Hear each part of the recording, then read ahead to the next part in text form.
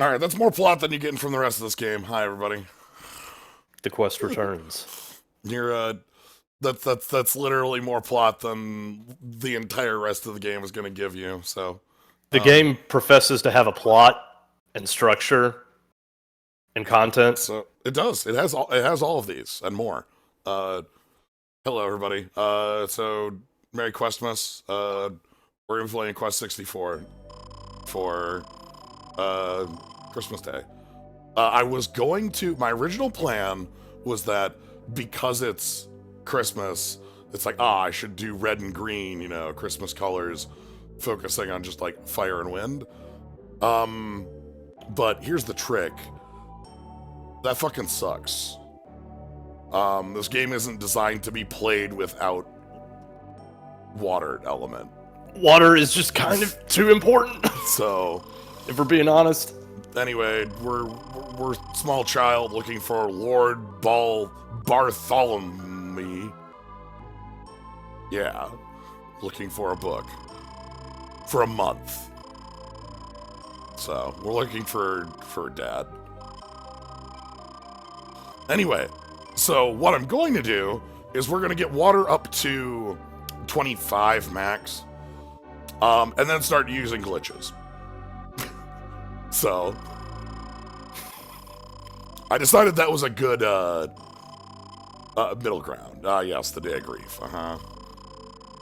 Yep.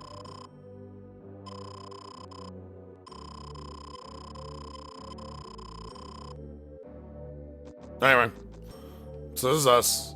We're Brian. We're a very small child with the little anime hair. I can hit a button and do this. Truth be told, it is a very charming design. If this game is famous or infamous, the second. Yeah, this is a game that people point to a lot when they try to stretch the definition of what is an RPG on the N64. And, like, we didn't have a lot of avenues to scratch that itch. If you were an N64 kid, that this was, like, more or less what you were getting. Yeah, this was also a very early title. Oh, hold on, that's a weird visual glitch. God damn it. Alright, hold on. I have to fix a weird visual glitch. With the resolution. I see. Hold on. Hold on. Is that just not... This has been me fighting tech bullshit for the last hour and a half. So, apologies for any problems that come up, but boy howdy, it feels like N64 emulation still sucks. Yeah, N64 emulation's still not the best, and also this game was not the best programmed. That second part is both irrelevant and kind of I don't throw that vocabulary out of your window. Sorry. Come on. Sorry about that.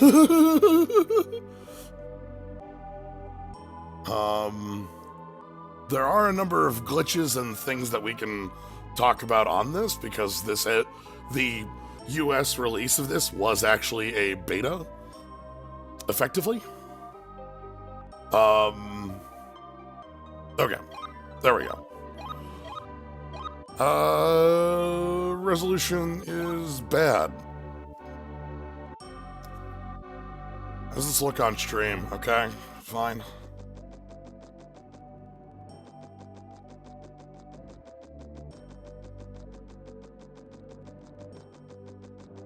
But yeah, this game does have a number of... Okay.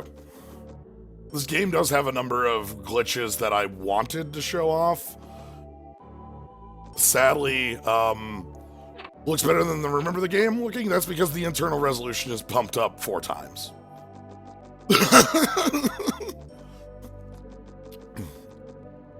Anyway, sorry about all that. Apologies for technical stuff. But yeah, so Quest 64 was a super early game on the N64, and as mentioned, was released in the US before any other release, meaning that, like, if you're familiar with Link to the Past, you might know that, like, the Japanese release has different glitches that were fixed in other versions. That's similarly true in this game.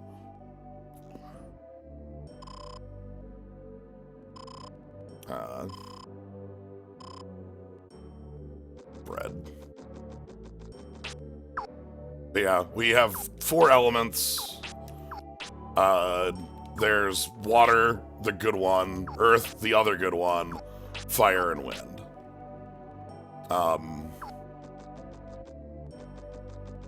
The specifics behind that I'll get into later, but we'll be going around beating up monsters, gaining power in those elements, and getting more spells.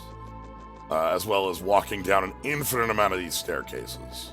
Yeah, like, I definitely remember a lot of dungeons being about tubes and getting lost in them. Yes, there's a lot of that. This game is, unfinished is the best descriptor I have for it. Mm-hmm. Incredibly unfinished. Hey, Fergus. So, yeah, so Brian here has a stick. In combat, we're going to be able to bop people with the stick and use spells like Rock, or Fireball, or Wind Cutter, or Water, or whatever ones we get from leveling up. No, when I say unfinished, I mean, like, when we get to the final kingdom, it'll be a good place to show you. Anyway, here's a room with no one in it. Alright, let's check the next one. Alright, good. Well, look at that, a room with nothing in it. Yeah, we're gonna have a little... Alright, check this out. They want this monastery to feel big, and it does, because it takes 2 minutes to get out of it in the speedrun. So... Empty rooms are... This is normal, because, again, the point is we want to make the monastery look huge, right? And it's big. When we get to... I forget the name of the town, but the last town in the game, that's where things get funky. Rock and water are all you need. Yes, I've played this game to completion multiple times, so no need to worry about me getting to completion. I know what I'm doing in this game, sadly. I kind of got stonewalled by the first boss, and that's about the gist of my experience with the game. Yeah, I've played this game. I owned this game like it was one of the first N64 games I had, and so I played it a lot. So I can tell you a lot of details about the combat system, how things function, little quirks of the system, things like that. We're picking up a bunch of items around in these cute little treasure chests. Pull up my item list. We just have items. Hey, cool. We got some MP recovery items. The camera, I wish it was controllable. There are no buttons that allow me to move this. C buttons are traditionally the way that you move a camera in an N64 game, and unfortunately those are designated for your spells. Yep. See up. You can see the triangles. Fire, wind, earth, water. Yeah. Let's take a look here. We can kind of talk about stats quick before we get into anything. The way this game works is that you gain experience in a stat by using it, a la FF2 or others. There are a couple things that use a stat that you would not expect to be using a stat, and a couple other ways to level up stats as well. Health and defense are leveled by being used, so taking a hit. Agility is the same way, but agility, you see, we have experience because moving on the overworld will up agility as well. MP is gained by using spells. HP is also gained by attacking with your stick, and by beating bosses. Yeah, I can sort of adjust the camera like this. You can see I can turn it, but it turns very slowly. Yep. All right, there we are. So, as we level up in fights, we're also going to gain experience for these elements, which we'll be able to put in different elements to get new spells. Yes, you could, in Donovan Quarry, there's a little spot you can just run in a circle. And you could, like, set the control stick to... You wanna use the door? There we go. There's no button for door, you just walk up to him and...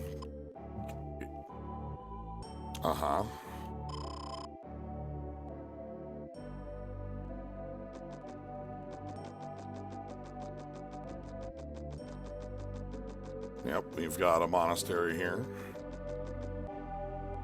Check out our flickery candles.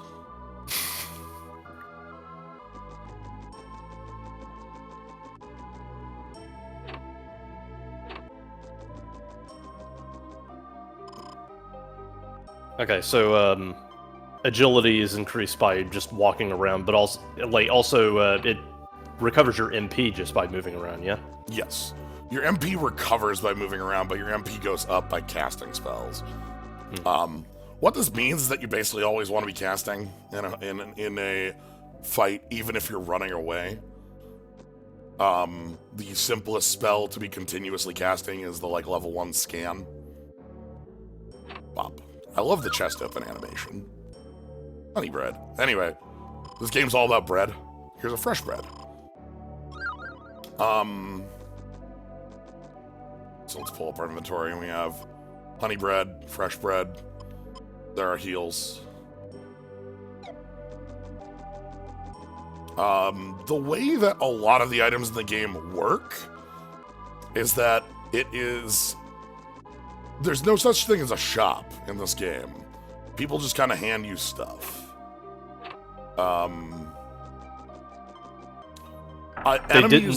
Enemies will drop things, but only if you don't already have one of their drop. Which is a way of doing it. So you can't get duplicate items from enemies, but you can get like multiple breads of certain areas. Anyway, let's talk. Yeah, like, as a comment points out, because they did not introduce a currency system into this game, it just basically means that this is an Ancom utopia where everyone takes care of each other. Yeah, that's great. All right. This here is an overworld spirit. You can see the little floaty bubbles. You find these all over the place in the world. You hit them, and you get to put a point in an element. So we're going to be putting points in water until minimum 17, but really 25 is what I want. And then once we hit 17, I can start using a glitch to flip out our numbers very high. Yeah, draw a point. There is a glitch I can also use to make our numbers go very high much earlier, but after spending like 3 hours last night trying to learn it, the entry point of it that needs like a near frame perfect entry was a little too much for me. Anyway, thank you very much for the sub. Merry Questmas indeed. Specifically, I'll kind of talk about the glitch when we get there. It's something we can pull off on the first spirit on the on the world map. That's that involved, huh? Well, basically you die, but the game doesn't think you're in combat, so you have like about 3 seconds before your death takes, and in that time you can just mash A plus whatever C button, and it won't consume the spirit on the overworld. Wow. So you can use that to gain like 70 levels.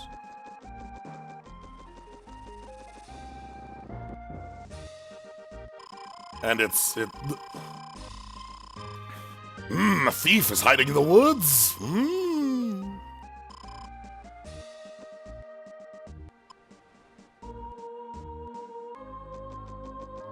Alright, we have... exploration is something you kind of want to do a lot because there are a lot of... What's over on this side of the area? Like, you can find spirits out in the wild and through leveling. Yeah. Yeah, right, I was gonna say... My gut told me there's a spirit over here. You can kind of see... Again, you can see the bubbles. So... Like, that is your payoff for exploration. You also might find treasure. Treasure might have bread. We all know we want bread, so... Hey, buddy.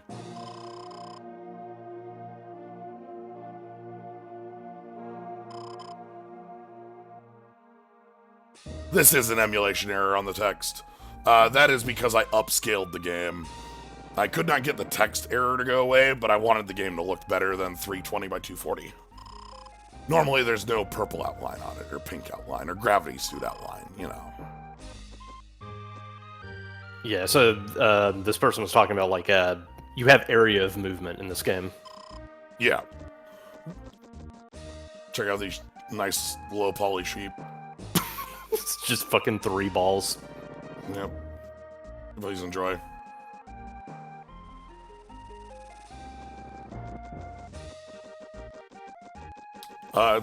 Today's run is not going to be a speed run, but it is going to be a run where I try to show off silly bits or just kind of talk to folks. More bread.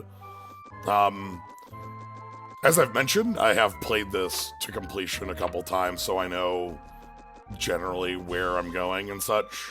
So we shouldn't run into issues with that, except for like 1 or 2 points that I can remember that are dumb. And I also don't plan on using the normal earth-water setup. That's the big thing for me. I don't want to do that. Like, every run of this game uses earth-water because they're the best. And so we're going to try something else because we're silly. God, I see so many folks in the chat being like, well, like, my experience with the game was kind of curved by the fact that I didn't have a memory pack when I grew up. And I was like, damn if I don't feel that in my bones. Yeah, especially because this was a very early game. So, like, and the controller pack wasn't necessary for a lot of games. Mm-hmm. A lot of titles didn't need a memory pack to save because, like, it's a console. It's a cartridge. You can save on the cartridge. It's not like a CD where you can't write to it.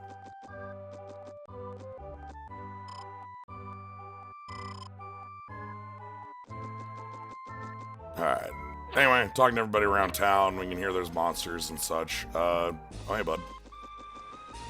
There's 2 places in town we need to actually go to, though. And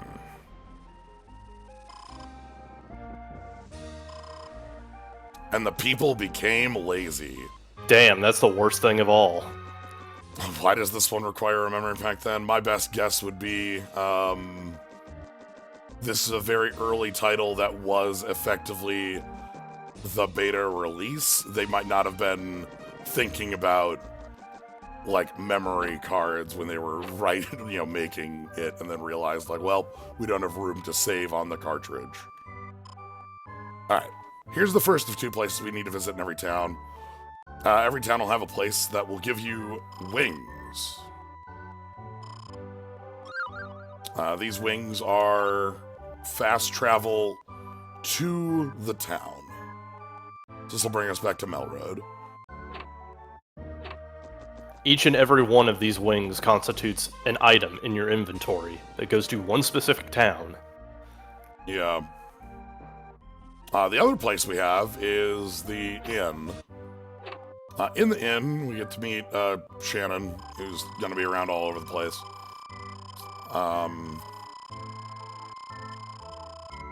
Yep. Sure we won't see her again anytime soon. But the other part about these is that this is where you save. Yeah, let's save over that. Test.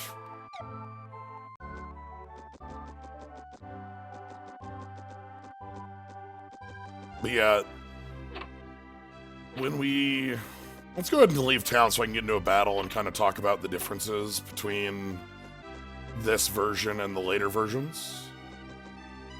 Because I think I've got all there might be a little bit of bread left. Anyway, also day-night.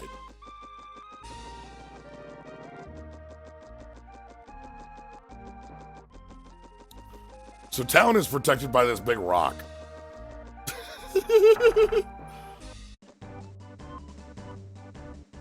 Alright, here it is, Overworld. We have a map. Right here. There's Melroad up top. We're going to Dondoran down there. Connor Fortress is, A bit further down, we have a couple of other places of note. Yep.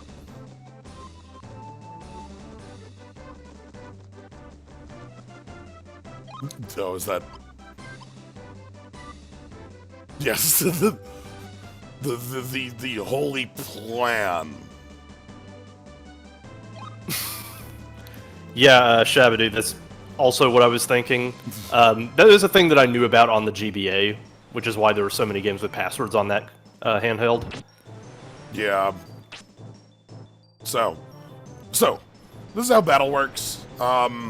You get this small octagon. You're inside the big one. If you get to the edge of the big one, you can escape and just leave the fight.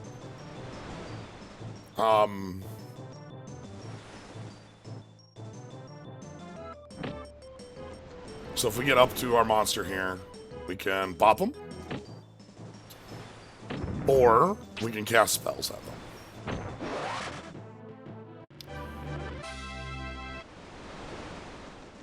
MP regens after a fight. Just walking around. Make an RPG to compete with FF7.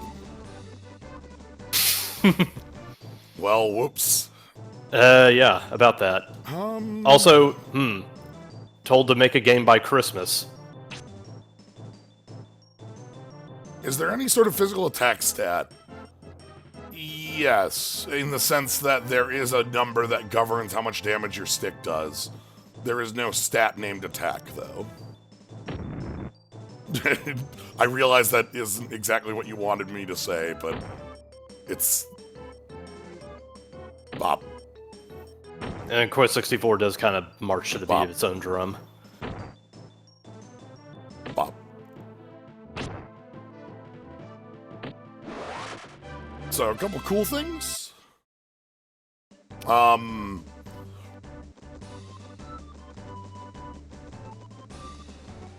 Yeah, again, basically same fruit salad. Okay. A couple things I can talk about with this. This, like, arena that looks like a little hex, in the later releases was just a big circle. It looked a little nicer. That was one of the things that I remember about the Japanese version. Yep. So I'm just gonna empty cast pillars. We're getting chased by Big Mouth. So you get to the edge and you just escape. The moment you leave, you're out. Why am I going over here? There's a spirit over here. This is the spirit in the speedrun you use for the heavy dupe. You get yourself to like sub 5 HP.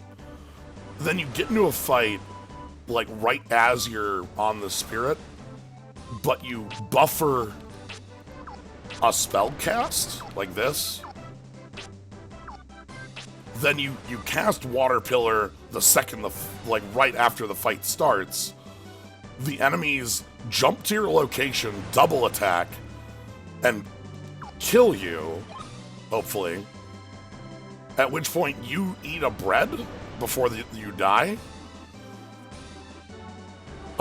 This all, and then you have about 3 seconds to just mash this spirit because it won't disappear. Basically, just know where the death checks are and how to avoid them in every step. Yeah, it is a.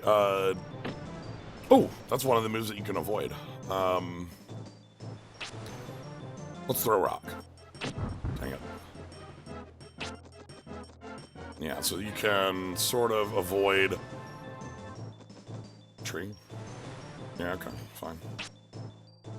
Ooh, we got water. Yeah, that's kind of Earth's other thing. Earth is very strong, but you gotta like be able to aim it properly, and it is pretty easy to dodge when enemies use it on you. Yeah, there's elemental weaknesses. It's just wind and fire. Or sorry, not wind and fire. Wind and earth and water and fire like versus each other. Bop. Oh no. Stick damage is also, like, if you're using the stick for damage, you're probably using it for, like, with Power Staff, which is a buff that you can use. Power Staff, if I remember correctly, is Fire's calling card. Yes, that's one of... It's a neat thing that Fire has. The problem with it is that there's a number of late-game enemies that just dispel, which is annoying. Yep. Wiggle, wiggle. So we're not able to dodge that attack.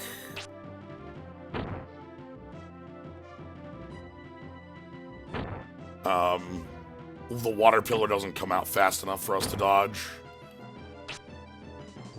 Bop. Okay. Bop crocodile. Close to the hut. We're close to the hut.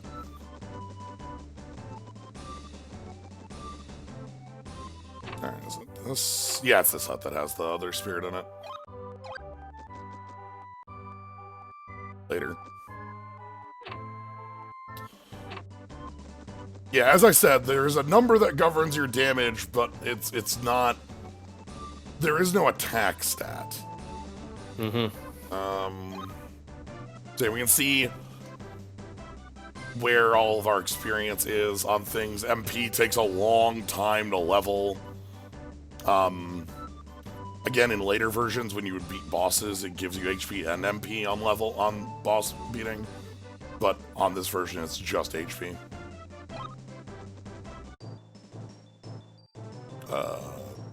Chuck rock?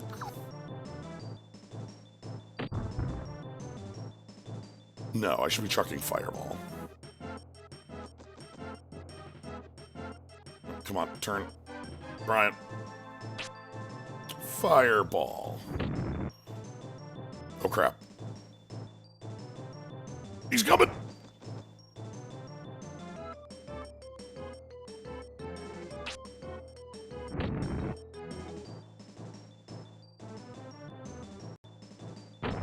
Ah, finally got too close. Ah, well.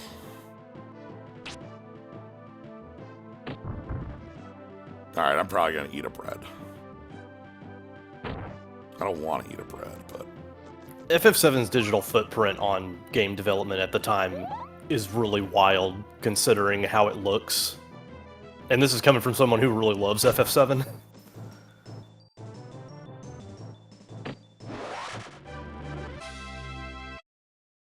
Well, I mean, for the time, it's like 3D is the wild, like PS1 era 3D is the Wild West, right? Like, I don't really want to deal with these friends. Yeah. These two are...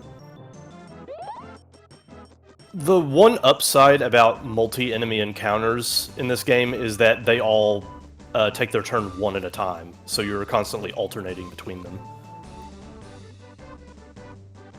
Alright, and then this... Remember, right, the other spirit in this area is up ahead. No, we want to... That was not what I wanted, that's alright. My experience of this is renting it and not knowing what's going on with it. Yeah. Throw a rock. Yeah, same pretty much. It's just like... I rented it multiple times trying to get past the first boss, and I still didn't really know what I was doing even after all that.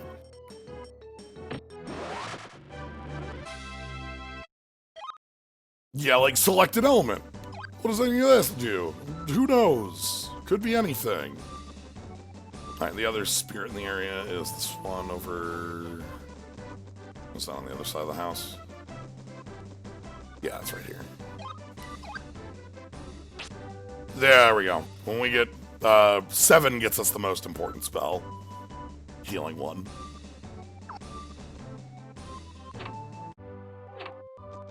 Hey, what's up? Hey, Curtis. Oh no, a robber.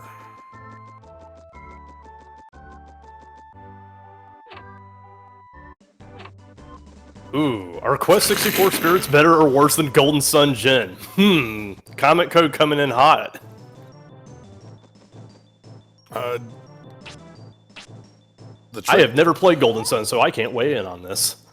The spirits are, not missable.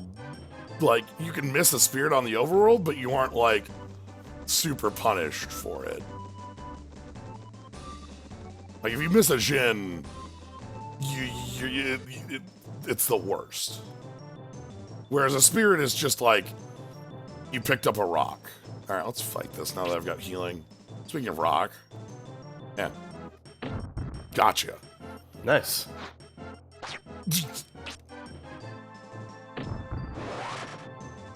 That spell is pretty scary because it can freeze you in place.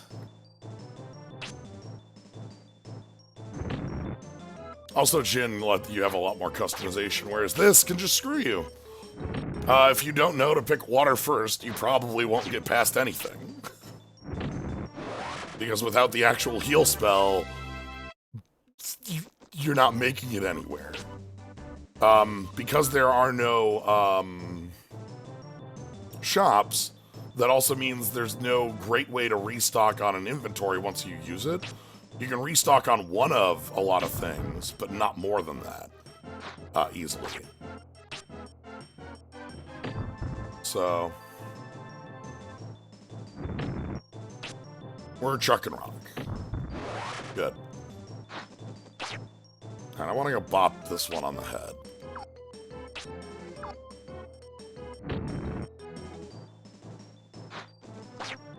Come on, I want to bop you on the head. The enemies in this game have really interesting designs. This is Parasalt. Am I frozen in place?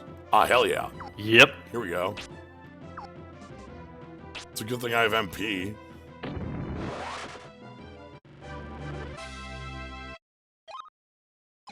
Okay. The other thing, too, about trying to bop enemies on the head is that there will be an icon above their heads when you are within range to hit them.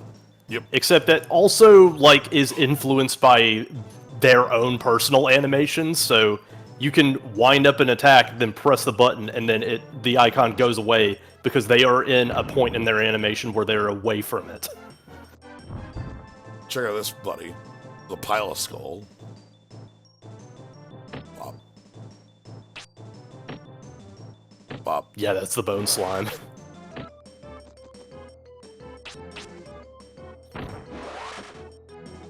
But yeah, so we do want to fight enemies as much as, like, we kind of can. We have a healing spell that heals for super bad amounts. I've heard a lot of people say that the Game Boy Color version of this is just the better version of this game. I've not played it. My understanding is they say that because it is apparently the more realized version of this game's mechanics. Makes sense. I mean, it's probably more, again, finished as well. Oh, 3-dog.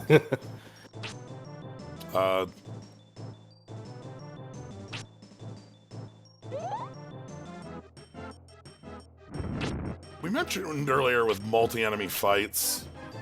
Multi-enemy fights basically don't mean anything because you alternate turns. So... Yeah, it's just basically you have more HP to grind through. Yeah, you can see that we're bopping for more now because we've been gaining elemental power. Again, 17 will let me do a fun glitch. And that's where we start gaining considerable power. Alright, welcome to Dondoran.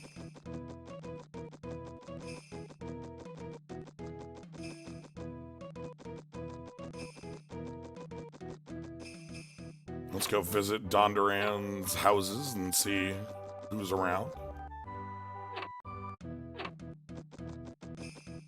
Spell system involves combining elements rather than just maxing one. See, that's like what it feels like the system should be, but it isn't. Mm-hmm. Yeah, like now here it's just 4 straight lines going out and across anime, like in a cross. Well, especially like I pulled this up. It looks like Soul Searcher is water plus fire, but that's not true. That's just water. Mm-hmm.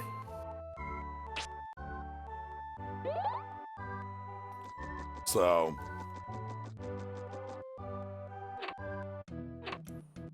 Isn't the best spell Earth? It is Earth 36 Avalanche. Best spell in the game. Or sorry, no, Avalanche is 24. 36 is Magic Barrier.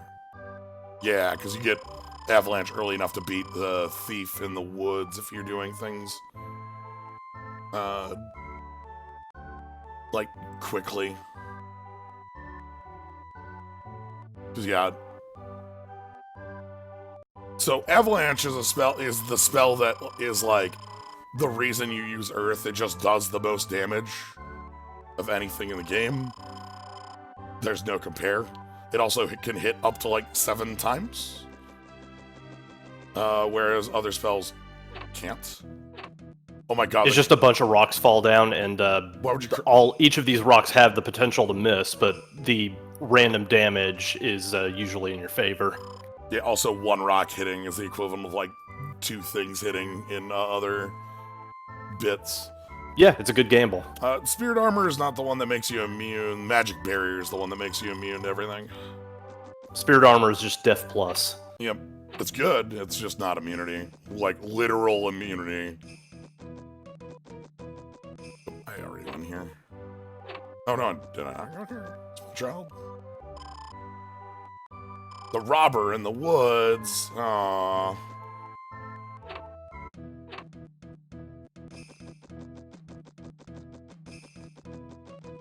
So this quarry is the place where I would usually go to level up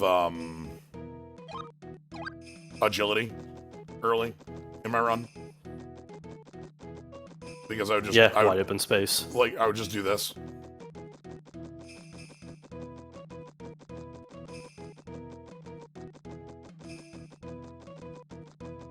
And you can see, oh look, agility. And then you come back and have a 1,000,000 agility.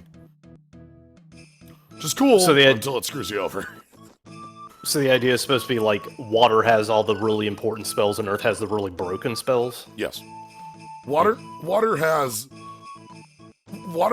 2 spells of major note for for playing normally. Healing. Literally healing. Mm-hmm. That's like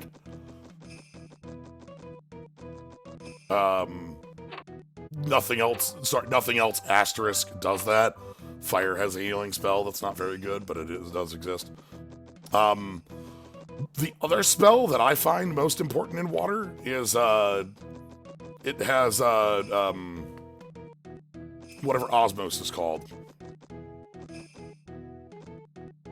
Oh, confusion. Yeah. The one that like enchants your staff to drain MP. That's or absorb spells. No. There's a staff one that gives that, but water also just has a literal like spells deal. Oh, just literally straight up osmos. Yeah. Because I know Earth has the barrier that just gives you back MP when an enemy uses magic on you. Yes, there are a couple ways of MP regaining in those, which are... Anyway, so here you can get, like, items if you run out. If you don't have any bread, you get bread here. This person will give you a dew if you don't have any dew. But you can only have 1 from them. Isn't it wild, a community that can just give you things when you need them? It's great. Free bread. You need a bread? Have a bread. No one should go hungry. Period. Is this that's the exit. I don't think I need to... I think I can't do all the stuff in the castle right now. Okay, it's literally just called Drain Magic. Okay, yeah, that's the one I was thinking of, was just the, like, literal MP steal. Yeah. Oh god, I'm getting completely... I am very bad at getting turned around in this game. So it begins. Here we go. So here, we get the Yellow Wings. Yellow Wings bring us back to this town, as these all will do.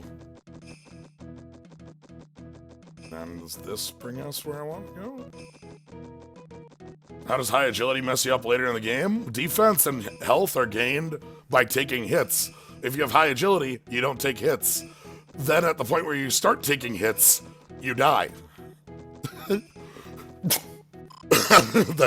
That's how it messes you up. Because if you have too high agility, you can't level defense or HP. Defense and HP are leveled by getting hit and hitting enemies with the stick. You hit enemies with the stick, you gain health. Damn, I can't believe my double shield naked character just gets instantly blasted as soon as the agility check fails. Right. It will mean that the moment you miss it, you just die. Like. Anyway, we're here to talk to, check out this buddy here. That sure is a king. Yeah, there's a fast travel item for every area? Oh, yeah. Different wings for different houses.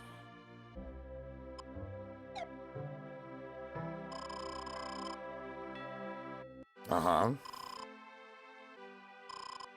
Uh-huh. The brazen thief has stolen the earth orb from my secret treasury. Oh.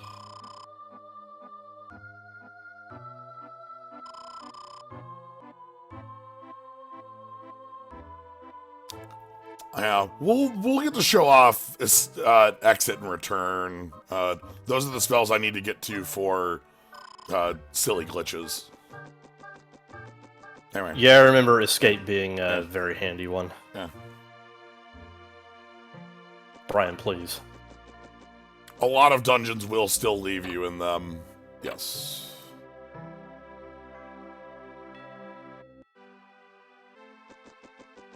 Ah, here we go. I knew there was something in here. I got a ton of dewdrops.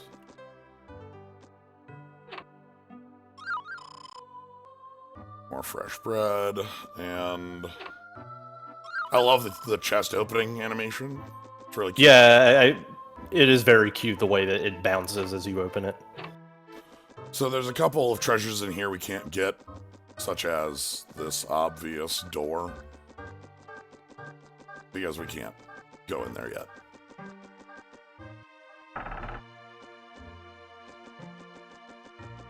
Anyway. So we gotta go beat up a thief. I'm sure that'll be easy. Not a problem whatsoever, and we probably won't get hit by beams. Played this game as a kid and have a terrible sense of direction. Oh boy. Oh goodness, you are in for a bad time. Yeah, that's not great. How do you feel about tubes? Oh look! Shannon's here.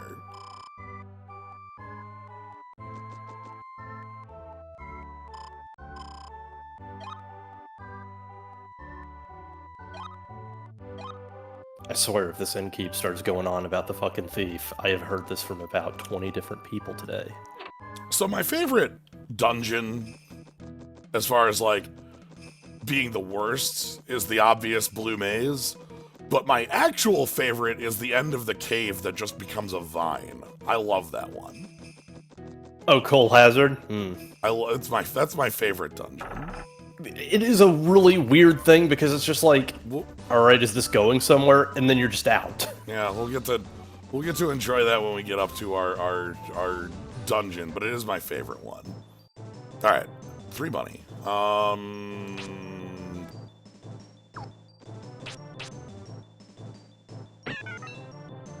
Okay, fine. I love it when Scan has a mischance.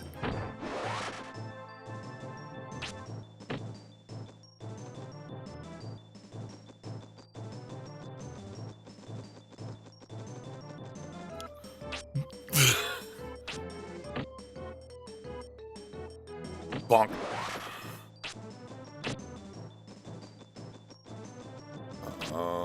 Not rock. Do wind cutter.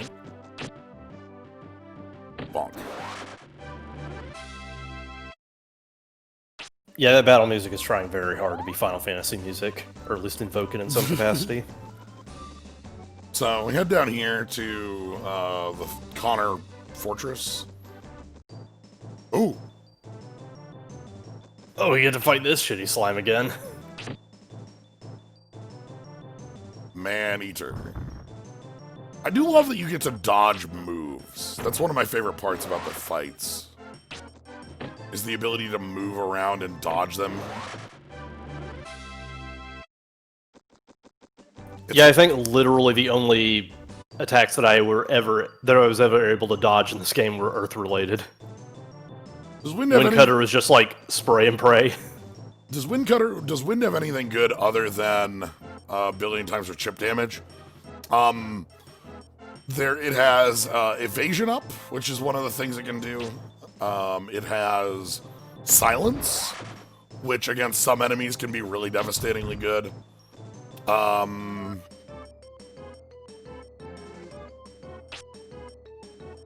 And Dirt. I think it has like movement abilities. You can like in the sense that you can up your hex size. Bop. There is an ultimate wind. Yep, that's the final move in that. It's just ultimate wind. We're gonna be using wind in this. That's what I'm gonna be first upgrading. I think is gonna be wind after we get to enough water. I think that my other understanding of how the element tiers work in terms of damage is that it's not just a weakness thing. It's also like water does the most damage, typically, followed by earth, then fire, then wind. That gets blown up by avalanche. Okay, yeah, fair. Avalanche is kind of cheating. Like, avalanche just deals the most damage flat. I am talking about single hits, so I guess avalanche just blow my entire argument up. Ooh, yeah, check out this buddy. Kobold.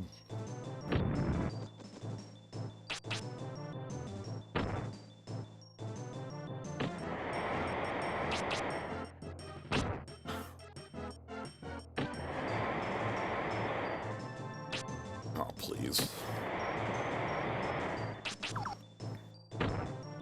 This kobold is jazzed to be working out on arm day. Okay.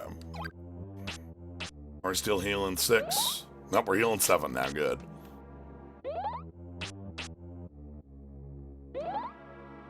Healing 1 kind of reminds me of Harmony of Despair back when the Charlotta glitch was still in play with heal. Where you were boosting your intelligence so high that it went past the MP cost and she just started healing for free.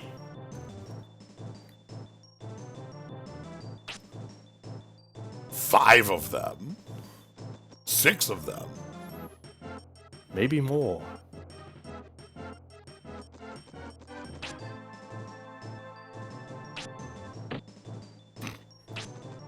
Wynn's kind of thing is having multi-hit attacks. Alright, can I...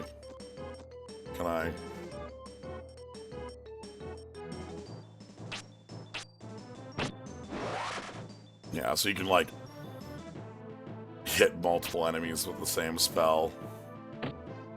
We're just gonna bop these bats.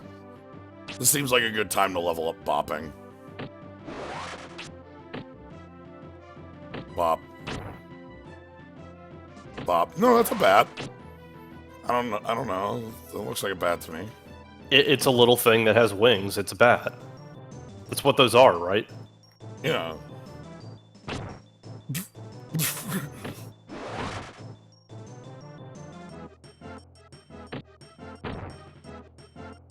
Wind has spells that, like, slow enemy movement from memory. Oh.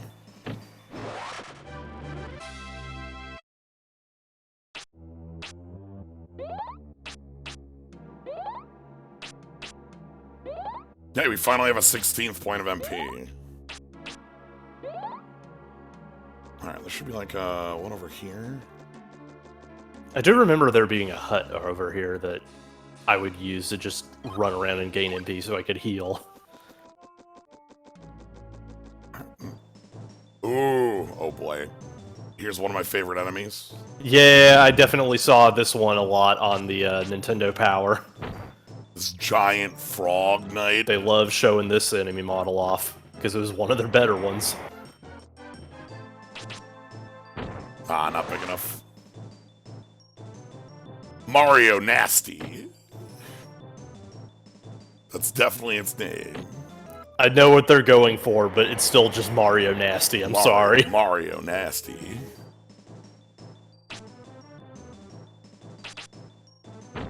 Oh, do I have Water Pillar 3? I do. Water Pillar 3 is going to be our attack for a while. Doesn't it just increase the blast radius?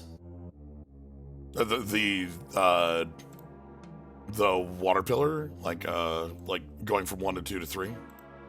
Yeah, like, it's not damage, it's just blast radius? Yes, it makes it bigger.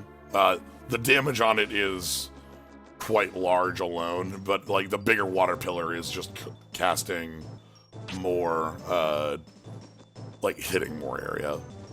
You know, like, that's why it was, like, double tapping. Ooh, Ice Wall. Alright, let's show off Ice Wall.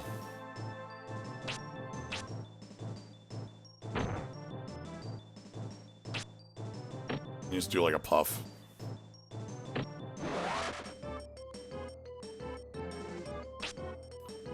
Ice Wall's, like, okay. Here I stand. It's fine, like, it's an AoE around you. Yeah, if I do that, feels fine. Oh boy. Definitely one of the things that annoys me the most about this game's mechanics, especially considering this is supposed to give you more movement and positioning and things like that are important. The fact that your spells can have a mischance even though they very clearly visually hit the enemy.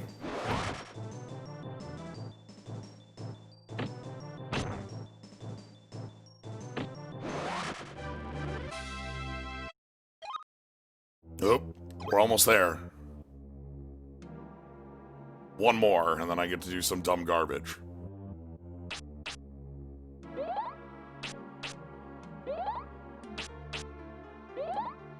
Welcome for bread.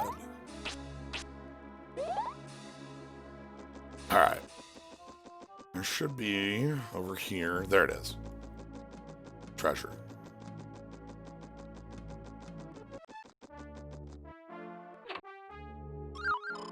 Dewdrop number 12. Also, I'm pretty sure you can't actually read signs in this game. All dialogue is NPC driven only. Hey, Blunt King, thank you very much for the sub. It's such bullshit. Brian can totally read. He's looking for a book.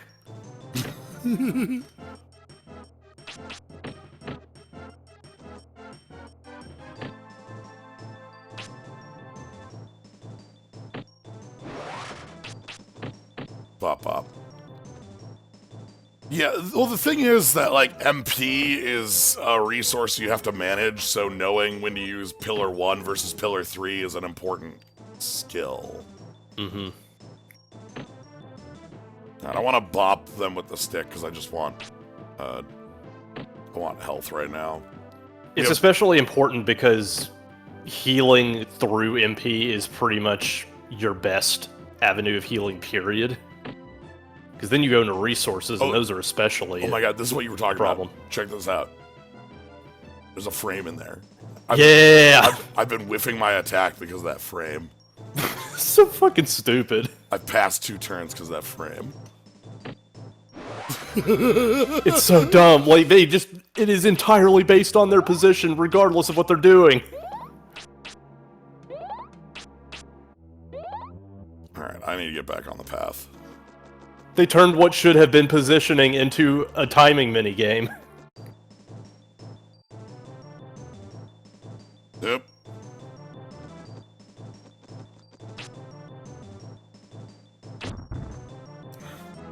Yeah, frame data.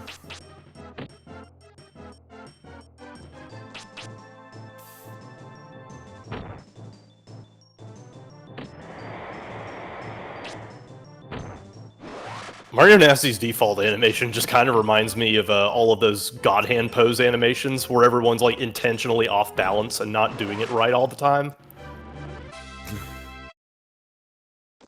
Encounter rate seems a bit high. Yeah. Yeah. Hope you like infinite encounters. Come on. Oh, the Mario Nasty.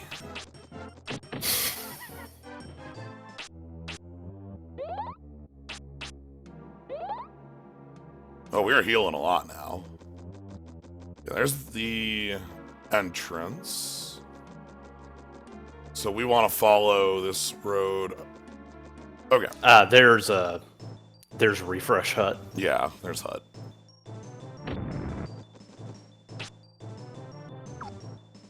Pop. So here's how, like, having multiple enemies can be nice to you. The Kobold's the more dangerous foe here. But with both of them alive, they'll swap actions.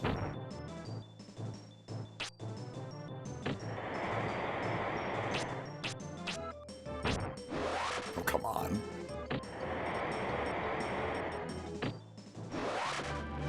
You know, you are seeing that we're getting... Oh. Hey, we got an item drop. Again, you can only get item drops for things you don't already have in your inventory. Oh, we just get to freeze an enemy for free. Yep.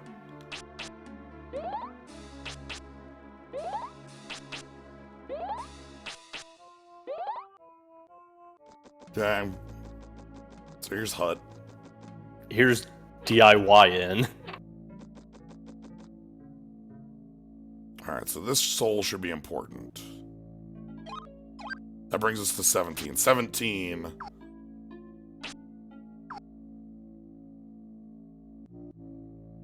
Oh no, sorry. 17's Ice Knife. 19 is, shit.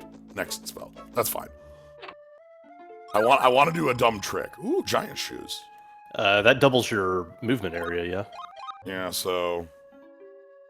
Take giant steps in battle.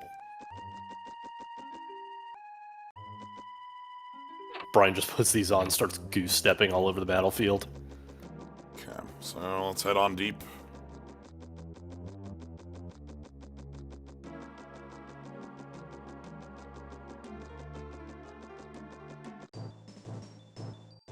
frog. This may be a consequence of me being in a poorly lit room, but like, damn, this area is dark. No, it just is. Yeah. So yeah, again, right now I'm focusing on auto-attacking because bopping with staff gets you more health. You see we're at 61 now. Hey. Nice to actually get, like, item drops. The defense thing.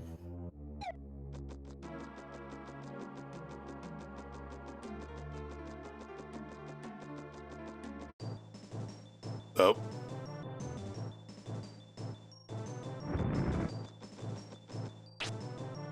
Truck rock. Mother energy without any charm. I mean, any charm is bits and pieces here and there. Generally not in the world, but the enemies are the things that are most interesting to me. There's a lot of enemies I remember. I still think that Brian's design is fairly charming.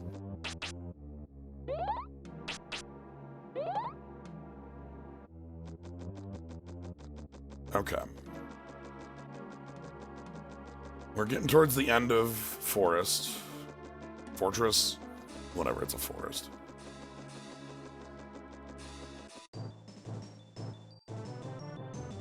I don't think so. There we go.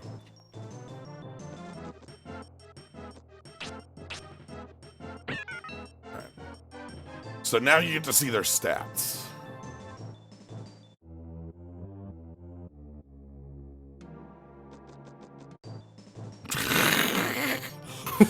And I'm here too. What's encounter rate, Grandpa? There is something blocking the way. It's called the boss. The boss here will mess you up.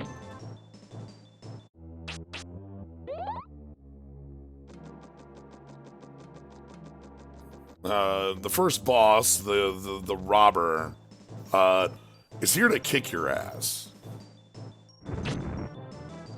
This is it is kind of a brick wall when you're just sort of fumbling around and you don't really know what to do because the game hasn't given you explicit instructions, and then this guy shows up and just puts you in the toilet because you haven't learned enough yet. Basically every boss does that in this game. Yeah. There's no such thing as an enemy who isn't, like... Hey, there we go. Or a boss that isn't, like, a giant brick wall in some manner. Like, Fargo's the only one I can think of that isn't, like, the worst. And that's just because, like, in general, like, you want to have water leveled up really high, and Fargo's weak to that. Mm-hmm. So, alright, we got rid of the big ones.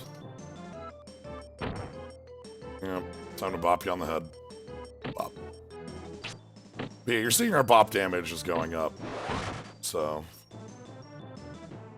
that goes up in a nice, like, continuous manner. 62 HP, we're gonna be good. I don't know if we're gonna be good. We're gonna be something. It's fine. So that was... Oop! Anyway, we can finally see what you do.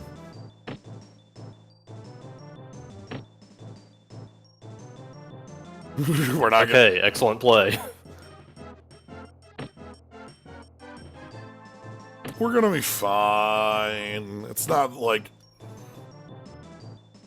Silvering hits for like 30 with a Hadoken. That would be weird if the first boss hit you with a Hadoken for 30 damage. Unless. Yeah.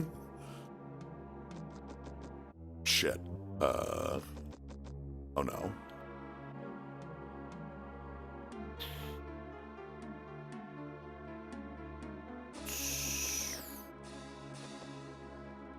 This way. Hey, Slayer, are you lost? I'm fine.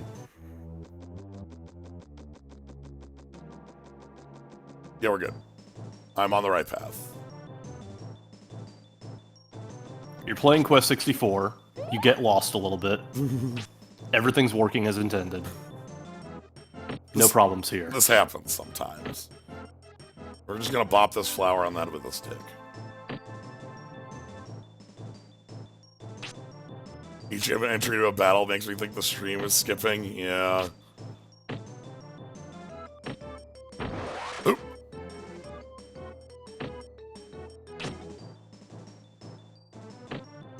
So I think the worst boss we're going to have is going to be the thief in the woods. Yeah, speaking of direction, thing that I'm probably going to say right now is, if you ever win an encounter, you immediately face the direction that you were facing prior to the battle. Camera might not, but... The camera won't, but, like, it swings around. So it does help a little bit if you forget where you were in a tube.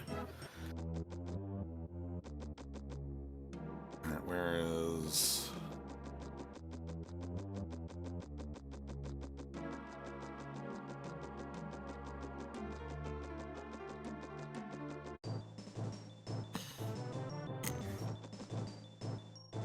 I'm completely going in circles around this, like, little set of, Okay. Please! Alright, we're gonna...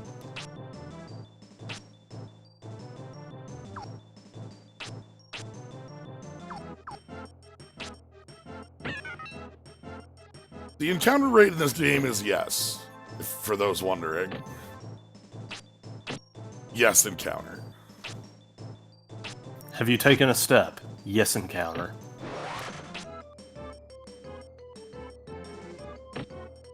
Hey, we got 64 health. Perfect.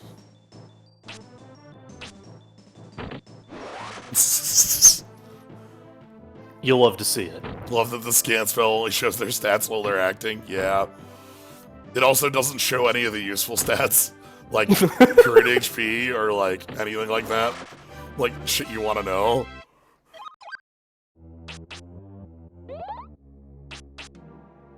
Okay.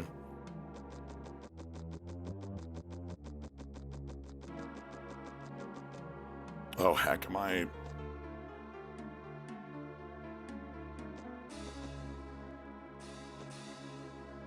I went backwards, I think. So there's a point like in the back of the woods where you have to do, where you have to like double back north to get to the little house that the thief lives in.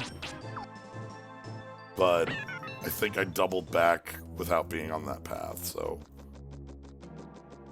Yeah, we're gonna go south and then... Yeah, okay.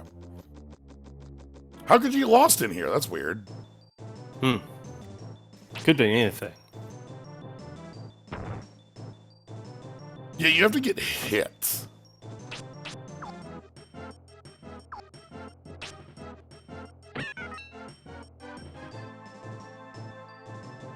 I'm casting Soul Searcher as I go to leave just because it is magic stats up. The stream title didn't change?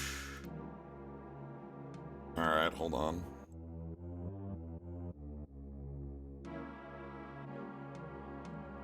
Nope, it did. Okay. Oh, yeah, it's FF2. Let's fight you. Let's fight Frog.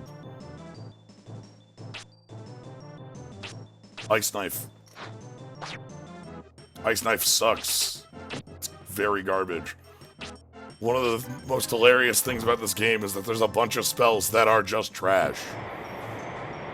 Yeah, pretty much. Ice Knife is a single target long range with the ability to freeze. Except you can use Ice Wall for that too. Yeah, and like, its damage is nothing.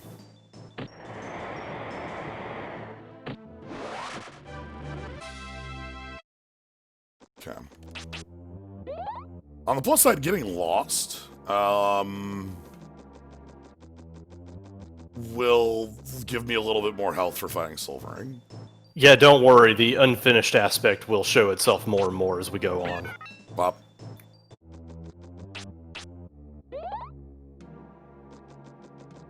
Okay. So this is the little spot that I was talking about where I need to go north and around the little wood bit. I can fight a kobold. I can fight one kobold.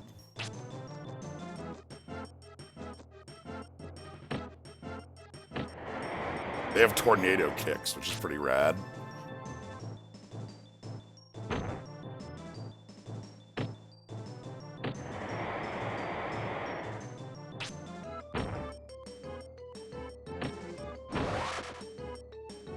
This bat just instant casting water pillar at me. Can't help but wonder what a finished version of this game would look like.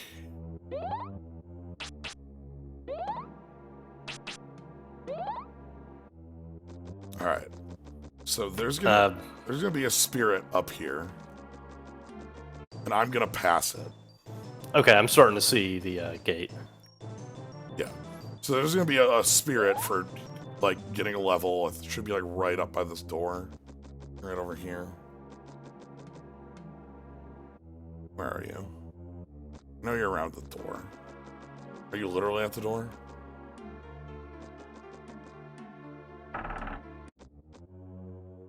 It's fine, we'll go grab it later. Yeah, this doesn't sound suspect. We're good. Alright. I might be fine. So here's our first boss.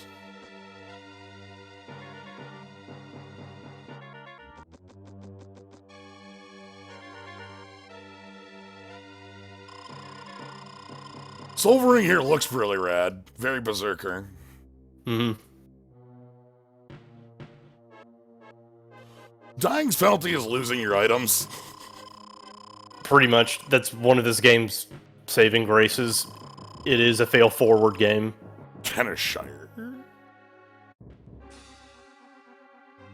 Alright, let's just eat this.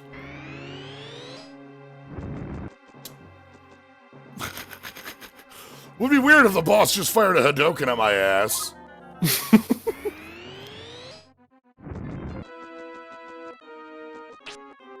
Okay, now we're getting somewhere. Ah, shit.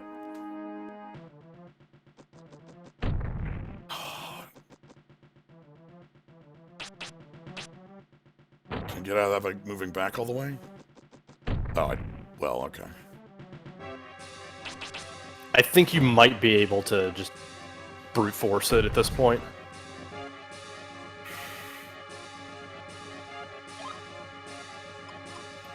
This guy's got like, what, 200 in HP?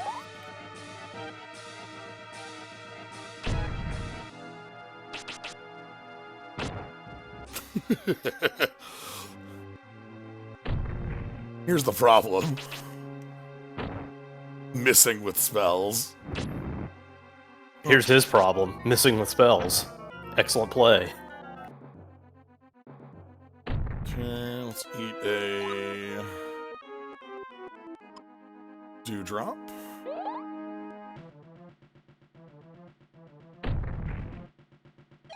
Okay, I have to eat another bread because I could die to a high roll on the next one.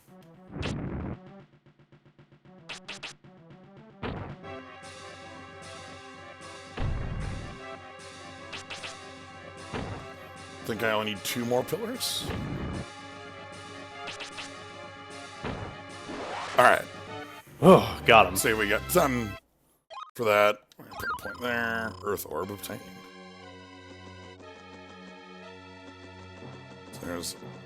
So yeah, you have to respect the Hadoken and the jump. You can't out-heal it with healing. So you need to have, like, just use bread or, like, high-damaging moves. That's kind of how a lot of the bosses of this game go, if I'm not mistaken. Like, the long-range attack you want and can dodge more reliably. Yeah. And the short range is just, like, you're trading hits. Yeah, like, right now, with water knife isn't enough for me to want to play a long-range getaway. for the Hadoken, especially in this arena. Alright, so let's go find that spirit, and then we're going to do a dumb thing. So there should be a spirit right outside this door. I just need to find it. No.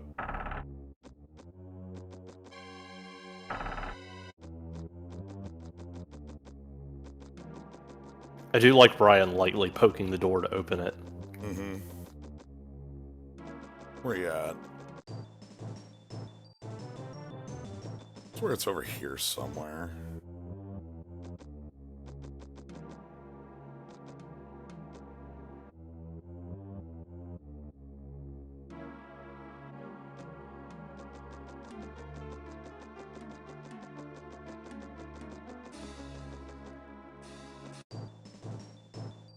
Am I just completely missing it? I know there's a spirit by that door. And that one's important for me. Yeah, I do dig the idea of a wilder, beefier thief, rather than just being like tiny sneak thief. Yeah, accuracy in this game is hilarious. Hold on. Okay, so 2 checks, spell accuracy, and then your agility versus the enemies. Good stuff.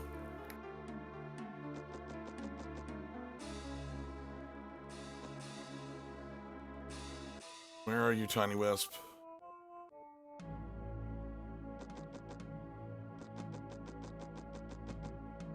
Wait. No! I really don't want to fight. Okay. Camera. I see the camera's decided to do this. Where are you? I know you're... There it is. Okay, so what's the plan? We go here, I go... Cast exit.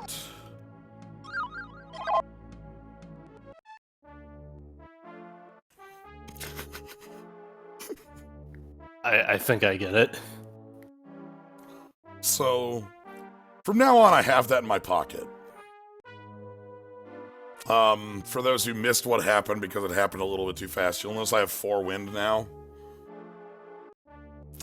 If you go to use exit or return while standing on a spirit, you have a quarter of a second where you are able to grab the spirit multiple times before you teleport. Okay, so the idea is that when you hit confirm, then that's like checking every frame. Like, it doesn't get rid of the spirit on the overworld. Like, until you actually, it's not there anymore. But we can use this to, like, right now we only have exit, so we can only use it in cave or dungeon. Later we will get return, which just brings you to the last town you were at. And you can use that to do the same thing. You can't use the wings, from what I can tell. Anyway, this is my path to getting a bunch of spirits. That's the idea.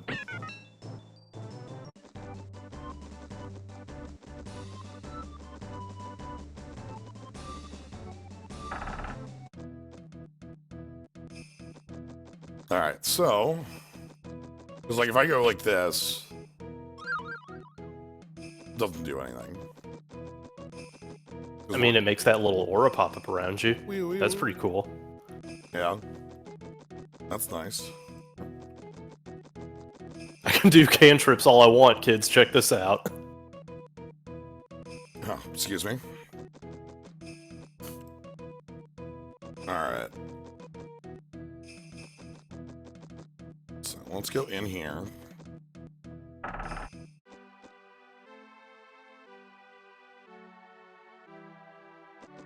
And, hey bud. Scott Fort. We have so much bread. The first and only post-scarcity RPG on the N64. Yep, correct. Alright. So now... Hey, buddy.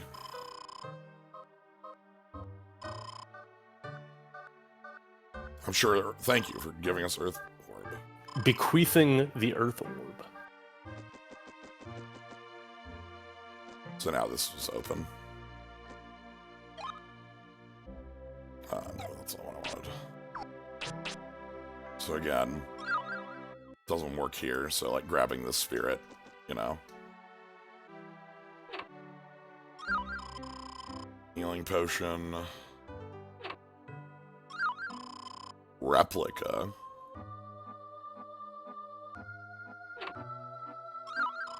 Hero's drink. Secret potion. Oh, it's a substitute. And then we have this one. Again, I can't do the trick on this, so... I'm gonna keep putting this in water until we hit, 25.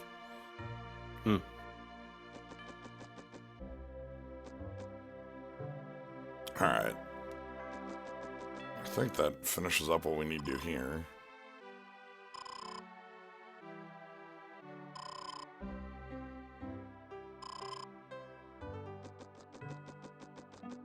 Is he just not gonna... Hold on, maybe the helper tells us? Are you just not gonna tell us about the... Okay, cool. Like, maybe his daughter does that? I don't think so. I think we just... So where we have to go is that big gate that had the treasure chest by it. That gate should be open now. Yeah, sure. Who needs signposting? It's fine. Maybe Shannon will tell us.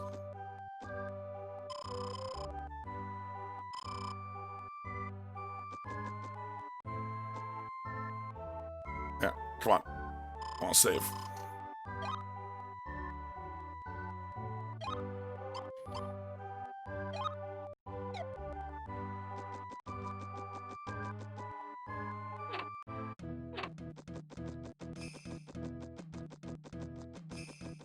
Okay. Anyway, so yeah, we have the Earth Orb. With that, we're like a quarter done. Like, the entire point in the end of things to get all 4 of the Gemeralds and then find the book. So, anyway, time for next place. What's my next move? Back into the forest. Great. It's great.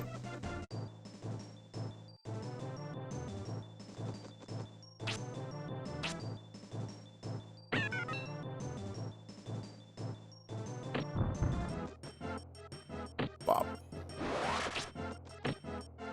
And bop. We're very powerful now, you see. Our stick is very hard.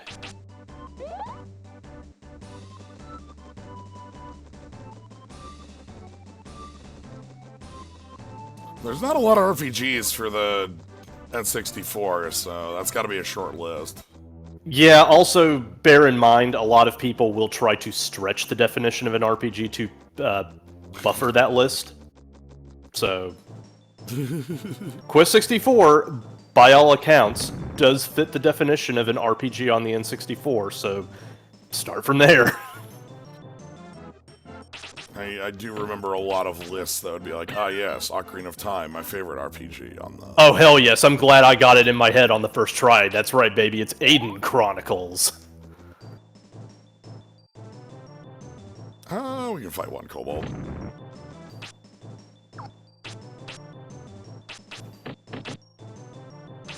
Wind Cutter is a move that you have. It exists. It does get better the more you have in wind, in the sense that, like, all of a sudden the multi-hit, like... I heard Ogre Battle 64 was pretty alright. I don't know. Is it? No, for me the laugh is that literally nobody said anything about ogre battle, and we already have multiple people who are ready to murder anyone who says a bad word about it. Like, like nobody said anything about it. All of a sudden, everyone's ready to throw hands. And like the knives are just out, and it's like, oh, all right, Swords out, we're ready to fall. All right, this door better be open. Thank you. I'm happy that the door is open. Alright, we should have a new map. So here's our new map. Glencoe Forest. And we have Glencoe Forest and town.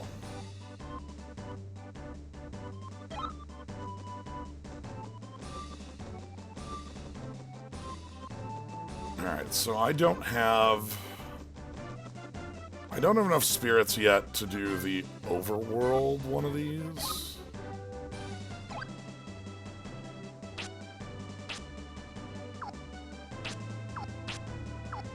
Yeah, oh yeah, we're fine. Excuse me. Continue. Yeah, Glencoe Forest does kind of sound like a subsidiary of a corporation. Yeah, so on this we get... Okay. The Death Hugger. We get Escape. Escape is super nice. It does exactly what it says. Yeah, I'll tell you what else is super nice. That frame rate's looking real good right now. We got a lot of these Death Huggers here, and they want mean business.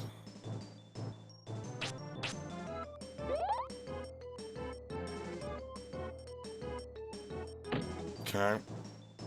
Alright. I'll bop you on the head. Yeah, for what it's worth, I don't have a mean thing to say about this game's setting. It's trying very hard to be a Celtic RPG. Yes. Come on, bop you on the head. Okay, head bopped.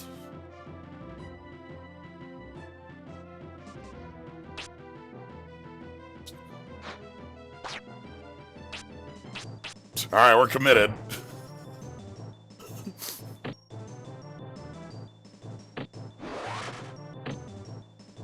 I can't. So I'm frozen? Frozen is a dumb bullshit status effect. Frozen's really weird because when it happens to an enemy, it actively fucks with their action economy, whereas with you, it's just, yeah, I mean, you can still cast spells, I guess. Yeah. You can't turn.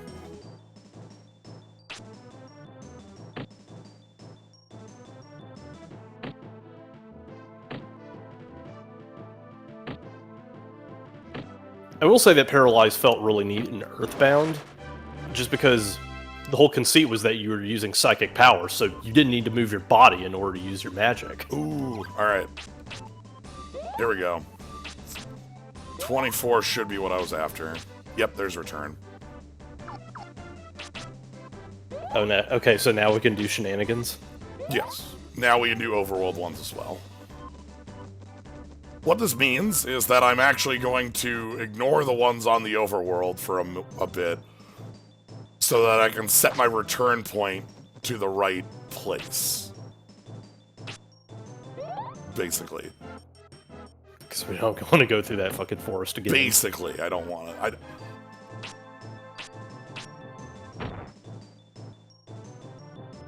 Mad Doll. Again, check out these enemies.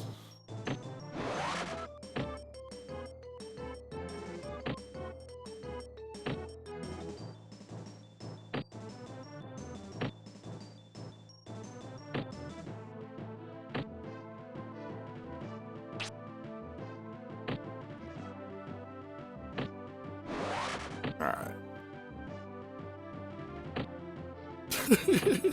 Because everything in your stats is done by, like, single points of experience on bopping enemies or taking damage, it makes, like, the process of leveling very slow. Yeah, I will occasionally just sort of laugh because of how ridiculous the exchange of trading hits is in this game sometimes. Yeah. Alright, so there are a couple spirits on the path. We're going to ignore them. Like I said, I want to grab them. I also don't want to fight this fight. Tell me about Death Hugger. 10 agility, 10 attack, 9 defense, 50 HP.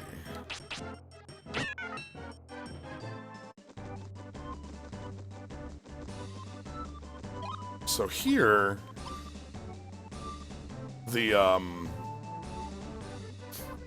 like, the map is confusing, but we have a map for it.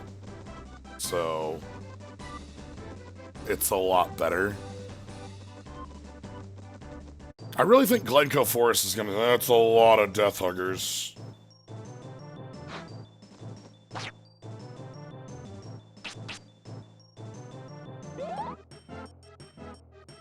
Yup. Can you feel the slowdown? Oh, yeah. Let's just... It's fine. It's fine.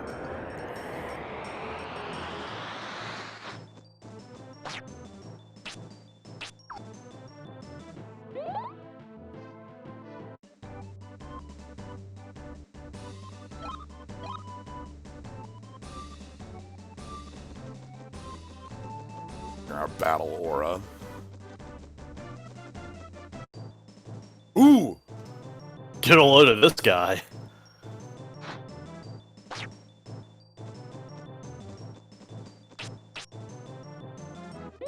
Okay, I think we can bop these ones on the head.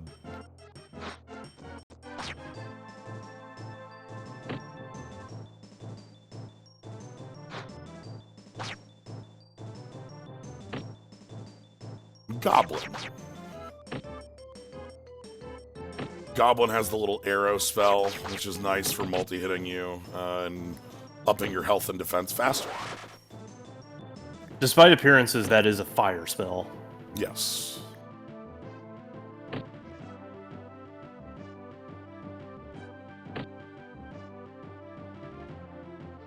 Goblin. Just a goblin. Wiggling. Trying to wiggle. Trying so hard to wiggle the right way there. Trying to get into the optimal stabbing position. Okay, is it over here? Maybe if I just shift it over to the left.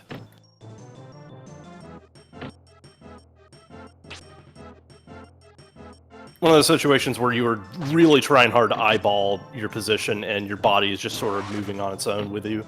Mm-hmm.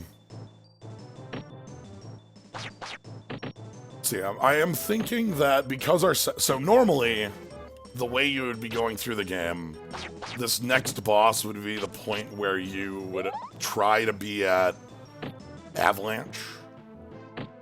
The idea is you would just barely get to Avalanche. You'd go straight, like, healing 7, and then start working on Earth. And, with that, Avalanche is basically the skeleton key that unlocks the fight. With the boss in the forest. Yeah, it kind of deletes a lot of stuff, but namely the boss. Uh-huh. Me and this goblin are having some talks. I heal. Goblin hits me with knives. I heal. Goblin hits me with knives. I heal.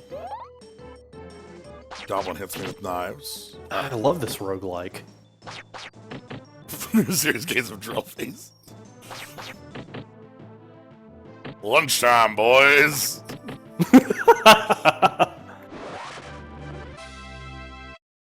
I'm here to fuck up this little child with hundreds of throwing knives.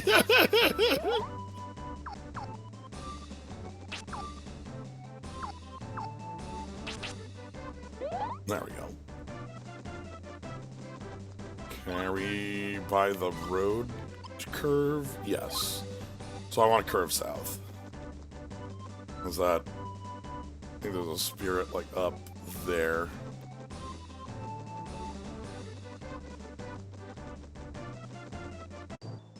Ooh! A new friend. Apophis.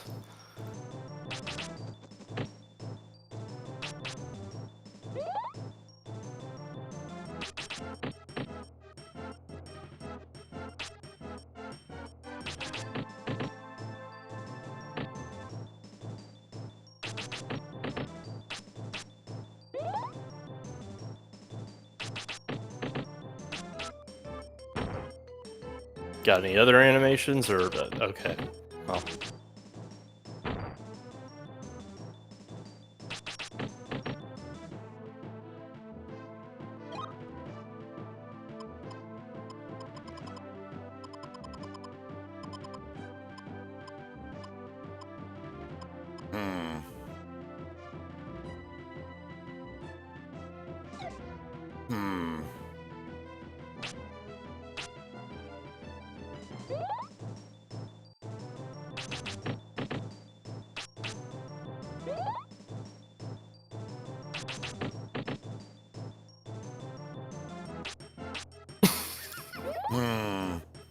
Exactsies.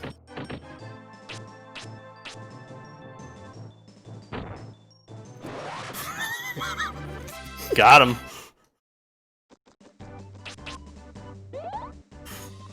That could have been worse. Sometimes you just gotta finish with the run.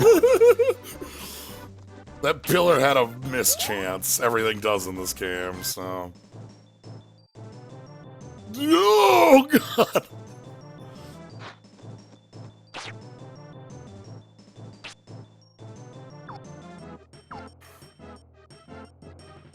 Alright. It's fine. Very slow. Okay, there we go. Yeah, very slowly. Again, at least MP regens at a really fast rate.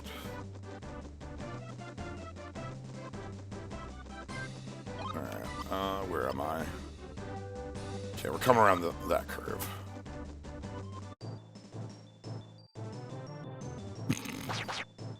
If I can audibly make the call to advanced state, your game might be a little slow. Alright, we're just gonna bop them on the head for a while. First, I need to remove one goblin.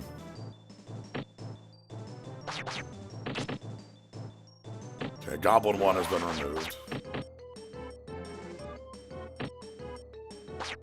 Now we're going to annoy goblin 2. And I'm going to use goblin 2 to get some defense. Brian is a very small child. Yeah, it's not necessarily a case of the goblin being very tall. Though I think that goblin is still 5 feet. Like... pretty sure that's still true. This looks like it's doing nothing, but... like... Again, the way stats are leveled is by whenever they're used, so... if I want to level health and defense, I need to take hits.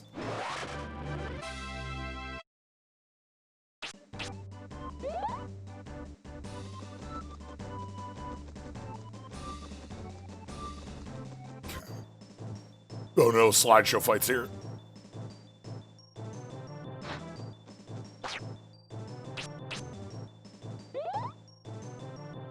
Now, if we take a look, we're actually making reasonable progress on all these. Nice.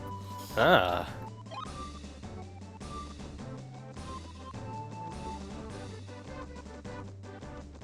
So I guess we're taking the ship somewhere.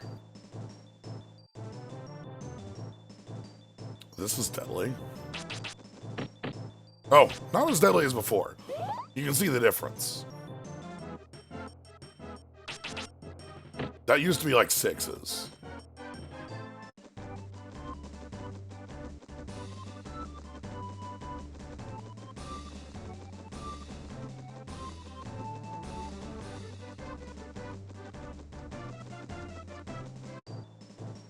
Ooh. I did not get to see this one. Frog King!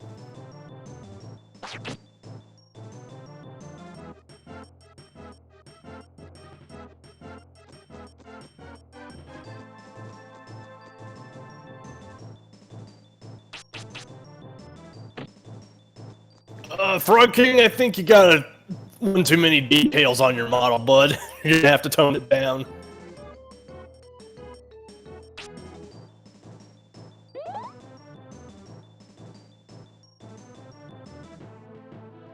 puff.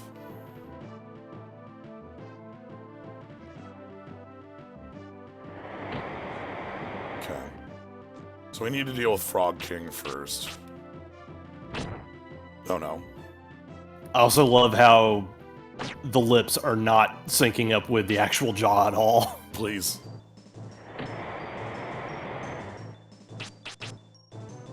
Okay. The plan has been revealed. The path has been set.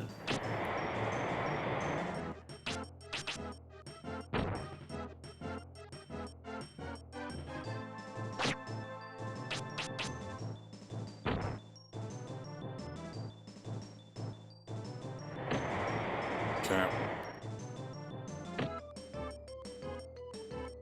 We're gonna bop. Frog. Okay.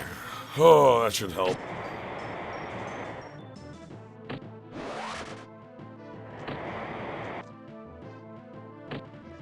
Immediately goes back to regular speed. Yep. Okay.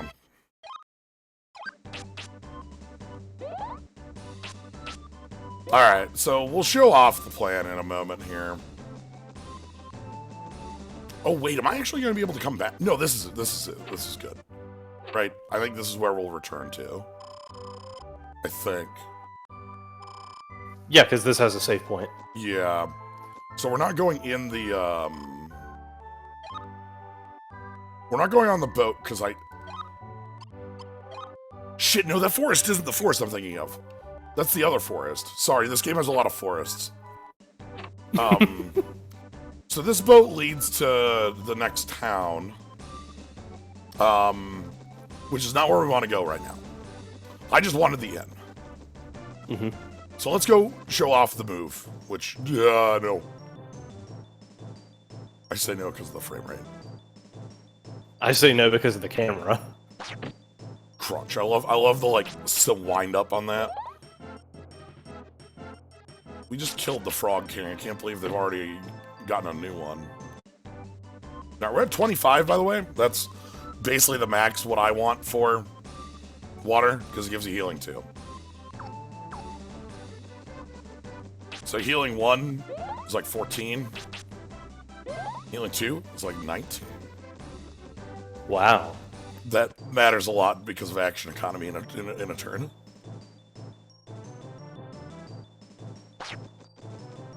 And also, they do rank up the more points you put in the water. Alright. So... there should be a... spirit. Yep. Okay. So here's the first one.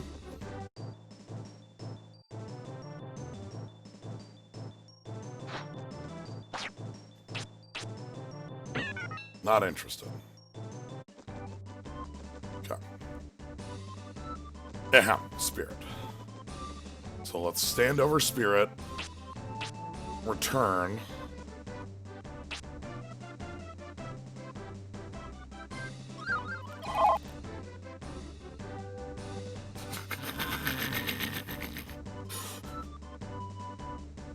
This is good. I love this shit.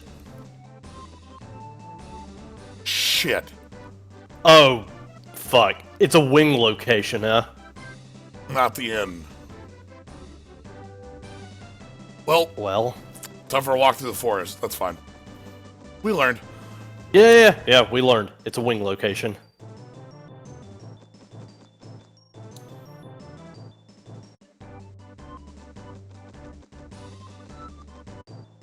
I love the no battle. I love that the battles are on the world, even if it's very silly looking. So, yeah. Let's learn about Big Mouth. I'm always annoyed that that doesn't give current HP. Mm-hmm. It gives everything else, but not current HP. Alright, so... might not want to do that on the other spirit on the overworld.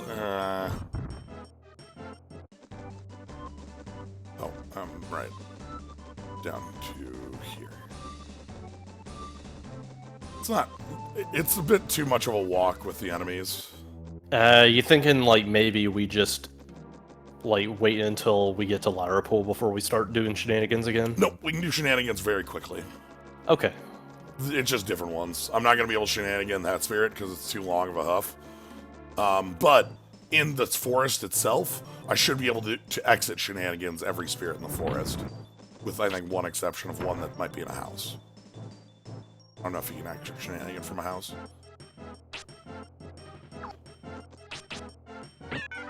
The idea here is that these shenanigans will allow us to have much more power than the game wants us to have.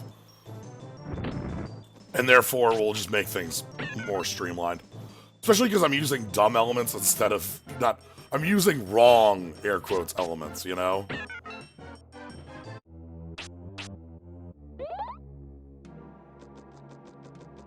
Now, Since its post-scarcity is Quest 64 Praxis.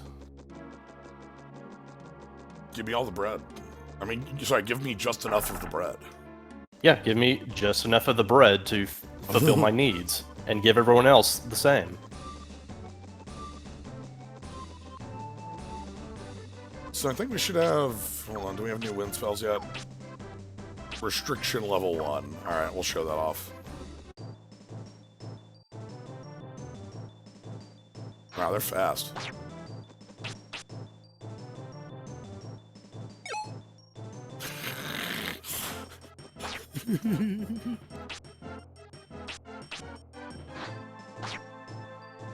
Ooh! Yeah, I haven't seen this shit yet. Oh, this looks great. Look at the... Look at all these different moves.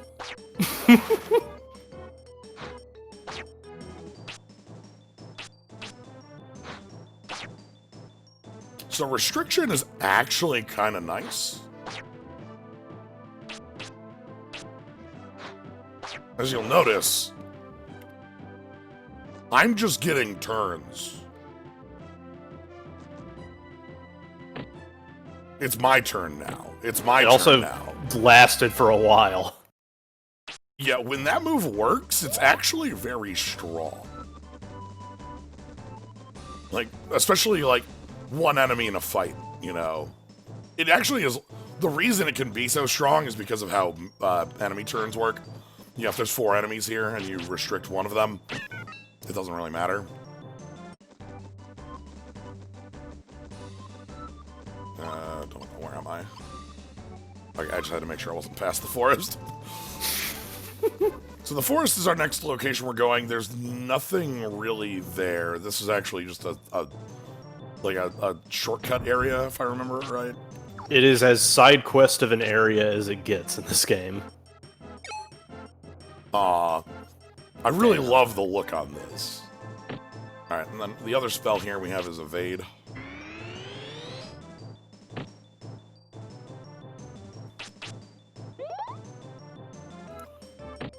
It ups your agility, which ups that. Help. I just want to beat you up with a stick. Please. I love that the game was doing its best to invalidate your proposal that the agility did in fact go up. It did. It's just that that monster's high agility in the first place, so. Alright. So, what we're going to do is when we get into the forest, we're actually going to be able to get about, like, 20 levels in wind.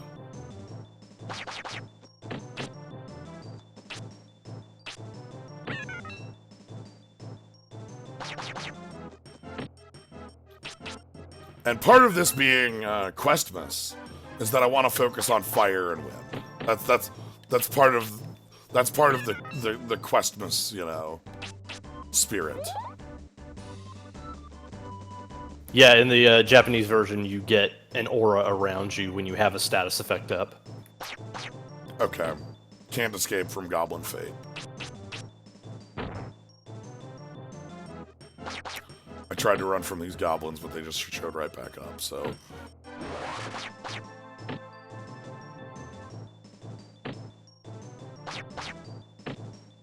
Yeah, again, the US release of this was extremely the beta, which is generally the reverse of how the, like, bug fixes tend to go. Again, Link to the Past being the example I point to.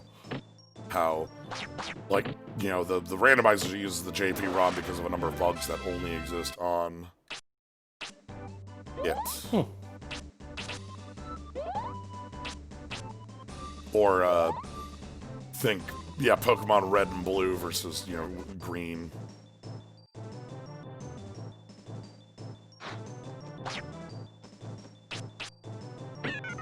Alright, so Forest is going to be a good power area, is the idea. I don't think it shortcuts us to Lake Pool, but it should, I think it works as a shortcut in reverse later. Or I might be thinking of another forest. There's a lot of forests in this game. I think you're thinking about, like, the side forest with a bunch of spirits in them. That is a shortcut to the other forest that has the boss.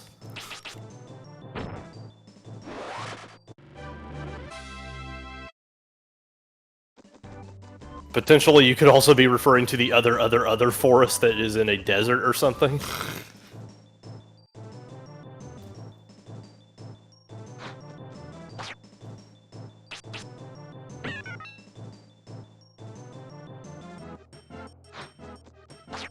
Okay. I got froze, but it doesn't matter. Please tell me... Oh no. Is the spirit up on the top of the cliff? Oh shit. Yeah, I think so. No shit, I went too far. Oh no. Shit.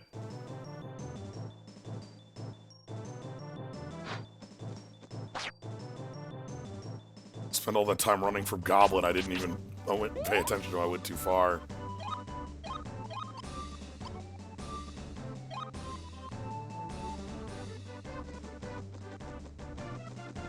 Okay. Over here.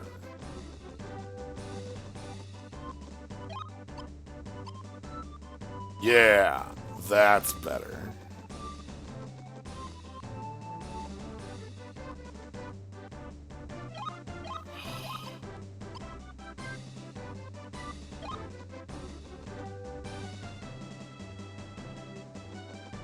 There it is. Oh, whack. Yeah, it looks like... I thought it was like you had to go the long way around and you're like, oh fuck. No, it looks like it should be a long, dumb way around. It's just not. Okay, so I could do the return trick here. We're not gonna.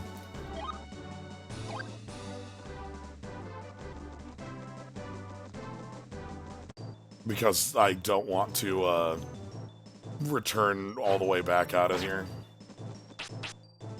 However, when we get into the forest, then I can do the trick all I want. I don't actually know what kind of enemies we'll find in forest.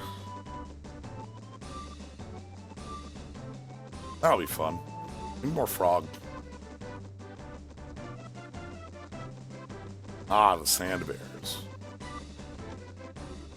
I'm constantly embarking on the quest to find the perfect sitting position.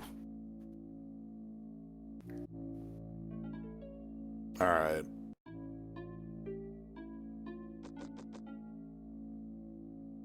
So.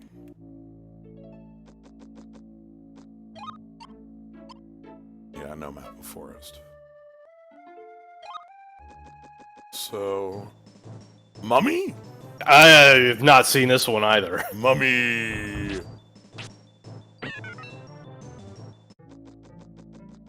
Yes, I'm pretty sure it was called a Ghost Stalker, which is probably even better. Dark Goblin. This place is completely optional. This is not the forest where you have to go, but it has a bunch of spirits, so if you don't, like... And spirits are power, so...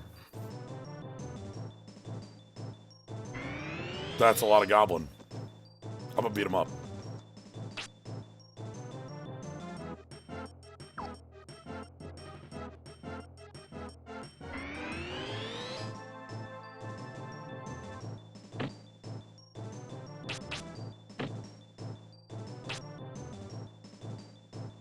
I saw a buff miss, and I physically winced. Oh, yeah, that can happen. So, the strongest spell in this game is Magic Barrier, the Earth 36 move that makes you completely invincible. However, it does not actually make you completely invincible because the cast of Magic Barrier has a mischance. So, you can chain it normally to, like, keep it up indefinitely, right? You know, you can just, like, recast it and be like, ah, my Magic Barrier is back up. But what if you miss on your recast? Oh, I'd say you're shit out of luck, bud. You know, the speedrun could just die. The speedrun of this game always has the failure chance of missing Magic Barrier 3 times in a row. You will die if that happens. There's no avoiding it. Like, there's just a mischance on Magic. It's very dumb. Love to have buffs miss. Fighting these goblins is actually cool because they will be giving us a lot of health and defense. You can see we started at 76 when we beat the boss. We're at 94 now. Yeah, we're almost at 100. It's pretty great. So, you will not be seeing Magic Barrier in this playthrough. It's not part of this run.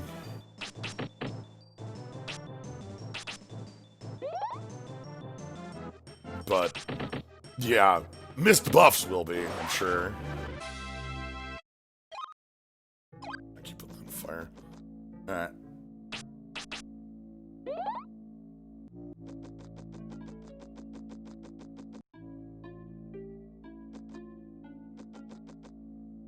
Okay, hold on.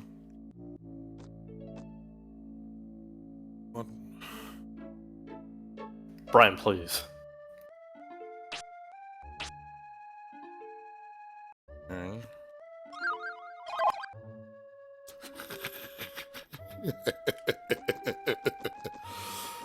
This is our power That does ritual. consume it, right?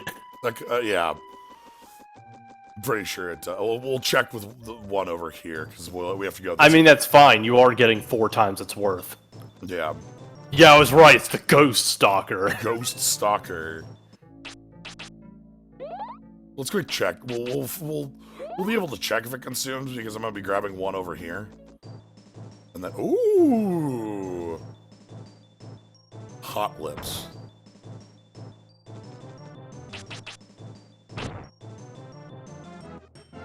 I understand. Okay. Wow, you do the most damage out of anything, like, we've run into.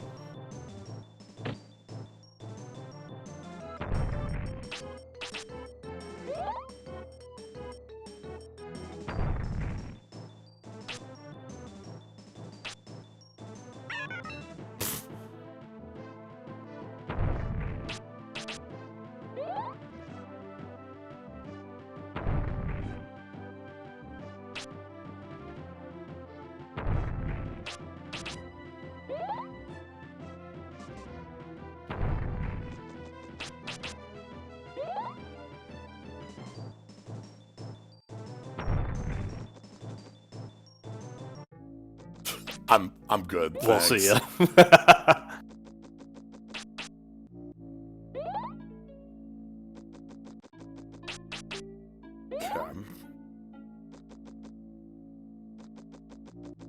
Around here? Oh no. Not again.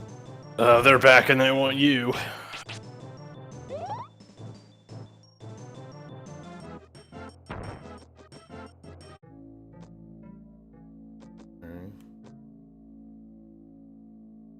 There it is.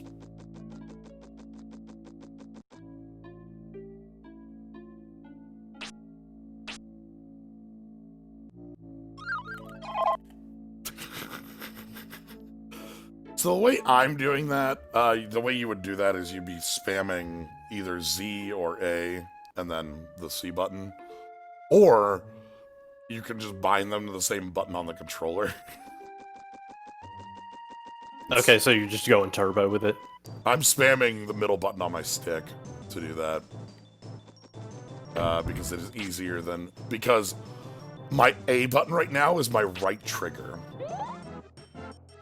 Because I have to have the C buttons as face buttons because of how this game works. Normally, the C buttons aren't important enough to be face buttons. Ooh. Goblin and friend. Alright, let's go check if it's back. I just want to answer your question for certain, right? There's also a second one to the left here. Tree?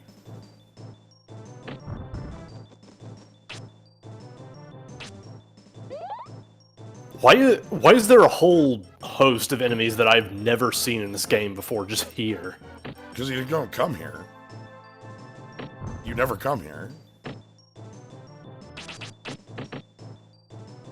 Like, no speedrun comes here, and thus, like, most, like, playthroughs online don't. Crazy. So... Like, who wants to prolong their experience? I do. I'm here for it. I'm extremely here for it. That's what Questmas is all about. The spirit of Ghost Stalker is with us.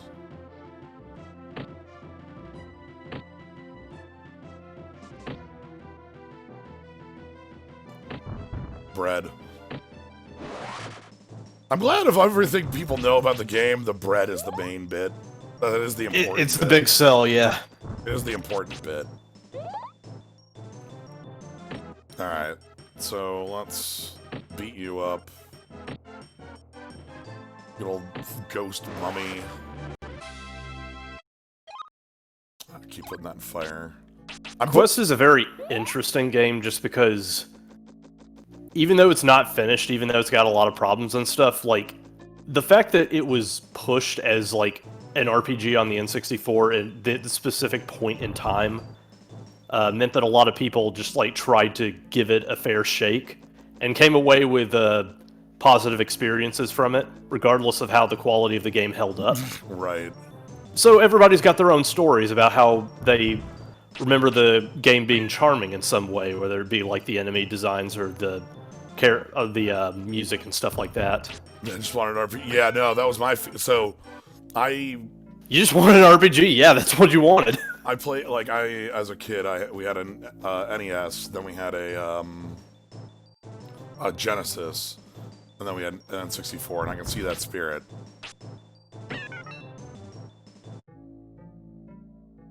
Ah, fuck, I lost it because the camera rotated. Yeah, like, ultimately, it doesn't really matter. There it is. How well the game holds up. What matters is the takeaway that everybody had. Like, N64 to GameCube, though, was, like, starving for RPGs. Yeah, absolutely. Alright, here we go. Paper Mario is going to be a while away. Alright. Again, I'm just... Blitz. We're at 18 wind? Ooh, we have large cutter. So I know... You have restriction. I know the water and earth spell list, like the back of my hand. I do not know the wind and fire ones.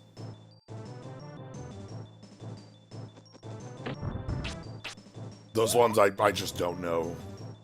I know Power Staff from Fire, and that's about it. Yeah. Like, I know what some of them are, but, like, I can tell you the breakpoints and everything for, like, the wind and, you know, like, 25 for water, 36 for fire sort of thing, you know, like, because I spent so much time with this. But I haven't explored these other two elements, so I'm interested to see what sort of things we've got, like, restriction level 2. Oh. I mean, that is kind of... Just put another one on top. We just put him in gay baby jail. In the ghost jail. I love the noise for that. That's really nice. Mm-hmm.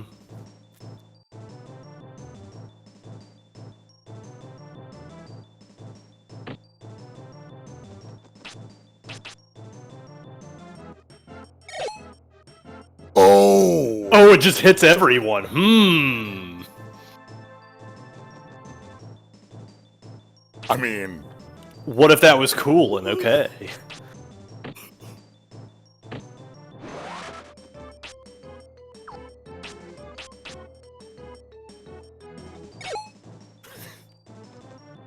So they skipped their turn. That's the biggest thing here.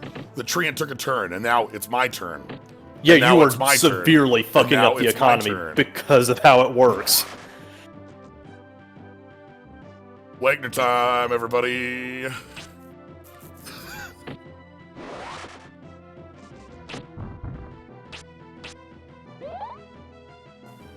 Ah, I see you wanted to take your turn. What if I just dispensed mids? Right? Like...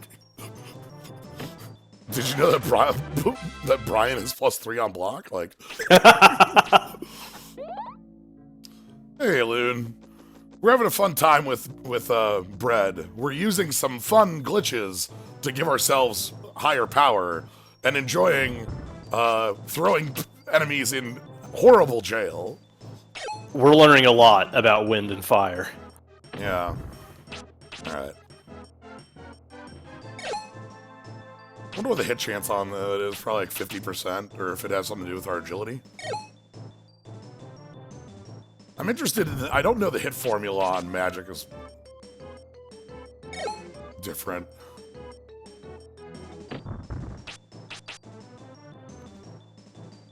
Okay, we got you in jail. That's I was about to say, I feel like the game was telling us to fuck off with that. probably, but I'm not going to. Alright. Bop. Bop. It's my turn again. I love it's my turn again. Ooh! Alright. Whose turn is it? Mine. Mine. Mine. Mine. Mine. Mine. Brian acts now. Like, they were in jail for 1,000 years, it's ridiculous! 1,000 years dungeon.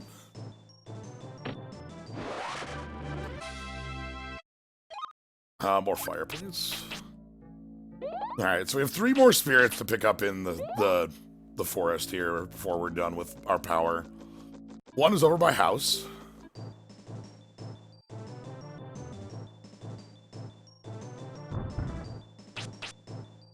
So... Alright, here's house. There's the spirit, you can see it in the back. Yes, we are committing new and interesting varieties of wizard crime. I just have the escape, I'll take that. Okay. So, behind house there is... Wait, was there 2 spirits here? Ooh. I thought I saw a second one. That might have just been a...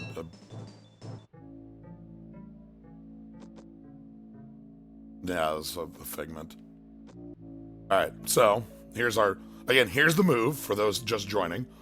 We see a spirit, normally you'd pick it up. Instead, we're going to cast Exit, and then spam A and C right.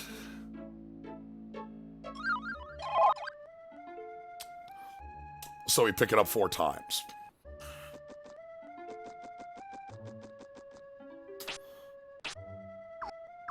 So now we have 22 instead of 18.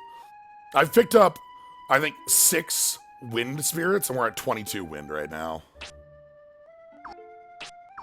Ooh, wind bomb. Ah, wind bomb. Alright, we'll check that out when we get in a fight again. Look, the judge doesn't see it, so it's legal. Ooh, these ones are a little tough. Let's see if we can... I'm gonna go for escaping, but if I can get restriction off, then, like, we just win the fight, right? Mm-hmm.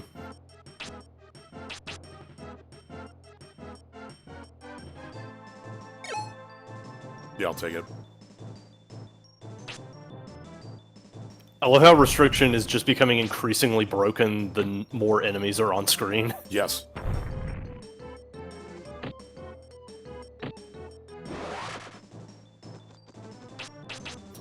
We are indeed on the path to Wind Boss. So was mentioned I mentioned before, there's no attack stat, but your auto attack damage is governed by the number of spirits you have. So this, us cheating spirits is allowing us to get our staff damage up way higher than a normal amount. Channel all of your spirits into the point of your staff. One finger, 1 point strike. Certain kill. Over this hill. 300% more spirits than 300. Yeah, exactly.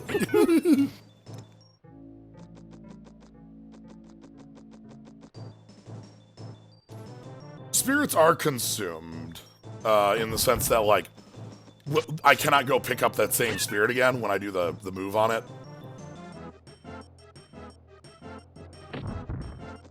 You are getting 4 times its initial value. Yeah. I'm just turning one spirit into 4 spirits, not turning one spirit into infinite spirits.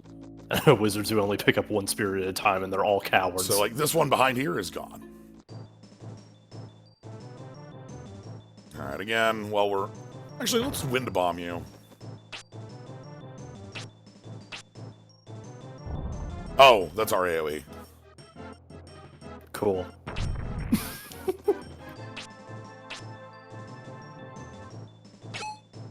Okay. Kind of wonder how that works on bosses.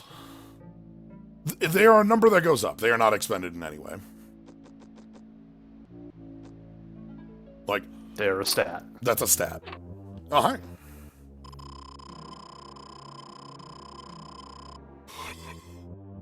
Blue Cave. Y'all want to go visit Blue Cave? No. You sure? Stop. I mean, like, if you like tubes. Personally, not a fan of tubes.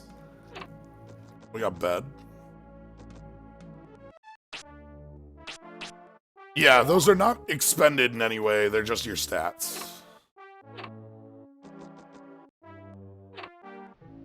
So, Silent Flute is a item that is cast silence. We'll be going into the tube later. We're not quite at tube time yet. Is this going to be a speed run? No, not really. We are not speedrunning. But we are having fun times with glitches and moves that you might not be familiar with because we're not using Earth. Like most runs of this game that I'm familiar with are super reliant on Earth as their like attack stat, and we're just not doing that. I'm also doing some like little cheaty glitches to give us way more power than we should have, such as this spirit here. Normally, I'd pick up this spirit, and I'd get +1 to a stat. Instead, I get +4 to a stat.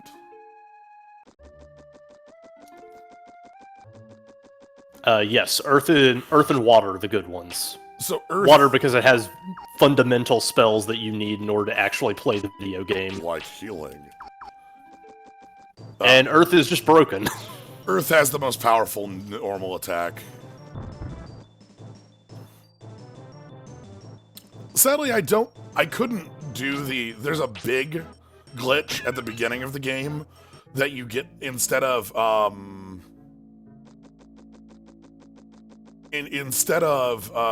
picking up a spirit once, you would,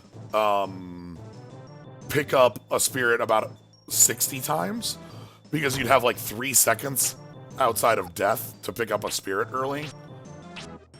But that trick was a little bit too complex for me to get working. Yeah, it's basically you need to know exactly how many checks there are and how to avoid tripping every single one of them. Whose turn is it? Brian's.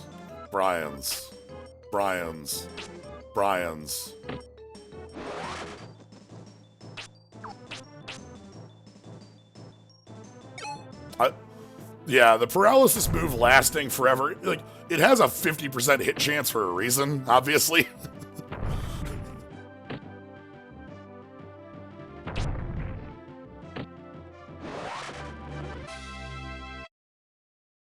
Yeah, so how close am I to a spirit level? Halfway. This little orb fills up and you get a spirit level when it fills. I'm going to be putting those in fire, and then once wind gets full, I'm going to be putting them in fire as well with the movement, and then we'll be doing water afterwards.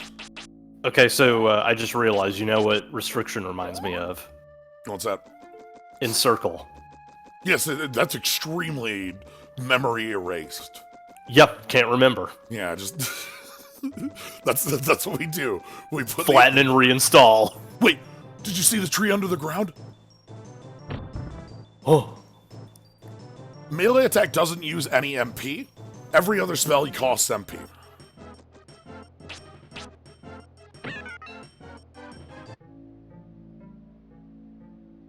So, also my melee attack is very powerful because the attack stat in this game is all of your spirits combined.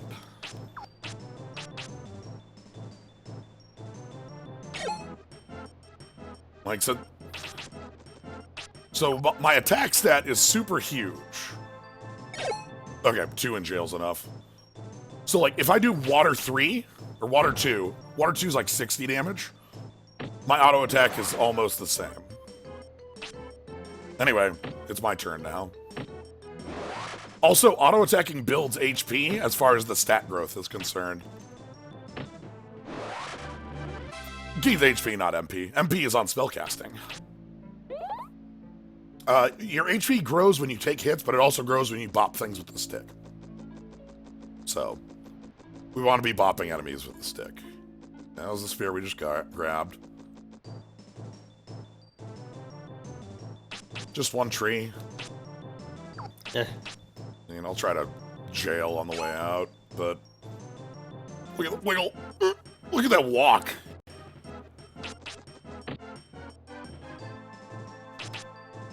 So, like, me casting Soul Searcher on exit of a fight is trying to build more MP. Alright, I think there's one last one up here.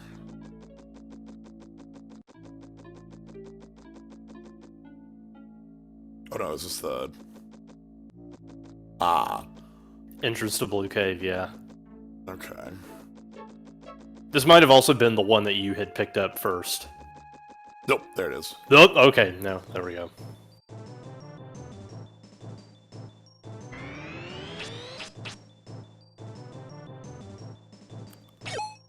Yeah, that's fine.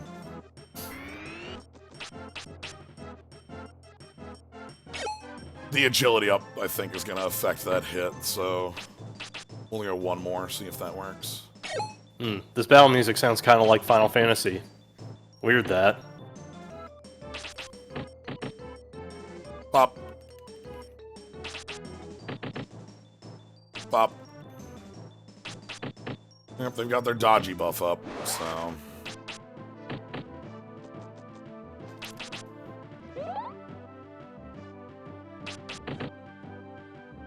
Bop. I love that, like, our auto attack is bop with stick. Do I have Fireball too, but that's not...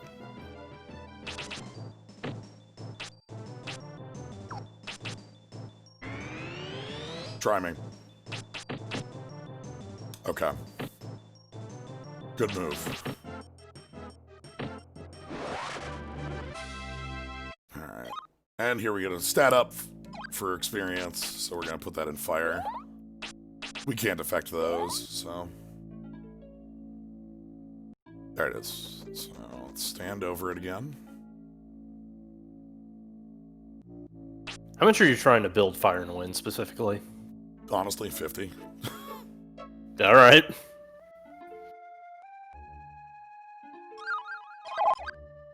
Like, why not? That is the Questmas spirit.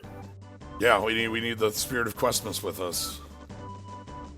Alright, anyway, time to leave. Time to head on down to that house where Shannon was at, and then get on the boat. Get on the boat to Liverpool? Oh.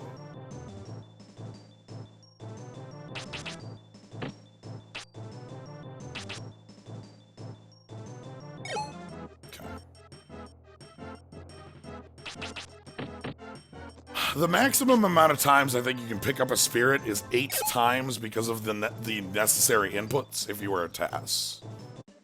I believe. There's only so much of a frame window you have. Because you have to, because it's like frame 1A, frame 2 C up, frame 3, you know, like that. So yes, you could slow it down frame by frame to make that pickup easier. Like a TAS of this game, I would assume, gets to have a huge amount of stats very quickly. Oh, well, I'm not leaving this fight, so paralyze. Okay. Well, you hit literally anything, so I guess we're in it now. I keep casting this till I get 2 hits.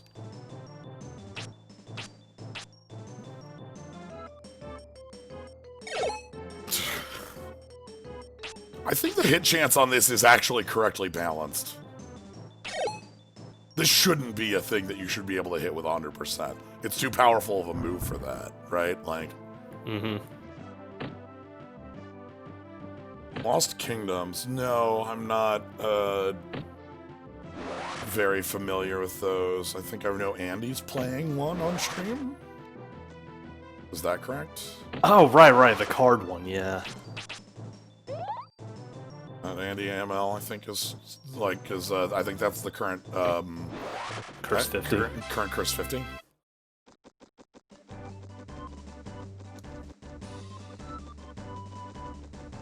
I love that you can see under the ground.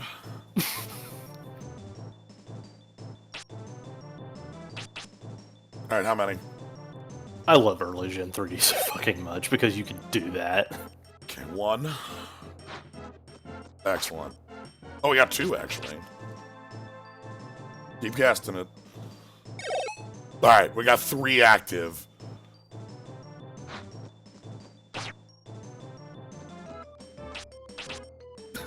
Just that whole era, this whole era is so fucking goofy because it's like the entire industry collectively jumped the gun, writing a whole bunch of checks they couldn't cash, but it still looks funny as hell, so whatever. Yeah, like, the models in this game are some of my favorite bits.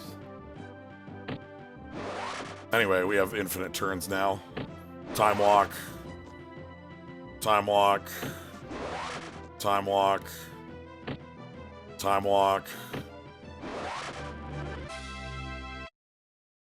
Anyway, infinite time walks. Action economy is very powerful. I'm very interested to see how that will work on bosses. Like, if, like, how susceptible to paralyzed bosses are, you know? Yeah, like... I would assume not. I would assume not either, because I would have heard about it. Well, maybe it's just... Honestly... Maybe nobody's given it done more than a little bit of a shot at it, because, like... This is, like... Because why would you change off of the Earth plan? Yeah, like you're thinking that, oh, well, wind and fire have nothing to offer me, so I'm just gonna not care. Because they kind of, like, comparatively, complete invincibility is very strong. Also, like, the hit chance on this isn't great, as we've seen.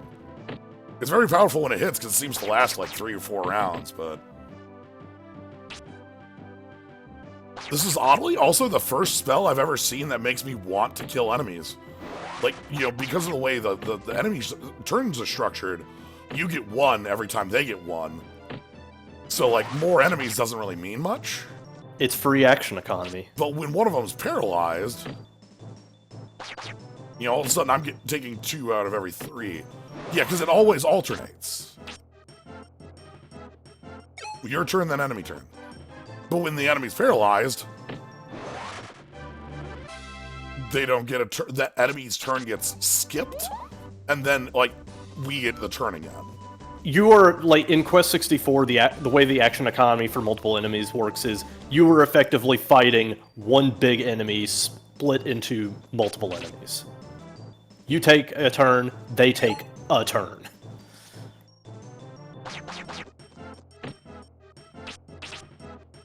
Alright. Oh boy.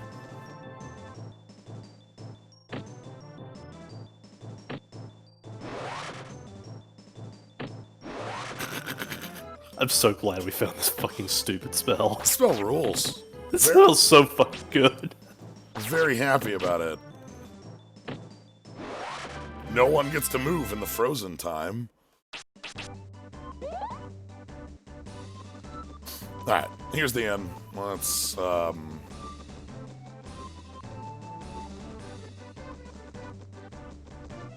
let's save again. So I realize that it takes time for me to do the trick, but I find the trick funny, so that's why we're doing it. And also it's very powerful, and I like having power. Shannon, what's up? Lara Pool. Well, let's go check out Lara Pool, where I'm sure they won't have a wind orb that's been stolen or something, you know? Yeah, it does kind of have that NES vibe of, this is my first try, how'd you like it? Yeah, again, as mentioned, this is the effective beta for the game, so...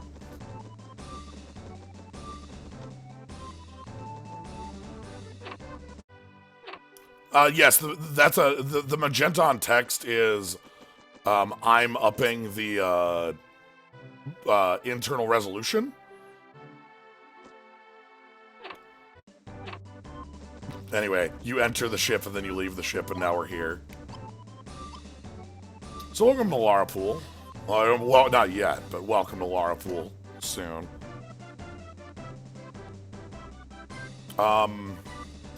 There's a couple spirits on the way to Lara Pool. Again, I'm not going to grab them because we can do the return trick to Lara Pool. So...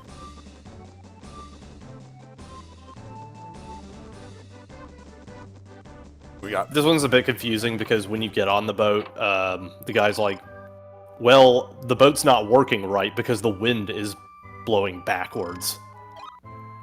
And then you just get in and it takes you where you need to go anyway. Yeah. So yeah, we want to head up to Lara Pool, and then, as I mentioned, there's the boss fight in Windward Forest, not Gledco Forest. Windward Forest is where our next boss is.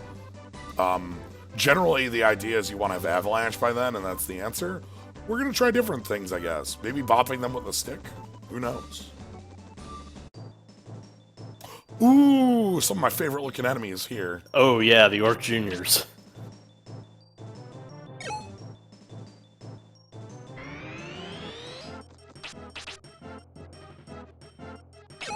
Alright, we got one in jail.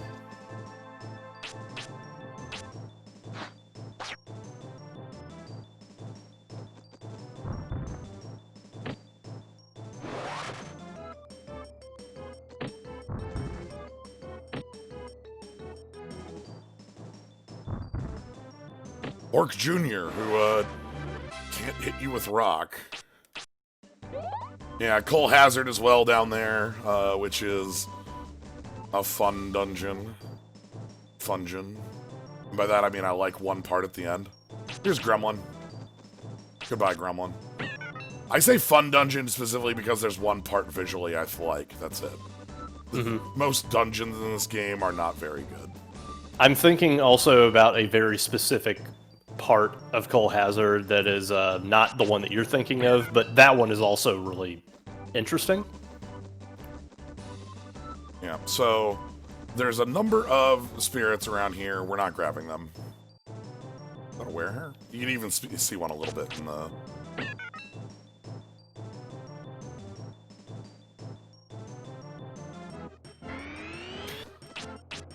Oh god, buffs missing just kills me in this. Literally. I mean, you're gonna die if you miss a buff, but... Yeah, the name of this game is very get this out by Christmas 64 energy. The Japanese name, I believe, is Elatel Monsters. And then Holy, it's Magic Century? Holy Magic Man, that is, Pretty sure it's... I'll keep that one. Holy Magic Century is some powerful shit. Yeah, I'm pretty sure it's Holy Magic Century on the European release. That was the one where Brian was named Jean-Jacques. Trying to... Hello?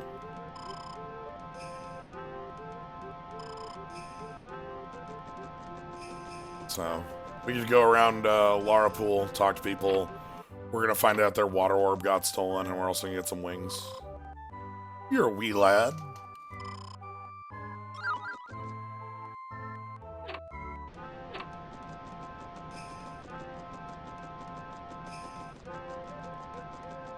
Alright, come on, bread.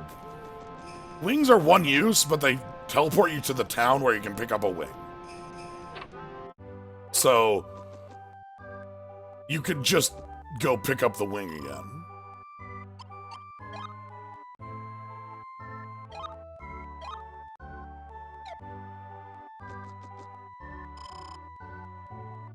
Okay, this person will give us mint leaves if we didn't have any, but I think we do. We've got a mint leaf. Again, everyone. I don't know who would be responsible. I don't know who would be responsible for a remake. I'm thinking like, I want to say Hewlett Packard is the one that now owns the chain of properties that this game was in. Normoon, City of Wind.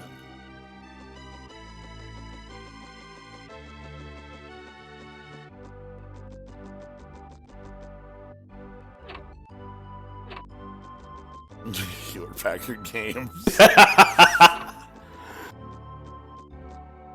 Going down leads us to, I think, where Blue Cave is, and I don't want to go there yet. Thanks. I want to find a bread. Yeah, you're right there, that water spot. Hi, buddy!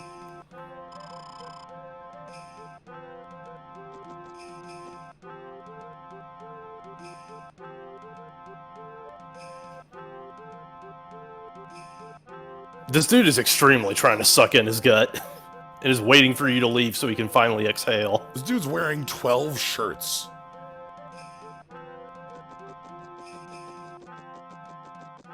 Please, it's not that cold out.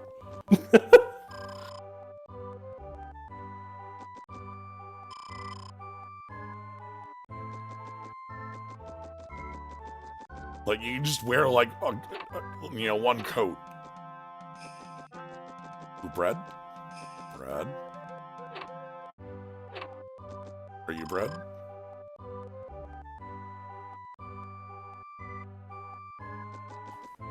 Oh, I love Final Fantasy 2.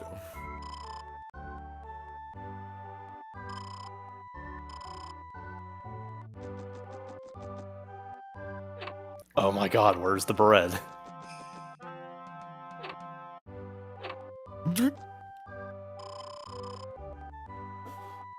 Oh, Blue Cave.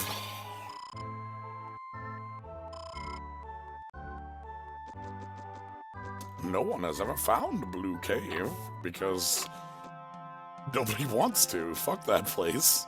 It sucks ass. Alright, lower part of town? Maybe bread is on the lower part of town.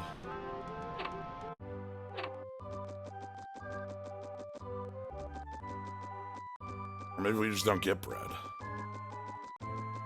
I feel like you get bread. Well, we might already have a bread. Possibly. How to earn skulls.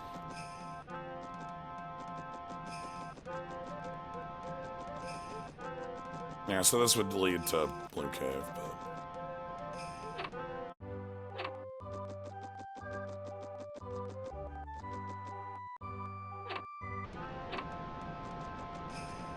Or that. One of these two leads there.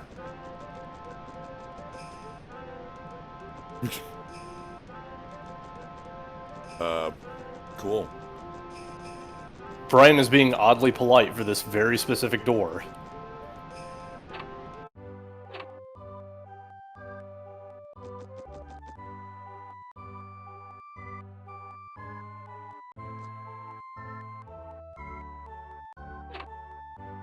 Random hotel rooms? That's fair game. That door? No, fuck that door. Yeah, so, anyway, it is time for... If we talk to... Not you. Evil Force is casting a spell. Across the southern cavern is the Normoon. So... We don't really have good direction here. We're going through Coal Hazard. So the idea is we're going to go through Cold Hazard, get to Normoon, come up through the forest, and then we'll do Blue Cave afterwards. Because the forest is blocked off from the side that you'd think we were going to. Yeah, so... I'm just not gonna...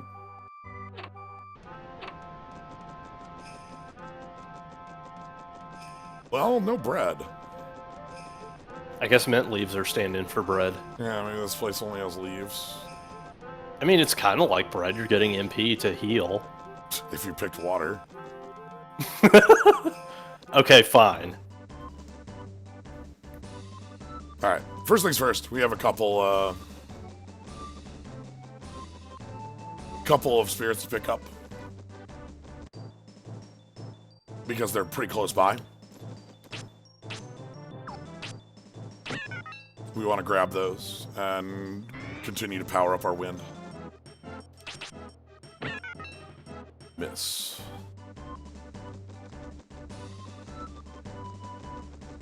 Yeah, so that's the path we're going to be taking, is right over there. Sort of this, like, little side path you take over to Coal Hazard.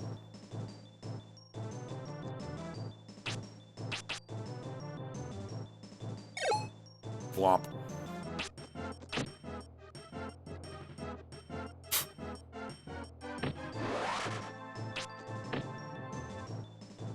Flop. You're entry-level enemies. Flop. You shouldn't be here. This is a place for adults.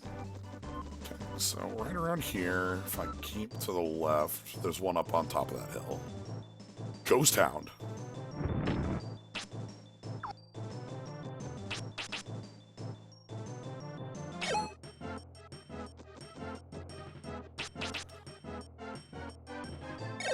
Okay.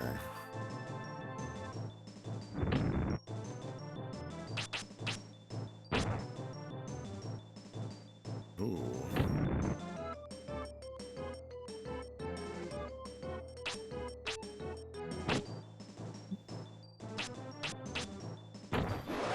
There we go.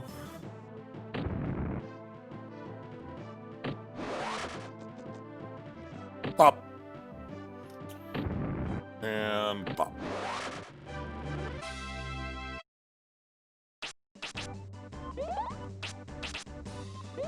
Okay, so up this hill is going to be our first big wind level of the area. There it is. Come on. So we want return. All right. Nice. What's on the menu? The next one is over by the boat. On the menu is Cyclone. I also see large cutter. Alright, let's... When we find a buddy, we'll go ahead and... Yeah, let's, like, go over here. Yep, that's large cutter.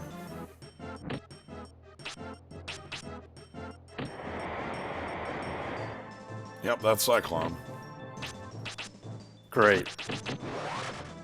Anyway, that's also Wind Cutter 3. This is the, like, fire 1 million missiles. Oh. I took a level in water because I didn't realize I had leveled there, and I was trying to heal. Whatever. When we get up to 50 in wind, we're going to be swapping the glitch over to fire, and then that'll be fine.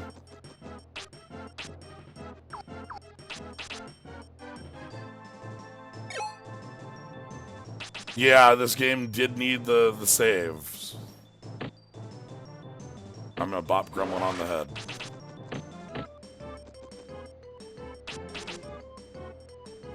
Merry Questmas to y'all. Yes! Jail. Time walk.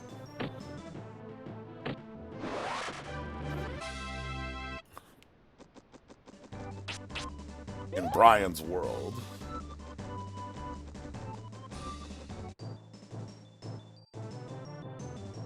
For rabbit? You cannot leave Brian's world, not until Brian says so.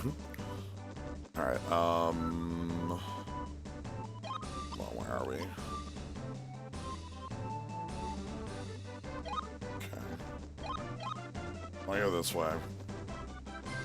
Turn the corner. Okay, we want that cliff.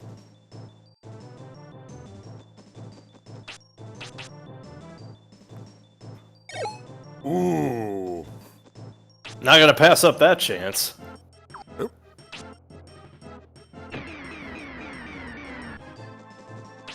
Move down.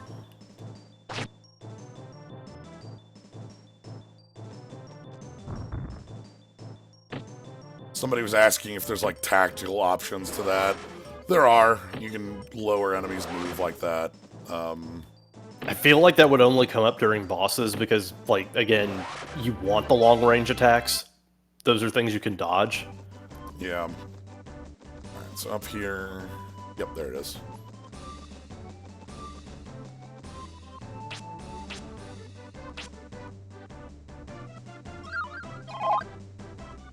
Good. Alright, there's gonna be one at the... right before Coal Hazard. I'm not gonna do the thing on it, because that's gonna be too long of a walk back to here, I think.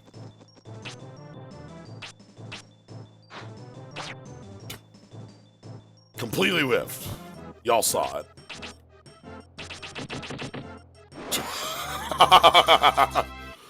Nice. Anyway, wind is starting to have some damage. Ooh, wind walk.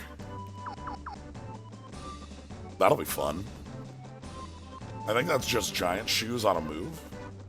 Doubles movement for 2 to 6 turns. Yeah, giant shoes on it. Oh yeah, I'm definitely playing this game with in some form of glitched mode.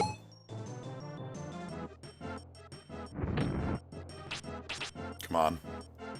Dog's in jail. Alright, one dog in jail. Also, apparently, Restriction 2 is a native 4 to 5 chance. So, I guess just spell accuracy and shit was fucking with it. The other checks.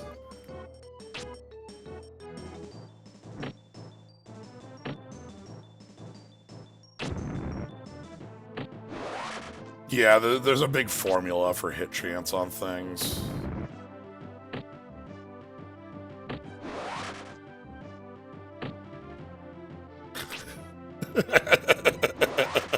So fucking dumb. It feels really good. Yeah. Okay. What if that 1% chance to inflict hold in Record Keeper didn't feel like 1%? Right.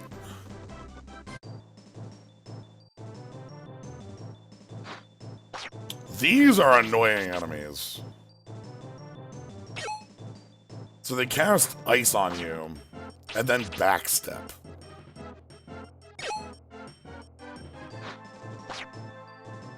And as you remember, ice holds you in place.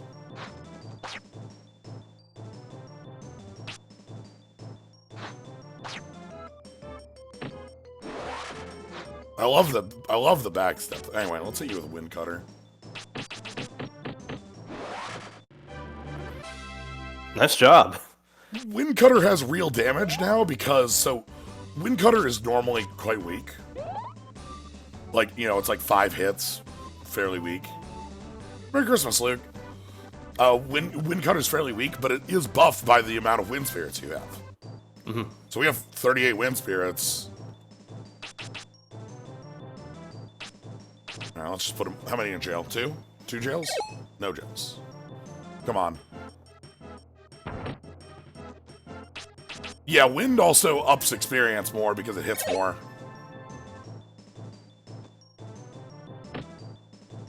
Bop. Bop. Okay.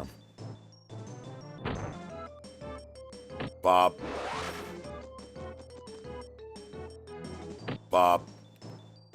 Bop.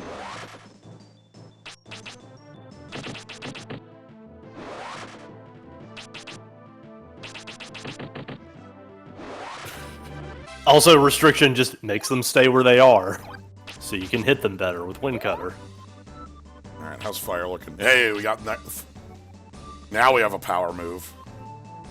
Power Staff is, like, probably Fire's strongest spell just because it just buffs the power of your bops.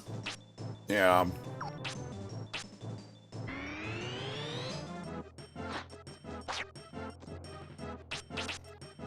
Stop it. Okay, we got one. 100 damage now. Yeah. It's quite good.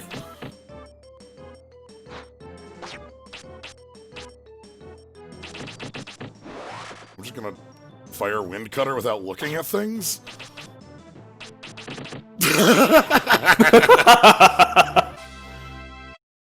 Yeah, whatever.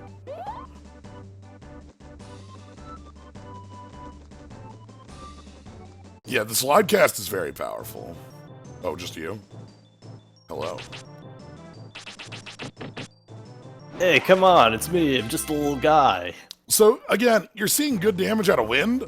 Avalanche hits for, like, what, 100 times 7 or some junk? It's really, not 100, but, like, near 100 times 7 at best. Like, Avalanche is very dumb.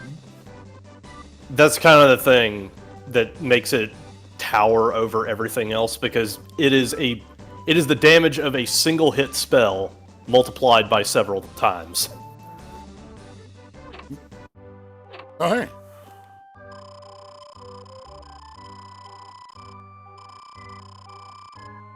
Okay, so we get a save. Hey, Sana. Yeah, Sana's got it. This is a video game for the N64. Alright, so let's go pick up... here? I'm not gonna do the thing with this one, which means I'm gonna put it in fire. However, in Coal Hazard, we actually will be able to do the thing, because it's a dungeon I can use exit to go to the front of. I'm not gonna be using it all the time in Coal Hazard. But there's 2 at the start that'll be easy to use it on.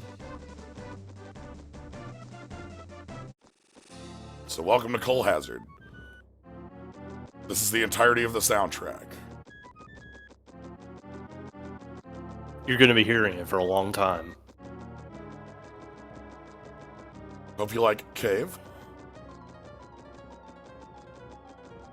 Here is Cave. Please enjoy Cave Tube. Yep. Are you having fun? We have Skelebat. I really fucking dig these skulls. Okay, so I don't do a lot of damage to them because they're wind.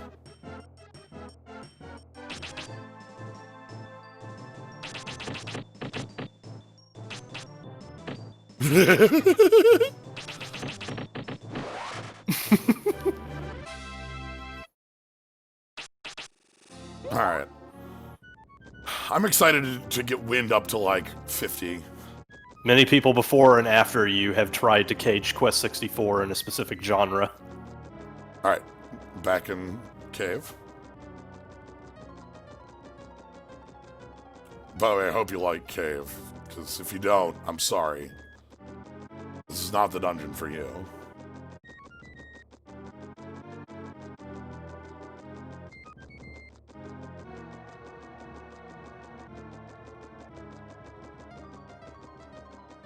Uh-huh. Oh.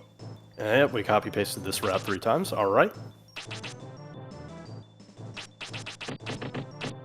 Bump, bump. By the way, if you just don't move, Wind Cutter misses you a lot. Like, watch this.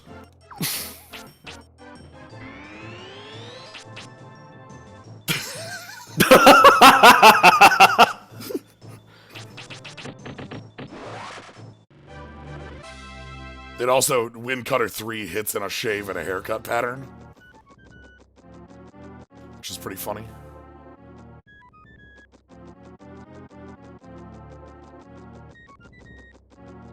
It goes 1, 2, 3, 4, 5.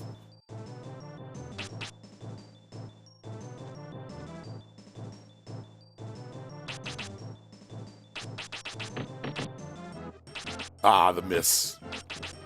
So blue is the one where you don't have to move, and you won't get hit, right? Yeah, that's my attack. You're blue now?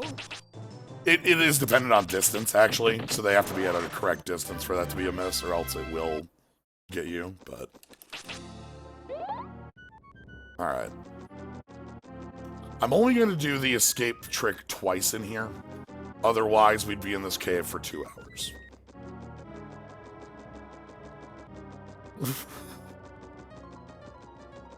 Alright, so here's the place we're going to do it at. There should be over... Nope. Oh no, this is way earlier. It's still up ahead. Wow, this cave's going to be... Okay, this cave mill still might be 2 hours with us doing the trick.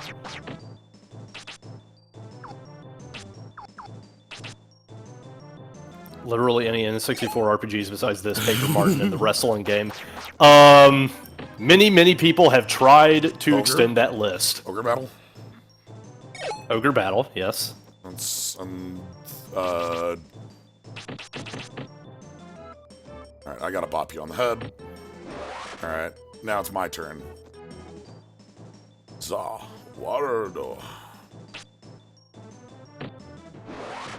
Yeah, Sono, we've been doing this for the past hour or so. We've just been putting everyone in the time stop. It's great. I love time stop. Okay. Yeah, okay, the spirits are actually right up here over this corner, I think. I feel like Mega Man Legends is in the stretching point. Like, it has RPG elements to it. Blood gel. That completely whiffed. Hey! Got one in jail.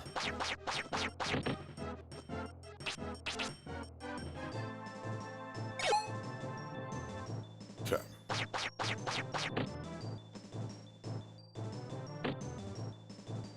Pop.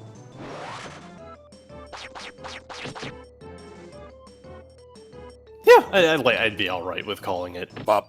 an RPG, sort of, yeah. Pop. A little. Pop. Pop. I don't know, I just really have fun just going bop on enemies and taking 4 turns in a row. That's 600 turns later, you finally get Shit. to act. Ah, I put that one in Earth because I was trying to heal. Anyway, we have enough that that's not gonna matter. We're not using that element. You've been paying very close attention to how the trick works. And, Ooh, oh, yeah, here we go. Okay, yeah. So, this is the part I remember about.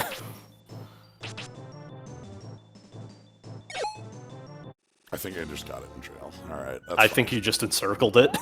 Encircle, memory erased. Alright, here's what we want. So here's number 1. So here's our glitch time. So, exit, cast, +4. Okay. Anyway, now we gotta walk all the way through the cave. We're gonna do this one more time. That's it. We're just doing it twice. Okay, you did get a new spell.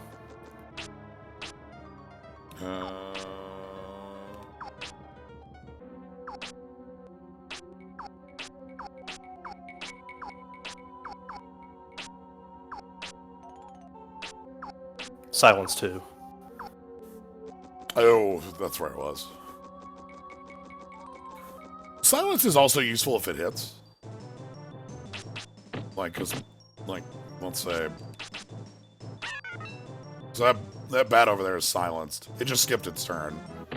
Encounters are footstep based in the sense that as soon as you take a step, there's an encounter. Encounters are yes. To explain a little more, this game has like the map areas have like encounter like zones. Like, so inside this cave, for instance, like, I'm not gonna run into an encounter because it's this. There's no encounters in the zone in the cave. However, once I get back out onto the cliff, that's like, you know, tall grass, let's say. Yeah. Now, there are areas later in the game that feel like they should be tall grass, but aren't. Specifically, there's a town where the border of the enemy encounter area just doesn't extend far enough west, so you can just sidestep the entirety of it. It's used in the speedrun to walk right through a town that you should be taking battles in.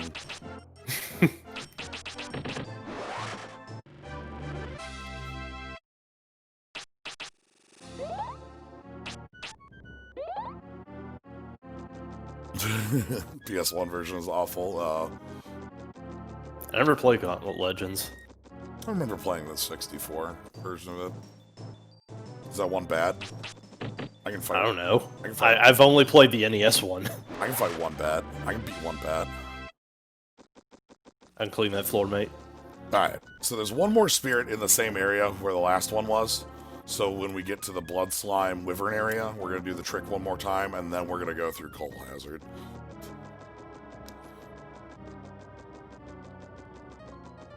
So here's the Blood Slime area. And the Scarecrow.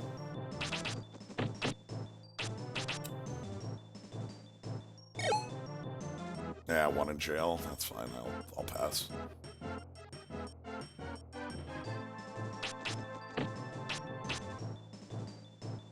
I thought you soft-locked for a second, and then it's like, oh no, the enemy is very slowly walking towards you. Yep. Enemies look very cool in this. It's very fun.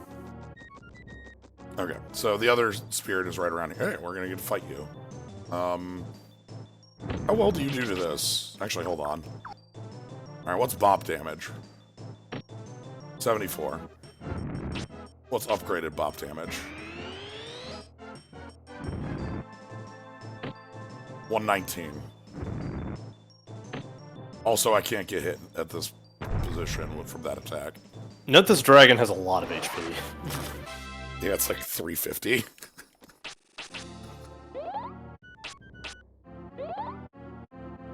I keep trying to use staff because staff ups HP, and HP is, you know, we want to come by it. I just remember that enemy because, like, it is It can kill you. really powerful for this part of the game. Yeah, it can kill you if you actually choose to fight it. No, I'm just going to choose to fight.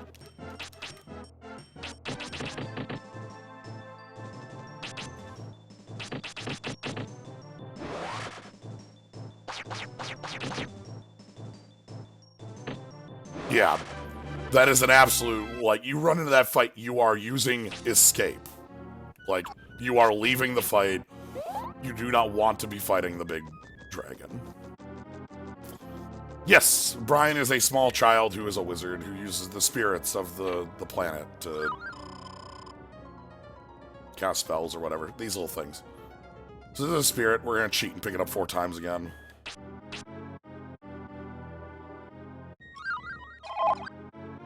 We're almost done. One more of those and we'll be done with wind. Yeah. Final spell is 47. Yep.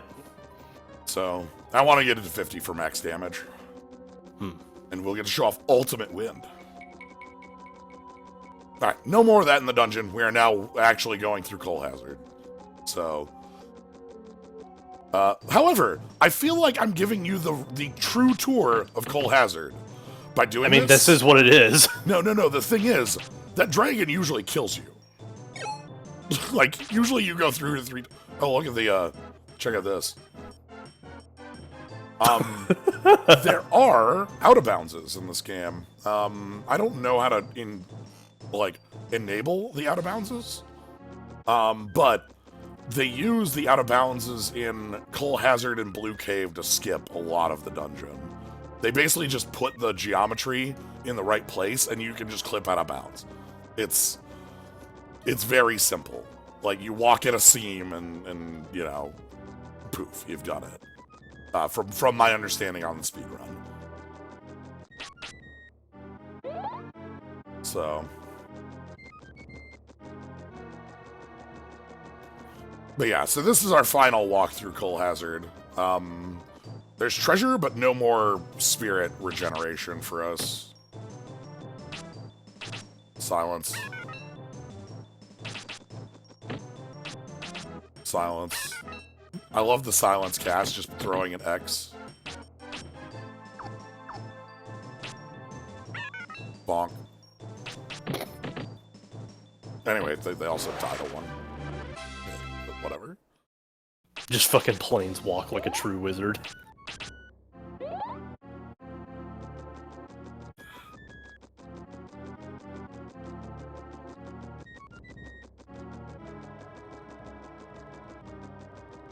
Alright. So in the cave. Out of the cave, in the cave, out of the cave. How many caves? So many caves. Do you know how many people are watching you wish everyone a Merry Questmas right now? I hope it's a lot. I hope it's a nice number. I think it's a nice number. Well, happy, Merry Questmas to all. We're really glad that you took time out of your Christmas day to come help us through this. Yeah, enjoy us doing silly glitch runs of Quest, where we beat up on blood slimes and... Sorry, blood gels, they're not slimes. I'm thankful for each one of you having a good time here, and hopefully... Oop, fire. Oh, let's go fire. So fire should be a fun one to show off as well. Fire has a neat move. How does Wind Toter do against you? I literally couldn't see.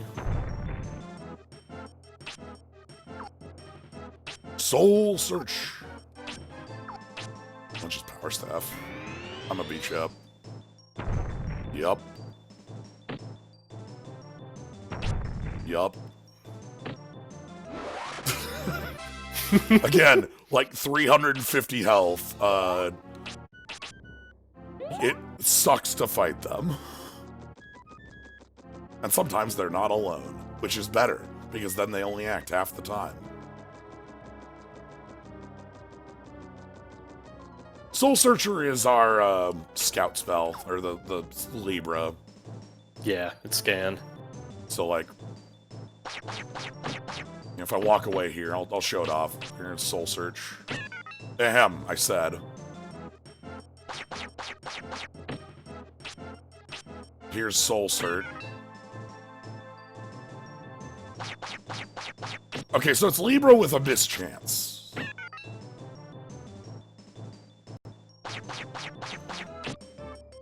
Maybe the blood gel is just... Okay, there we go. And then, when it attacks, you get to see their element, stats, and stuff for like a quarter second. Specifically, their max HP, not their current HP. Why would you ever need that? The element is the biggest thing to note from that, because then you can, if you are set up on 2 different elements, you can hit... Okay, so this is what I was talking about like, multi-enemies. Because now... Wyvern is only going to act, 1 out of every 3, so we can just do this.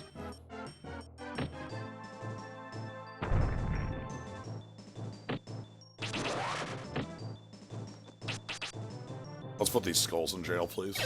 Okay. Skulls have avoided jail.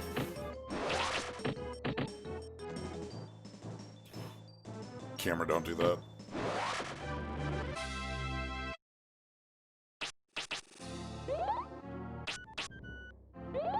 Alright. Anyway, north we go. Ish. Ish.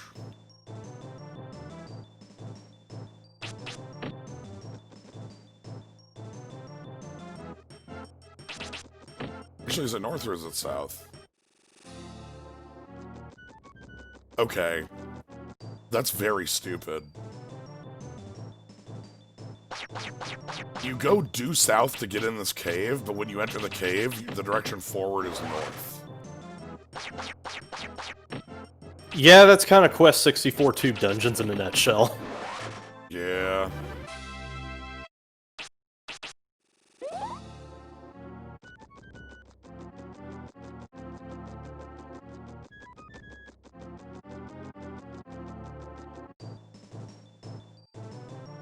Alright.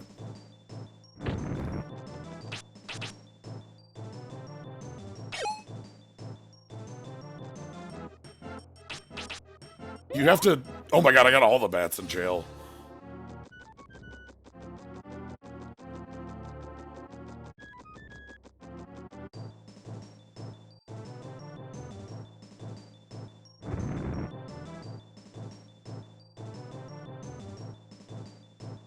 Oh, I've got what we need.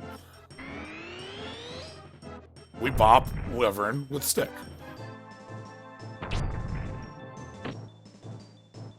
And yes, Bridget, this is a game I'm familiar enough with. But yeah, if you even on like challenge runs, I feel like it's basically like to not pick to not pick water is so water. Wow, water pillar does less damage to my stick, huh? You bopping too hard. I don't want it. I'm good, thank you.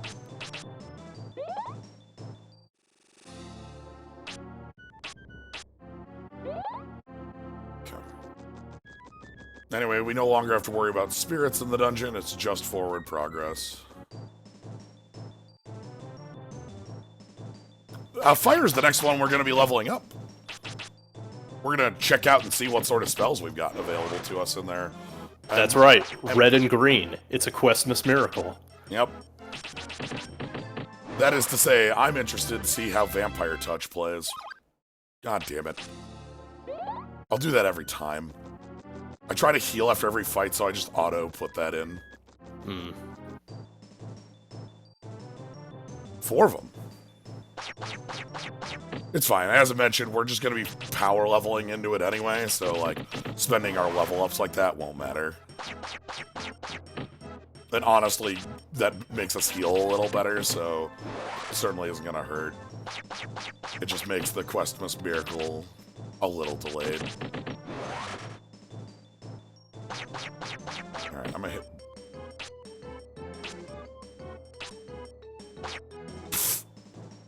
Okay, fine.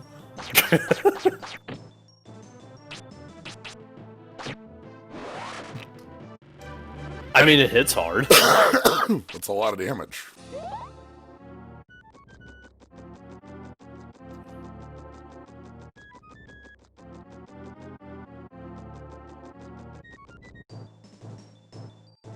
I see your spirit senses are flaring up.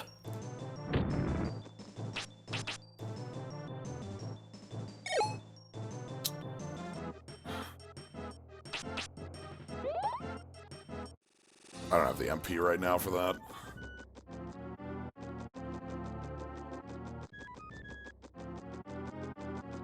So now we're going south. There's some treasure on a... Ooh, hold on. How many of these can I get with the wind cutter?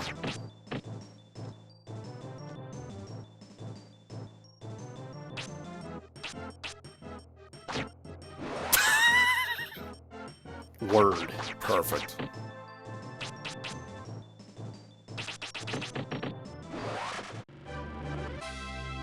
That felt good.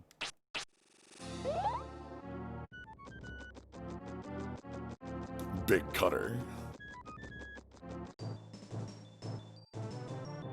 Hey, bird.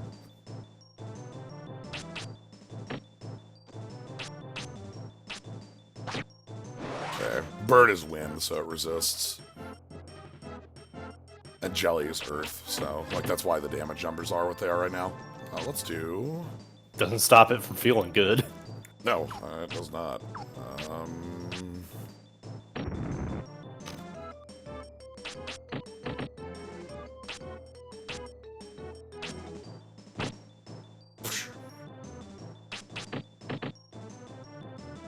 What if I just bop you on the head?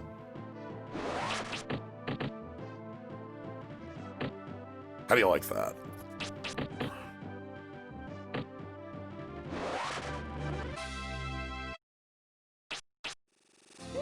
Yeah, we're still healing like low 20s with this, so at some point we're gonna want more in that, obviously, but that'll be sometime.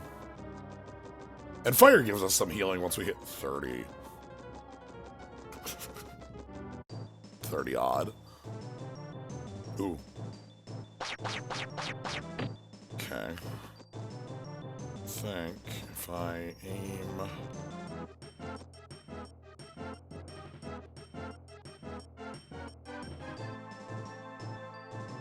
I see we're moving into Chrono Trigger strats. You're just lining yourself up for the slash.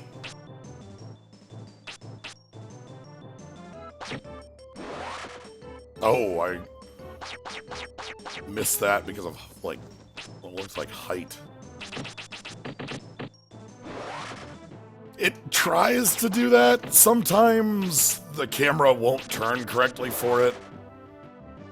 It's a bit of an annoyance, depending on where you are, but it does try to orient you back to where you were. The problem is it's very easy to not notice that, just be like, start moving. Yeah, it also kind of sucks because that is one of your only strong navigation tools in the tube dungeons. Ooh. Alright, you're going into jail. How many? Oh, the big one? Yeah, you can stay in jail all you want, bud.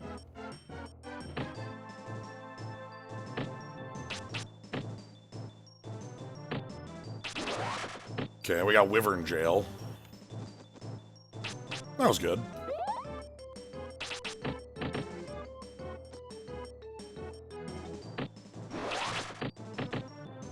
Love to Wyvern jail.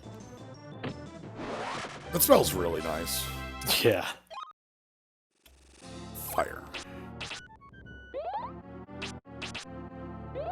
Okay, so we're saving another trick for Final Wind. Yeah, Final Wind will just be like 4 from a trick. Yeah, water and fire are opposite, and wind and earth are opposite, and that's the triangle. I mean, that's not a triangle. It's 2 lines, but you know what you understand the meaning. Oh, actually, hold on. What if...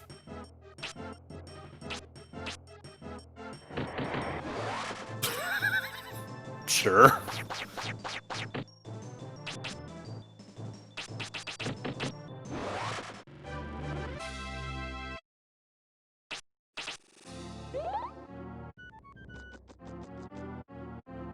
Nope, no chest. Hey, new breads await you.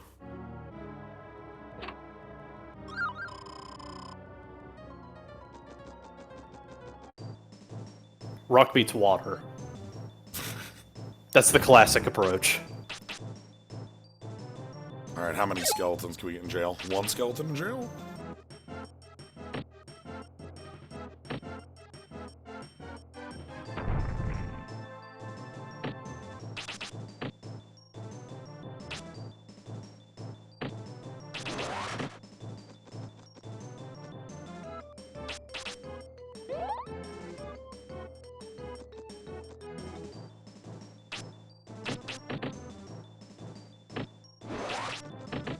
Skelebats are very fun. Look at how fast they flap. They're just really psyched to be here. Okay.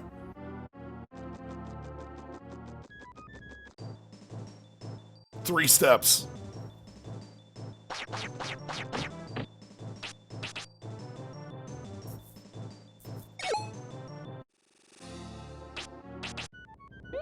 Like, the encounter rate is just infinite. What I think it is, and I'm not sure on this one, I think, so in like Pokemon and a number of other RPGs with random battles, you'll have,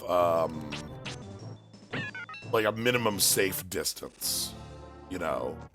Mm-hmm. Like the next 5 steps after a fight are no fight. I do not believe this game has that. And there are also other games that visibly show you the amount of time between the next encounter. Like, Legend of Dragoon. Yeah, the little thingy over your head in Legend of Dragoon that turns red when you're near another fight. Shin Megami Tensei Nocturne also does this.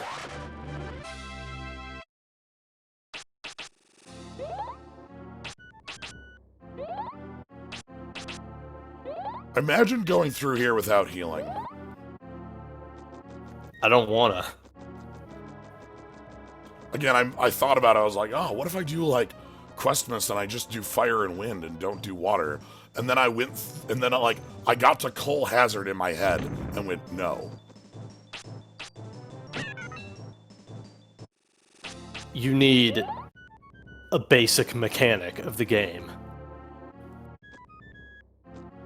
Oh, are you ready for the coolest bit? Yeah. No, not yet. If Not yet. Not yet. Not yet.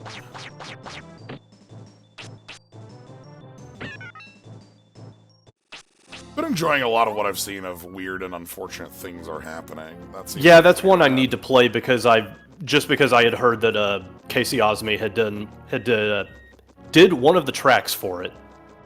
Anyway, welcome to Big Vine. What does it mean? Where could it lead? Are there fights? How long is it? Is there an end? Can we escape? Okay, so this is where we fight the two angels and then Bayonetta gets the Kefka weapon, right? Yes. Anyway, that's it.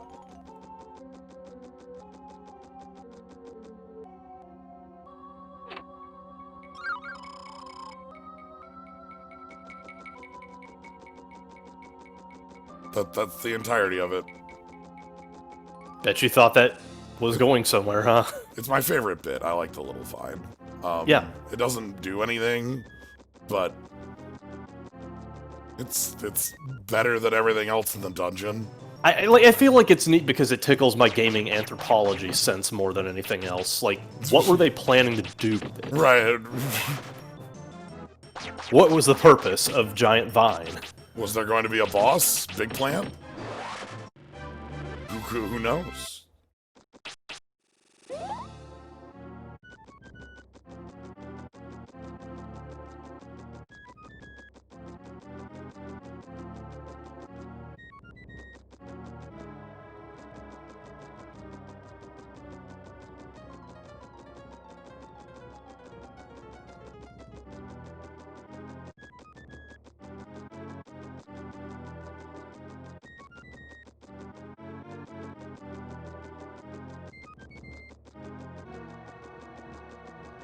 There's a lot of tube they make you walk through without encounters. Yep. Do you like tube?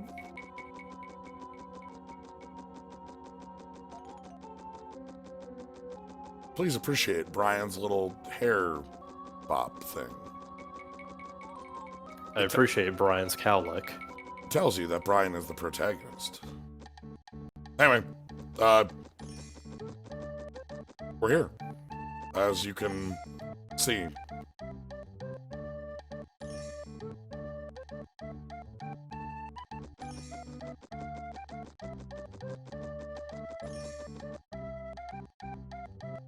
Ooh, I wonder.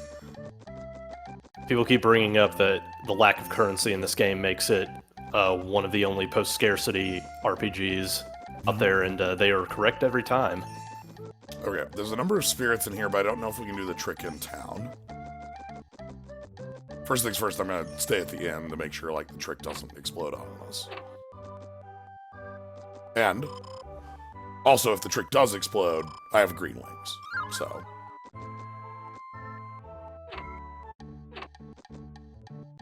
This is Normoon. This is the town we are in. Okay.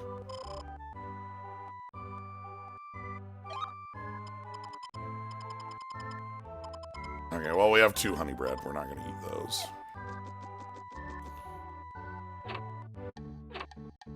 I mean, those are small sacrifices for an economy that cares for its people. Yeah, we don't need bread. Me and my mates are vagabonds.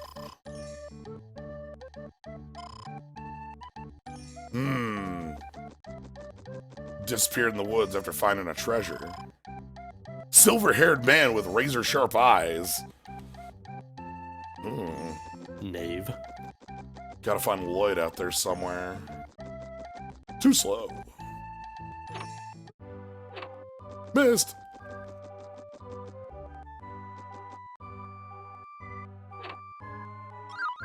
Fresh bread. Fresh bread. And look, we have a windmill. For bread.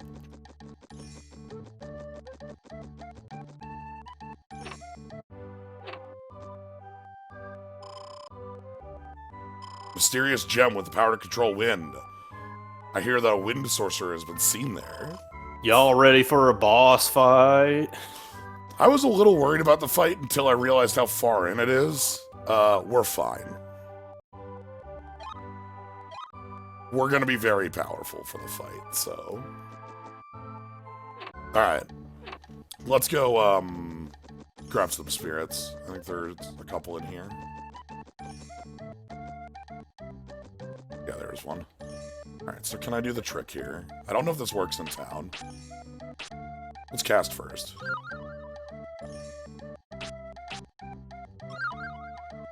Okay, these are just spirits, and we can't do anything, so... I think Normoon is just kind of a weird one. Well, I think towns you can't warp in. Because it's a town. Like, you can't warp to the town from the town. Because, yeah, alright, town entrance, got it. You're already in town. Also, I love Brian in the sea here. It is really cute, yeah. It's very cute. There's number 2.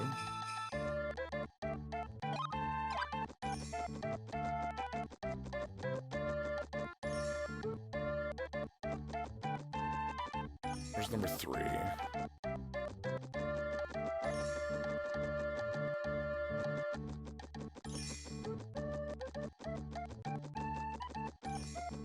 They're all in the weed. Maybe it was in the other weed.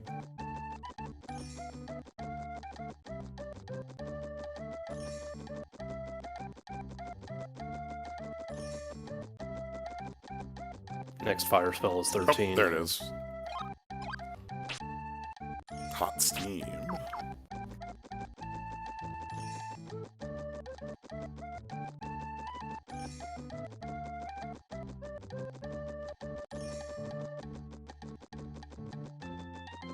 Alright. Look at this. Look at Kevin's face here.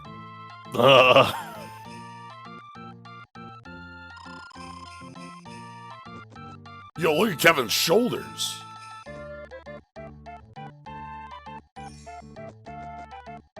What is Kevin's whole shit? Kevin's part of the vagabond group that was with the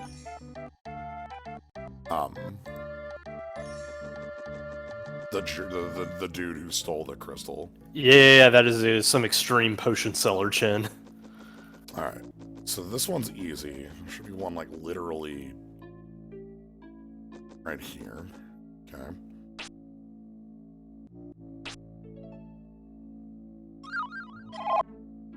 Okay, we'll have to do a normal one for the last. Alright, and then I'm gonna quick...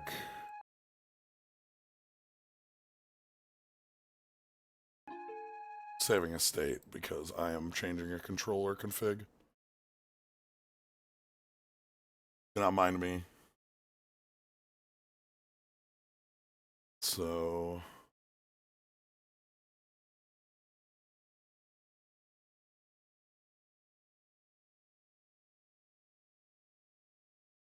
So I want to do seat up on my button. Okay. See up is fire? Yeah, see up is fire. Okay. Cool. I'm changing the button for the move. We're gonna do it once more in the in here. There is, there are 4 spirits in here. It's, ooh, yes, one of my favorite enemies.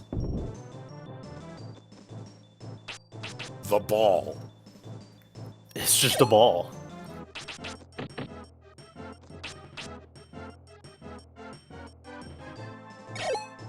Also, as mentioned, I've played this game enough. I have open little maps of areas, so on the side, because I do not want to deal with like a lot of them. Okay, Termant.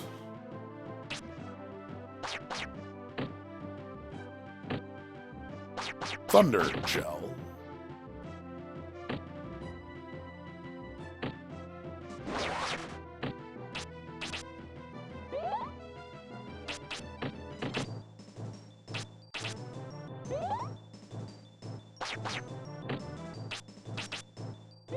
Okay. Let's bop you.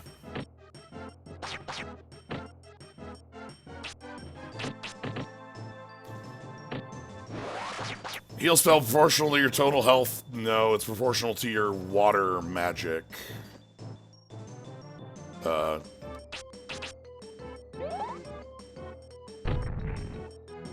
Like it... Can I not...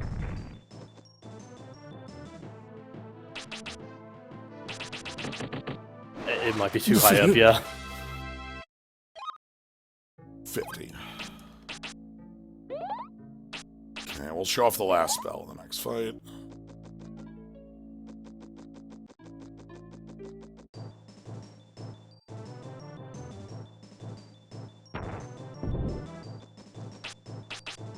Alright, how many jailed? None. Let's actually skip this one because I don't have MP at the moment.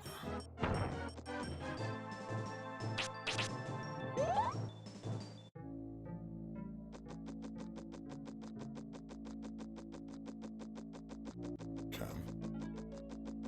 So there should be a little house. Oh, goodness.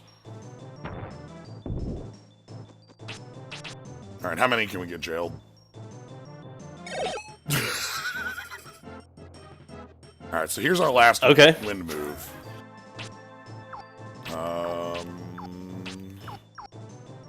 Ultimate wind. There it is. I have to find the dang thing.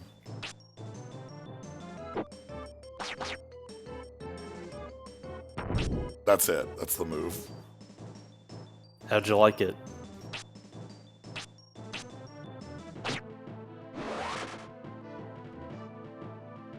That's my attack.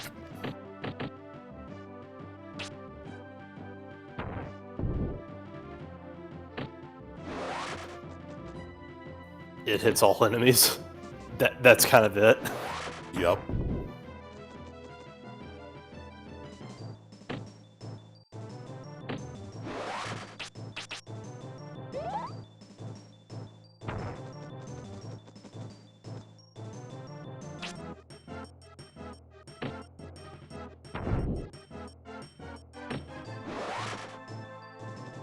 Direct attack, 100 power. As opposed to large cutter, which you get at level 13, and is direct attack, 420 power. Nice. Yeah, it's just the only thing it has over... There it is, house. Is the hit all.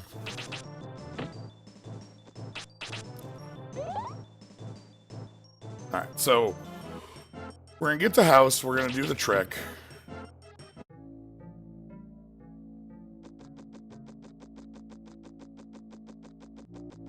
Alright, hold on, where...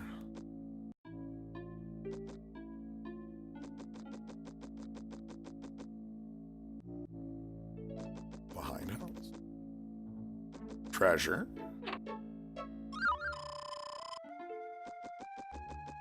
I'll take a healing potion.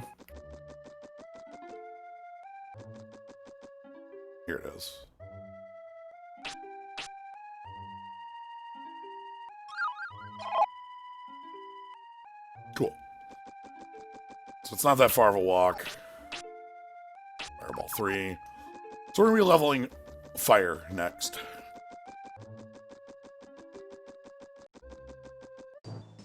Jelly.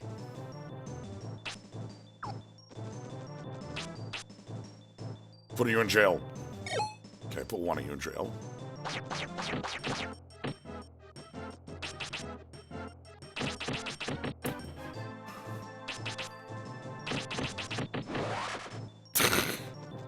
Nice.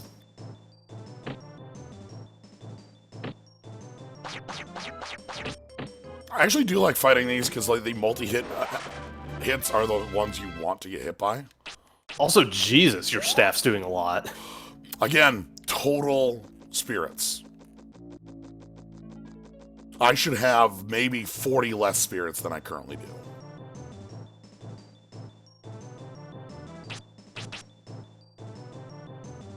Two in jail. One in jail.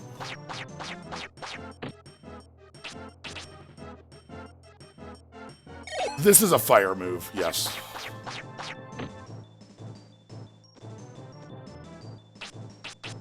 The homing arrow is a fire move.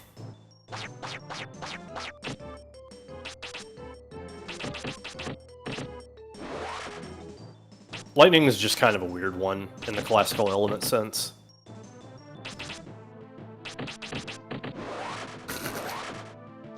I've seen it grouped up in fire, and I've seen it grouped up in earth.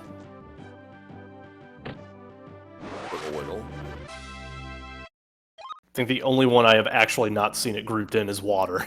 So everyone else has a case. So 50 is max.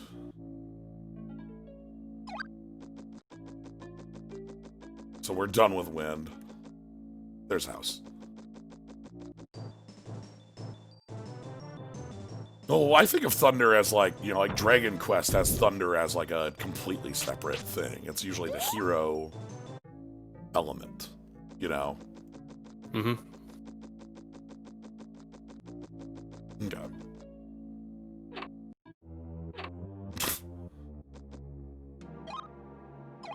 I don't know if I can do it in-house. I'm just not going to try. I've already done enough. Anyway, like the last dungeon, more bread. We are bread collectors. I think about like 6 breads in the pocket for a rainy day.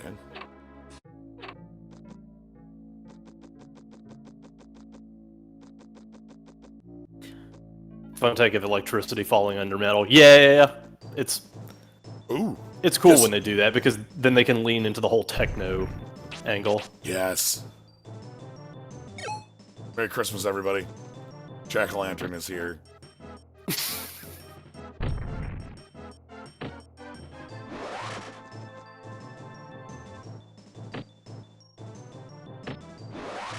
But yeah, my staff should be doing like 50 damage in this area. Not 100. Okay. Anyway, from here, forest is I was going to say a straight line, but it's more of a squiggly line that never ends. I don't think it's possible to have a straight line in Quest 64. The beanstalk was. Even that was kind of squiggly, but I know what you're talking about. So, we're going to come up on a boss that you usually fight by just having avalanche. We're probably going to bop them with a stick. There's the boss. So this is, Zelst? Something close to that? Zelst. So they're a wizard who stole the Wind Jade.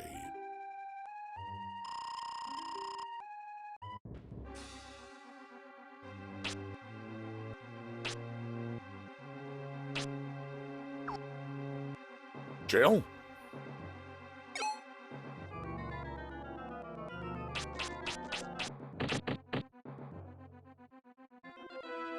Nice paper crayons.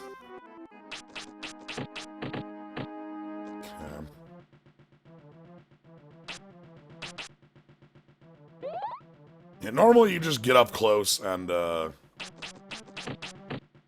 hit them with avalanche 3 times and they die. Let's see how wind does against them. I know they're wind elements. This probably won't be great. 20s? It's fine. Oh, that's the walk forward one. Okay. Yeah, I think this boss is backwards, where it's like you actually want the close range one. Yeah, and then there's wind cutter. Okay, yeah, never mind. You want the mid-range move.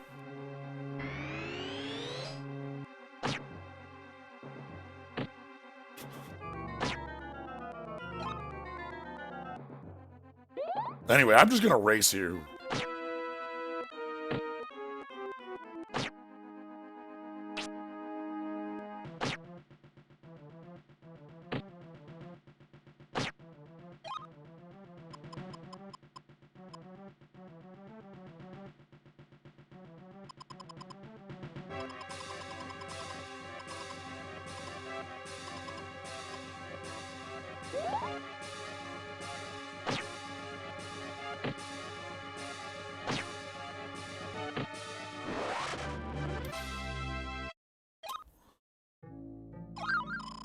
Wind Jade. So yeah, the power of the wind boss is that we can't use our wind skills against the wind boss. That's the strongest thing they have against us. Anyway, we ate some bread, as you do. Eat some bread, the boss dies. But yeah, what you want to do in that fight is try to get them at the mid-range, because it's really easy to dodge that one if you know it's coming. Because you just walk forward. Oh, okay, you got compression. Excellent. So that one rules. This move. Oh my rules. god. This move rules. Okay, yeah, they did. This move is extremely good.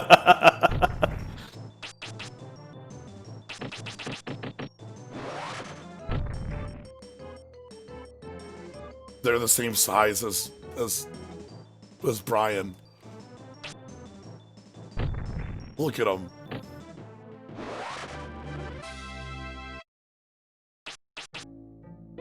Yeah, so compression's funny.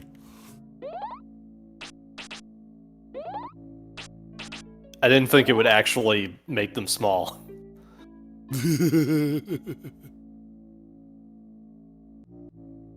You get to have an actual functional graphical effect sometimes as a treat. Yeah, it looks great. I love it. Anyway, we can open the door from this side. This was locked before. Yeah, so now we're going back to Larapool, because it is now time. Yeah. If we go back to Normoon, we can get people... Ah, the bridge was out, yeah.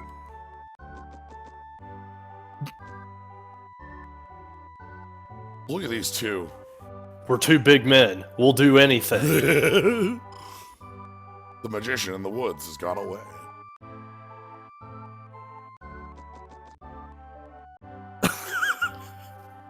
What is this, like, Pope? What? That looks like a Bloodborne. That looks like the dude from Parks and Recreation, except there's a Renaissance painting.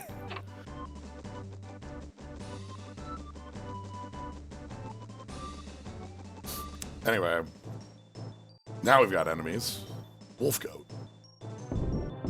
Fuck that. Fuck that. Fuck that. Fuck that. I will not fight anyone who has that spell available to him. That's avalanche, by the way. That's a real good way to get killed.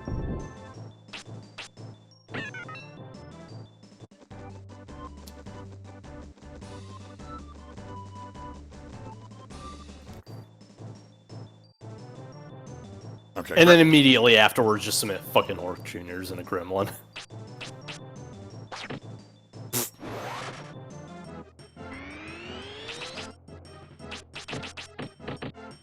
This game has FF2 stats. It also has FF2 enemy placement syndrome, in a way. got dueling wind. Alright, fine. We got to the level appropriate encounter zone and then took one step down below and oops, we're in hell. Want to see Compressed Orc Jr.? Yeah, let's do it.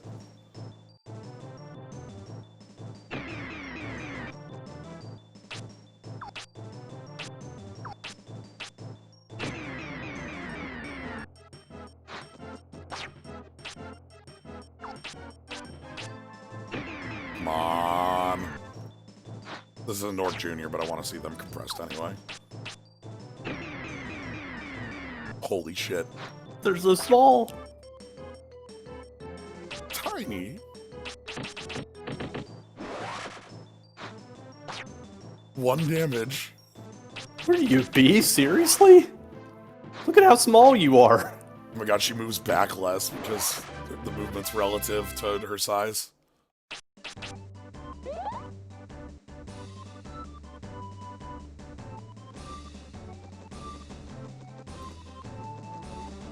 The enchant weapon works fine in this setup because we have a ton of spirits, so our stick damage is already high. Alright, here we go. Tiny Orc Jr. First I need to clear out the place.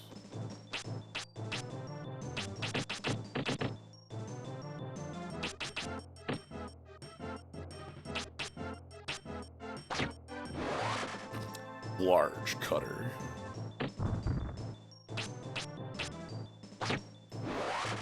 Okay, here we go.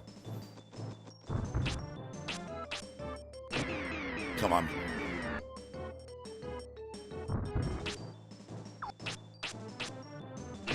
Come on.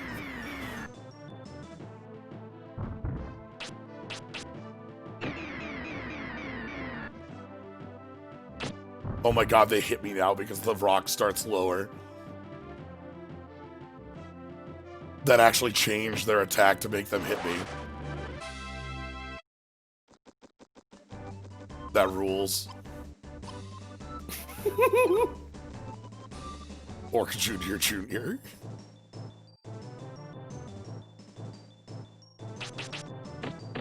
Yeah, this game's fun sometimes.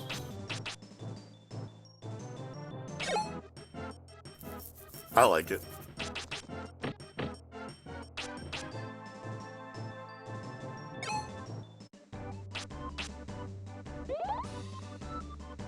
Alright, anyway. Time to get... I could just use wings and have bed here. Like, I don't actually have to do this walk, by the way. I mean, do you want the levels? Yeah. But it just occurred to me. I'm too late to remember it, but you could just use the damn wings. That's what they're there for.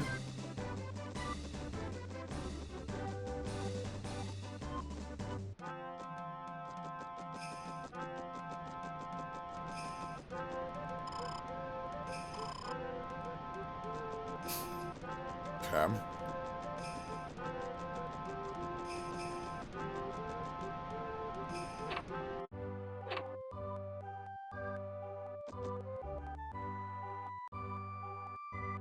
Yeah, this game is super easy to... Again, the biggest thing is knowing to level water. Yeah, water is the one that hurts everything else, just because water has healing. The baseline functional spell that you absolutely need. So if you're going one way or the other, then, oops, get healing. Like, every other element will work fine for damage, and, like, you know, you'll run into problems where, like, some enemies might resist an element because, you know, whatever. But in the long run, you should be okay. Anyway, we can now go in here and talk to this person.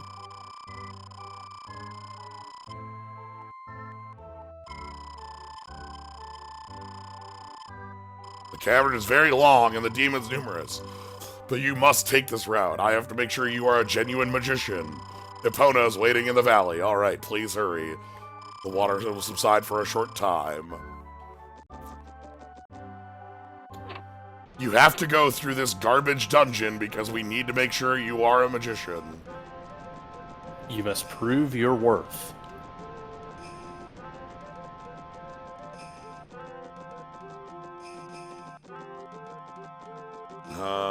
spirit down here, right?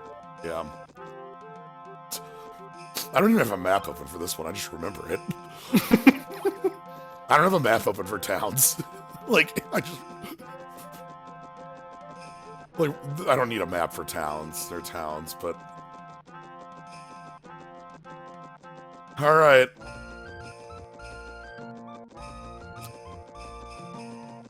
Are you ready for the worst dungeon in the game? That's a hell of a statement, but yes.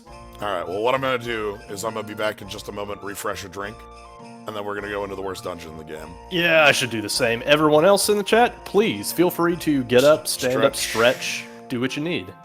Take care of yourselves. We'll be back in a minute.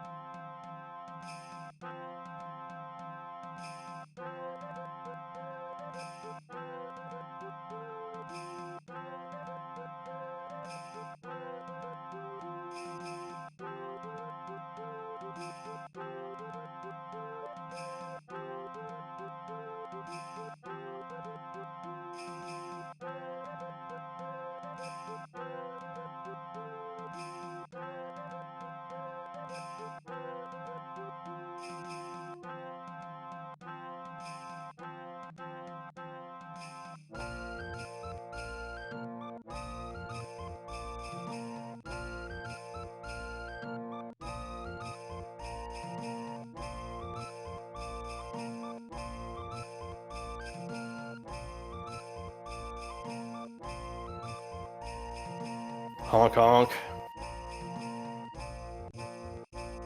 Alright, we're back. Hello, hello. So, with that, Blue Cave. It's the worst part of the game. I think that's saying something. It's long, it sucks, and it is very confusing.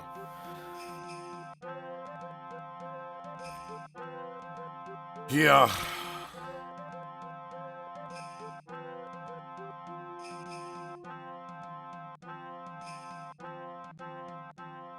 So yeah, my The speedrun, the speedrun skips a lot of it. We're not speedrunning.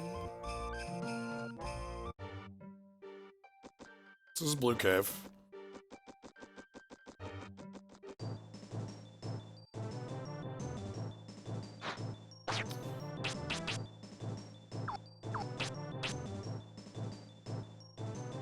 Ah, no eyeball jail. damn, you hate to see it. There we go. One eyeball jail. What is enough?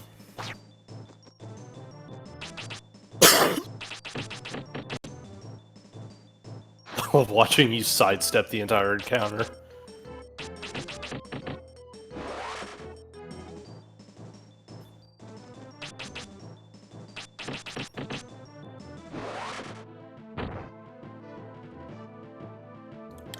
Yeah, right.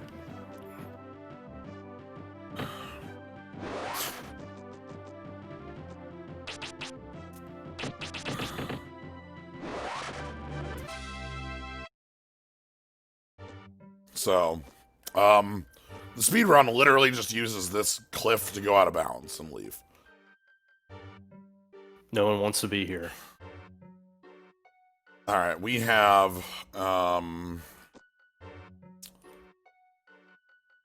Well,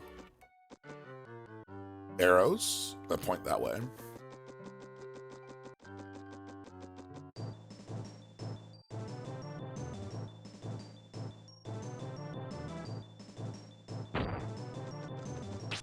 Yeah, my company sent me a Christmas care package. As you do. It's just a bunch of, like, miscellaneous food knickknacks. Nice. It is kind of one of those things where it's like, it's 2020 and like, yeah, but a Christmas bonus, they're nice though. But, you know, I'll take free food. Also, I just got here, so fine. Yeah. So here's the first of many annoying parts of this dungeon. The game's encounter rate. Here's the second. Getting turned around very easily. Now, I went the wrong way on purpose there.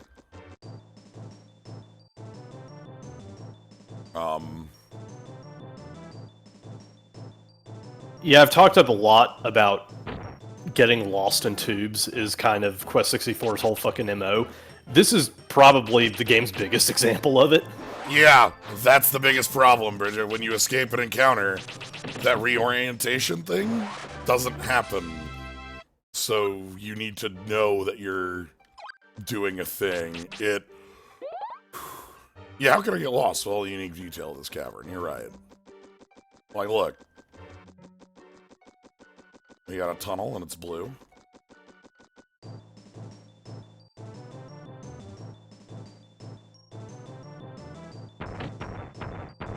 Also, the enemies don't fuck around in here either.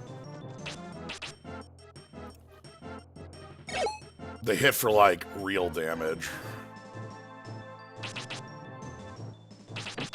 Yeah, why would you ever run from combat in this game?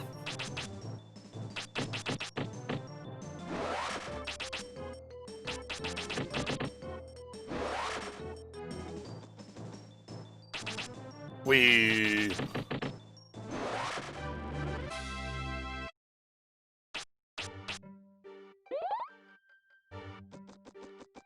Okay. So I took the way opposite of the arrows, and you might be wondering, Jens, why the hell did you already go the wrong way? It's this. I wanted this. By the way, this is the shortcut into the forest, right? Yes, that's the forest up there. So we're going to do the thing. This is, I think, the only one I'm going to do in here.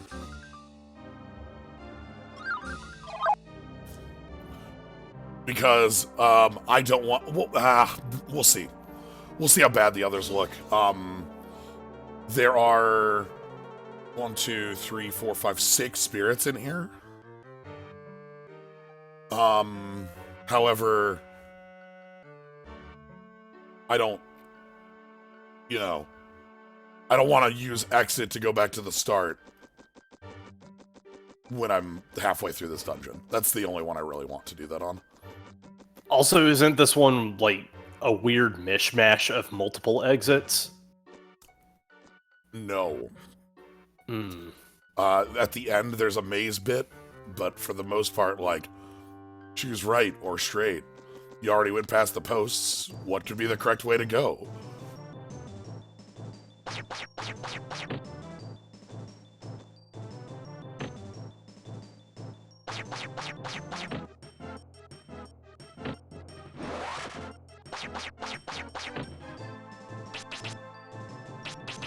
At least Wind Cutter does a lot of damage for us. Yeah.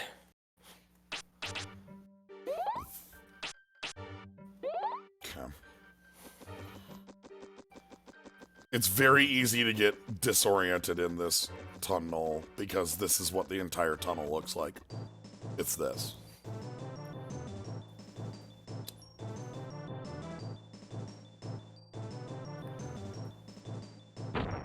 Indeed, that is our landmark.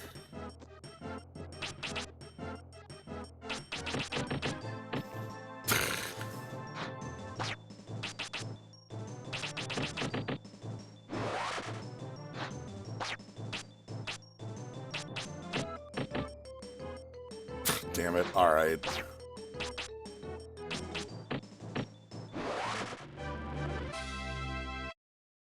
I am still wanting to fight fights for more health, for more upgrade, you know, things like that. Oh, look, another arrow bit.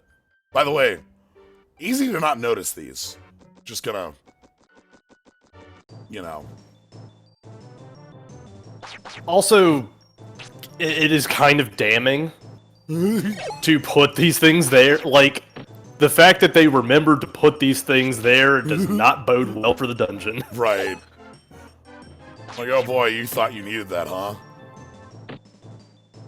Uh-oh. I was gonna say, you better die in 2 hits. I do like that these enemies are called multi-optics. Enemies are really good in this.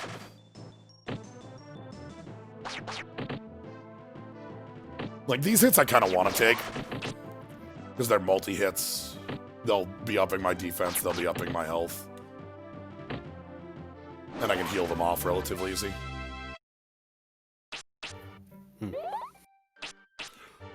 Again, imagine the cave without healing. We didn't do it, but I just want you to know that that is a thing you could choose to do in this game. Yeah, 33 defense. We're...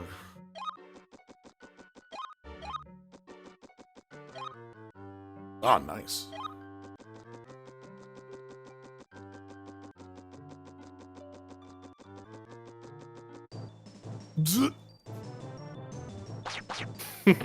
Camera. Healing a system with mana cooldown is super powerful and game breaking. Here it's not. Here it's necessary, and if you don't have it, you're screwed. Like, because you don't have, like... Making it through this cave without healing spell is effectively just escaping from every fight. Healing is optional in this game, and there is no signposting. Yeah. Sure, Council, you're not wrong there. It's just also necessary. Like, the game doesn't function without that. Like, if you went Wind Earth, you would have no healing ability. By the way, I guess we get to choose. Cool. Oh god, I'm gonna get turned around here, I know it. I can't escape this fight or else I'll get turned around. Alright, we have to win it.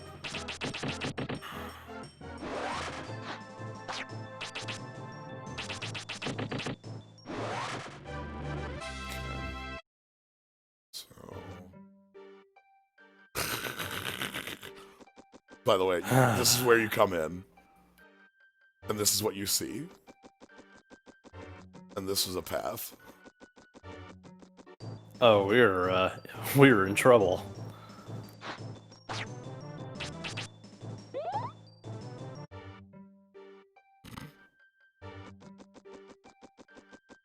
Anyway.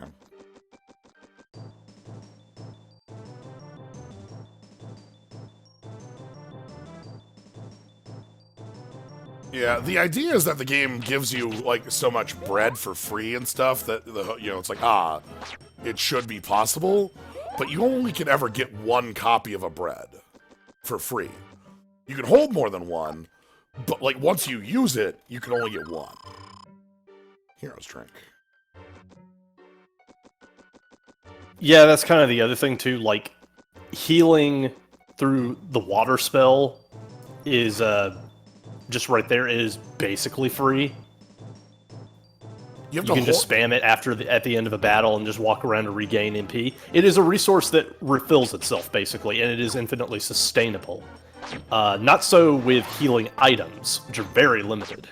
Yeah. Well, they're not limited. It's weird. They're not limited in that, like, you can have a ton of them. Like, you can always have a bread in your pocket. No, T-Larn. That is incorrect.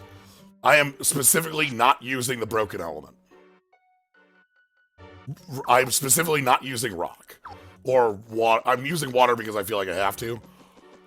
Rock is... I don't feel like I can get through this cave without healing. This is the reason water has points. But rock is So rock has 2 spells. Yeah, red is renewable per run. That's like... Ah, yes, Estus. That makes sense. Because you can always have 1 bread, 1 big bread. But you can't have... Like, once you go below, like, more than 2 breads, you can't double up on bread anymore. So... you can also get items from enemy drops. We're going to take the other cavern here. Now, this would be the other spirit I would use the exit. Oh my god, yes.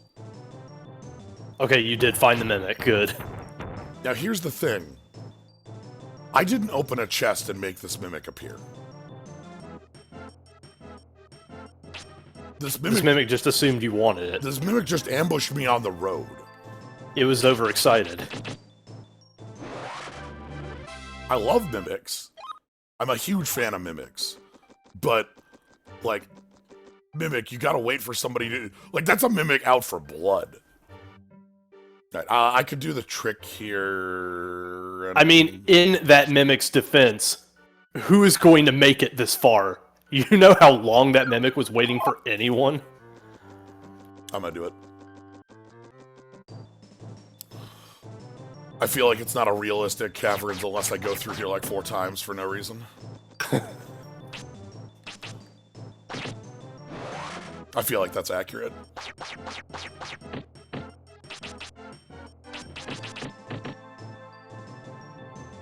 Oh god, watch out, crawler. Oh no. Oh no.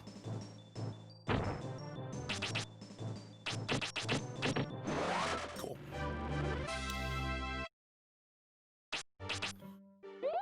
So yeah, so we're talking about Earth. We talked about Earth a little bit. You know, we've talked about Earth, but Earth is the busted element in this game. Water's the necessary element in this game. Nice, Mimic again. Look at the Mimic moving! Look at it! Look at it! It's so cute! Hold on, hold on, hold on. I need to get a better look at this Mimic. No, hold on, we need to get a different look at this Mimic. Oh my god. I want to pick it up and keep it now. Can I have it?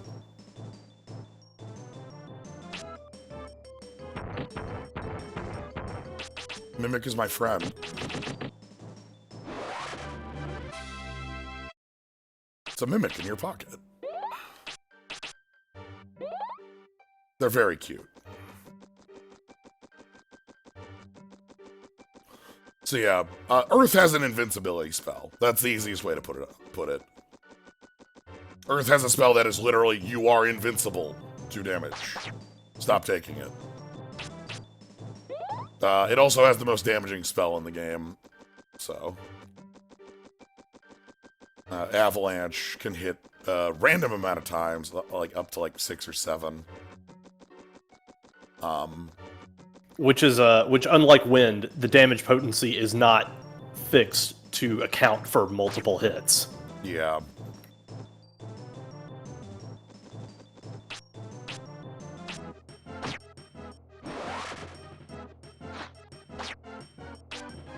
Gotcha anyway.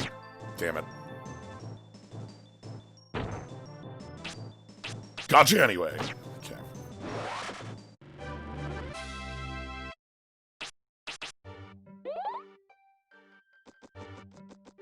Okay.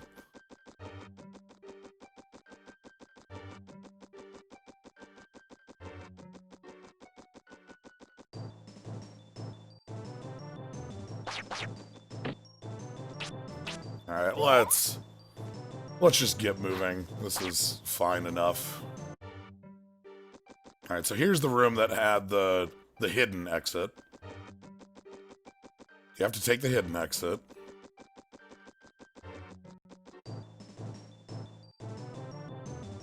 Mimic.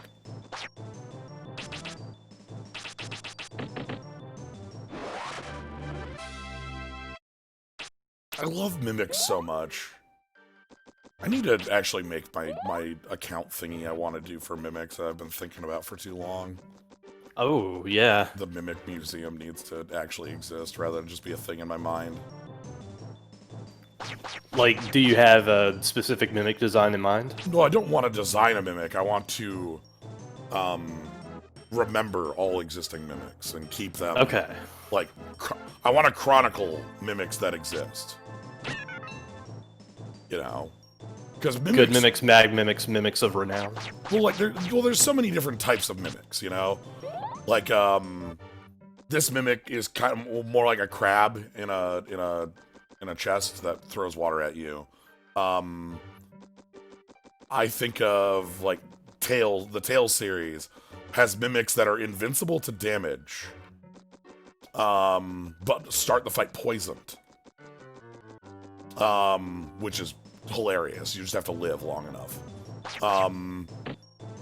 You know, Dark Souls has its big mimics with the feet and, you know, the specific. You wear them as helmets, right? And the big old tongue. You know, so I want to create the mimic museum for mimics. That's a project that's been on my mind for a long time, and I need to just make it. I want to like give a reserve a spot for the kill 6 billion demons mimics, the ones that have a hive mentality and are very stupid and will mimic the nearest object. So you just end up with like rooms full of mimic chairs.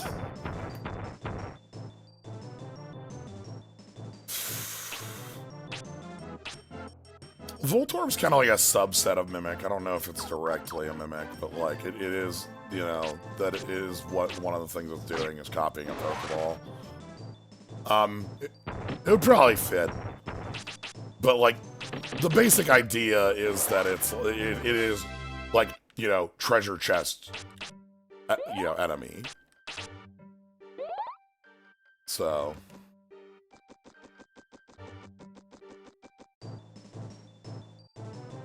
But yeah, I think the best way... I've not come up with a good, like, place for it is the thing. Because, like, where do I... Like, do I just make, like, you know, like a Twitter account? Kind of like a Can You Pet the Dog? Sort of thing? And just call it... Is this a mimic? No, like, just... I think I just call it the Mimic Museum. Just call it the mimic... Yeah, okay. Anyway, welcome.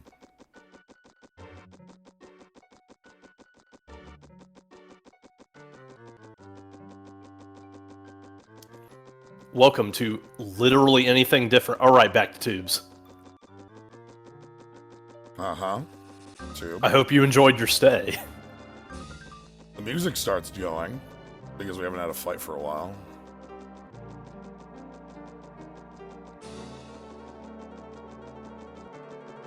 Uh-huh.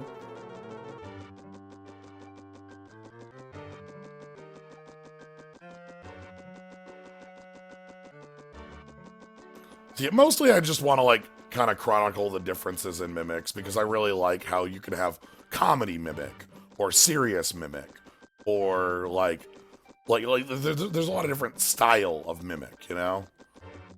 Mimic what laughs at you, mimic that wants to eat you, mimic who hoards treasure, mimic who does not hoard treasure. You know, mimic who likes to sit next to other treasure chests and hide. Mimic in the middle of the road. There they are. Mimic who takes forms for protection and not necessarily to harass anyone. Dragon Quest Mimic, yeah. Yes, I want this. I had to think about that. Even with a map, this place sucks, by the way. Just... Yeah, I kind of guessed. But I think there should be treasure down this route.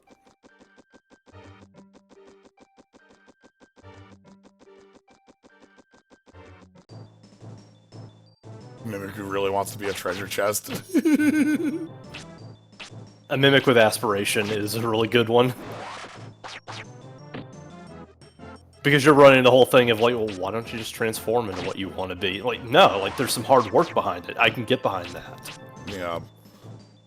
But yeah, it really just starts from an enjoyment of the different design sensibilities of different games and how some games have like a very cartoonish style but you know, but treasure chest, what attacks you is still commonplace.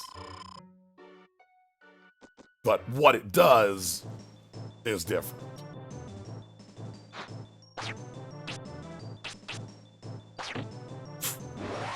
Mimic that is clown, mimic that is sad clown. Yeah.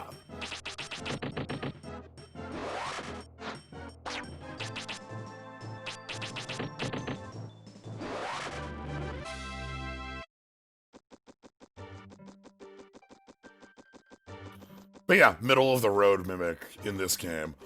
Ooh, that's a good one. Mimic that always chooses forms that are, like, inappropriate for its scale.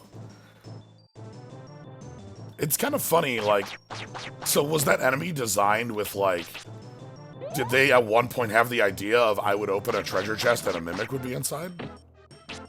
Was that in the design at some point? And, like, they just said, like, well, you know, we never got to it, but we have the enemy.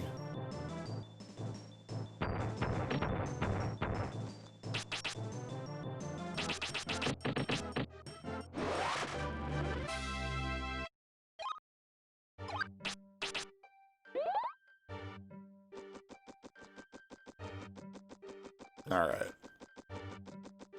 Okay, now we're getting into mimic politics. Who mimicked who? Oh, God. Who's the original here? So many crawlers. By the way, I think we're maybe halfway through the dungeon at best.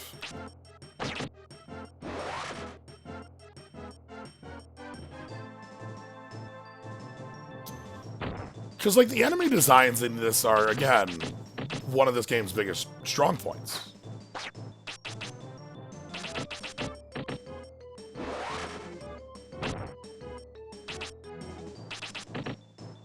Alright. Let's keep going. Welcome to Blue Cave. We're still here. My definition of mimic, just to keep it simple, there's obviously like, my definition of mimic for the Mimic Museum, not my actual definition of mimic, that should actually be different, is copies a treasure chest. That's the important bit. For the purposes of what I want to make the thing for, it is things that are like a fake treasure chest. Now, obviously, like, the Mimic Gazebo is a very well-known mimic, but that doesn't fall under that definition. But that's because I'm taking a very narrow view. I'm taking a subset of mimic. And it's just treasure chest mimic to start. It might grow to be more than treasure chest mimic, but it... I went with... The name Mimic Museum has been in my head because of alliteration. That's basically the reasoning behind that. And also because I like the imagery of it. I love the mental... Again, I haven't made this. It's nothing. It's just in my head. But the mental image of you walk into a museum, and there's a treasure chest, and there's another treasure chest, and there's a third treasure chest. And they're all of different styles. One is super futuristic. One has like a you know, the chain that's the wrong way. And maybe they're next to a normal treasure chest from that game, you know, for like a reference point. And that's the museum part of it. Like, just the imagining you walk into the Mimic Museum. Please do not disturb the mimics, you know. Please, that's rude. Right, one is a floating treasure chest block. You're left to contemplate the context of all of these mimics. Yeah. What is their purpose? What are they bringing to the game exactly? Yeah, and so that, basically, I just want to chronicle them. So, that's the entire idea, is me wanting to chronicle my favorite type of enemy. The treasure chest that wants to attack you in some way. Oh, fuck.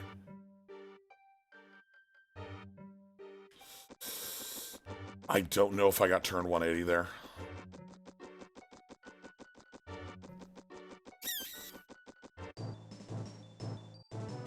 It's fine. It's probably fine. That's a lot of wind cutter. VR chat world, ooh. That'd be fun.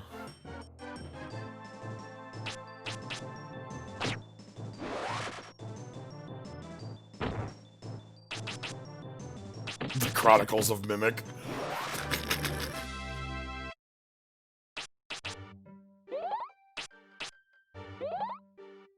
Y'all bringing some good ideas to the table. Sometimes the only way to defeat a mimic is with another mimic.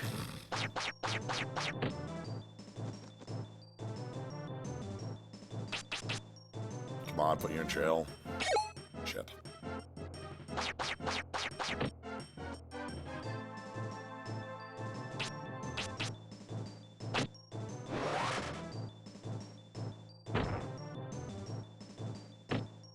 Let's just bop you with a stick.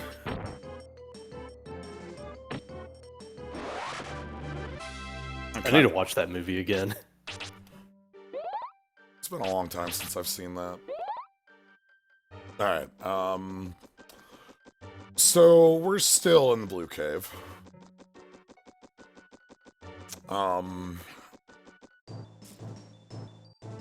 Yeah.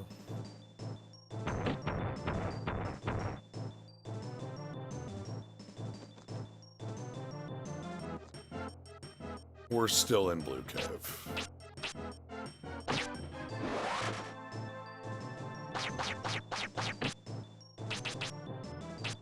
Like, think about, like, you have to Lloyd's Talisman, the Dark Souls mimics, you know, and you have to, you know, things that are unique about them. Alright, one last one here. We're gonna bop you on the head. Bop.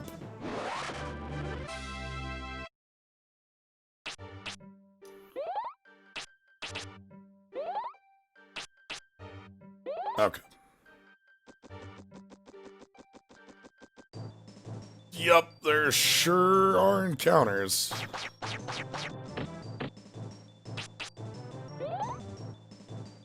Please.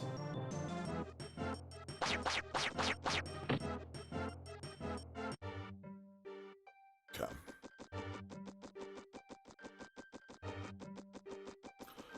I want you to appreciate how easy it is in these tunnels that are a straight line with curves to get 180'd.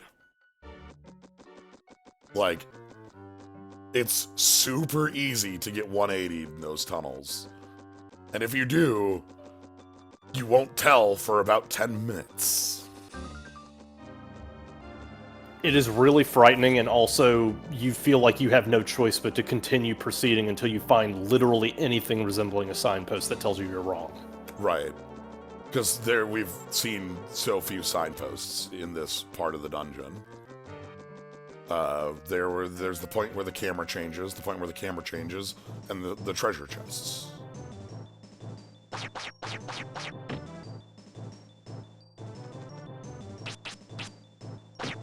Ooh!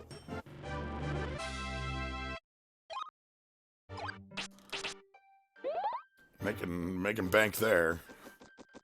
How are we doing on fire removes? Impression, fire bomb, fire pillar. We'll have to try some of those out. And you have power staff too. That's 22, I think. Ooh, that's big staff. All right, now we are entering the last part of the dungeon. But okay, to call it the last part of the dungeon is to. We're not at the end. Like, this is the maze portion of the dungeon. Literally. Like, look. Come on. Well, time to pick a side.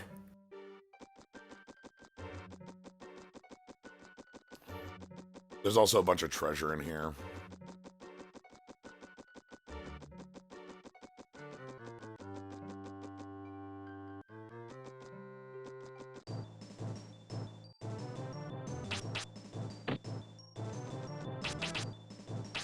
And here I was hoping the corridors were too cramped to do this.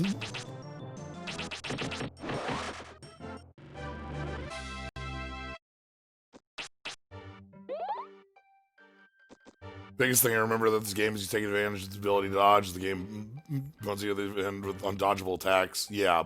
If you spend the whole game, if you haven't spent the whole game grinding defense, yes.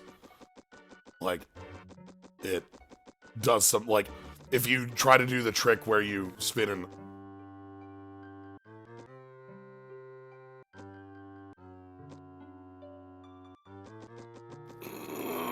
Alright. It's a spirit and a treasure chest. And I know, man. it could be a mimic, so, you know. Like, imagine if it was a mimic.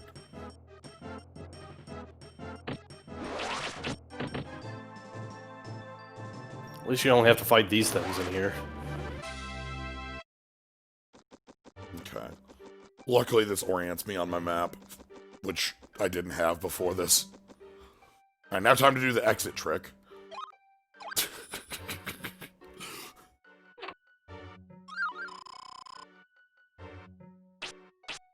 You ever have that moment where your brain just stops? You can't even react. No! Alright, so we're gonna go back this way. Now, I know where I am now on the map, so I'm gonna go get the treasure in this area. No, literally, you tried to make that joke and my brain just made the Windows startup noise.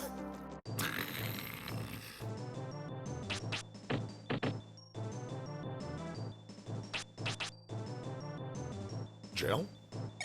Hey! It's been a while since jails worked.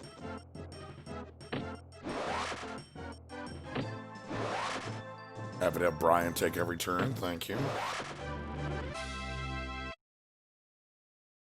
Okay, so... I take this route. Yep.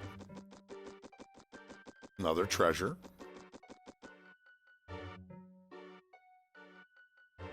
If you left-hand rule this room, you'll get out very quick.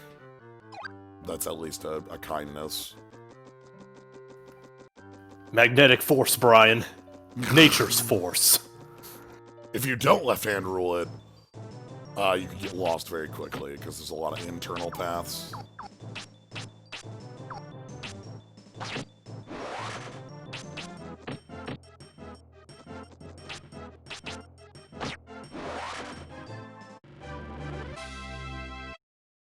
Alright, so, which we're going to be taking.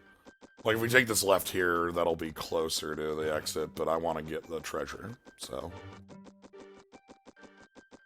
There's the treasure we passed. And then... here... is another treasure.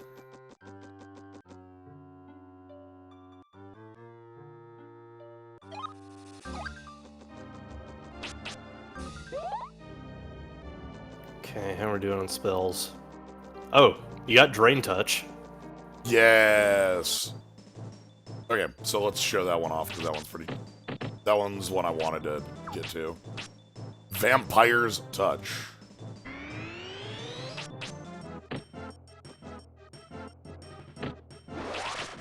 I heal 34 on a hit. Okay, that is substantial given how much damage your staff is doing.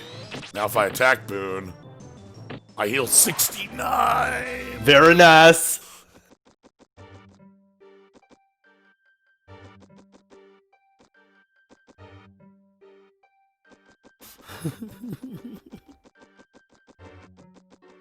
Okay, we're going for the final treasure in this area.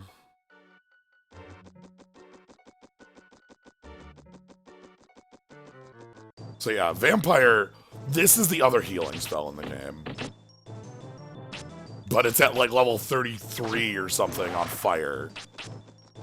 It's good. Like, it's not a bad spell. Like, its only problem is that it needs enemies to function. Yeah, you can't do it outside of a fight. But like, you know, your attack right now so remember our stick deals a lot more damage than you would normally would because of the soul glitch I've been doing. This is the last treasure in the cave, by the way.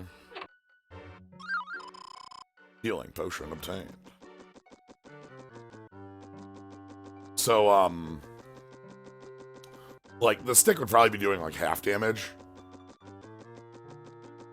But... Vats. Yeah, there's a number of bosses where that specific combination can just be like, well, you know, where, like, remember the wind boss that we just, like, when we fought wind boss, we just went with the, we're just gonna race you. But if I have heal 50 on my auto attack on race you, you know, that changes the math considerably.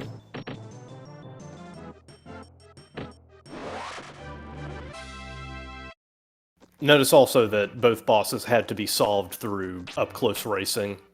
We could just because of the nature of our spells and also like the nature of how our stick ended up doing as much damage as it does. Yeah. Sadly, like, especially with Zeus, with our setup, our best range move is Wind Cutter, or Large Cutter, but Zeus is Wind Elemental, so Large Cutter just isn't dealing real damage there. So... Alright. I saw it. God damn it. Can you tell when the correct time to hit is? Help Brian beat up the skeleton bat. Brian, do you know about timed hits? Okay.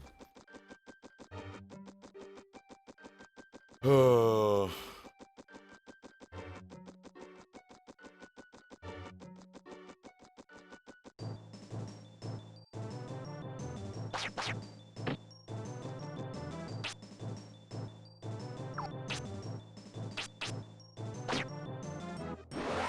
Hey, blood gel.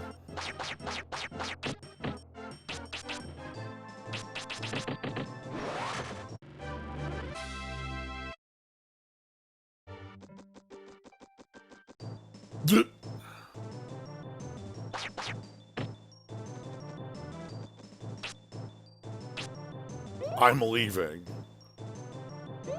By the way, the other thing that confuses you in this tube dungeon, elevation. We've just been going up places and down places, and there seems to be no rhyme or reason to it. We got different enemies here.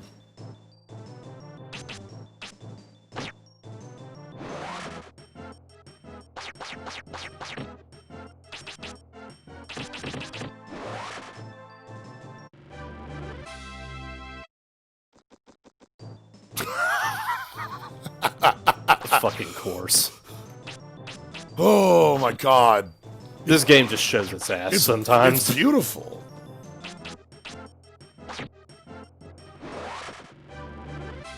That was 2 steps.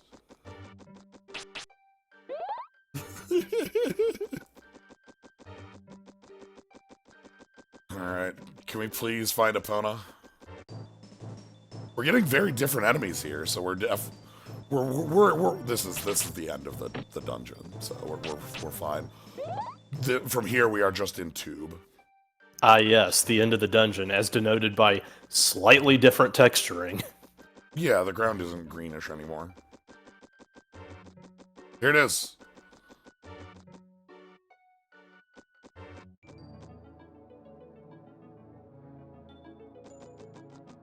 Welcome to Crystal Valley. Oh my god, listen to how much this is very much trying to be the prelude for Final Fantasy.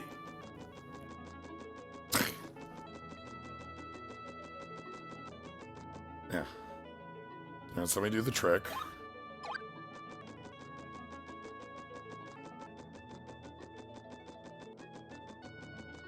I'm not going to be doing the trick for a while here.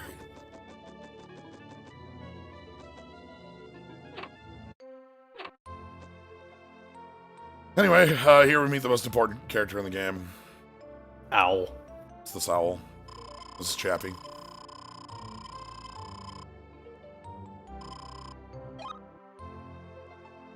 Chappie will save your game. There's some silly things you can do here with the spell Return at the next area, where the game will put you back in areas that you shouldn't really be going to. I'm not going to do any of those because I don't want to, like, soft lock anything. Silly in the sense that you cast Warp when you're in the Dwarven Crystal. It's that. And then... Okay, yeah. It's exactly that. Anyway, the L-Tail book has been stolen. Uh-huh.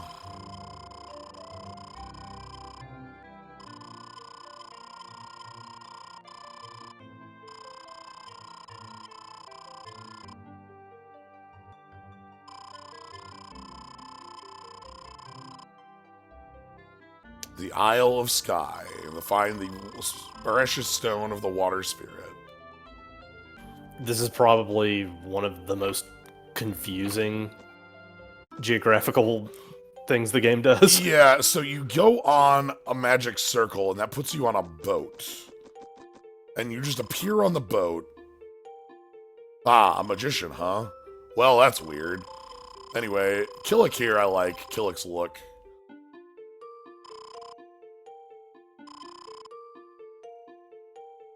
So let me get a closer look at Killick here. Yeah, you can kind of see Killick there.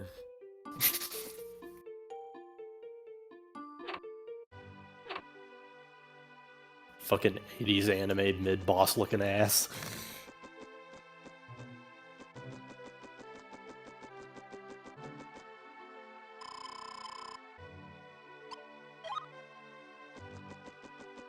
Not quite yet.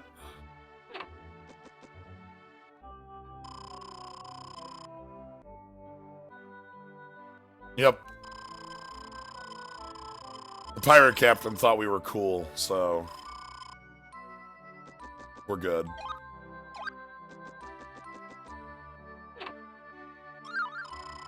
Dragon's Potion! What do you do? Full MP. It's the highest. Yeah, alright. Like, 40 is Hero's Drink, which is almost a full anyway, but... This game is very, very... You know, like... that part we just did there is extremely... Oh god, we don't know how to get you to the next plot beat. Please step on the magic circle to go to the pirate ship, which will take you to the next plot place. Yeah, this is probably like the biggest, oh fuck, this game isn't finished yet, but we have to ship it out anyway. Yeah, until we get to the final city, which is literally empty. But, there's Colleen's house. You might think this place is completely safe because it's a townhouse place, but, no. There's fights here. Entire boss is missing from this version. Alright.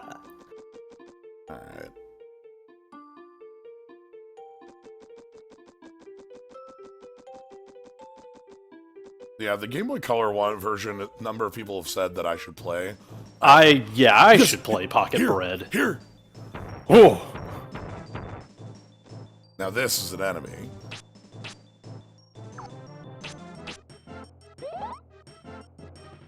The Grand Gatch.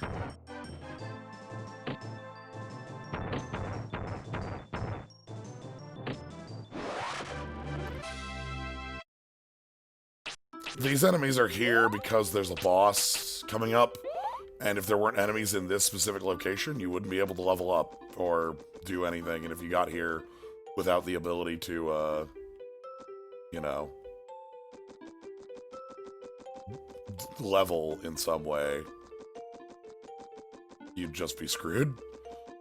A lot of people hype up Pocket Bread, namely because Pocket Bread realizes this game's attempts to be a game better, because it's not a beta. I figure from what people have talked about, it's like this, but like a finished game. And Yeah, like I said, I want to try out Pocket Bread. That's good enough. Anyway, here's Colleen. Block Kilderly. Uh-huh. Greedy pirate.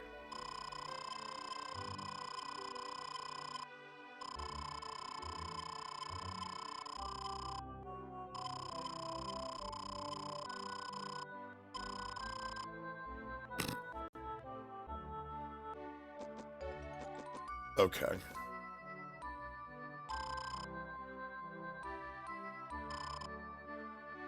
A fantastic gemstone, power of water. This game has so many thieves. Everyone wants to steal orbs and priceless treasures.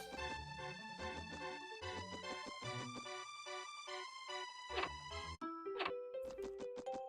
should be one more over. Oh, hi.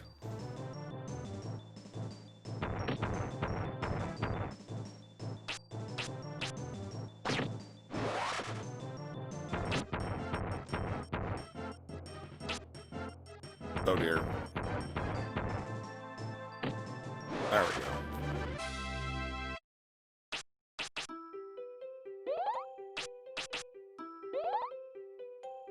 Yeah, it turns out you don't need actual monetary value in order for something to be priceless. Like, it is a stone of arcane magical power. Oh, there it is. You can just want the power. Ah. We got a lot of seeking going on in this game.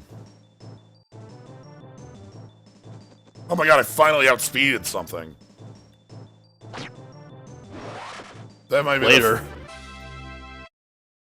I don't think I've had that happen, like, at all. If you just delete an encounter.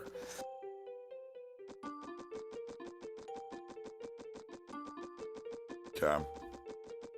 So... No.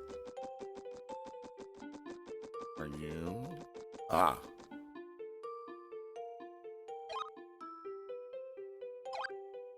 We are doing we did some kind of rituals to give ourselves massive power. Massive power, Cosmic Afro. Okay, you have 2 magic spells now. Magma Ball and Extinction. Beautiful. We'll use them in against this boss, because this boss is water element, so. Alright. And now we're here. Yeah, well, they said go into the magic stones to go under the lake or whatever. Shrug. Anyway, go fight the witch who stole the water gem. So here's the witch who stole the water gem. She is right over there.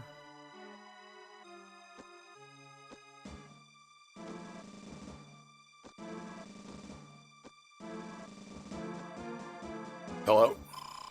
It's Nepti.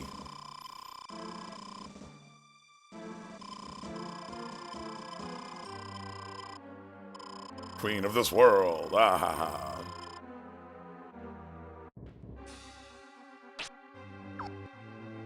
Okay, so you know how Power Staff and Vampire's Touch are extremely powerful buffs?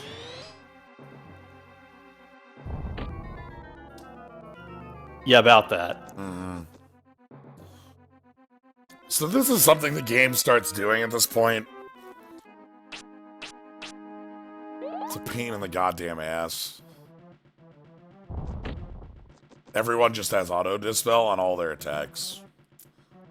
So that's fun. Like, I want to say, like, too many bosses from here to the end have this, and this is like the fourth boss. My understanding is that it's on all of their close range attacks, which you're going to be dealing with for the majority of the fight, because you're just gonna bop them with your staff.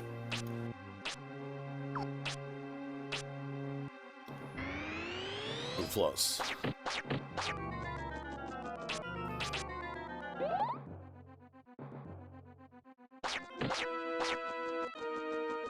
Also, you notice that even with Move Plus, the boss could just walk up and melee me.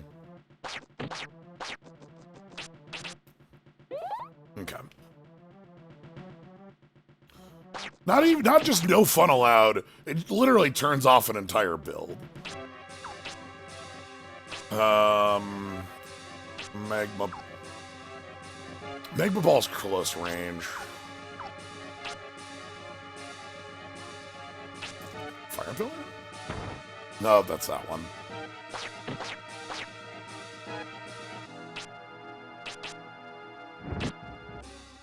Yeah, whatever. Sure.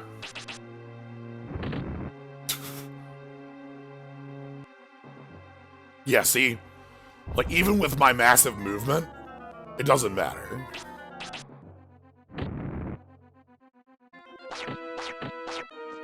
Alright, we need to eat a bread. We're gonna eat honey bread.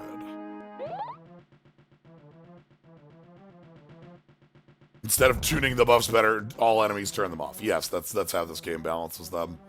Which, again, imagine you were depending on Vampire's Touch for your healing. Whoops, sorry, it's dispelled now. I can take one more hit.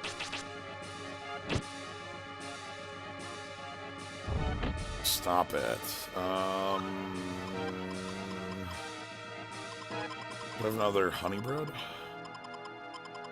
I want to use all of my one. I want to use all of my same bread.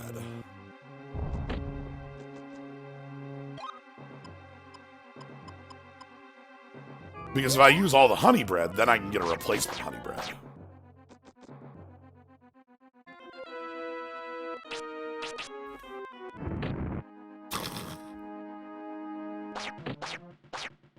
Yeah. You take the first hit and you don't move. You don't take the second and third. Nice going. Boss is weak to fire, so you just don't get to use your melee attacks. That's Nepty. Nepty is kind of a pain because of that dispel, because you just can't do like any buffing plan. But you can do Fireball. So, Magma Ball is an attack with Dispel. Extinction is an attack with instant death. Yeah. No cutscene, they're just dead. Yep. Okay, so we get to go get honey bread again later. So I think this is the point where like things get weird if you do a travel.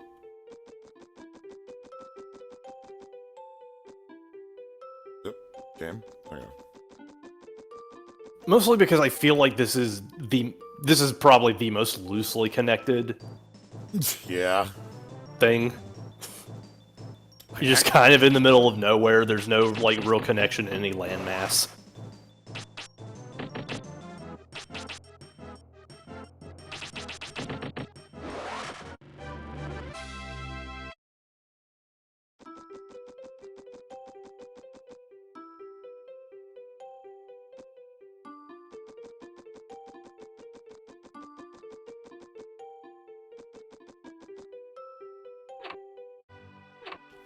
Alright, so hi. I got the gem. Thank you for the gem.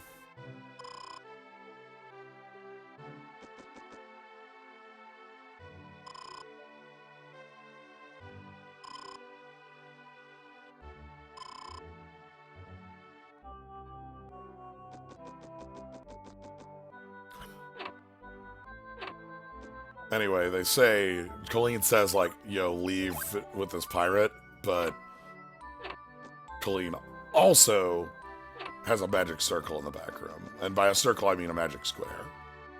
It's totally different.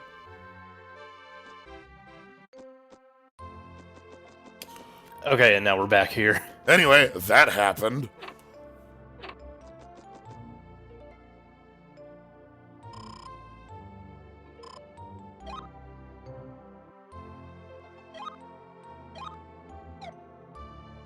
Hey, what up?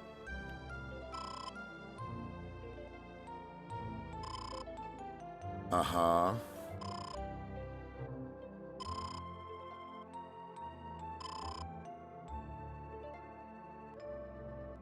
Now you can return to town from the stone circle.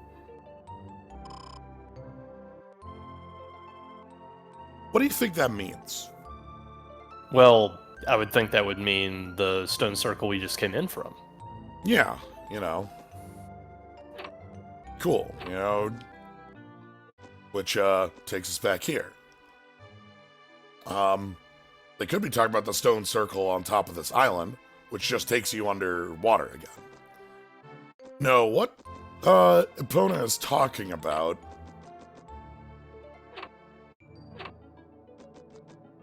is this.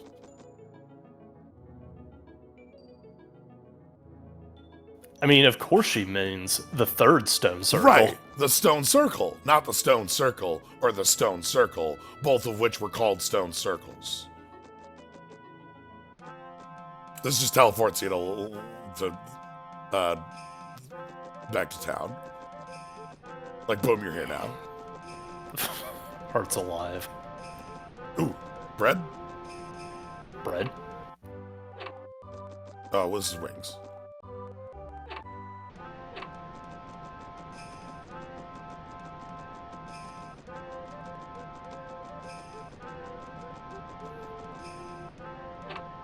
At least call that the crystal circle. No. Yeah. The player can figure it out. Also, where to next?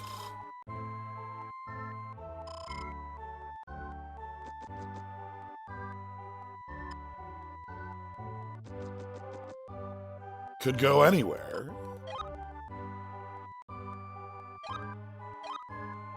You know, we finished.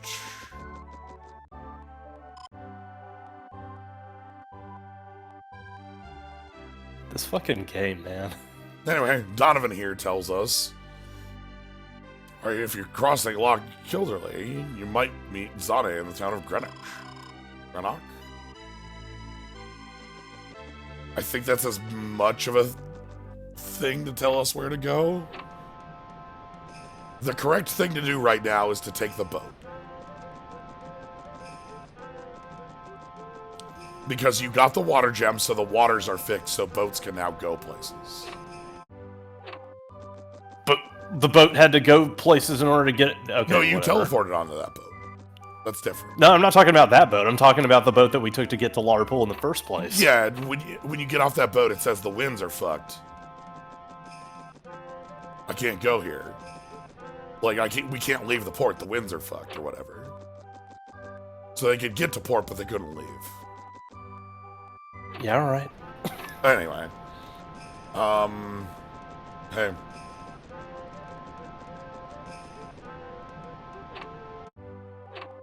What's up? I did your thing. Is this here the whole time? How do I...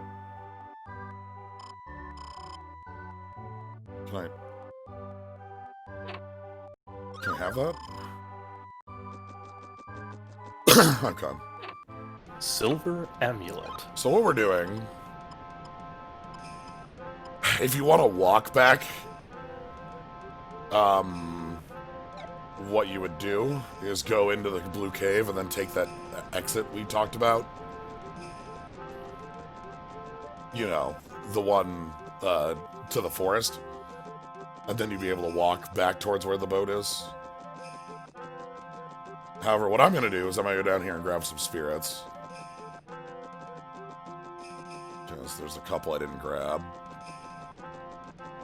Maybe just one. I don't know.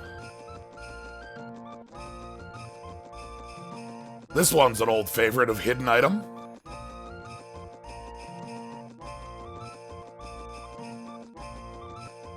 Is it back here? Here. Oh no, it's not back here? That was back there. There it is. There it is. Yeah. Favorite of hidden item. I remember this bit in Sonic Unleashed. You do a whole level, and the last medallion is right underneath the very end. Yep, that's where the last red ring is. Alright. But for real, I'm just gonna use some wings. I want to go to... Dalaran, Larpool, Normoon. Why Normoon? I can get honey bread here. So I want to get a bread. But also I need to make sure I get another wing.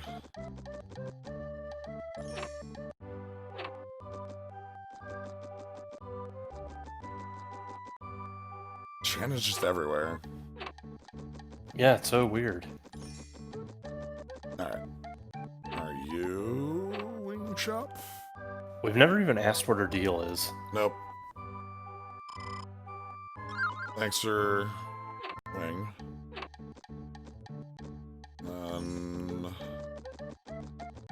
Which of you is bread? You bread?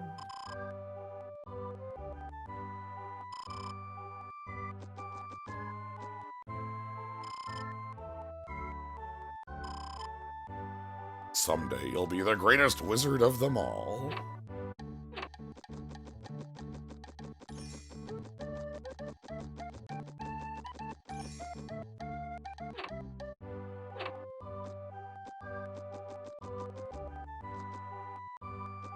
Wait, hold on.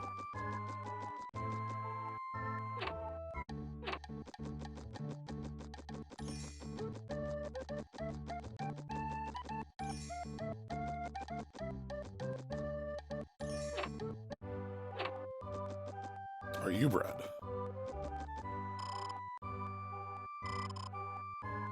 Thank you. Alright, you're bread. Quest accepted. Alright. Now we can go back and raise questions at that mill.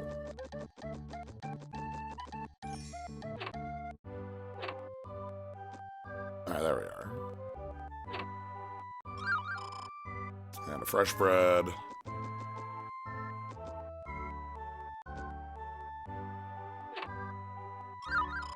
And a hero's drink.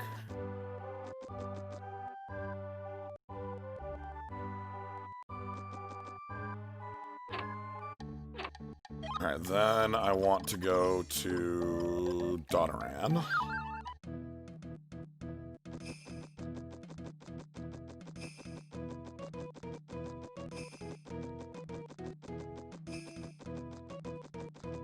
Hey, Donoran. I think your wing. God, it's like you're playing an RPG. You're fast traveling, you're backtracking, you're getting some more quests. Okay, that's fresh bread place. I want not the N. That's the N, ain't it? Yep. Okay.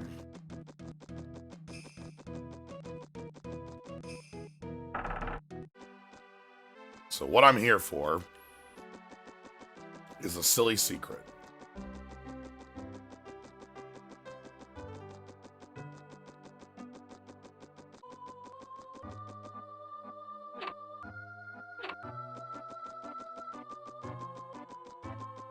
Okay.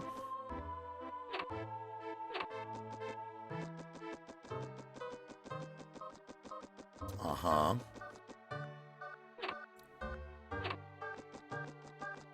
This castle's huge, you just never... Yeah, I was about to say, when's it time to get lost?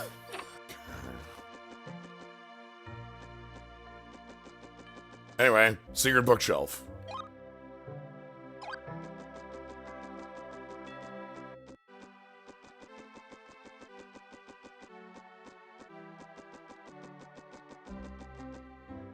Brings you back here. This is the treasure room. So what, you can just get it early? That place, from what I'm seeing, is only open after you get the water gem. Why? Yes.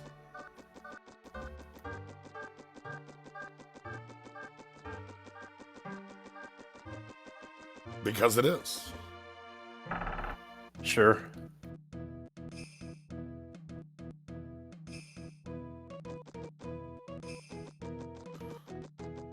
Alright, so let's go, get wings so that I can come back here, and then we're gonna actually get on a boat and leave.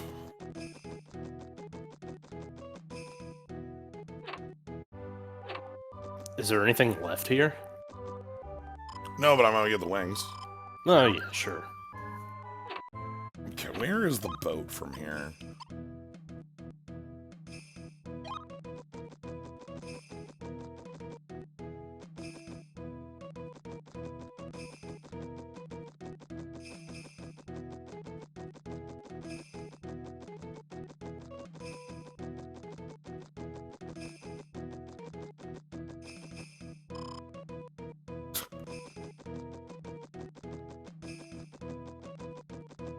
The robber who just stood out in the forest doing Hadokens all day. You know how it is. Man, stop throwing fireballs. No. Never stop throwing fireballs. And then Brian just holds down back for 30 seconds and then goes, 7!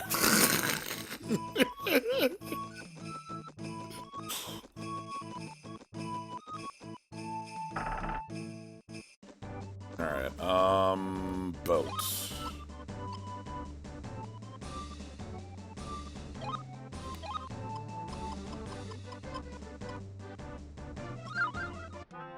I think Larapool is closest to boat. Larpool is, in fact, closest to boat. So let's go here, grab wings, and head to boat.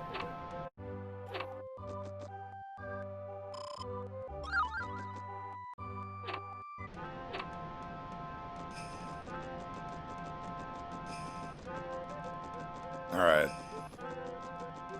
The next area, the next dungeon we have is one that the speedrun completely skips, including the boss.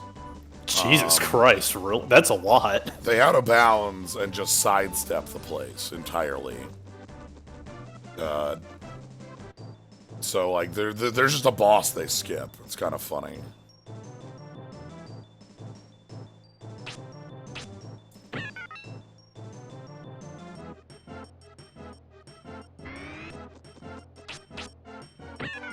Alright.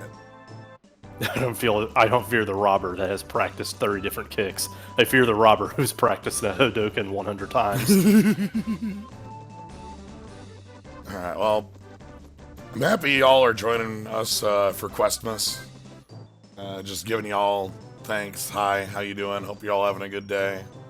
Yeah, approaching like, what, hour 6? 5? I think we're at 5. Yeah. Right now we have... Making good time. Right now we have, oh boy, bunnies.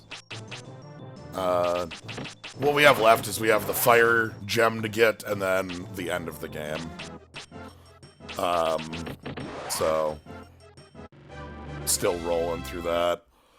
I think what I'll do is I'll get the fire gem and then take a short break just to grab a food. And then we can keep going from there. But yeah, thank you for joining. If you're not already following, it's great if you do so you can catch all the other cool stuff we end up doing. Thank you to Blunt and Medibot for the subs today. I appreciate it a lot. Anyway, we're heading to Limeland. Yeah, I have to go eat up red, basically, yes. Anyway, that's how boats move, by the way. You just go in the door and then come back out and, whoop, you're here. So here we are, East Limeland.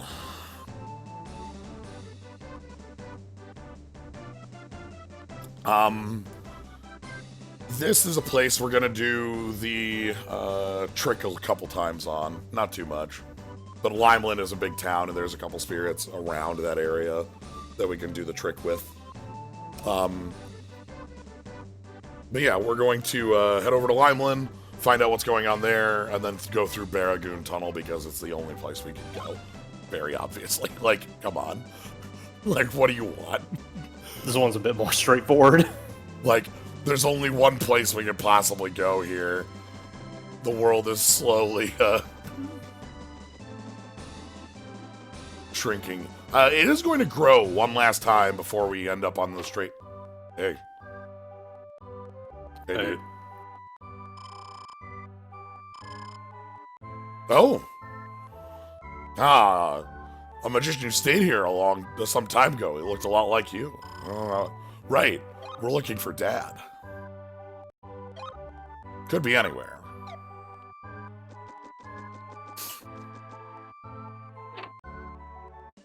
Okay.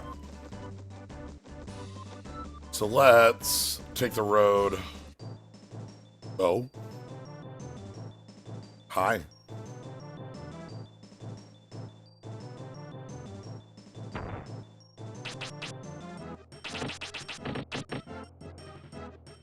Oh. Hmm.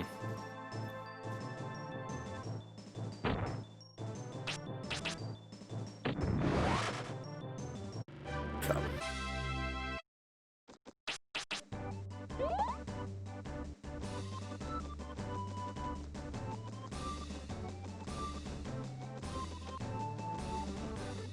That's super fair. Like, Ooh. this game has a lot of charming models. Like our friend here. Fishman.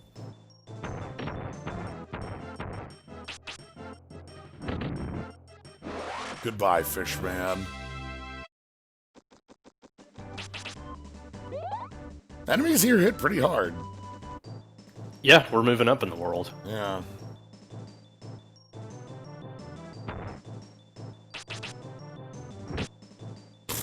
Okay.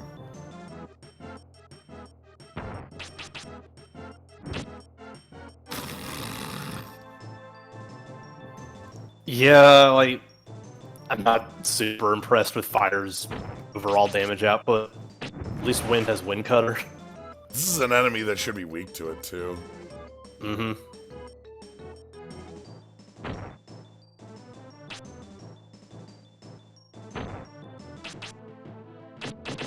I'm not fucking around on that. I could have gone for you know, a bonk, but...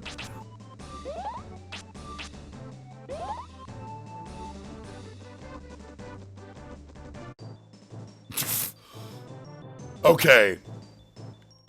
They're growing in number. 3, Cry Shell. 4, Cry Shell. 5, Cry Shell. Ice, Wall, Warning.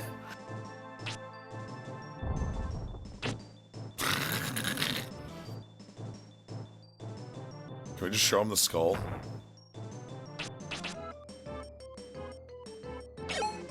Oh. Can show him jail.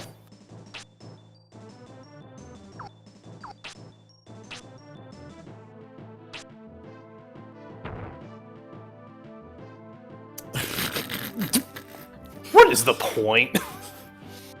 You see how huge that was and it just whiffed? Yeah, not even a miss. The area of effect is just that tiny.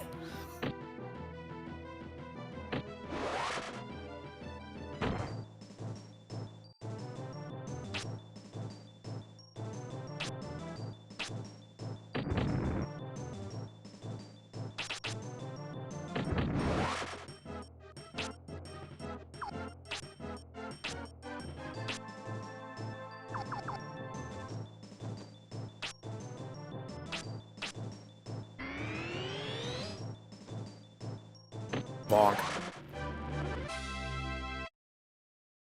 Now that's what I'm talking about.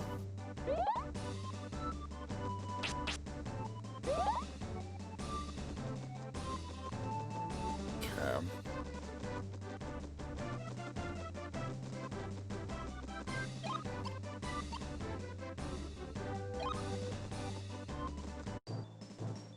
More turtle.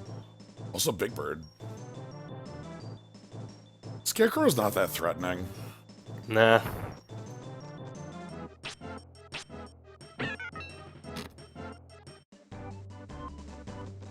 I keep doing those little bops because they give me more MP on the experience move here. I love how often Scan misses.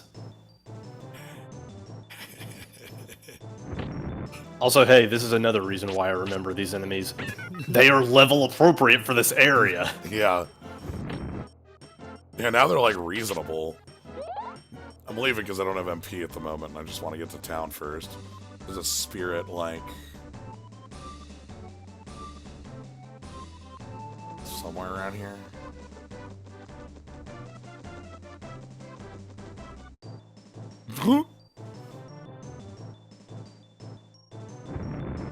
Okay. You know what?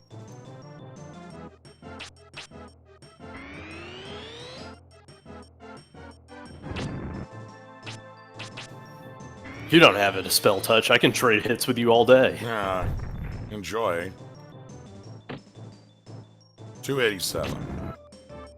73 drained. Oh, my vampire touch wore off.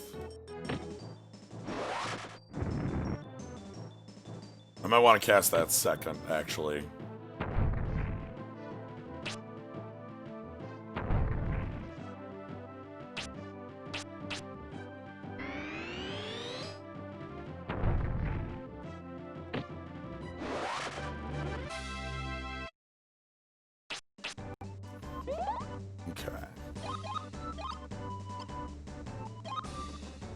Anyway, here's our next kingdom. Limelin. We're gonna kind of wiggle across. You got a nice cape. Yeah, this whole... the world that this takes place on is just a big island, isn't it? Yes. Where we also went to other islands to... Other islands, plural. Yeah, 310 on that.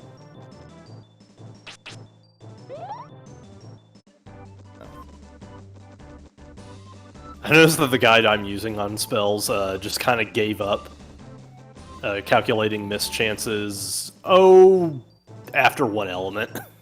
Fantasy, yeah, it's extremely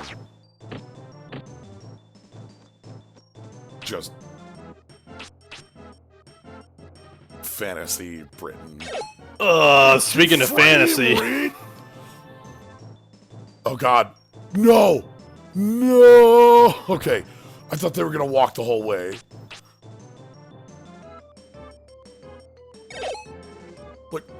Look at this. Okay. Uh-huh. Holy fuck.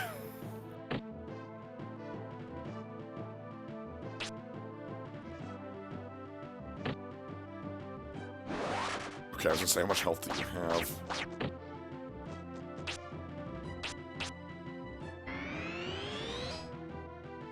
Okay. And you. And you.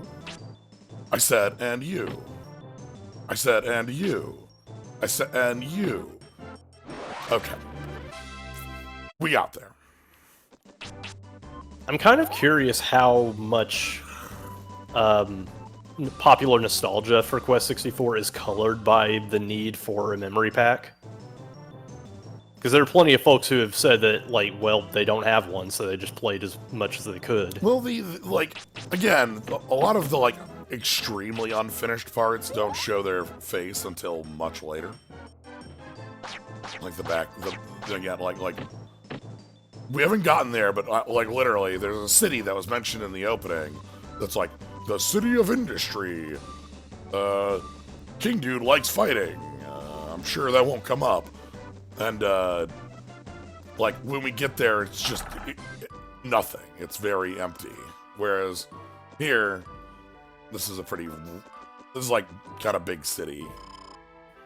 Yeah, that's what I'm thinking, like, folks who did not have a memory pack, they would get to experience much more of the front half of the game. See, I don't even know if it's, like, rose-tinted glasses, because I think everyone kind of knows, like, nah, this game's kind of... You know. Yeah. Okay. Holy shit. Oh my God, dude. Yeah, it's a child. Yep, that is a child. Compare our childness.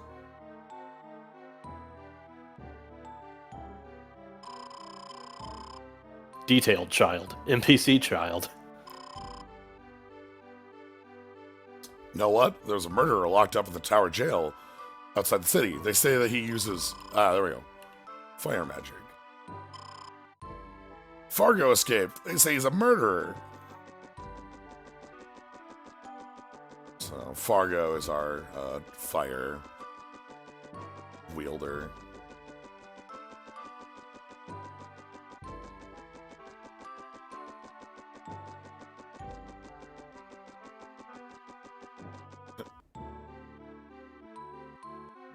You have found the spirits. Oh my god.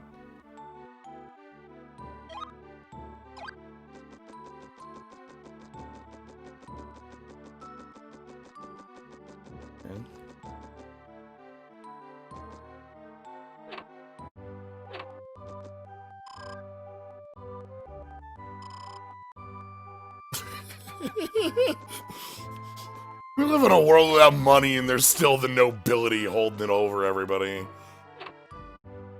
Huh, weird that.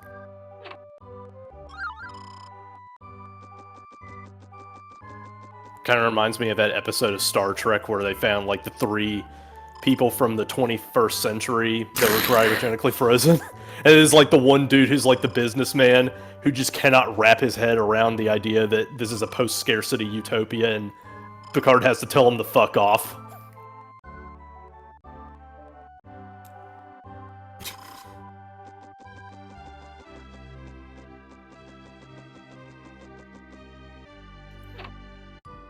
It's true. We are a child who does not have money. We are just handed a bread because we are a tiny child. Hey, Sheldon. He's the villain who tried to take over the town.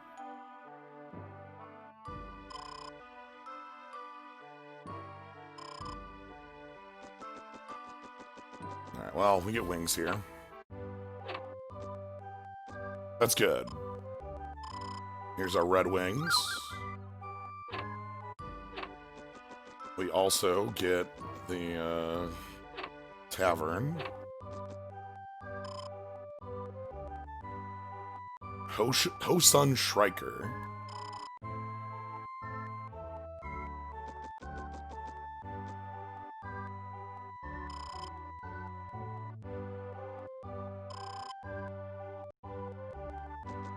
Yeah, so again, we're getting hints of, your dad was through here.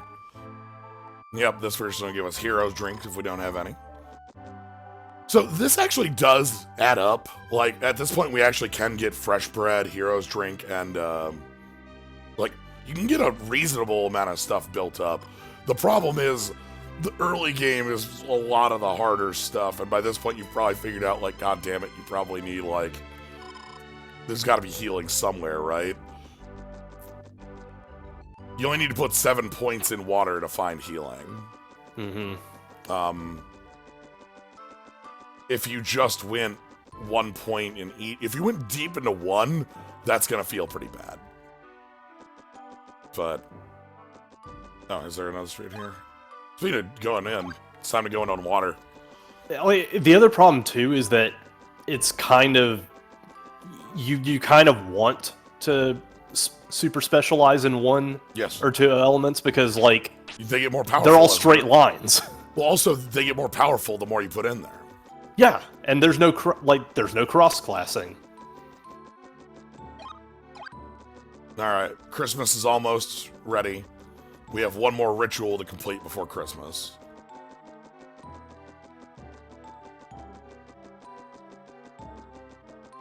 Soon. Soon we'll be at the 50-50 Christmas power. This town's big. Yeah, it's pretty huge. Can I...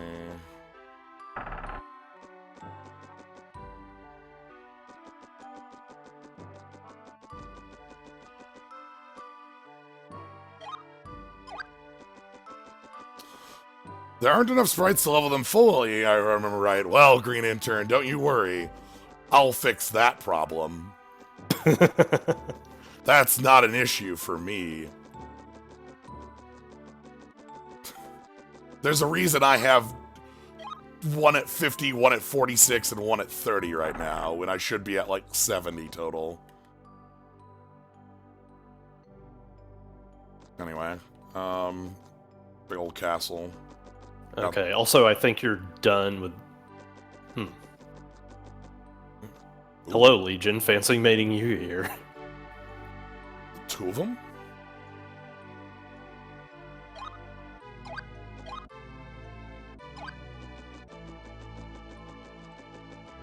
Nice. We might end up with Rock after all. Wild.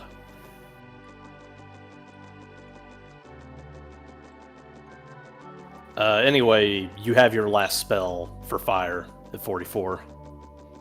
Hot Steam 2. Yeah, don't worry, Green Intern. I will get to show you our dark magic. And I'm glad that people are coming in and out. There's, a lot to find. Oh, hold on, is there actually a spirit in this one? Is that for real? What was that? What was that?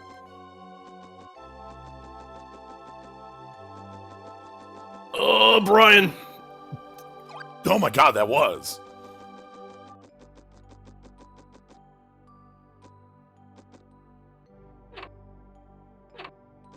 How about this one? The book, the spirit of the book. Ah, damn it, do I have to challenge Tantarian now? Yeah, it's time. Oh my god, are we locked in? Well, it is just 3. I don't have a timer, at least. Look at that. Stairs that don't lead you into a new, area. Alright, we're here to talk to the queen. Hi. Uh-huh.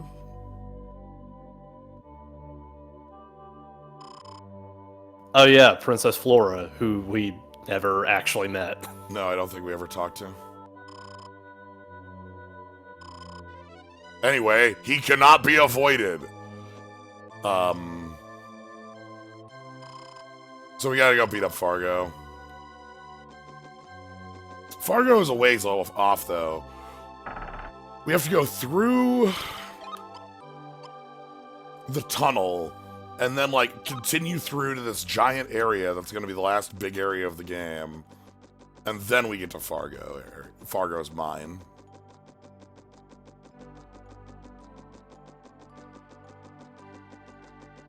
Rarely do I hear any titles like Firestarter. Right?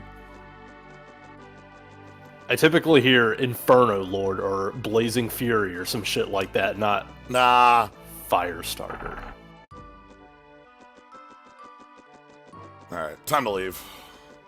Before I leave, I'll take a quick stop to... Yes, exactly, Shabadoo. Here we are. That's the building I want right here. Glad they have, like, same language on, Hi, you're here too.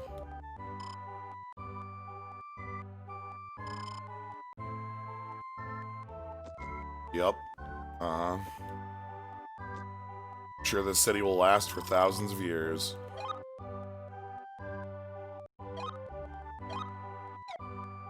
Alright. So, let's do some crimes. I don't have too many crimes left that we need to do, but we're still gonna do them, damn it. We've been doing crimes all day, I'm not gonna stop. I'm trapped in here with a confessed arsonist, Brock. So, first crime sprite is over here. Brian, we need your help. Use your fake impossible magic and get us out of here. Please, help.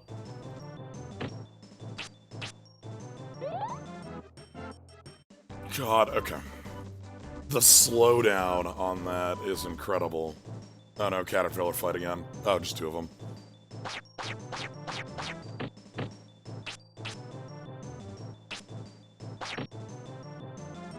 That's not a kill? Please move.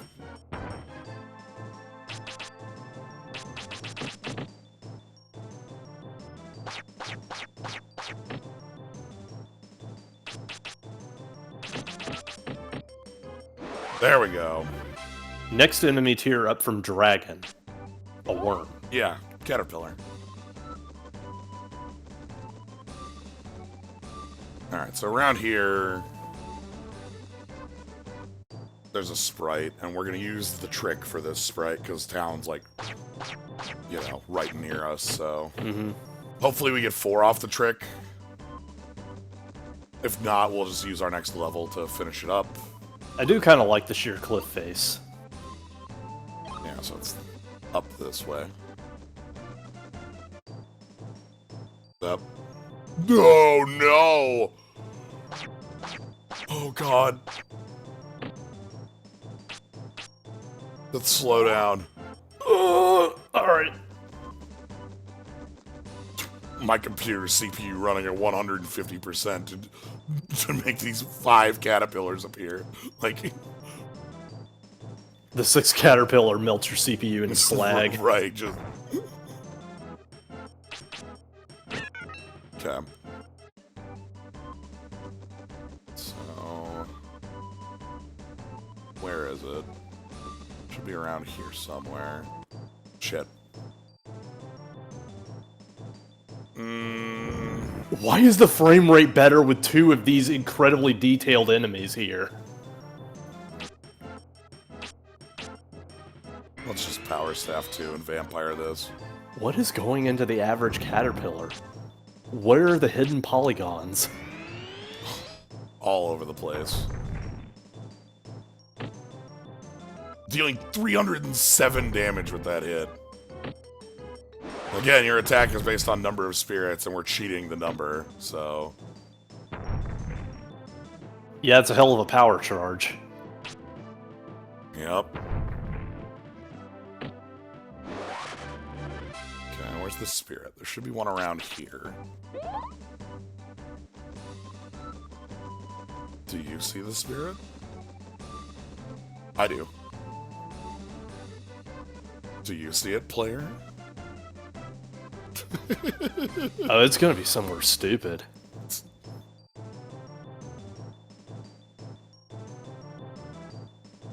Well, this area is just the slow-moving enemies. Thanks. Oh, man. Uh-huh. Oh my god, please.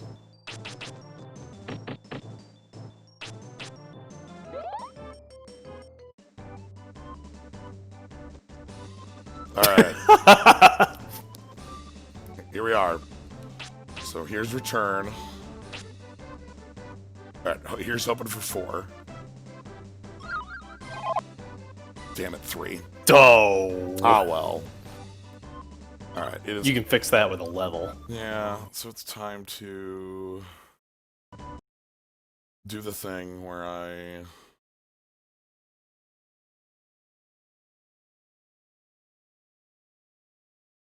we want... Okay. Bouncy down to the button. So, what I just did there, you cast return or exit while standing over a spirit. You do it. You exit brings you to the beginning of a dungeon, return brings you to the closest town, or the last town you visited. In the time where the spell is casting, you can still grab the spirit and put it in your body, but the spirit doesn't disappear. So you can do it a bunch of times until the animation finishes. You can effectively quadruple the amount of spirits you get out of 1. Yeah. Technically, I think you can get 6 or 7 out of 1 if you're task level, or like every frame inputs. But yeah. So that's what we've been using to duplicate spirits and become much more powerful than we should be, because I want to do silly things with this game. I wanted Questmas to be a fun adventure for us, not to be a dumb slog. You know. So making Brian super powerful. Oh.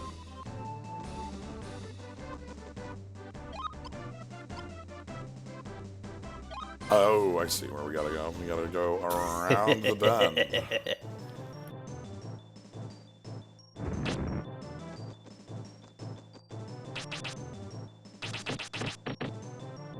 Yeah, the speedrun uses a bigger version of this.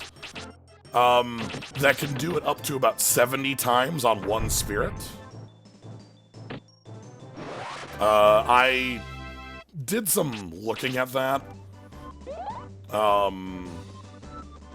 Apparently, and tried to get that trick down, because I thought it would be fun to show, but, like, I couldn't get the timing correct on it. It's basically you have to, like, do a spell as you're going into a fight, and then die.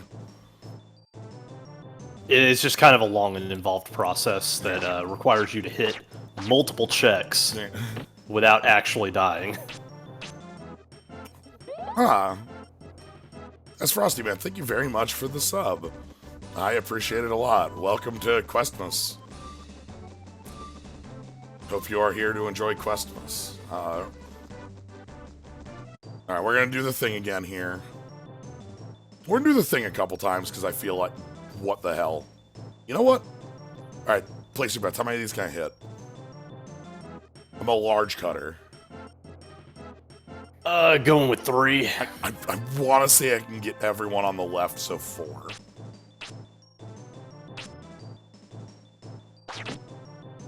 Zero? 0. Alright, whatever. We're going for a spare, not a strike, then. Fine. Hey, I mean, sometimes it happens. Everyone was wrong on the item completion percentage. Alright.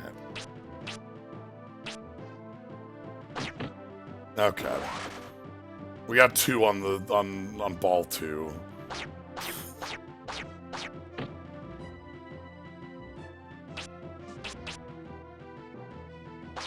Okay. Look how much damage this hits for. Look at how much the frame rate resolved. Yeah, and now I'm like going too fast.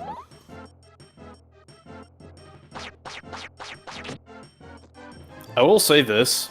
My opinion on wind has turned around substantially. I think it's a fun element. Yeah, there are good spells in there. Am I going the wrong way? No, I'm going the right way, but it's a cliff face, so it looks like the wrong way. Like, it's fine that Avalanche is broken as fuck, but, like, you can definitely get away with having wind.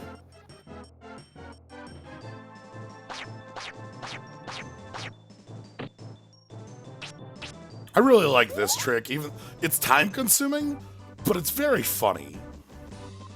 This one here that we're gonna do again. All right, get ready. All right, 4 water. Okay, let's go to the tapes. We probably got Osmos out of that. Or are we not at that yet? 1 sec. You're 37, right? Yeah. I don't think Osmos is that. Yeah, you are Like 3 away from Osmos. Yeah. I remember, like, I know water and earth cut off points because they're the ones I've used. But... Yeah, what you did get was Walking Water, the wave thing that just goes out in a straight line. 250 power. That one's fun. I like that one. It's not great. Yeah. It's not super damaging because it doesn't multi-hit, but, like, it's a neat one. Does that move ever hit anyone? Okay. The answer is yes. Okay, we're gonna do 1 more crime. Could do 2 more crimes, but... It's a little tragic that Fire's greatest spells involve buffing the hell out of your ability to hit people with your stick. They're really good. They're really good. Like, those abilities are really strong. Like, again, like, you see how strong our attacks are. The problem is, like... They get shut off in the endgame bosses. Not even the end, like... Nepti isn't even endgame. That's like the 4th boss of the game. Yeah, sorry. More like the back half. Yeah. But I mean, like... Also, yes, Mammon, our final boss, just has a dispel on hit. It's really annoying. Like, I think the king also does, or one of the other enemies does as well. But being immune to damage makes you immune to the dispel. So, like, that's how you can, like, you you can't have your magic barrier dispelled, is what I mean by that. Mm-hmm. You know what? We're going in. Oh no. I guess what I'm saying is, like, with wind magic, like, there are several spells, like, you can cast magical spells to destroy your foes. Yep. Hey, Hunter. Yeah, don't worry. There's gonna be another 3 to follow, probably.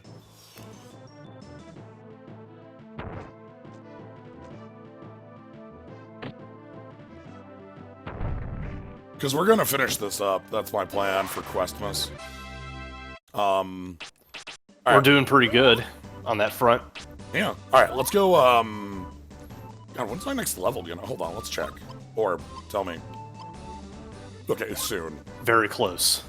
Alright, so let's go do the trick again. There's a spirit right around this corner? No. What the heck? This corner. So this is like the mine area. There's the spirit. Alright, here we go. Let's do the trick again.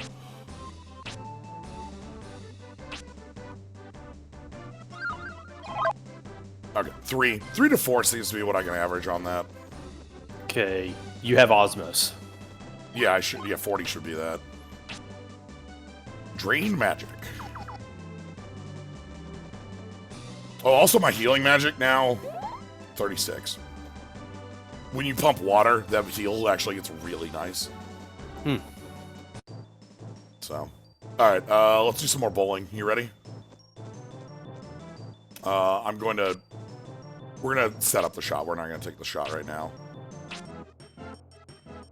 Alright, place your bets, everybody. We're going bowling.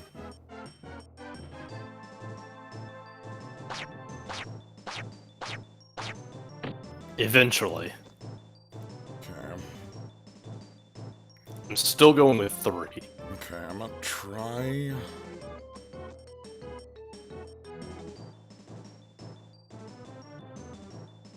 this shot.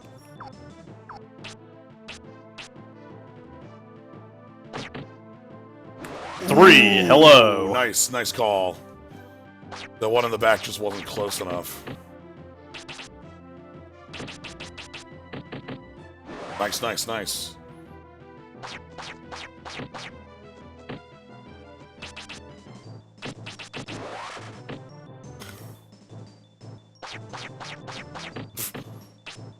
Oh, so let's actually do this.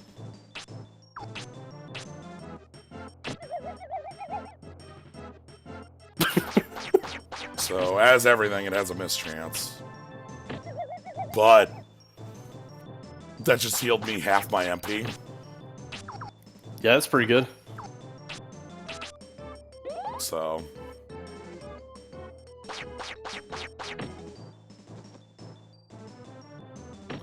in attrition fights, it's very powerful. There's not a lot of attrition fights in this game, but there are a couple. Alright, so let's get to the tunnel. And then we're gonna take a short break for food. I don't want it. Goodbye, caterpillars. I would fight them, but they kill the frame rate. I don't like that. They need to start... They're also pretty hardy enemies, all told. Yeah, I have to power staff and then just bop them is probably the best way. Or walk up to them and paralyze. Paralyze might actually be the good choice there. Paralyze is quite strong. Very glad that the put everything in jail move just is like super busted. If you can even lock one enemy down, you have fucked the action economy tremendously. Yes. Alright. So there is... so we have a house. Which is not a save hut. It is just a DIY in hut. Oh well. Let's go ahead and take our 50. Oh. Okay. If I do enough dupe glitches on the last area, we might be able to hit 50 all. That'd be something. That'd be pretty funny. I don't think we need to, but...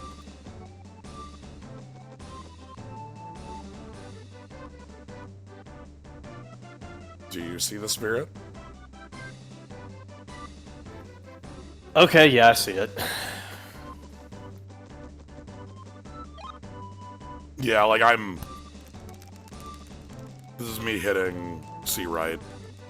This is me hitting C up. Like, you can't go over 50. I could have duped that one, but I chose not to. I genuinely thought that this game would let you do that. Because it feels like it would.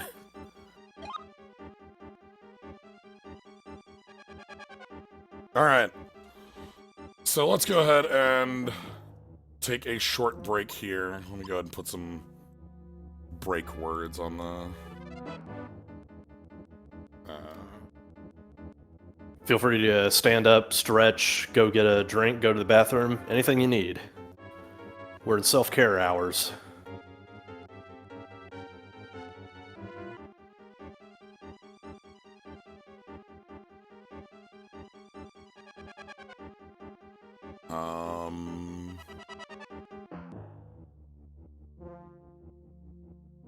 We're in short food break. Alright. I will be back in 5. I'm just gonna grab a sandwich. That's literally it. So, see you then.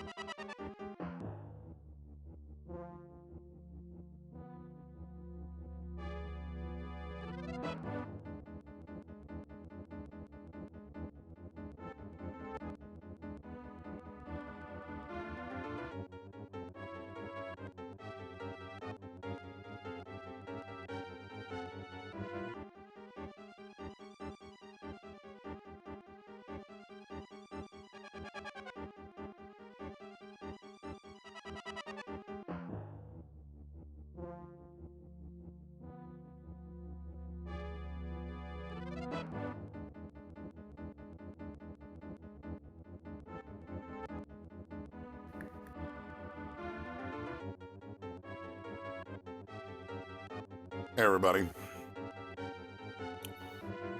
I'm back. Hey.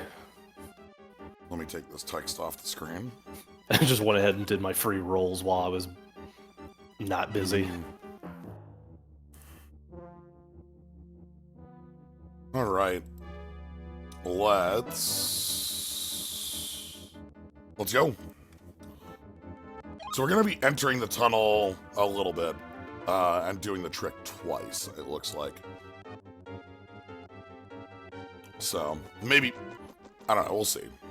It's just as well, because if you die at any point during this tunnel, you end up back in Lemelin. Yeah. The boss here's the boss that skipped, by the way. I think they might skip Fargo too, I don't remember. They might. I think they skipped to Fargo. I don't quite recall that one as well. I know this boss is skipped, though. They just go out of bounds and go to the exit. Anyway, here's a fun-looking enemy.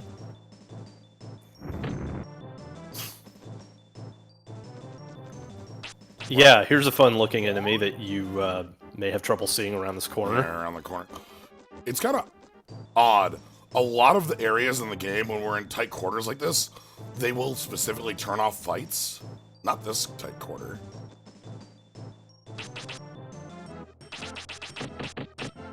Okay, looks like they are wind. Let's go. Whatever that did.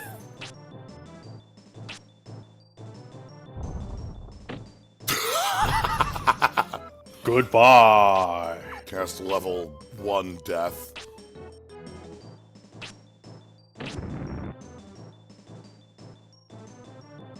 Wow, they have a lot of health.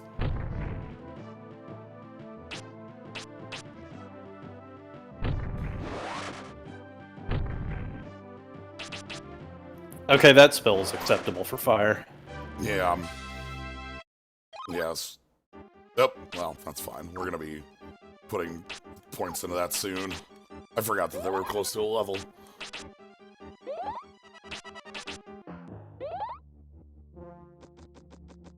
So...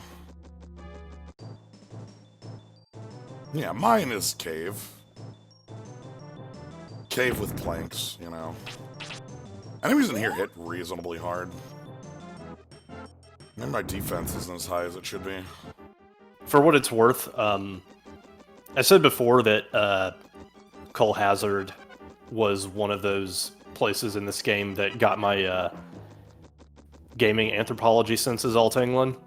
This one does as well. Yeah. You'll see the back half of it, and then you'll know what I mean. Where it starts getting weird. Yeah. Goodbye. Deleted. Wind is really fucking good.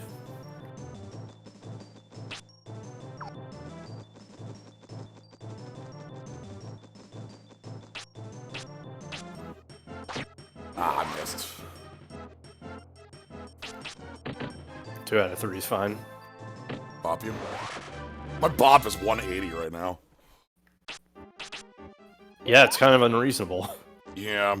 Generally, by the end of the game, and by general I mean, like, the way the game is set up, you can generally, you get to, like, 2 of these maxed out.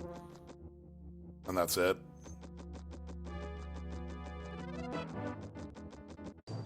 Ooh. These ones are dangerous.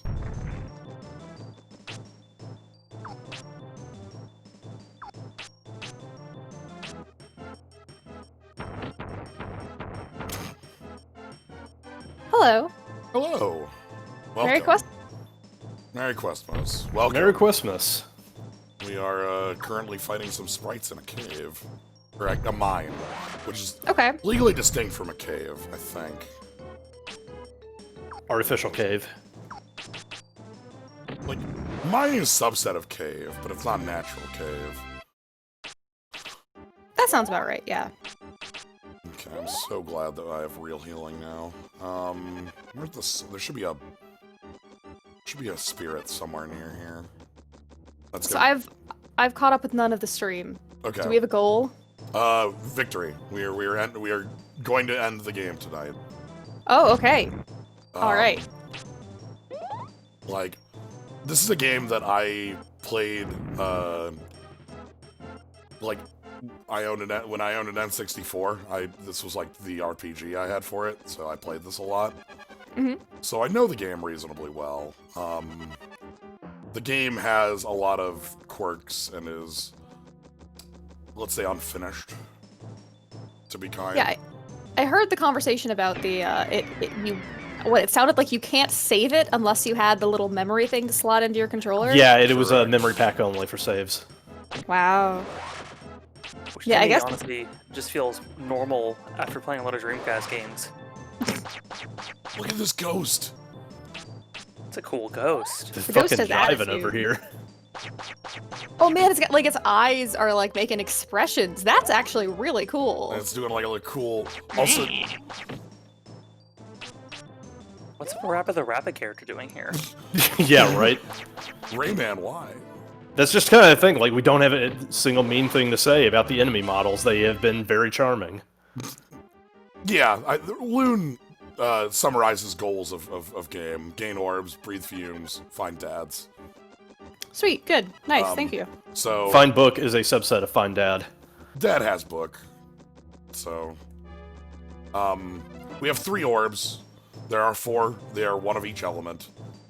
We are looking for the what do they call him? The fire starter Fargo, who is a murderer who ran away and took the fire gem or whatever with him. So we have to go find him. Which is why we're in the mine, which is nowhere near where Fargo is. We still have a ways before we fight Fargo. Termite. Termite and an ant. Yep. The worst of both worlds. Leveling in this game is like use the stat and it will level up, FF2 style. Like you gain health by taking damage. You gain agility by moving. You gain MP by spending magic. So that means you do have to fight things, and you always want to be like casting spells and such. You might notice that this mine has been a straight line, and because fights happen on the overworld, if I would have turned around to fight those, like, you know, flames, it'd be pretty easy to just get turned around and, you know, lose my position. It is very easy to get lost in tubes in this game. We've already passed by the worst dungeon, the Blue Cave, which is the actual name of the place. It's just called the Blue Cave. It is a cave, and it is blue, and it is a tunnel, and a maze, and, Oh no. Like 80% featureless texture tube. alright. We're gonna do the glitch on this one, and I think no other. I think it's just gonna be this one in the dungeon. Alright, so this here, this is one of the fumes. This is a spirit. You put this in your body and put it on one of your elements. And that levels it up. Normally you'd pick it up and you get 1 element. That's lame. We want more than 1. So what I'm going to do is I'm going to cast Exit. This brings you back to the beginning of the dungeon. I'm then going to spam pick up and C down. Pick up, you know, A, pick it up, and then C down puts it in water. So...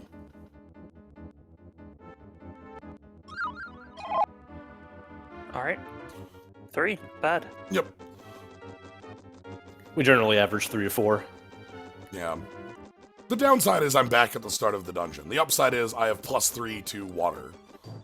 The other upside is that your stick, your attack score on your stick, is the combined total of all stats you have.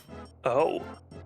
So he's doing something like almost 200 a pop by just beating someone with a stick. Yeah, my melee attack is doing double the damage it should be at this stage in the game. Alright, I'm finally gonna fight this little cute fireball. So, if you were to not be, using this bug in any way, about how many orbs did you have at this point? -50. Okay. Cool. Just take one of my stats and down it to 0. It would basically, yeah, you would be like trying to pool into 2 elements. Also, so when the stick is over the enemy, that means that I'm in melee. You'll notice there's a couple frames. Away sometimes. Yeah. It's too far away. Yeah. It is entirely dependent on the enemy's position, including animations. They're very powerful. That feels fine to be honest. I've been playing a lot of Kingdom Hearts, so like that's just how video games work. You gotta be aware of it. You know, there was one enemy I was fighting earlier that was like a marionette. Sorry, Mario Nasty. Ooh. Yeah, we were fighting Mario Nasty, and Mario Nasty had like a little wiggle, and like they would wiggle out of your attack range. So. Now, if you commit to the attack and they move outside of the attack range, will it miss? It locks in the moment you hit the button. Okay, alright. Like, you will pass the turn. I think they were forward, so... Yep. Also, yeah, you're welcome to Quest 64's encounter rate. Fights happen.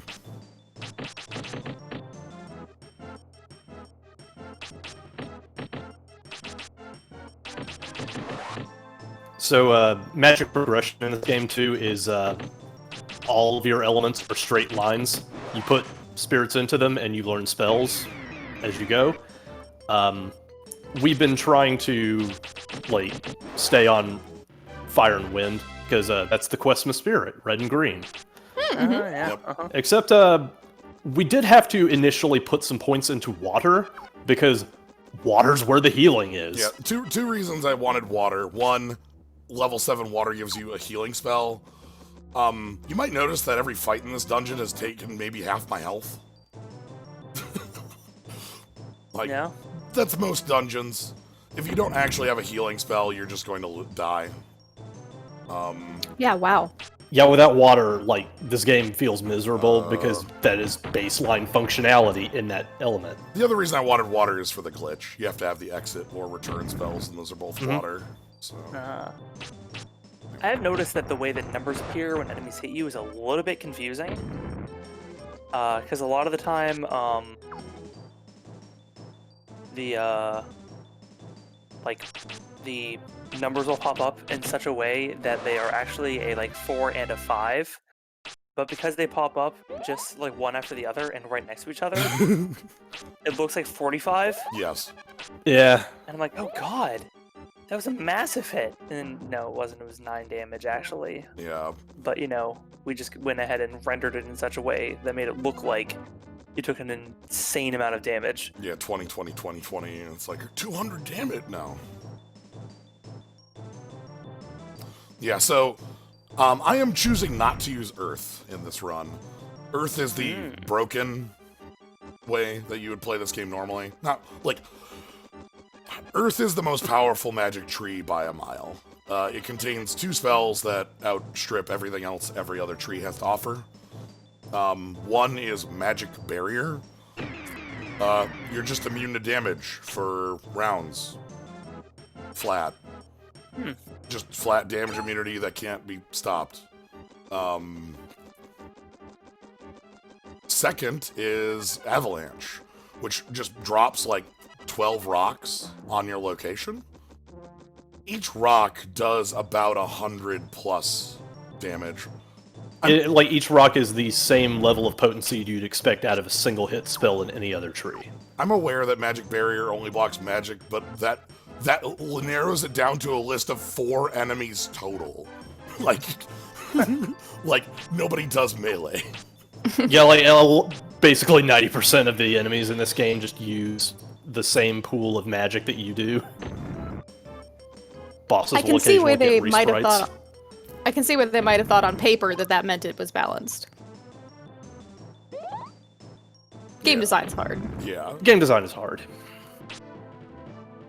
Yeah, I mean, especially if you have like your enemy designer and systems designer as separate like teams, where like one people like, yeah, this is boss any magic damage and stuff, and then they eventually talk to the enemy designer rather they're like, oh, yeah, that is definitely a good idea. That is not broken in any way because we definitely made a lot of things deal physical damage. But other things include like, so yeah, Magic Barrier is just straight immunity to everything. Like, yes, there is an enemy you could walk up and bop you, but like, that's not common enough to matter by the time that you're using it. The other bit is that like fire, we have Fire 50, and a couple of the most powerful things Fire has is Power Staff and Vampire's Touch. Power Staff is just like your attack deals more damage, and Vampire's Touch is your Drain Touch. They're great. They're really cool. Until every boss casts Dispel on their attacks. Just like, so if you ever chose Fire as your main tree, sorry, it doesn't function. Yeah, from this point on, bosses will have, at the bare minimum, a Dispel on their close range attacks, and their close range attacks are generally the ones that you're going to be taking the most, because a lot of this shit is like trading blows. Especially when you're in melee trying to bop them on the head. Yeah. Like, so, and it's just a 100% Dispel, so, like, oh, whoops.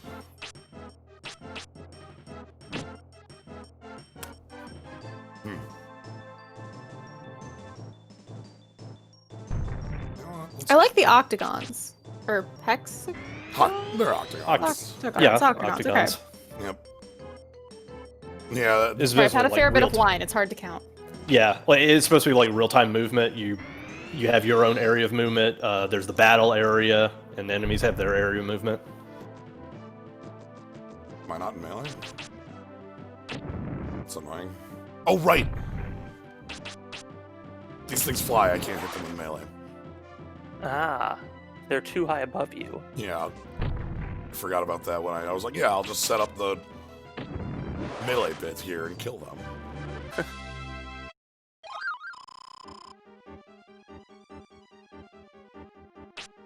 Oh. Spirit Light is... Sure. Oh, shit. Thanks. Yeah, sure. Cool. We'll take those.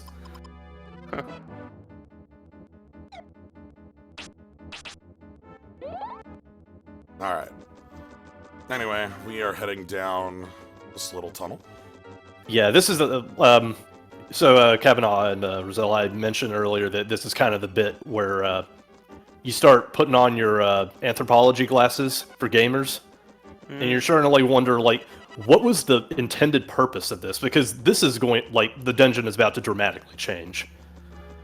And we're going through a mine trying to find a fire starter named Fargo. And, I do really appreciate this depth first mine, where like, at no point did they decide to branch off and see maybe if what they're looking for is like in the area around them. They just kept going deeper. no, like, we can build a straight line. It's gotta be there. I mean, if it weren't called a mine, I'd say they were trying to build a tunnel somewhere. But like, Now, this is absolutely how I do my mining in my time at Porsche, though. It is called a tunnel, though. Oh, it's a tunnel. Okay, But, all right. but they Then also yeah. call it a mine. Oh well, maybe they started out as a mine, and then somebody then realized what they were doing and felt incredibly embarrassed and was like, "No, it's a tunnel, actually. Yeah, We're making a tunnel." this is a tunnel. Alright, we are... Okay. Looking at what I've got. Gone on long enough to be commenting again, yeah. These dungeons... Again, a lot of these dungeons are very straight lines, and like... Was I not close enough for that? Heck. So it's super easy to, in a battle, get reverse direction and not realize you're going the opposite way. And that just, whoops. Yep. You have to remember exactly the geometry of the area around you to recognize what the direction is. Yeah, Blue Cave is the worst for that.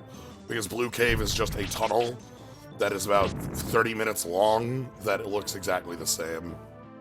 Your only real recourse for this is that if you defeat enemies in an encounter, then you're automatically adjusted to the direction you were facing before you started the encounter, except even that's not like 1000% reliable. Right, because if you went into a fight, like, you know, with your camera looking a direction that you weren't expecting to be... Okay, right over there. Yeah, we go. Alright, so I could do the trick on this one, but I'd have to restart the entire dungeon. Is it worth 5 minutes of your life, if not more? I've already done this 18 times today. We're just taking these. Yeah, I mean, at this point, you're not really using Earth, right? So, like... Yeah. From here on out, most points you're getting just going into more staff damage. Can I... Yeah. So I did play this game as a child. I own it, I think. I think I bought it and I've never played it. I just like saw it at like on sale at a video store going out of business, and I was like, oh, I played this game as a child. Was Sure. it not in the care package you sent your sister?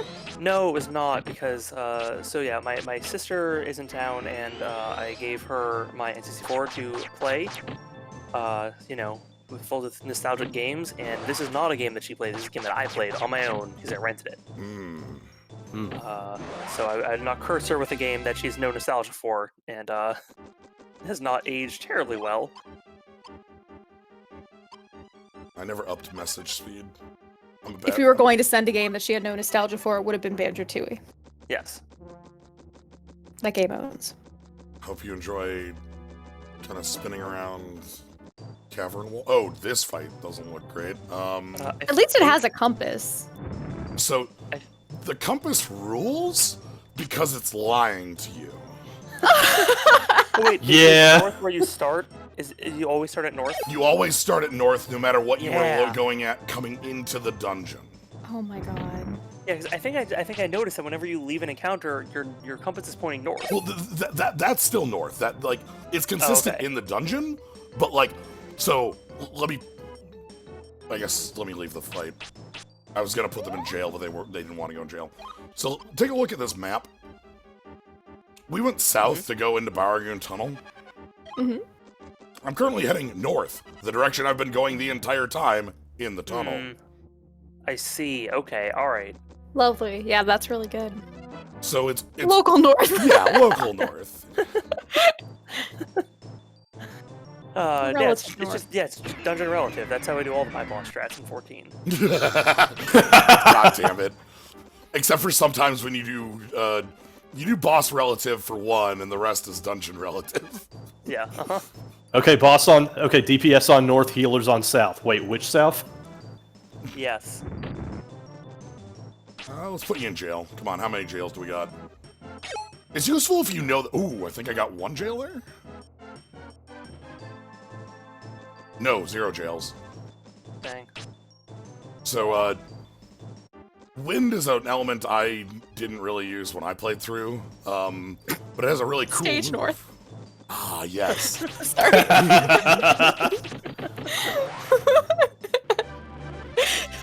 Of course. Okay, sorry, I couldn't handle stage No, north. it's You're good. talking about wind. No, it's really good. Wind has this spell called Restriction that absolutely messes with the turn economy of the game. So the way that the game's turn economy works is that it always alternates 1-to-1. Like, I move, one enemy moves. I move, one enemy moves. Reasonable. However, if that enemy is in jail, like that will-o-wisp there, When it comes to their turn, it'll skip. Also reasonable. This also lasts for 1,000 years. Yeah, this lasts for like 5 minutes. Ooh. Jail for mother. Jail for 1,000 years.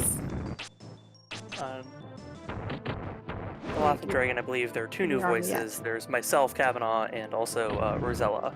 That's me, I'm Rosella. I killed the one who was in jail, so I lost my Oh. turn advantage. Oh dear. Oh.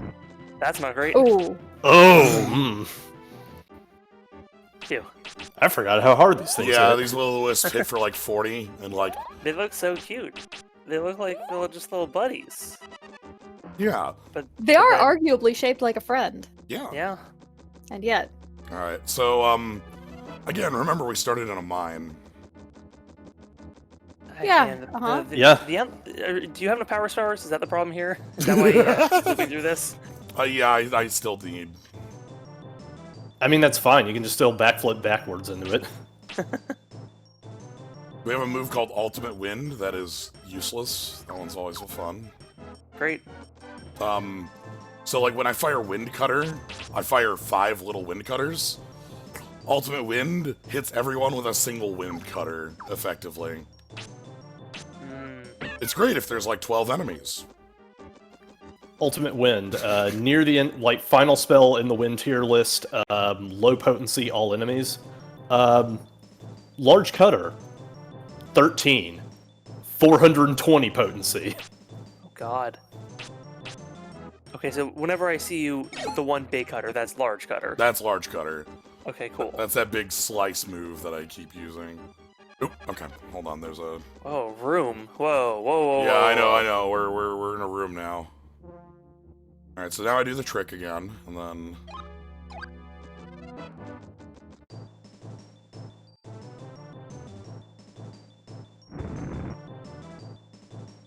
Yeah, this is basically where I'm like, what were they going to do with this? Because this is a cool concept, yeah? Like, we stumbled into an ancient temple while mining down here. Oh god, I'm turned around. Yeah, that seems totally reasonable. You picked up the thing there, so you came in... I think you came in that way. So I need to go around this corner. Yeah. So there's 2 treasures around the corners. Oh, this seems like a bad fight to be in. Jail? How many jails do we get? No jail. Yeah. None jail. So jail is That is not enough, I think. jail is very powerful. It's also balanced correctly. Like Rough. the hit rate on it is exactly what the hit rate on that move should be. It's like 25%, it feels like. Because if it was any higher, it would be like always use this, but yeah, this is definitely Palom. Right here, they got their stick. Palom Final Fantasy IV. Replica. Alright, that's the auto run. I'll have to keep that in mind if I ever am in a super... I do like how fast your MP is Oh god, words. Regenning. Regenning. Yeah, Thank it's you. good. Because I don't know, I feel like MP usually in general, takes a lot longer to come back, and so that decentivizes using spells, but since that seems to be what you do in this game, is cast spells. Yeah. Yeah, you I are like a how fast it wizard. is. Don't worry, County Kittens. If you were watching earlier, you would have seen the Land of Blue, which was also impossible to follow, but in a different way. I hit them with the dot. Good. I use the dot to leave a fight so that it hits and gives me an MP maybe. Is there literally any difference between Scan 1 and Scan 2? Scan 2, I think is... Oh, whoa! Hold on. Nice. Jailed, huh? Yeah, all right, Get well, back in there. maybe we can go for it. Whatever move they just used on you that missed has the same sound effect as the Windows pinball, like, you just got an extra ball noise. I am thinking that exact same thing. And it's killing me. It's just it makes me want to play pinball. You gotta- It feels like they were trying to make a different sound effect and it just kind of fucked up in the channels. Yeah. And that's a pinball. You got a pinball. It's a free pinball. Man, remember how at MagFest I got the high score on one of the pinball machines and I just left it there? Not the actual pinball machines, but in the museum on the computer pinball. Not good at actual pinball. You know, Good Windows space XP, pinball. Space Pinball. That didn't. These don't die to a large cutter. Uh-oh. Let's put him in jail. Ooh. Oh, okay, Oh. yep. Uh-huh. All right. So now I get again. So every time a jailed enemy's turn comes up, they pass and it's my turn. I like that. That's good. Okay, so killing the jailed enemy is actually bad for me.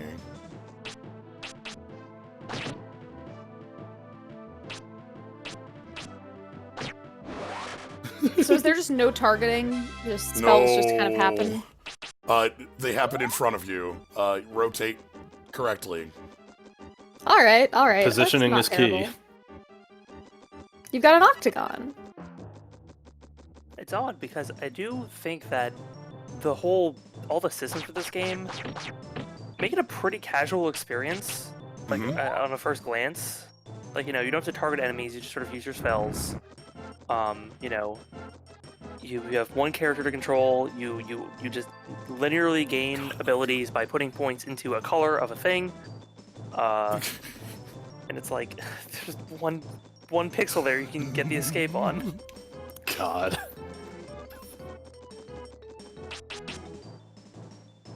Yeah, like it's a But very also- simple system. But also then they have a bunch of other garbage stacked on top of it, which actually makes it really hard to get into as a child.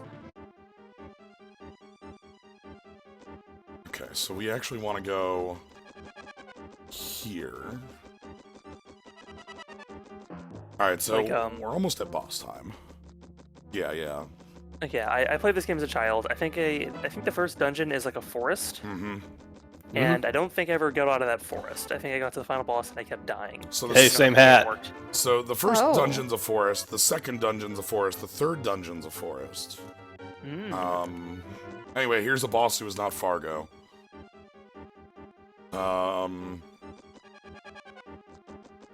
Let's not lose. She has a nice hairdo. Alright, I need to... Or headdress? Hold on, I need to... take a look at the room. So the room here is a maze.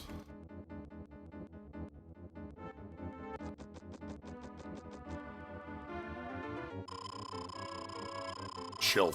Servant of Mammon! That is the first time that name has appeared.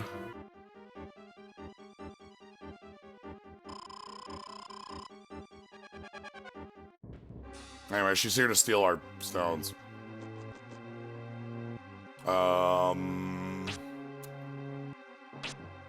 Evade?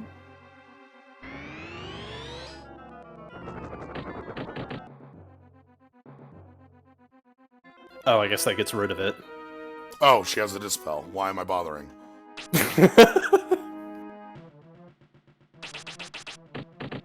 She's wind elemental. Let's not try that. Let's get closer. Maybe she'll stop doing that attack when I get closer. Eventually. Ah, good. Hang on, let me You just can take move 10 during turns to enemy round the attack bend. animations, right? Yes, so which makes it really neat. I love that you can dodge moves like that. Yeah. I like that her leg appears to be clipping through her dress. Like, it's not always out when she's walking. Oh yeah, look at that. Yeah. Like, it looks like this really kind of like But yeah, it looks like a fashionable- high slitted dress that's like there to be like provocative, but when she's doing that, it just looks like a glitch. I think that's just a normal dress. It just Yeah, I think they just anchored the dress to her hips and had her stick out her hips to the side like a lady do.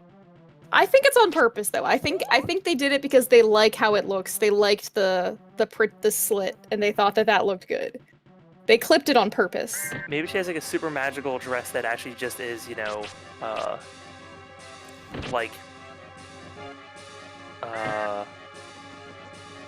that actually does not have mass like that, where you can just move your leg through it. Yeah, the vapor dress. Nope. Not exactly what I meant to do.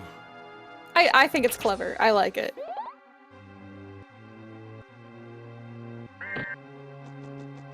And yeah, the fact that it's only happening with the one leg definitely adds to the intentionality of it.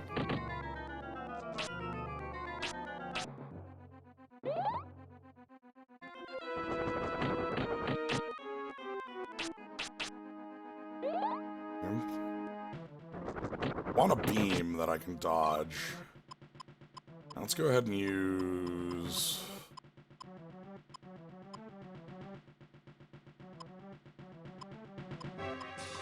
Mint leaf. Huh. Beam. Okay. Well, it's kind of dodging. It's like dodging. What is...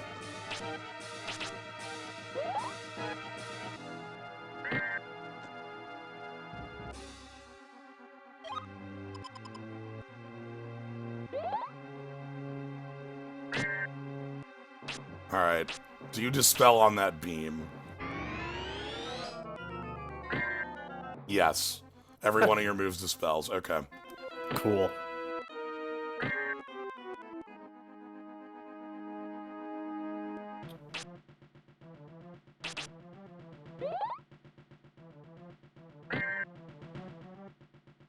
This game does not want you to use buffs on bosses. Also, some schools are only good at buffing, and you don't know that ahead of time. Let's eat the fresh bread. Alright, I need to, like, move out so I'm not in...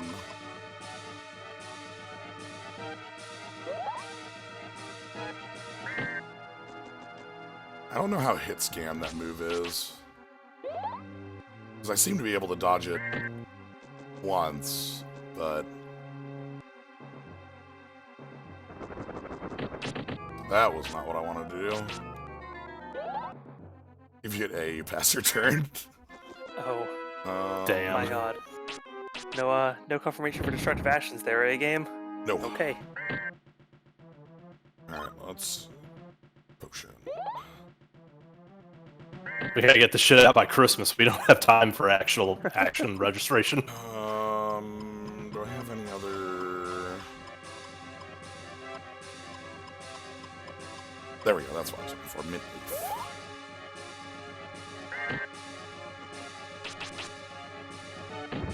We're just gonna cast fireballs into your face until you die. Alright.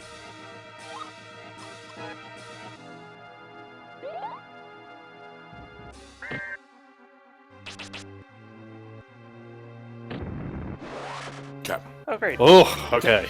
Anyway, we get like 20 health for that fight as well, so... Yeah, you took a lot of damage there, so...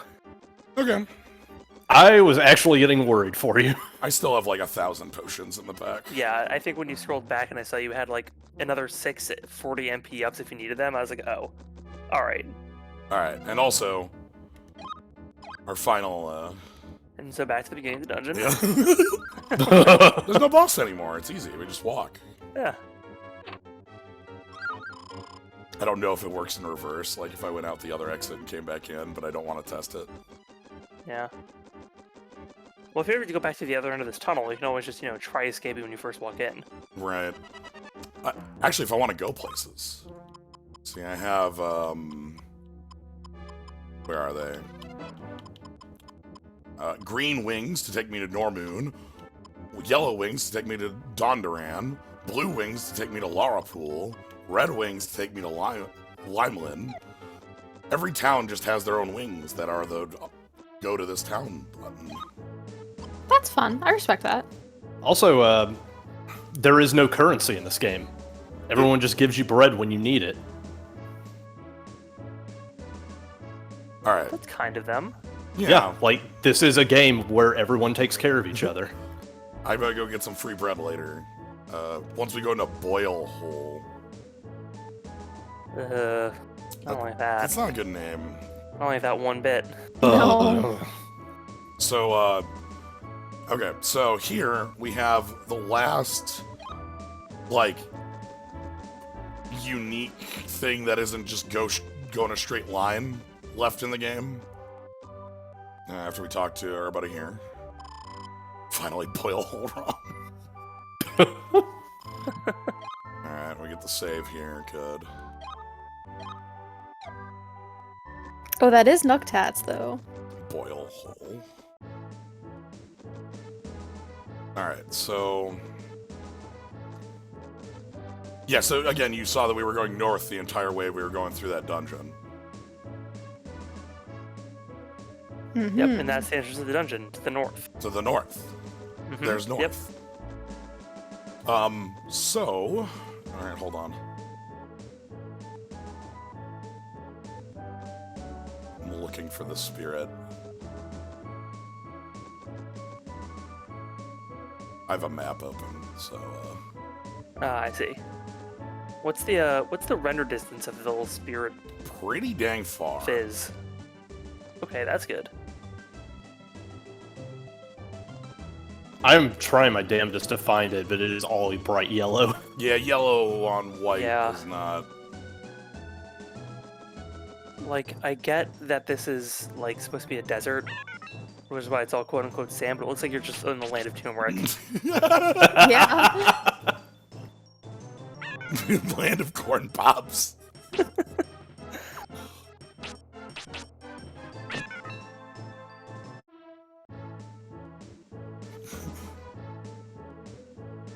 Wait.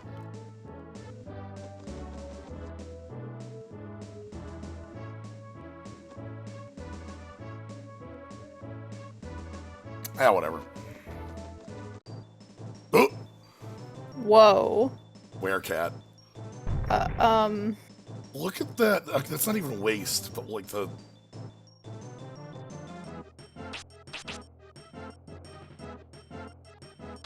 Okay, one cat in jail. Oh, they've got the move, huh? Yeah, I feel very uncomfortable.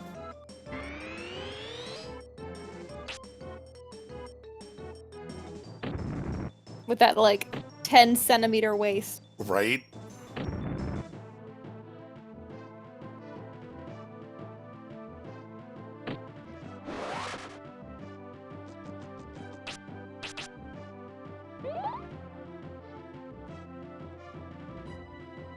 Oh no, did jail wear off? Jail wore off. That was a pretty quick jail wearing off.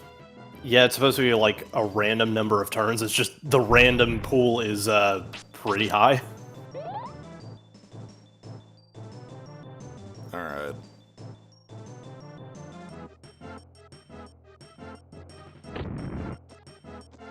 Let's just... Taking damage is like victory in itself, right? That's how... You have gained experience. There is technically experience for beating an enemy, but like... Ooh, what do we got here? Yo, man. Sandman. Get one of this. Crushed. I'm way into these guys. After the werecats, I was like, I don't know. I think those enemy signs might be misses, but these guys make up for it. Holy shit. Alright, let's go check building over here.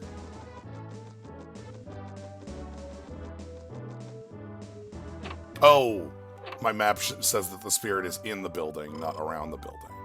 Oh, I hate that would war. do it.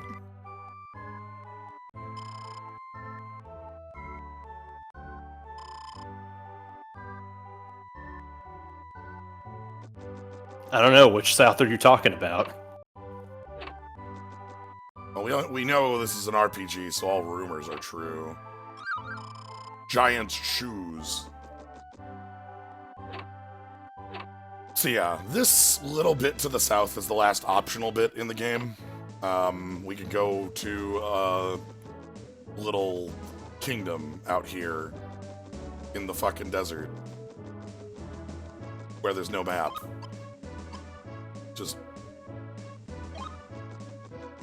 Just walk It's into the desert. Just walk into the desert. RPGs of this era love deserts.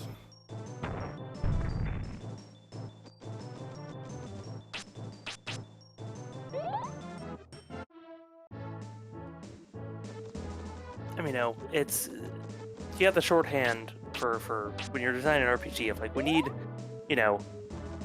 10 locations And so you can say, okay, ice, fire, desert, forest. Done. 4 out of the way already. Yeah, boom. Easy. And desert is just like empty expanse.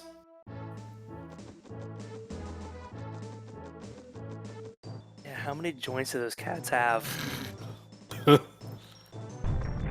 Yeah, we were asking some questions about just like a little caterpillar that we encountered like last dungeon ago, and there were like 5 of the damn things, and they somehow just chugged the frame rate like crazy. I'm like, where are the polygons that are making this happen? Yes, okay. All that remains is cat.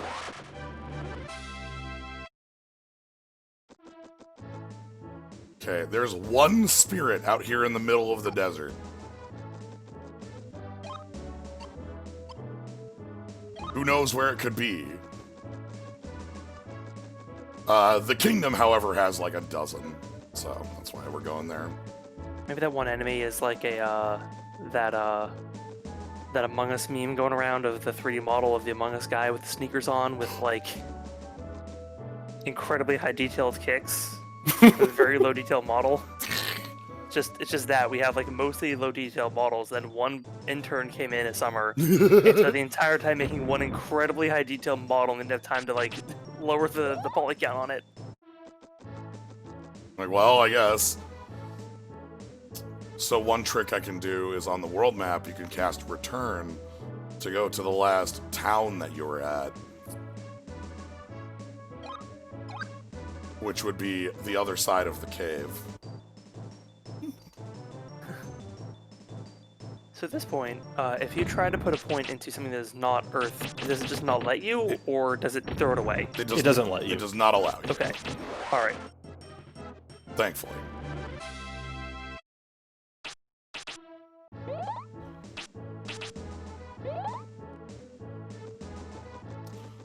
Yep, we are crossing the desert, being accosted by werecats who have no waste.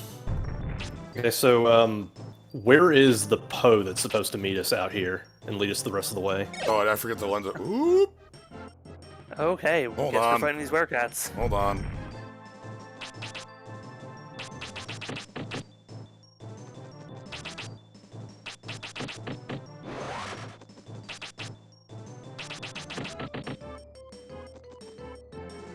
Bop. Yeah, I guess the question is, like, is it within the design of the game to allow you to, put 50 points in everything? Yeah, it's not something that the game can normally happen. There's a max level from like this, and there's a maximum amount of spirits around the world. So Right. you should only be able to, I want to say, like, it's like 50-50-25 or something like that, if you got all of them. So it wouldn't surprise me if you had 15 every stat if they didn't have a solution for that one, because they just had a check to say, hey, if I'm at 50, don't allow me this button to be pressed. Oh, like if I, oh god, if I try to put a point in a stat, you mean, and I... And you've already maxed out? Ooh. Alright, let's hear.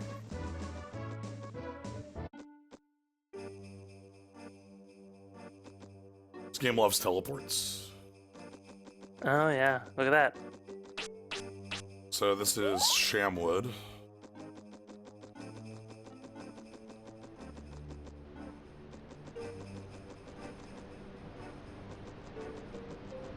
So we're gonna kind of look around and find all the spirits that are here. I just wanted to visit here. This is a completely optional zone that has nothing. There's nothing here other than the Okay, so spirits. just like destroyed Eblon cats while you're looting the place. Yeah, it's just the Lost Kingdom or whatever, but not the From Software game. That's different.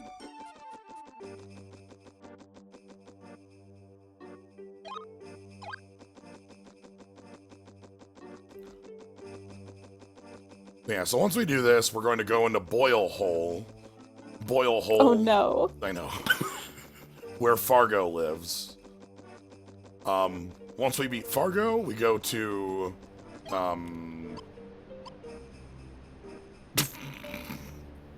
Shamwood. Nice. It's weird that this whole good on the creators of this place that make their building look like the word Shamwood. It's like one of those that's, Minecraft buildings, you know?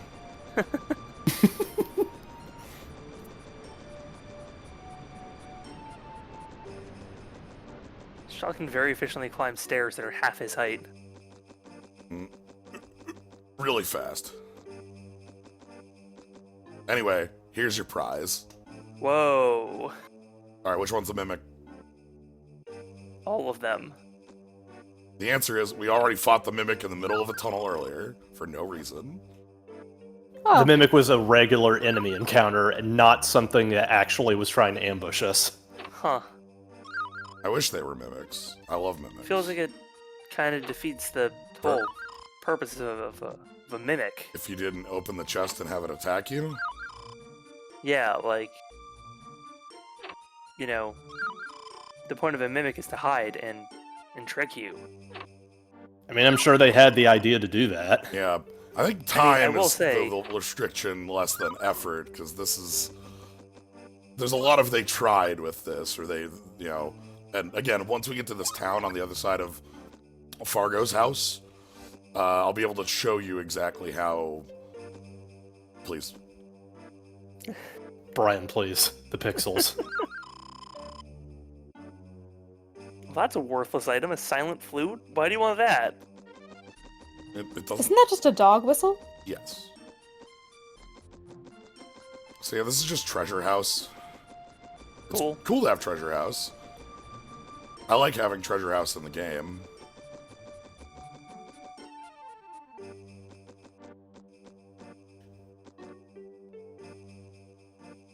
Oh, there's literally an NPC here. Yes.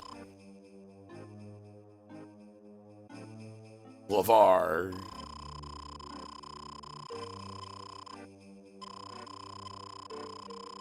Anyway, here's more plot than exists in the rest of the game, so...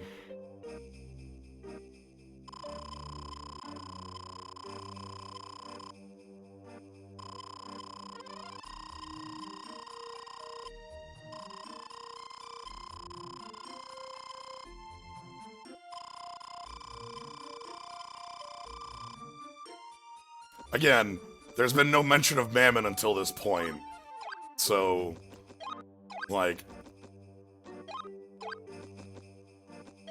This is where, yeah, that person we just talked to is, like, about half of the information we're going to get about anything that's going on. The other half is going to come from one other character later in the game, just telling you what is happening, rather than Good. rather than anything occurring.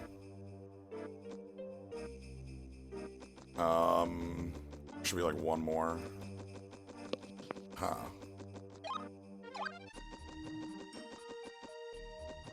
You know, glitches aside, we're cleaning up in Earth. Yeah.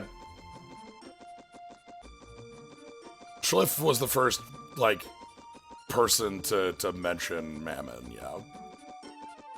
But yes, we are looking for our dad, who has the L-Tail book. Or is looking for the L-Tail book. Our dad's somewhere. Our dad's been missing for a month. He'll be somewhere, I'm sure. There should be one more. Here's the last one. Anyway, I do like this little area because it's just this little castle out in the middle of the desert that has, like, you know, so this is like, you know, old ruler and a bunch of treasures and stuff, and that's cool. I mean, it has features. Right, which is more than a lot of things in this game have. So... It has the beginnings, the skeleton framework of content. Alright, it is time for us to head to,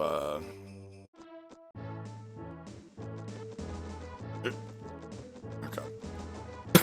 Zomboes, hello. I was the final boss of a different game.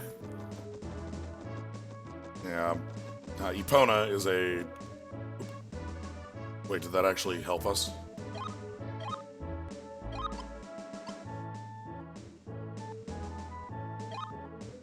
Okay, time to head back through sand.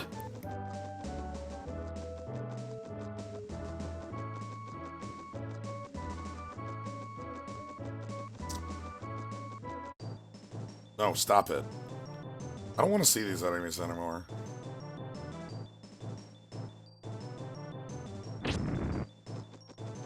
Let's go back to fighting, like, the silly-looking yellow orb. Let's go back to fighting the Mimic. That was a really cute Mimic design. Alright, we are heading north. Like, the Mimic is probably a good example of, like, just stuff got cut and that couldn't figure out how to make it work the way it should have, because, like, it's a really good design. What are they They're casting silence on me.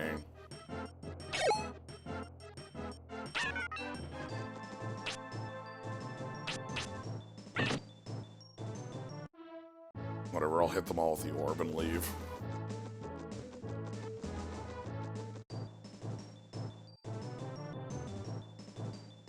Yeah, I think that's a lot of it. There's no N in your name. I added a second N. What do you think we are, Really? FF7? We can't just slap FMVs on Well, everything. like, this is super early 3D. Yes. Like,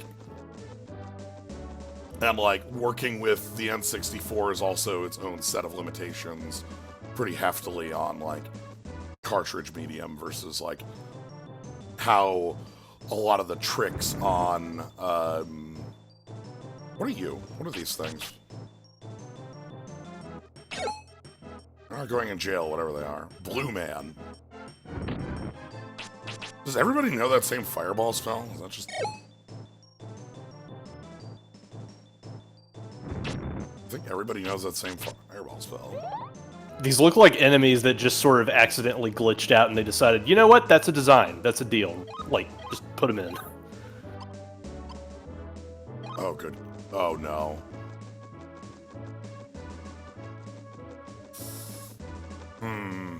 Alright, I'm gonna hop off. Good luck on Infinite Desert. Thank you. Thank you for And jumping once on. again, Merry Questmas. Merry Questmas. Glad to see you. Alright. Alright, I found the end of Infinite Desert. There it is. It's right there. Ugh.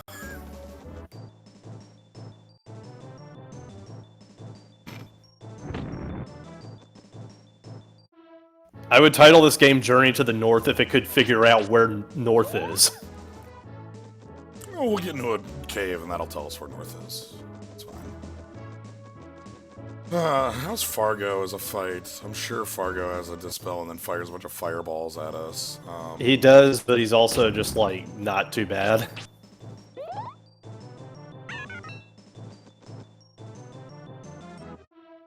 I do enjoy that because of my, like, soul duplication, I'm gonna be able to have, like, get Earth levels anyway.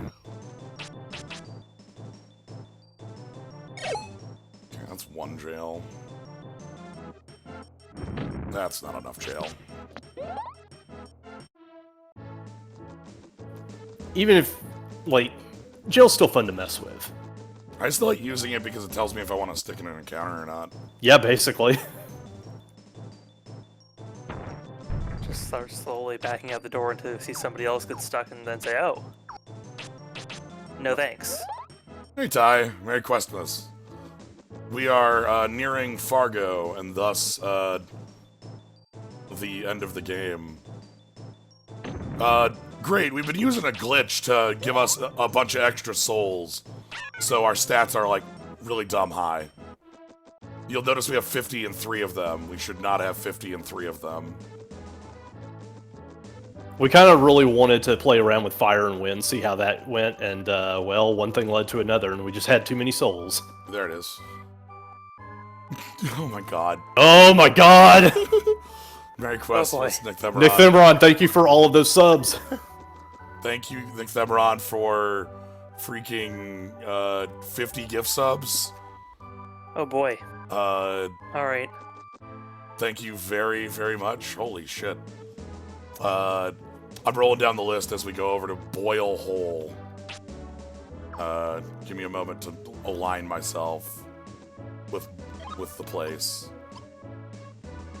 Okay.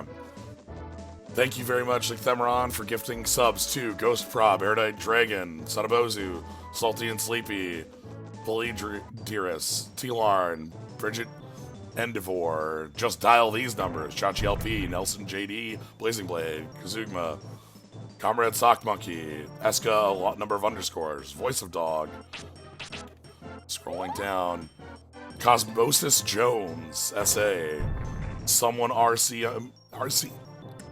Someone RCTM? I didn't leave the fight there. Chart Guru 23, born in the year 1923. Prince Sulala. Saravadon, Dectalon, 10 Bucks McGee, Bird Teeth, Dead Bune, Arc Magnus, and Dark Cooley, Enriched Uranium, Media? Heck. I finally tripped on one. Zalathar, 4-4 Cliche, Grumpy Gunwald, a bunch of butterflies. What am I doing with butterflies? Ravenloon, Aket, Divas Vacuum, Rembro, SA, Jeebus Manor, Jupiter Star, Saraseth, Noriva, Tungsten Nuclear, Shmeev, Fruit Salad Kung Fu, Solus DF, Joan Cujo, Lord Cynic 3, CBs, Snowshoeat, and Gates. And I only got a little turnaround. Thank you very much. Please enjoy all of your skulls. And Merry Questmas, y'all. Alright.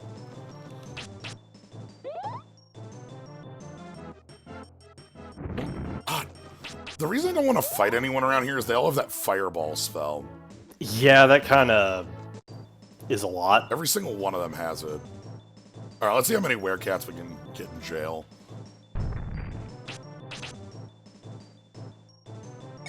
2! We got We'll take it. We got it. 2 jails.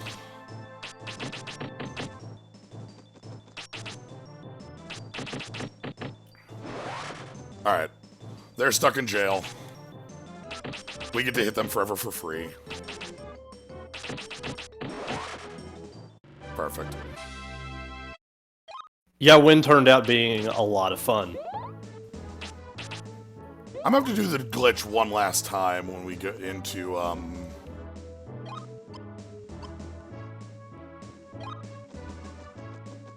When we get into Final City.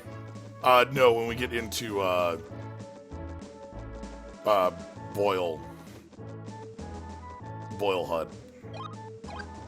Ugh, I can't find a makes good... it worse. I know. You just can't, like, find a good juxtaposition of the words. What the? Yo. Alright. Now we got new enemies. Okay. 2 in jail.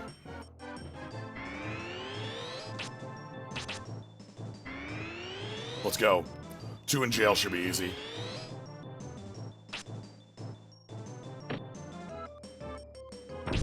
They don't die to one of those, huh? Hey, can I, like, wiggle you? You wanna push that way?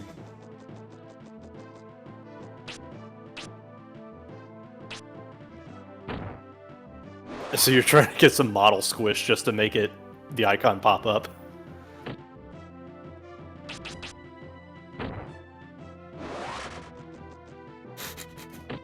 This is hilarious. I'm so glad that those two are just staying in jail where they belong for the next 5 billion years.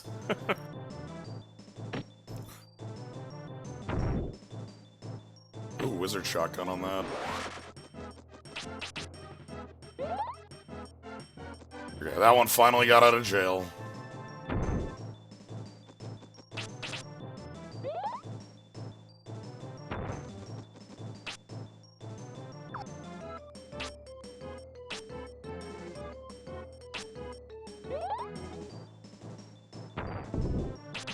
How bad is Wind Cutter against them?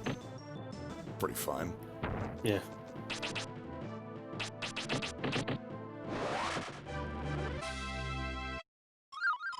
Mint leaves obtained. Oh, good. That's good. Anyway, here's a town. Let's see what this town has. Hi. Huh, I forgot there was an actual town here. Okay, if you lose your healing potion, I'll give you one.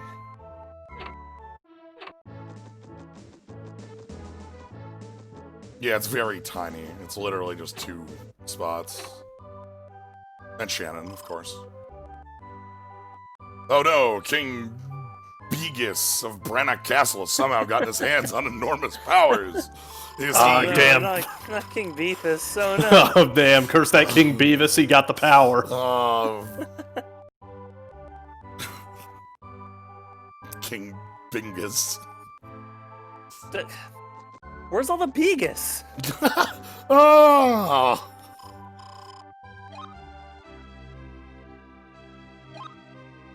Anyway, when I talk about, like, things just sort of occurring in this game, being told to you because they don't have the ability to show you, it's that.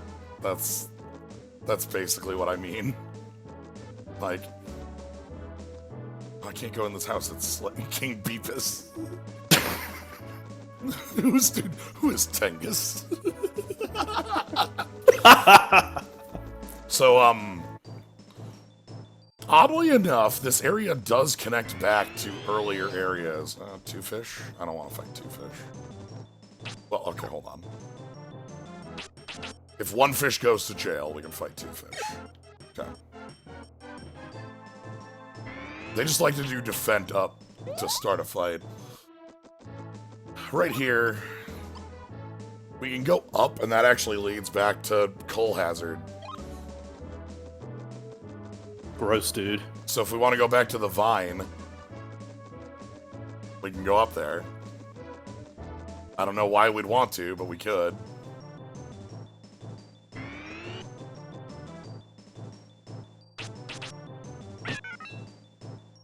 $45 MP is nice. Would like a little more. Alright, so there's a couple spirits around here. I think there's one right over there, right? Come on. Come on, I'm just a little guy. Just give me some stairs, please. Look at that cool vine again. Yeah. I think this is lava. Like frozen, quote unquote, like solidified magma. Yeah.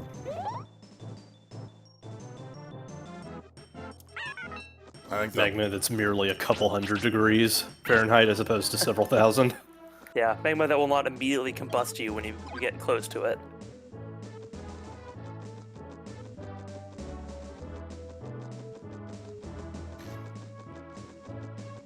Alright, and then there's the one we saw across the bend.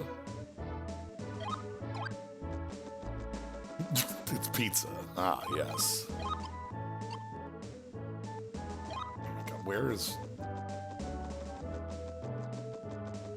Then I have to find the entry to Boil Hole. I'll fight you. You're really going near the Boil Hole. That name says nothing good could be there. No. Come on down to the Boil Hole. I would not visit the restaurant. Oh, is it across this?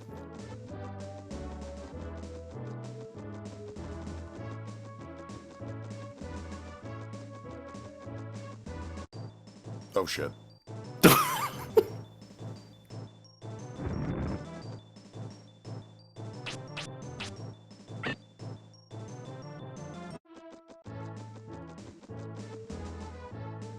Oh, okay. Wait, no. That's the wrong way. Okay. It begins before we even get in the cave. We don't need tubes to get lost anymore. This is the endgame of Quest 64. Alright. So, cross here. Cross, cross, cross. That's the Boil Hole. Okay, we found it. Now we have different music.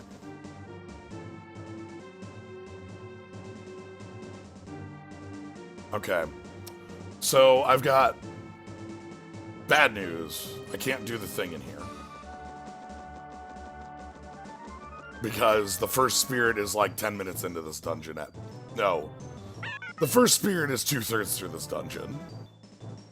So... Yeah, okay. So it'd be pretty pointless to, well, not pointless, but it'd be a gigantic pain, especially since, yeah, you don't clear out any space on the way back. You just have to fight all the enemies again. Yeah. There's no shortcut.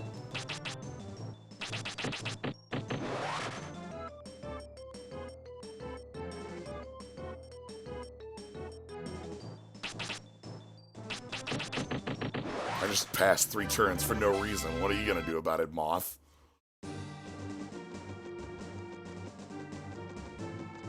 So, yeah, here we have Cave. This is the last... Ooh, yeah! Check him out, it's Rocky. Yeah, I was waiting for this one. Rocky's here to fuck us up. I love these little guys. Oh, Jesus.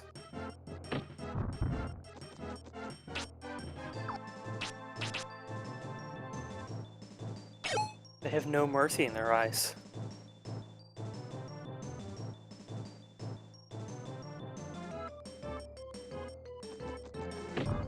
It's a shame they take a century to actually resolve their animations.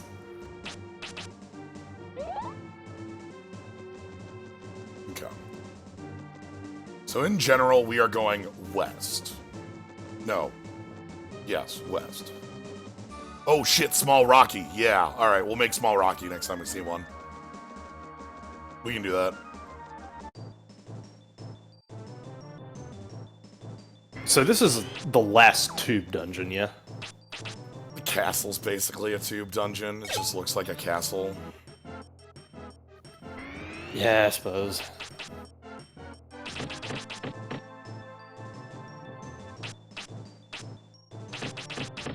I mean, at some point, the tubes are a design decision and not a artist decision. So however you want to flavor it, it's all tubes. Yeah. It's tubes all the way down. But yeah, the castle is effectively a straight line with one offshoot that you can go up. There's also, like, so... Oh! And the final dungeon. The greatest tube dungeon of them all.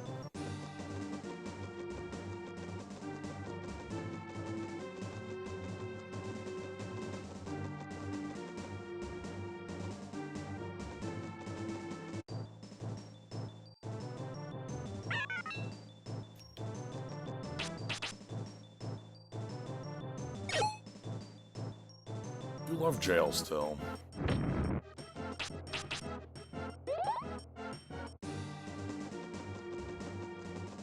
Aha! Duh! Wait. No.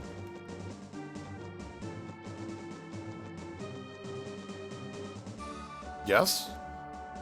Yes. Oh, I see. After the entire game, you only gain 30 MP, yes. The later releases of this game had bosses give MP drop, MP as well as HP, but yeah, not in this, so... Alright, let's go ahead and compression. Here we go. Come on.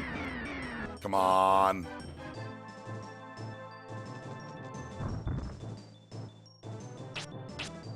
Compression. Come on.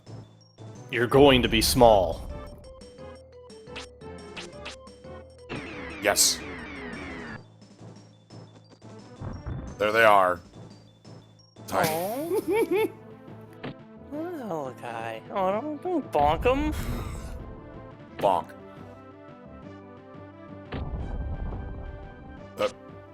He's big now. Oh, well, Not if the size of a child, just probably deal with it. Yeah, I was looking for the little wind-up knob on the back. Tiny.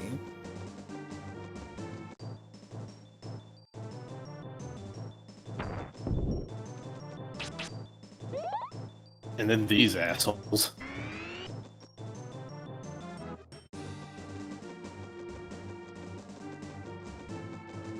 Just keep heading in.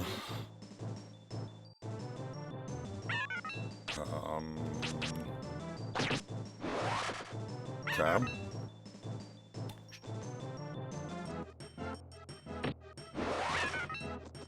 Oh, weird. You can't use magic in this game where you are a wizard.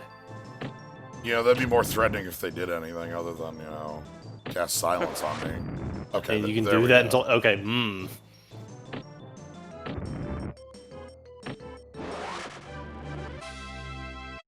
Fireball's a bit of a nightmare when enemies have it. Yeah. I do not have the resistance to it yet. My defense is still only 43. We just have to take hits. That's how we get more defense. Eventually, you just build calluses, you know? Yep. Like, That's the defense. Rocky.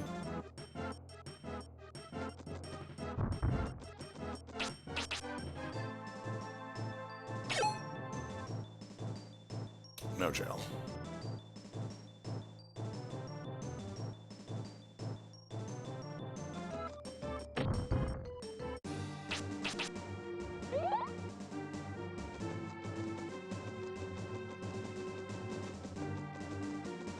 Do you like Lava Tube? It's a bit long in the tooth. Ooh.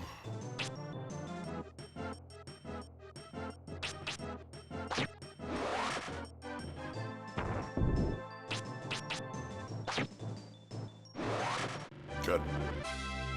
Wind Cutter still going strong.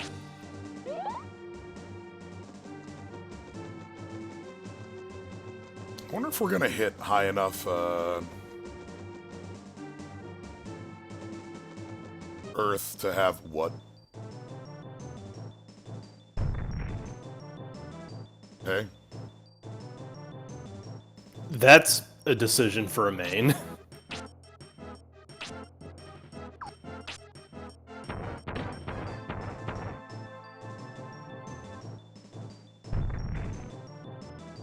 I wonder for this, what percentage of their design decisions are based around, like, not being capable of modeling anything but basic shapes, or not knowing how to model more than basic shapes yet, not having the tools for it.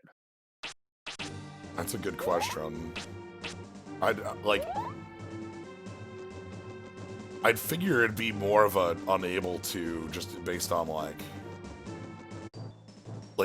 again, this is super early 3D stuff, right? Yeah, and my guess is that it is not being capable of doing more than this on this hardware, because we do see pre-rendered 3D things from this age Yeah. that have more than basic shapes to them. Oh my god, a treasure. Like, for example, Toy Story is from this era, and Toy Story does have more than basic shapes in it. Yeah. Oop! It's time. The Red Wyvern is here, and Red Wyvern means business. Glad that guy got a sequel. Right. Here they are, the most dangerous enemy in the game. Right, what dev tools they had and everything is... Yeah, that's my biggest question, because, like, basically my thought is, like, obviously these dev tools is somewhere, we didn't know if they had them. Anyway, that's also the point. Like, Toy Story did take days for him to render. I'm saying more that it was possible to make those models. Not that you can make them run in this engine well, but, like, you could... The capability to make those models existed. But I don't know if that's proprietary stuff that was not outside of Pixar at the time, or, you know, if it was, like, just there were too many bones. Woody's got too many bones in him, you know? We can't put that many bones in here. Right, well, I mean, think about it with, I guess you didn't see the caterpillars, but, like, when there's too much stuff going on, the game just chugs. Yeah, the render thread. Well, I don't even know how much threading there is going on in this one. I don't know if this is multiprocessor or not, actually. I'm going to check that right now. And also, this has happened several times in the game as well. Like, there are multiple enemy encounters where they just have too many enemies there on the screen, and the frame rate just drops like a rock. And yeah, we were trying to figure out what the deal is with those caterpillars because they didn't look like they had a whole lot going on with them at first glance. They might have been like barrel caterpillar. Yeah. I realize that doesn't make sense unless you're familiar with Final Fantasy XIV 1.0, but, you know, flower pot. My guess is Brian is about 10 to 12 bones. Okay. I'm killing these.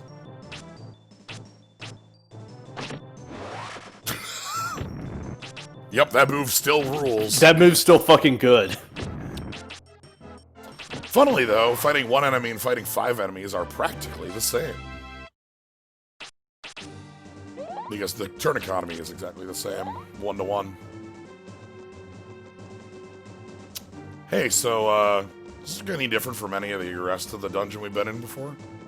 Nah, not really. But No. you are going in the right direction, I guess. The only way I can tell is if I run into an open chest. That tells you that you've messed up. Hairbone.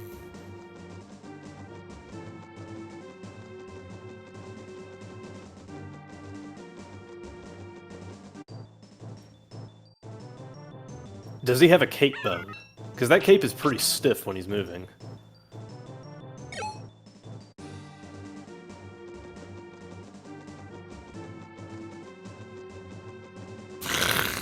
The not-centered compass. No.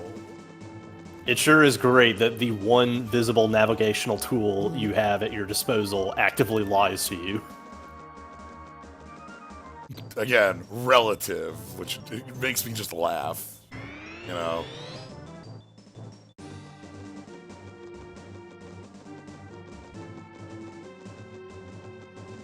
It sucks. I'm like running from a lot of fights, but I absolutely should not be.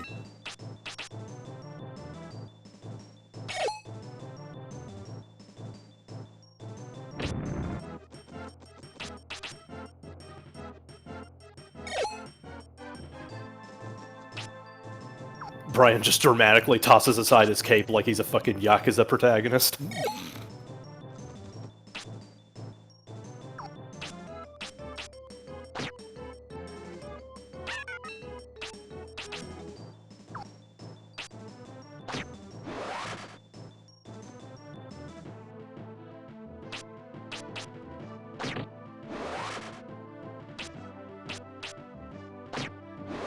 There we go.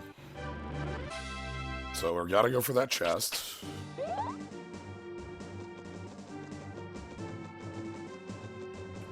Because that's our next landmark, is this chest. Yeah, like, literally any set piece.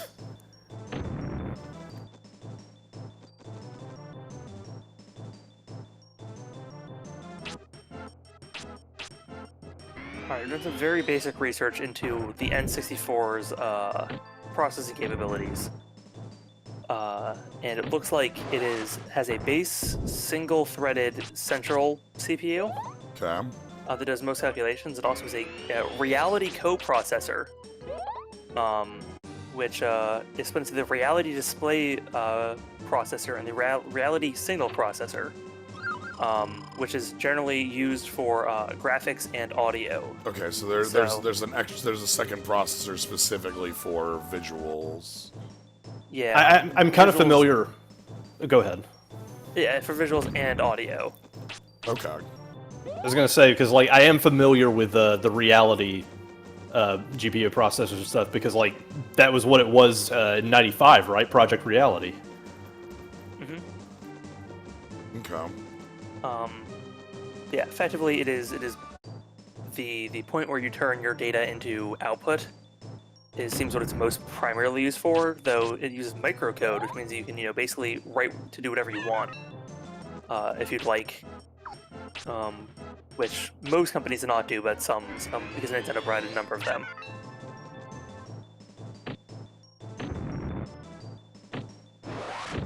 I'm going for melee on these because melee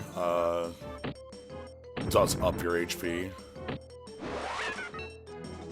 Like, just hitting with the stick ups your health.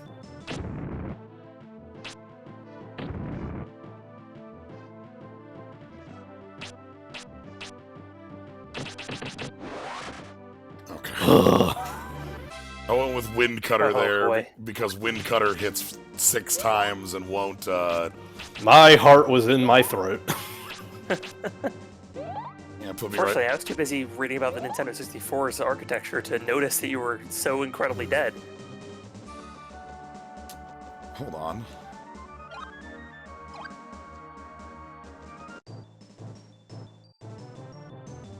I can't go back for him.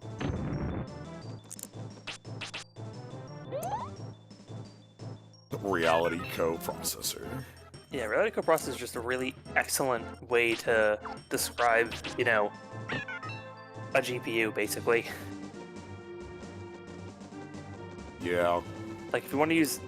I'm now sad we don't use Nintendo's terminology for what a GPU is. Okay. Through this cave.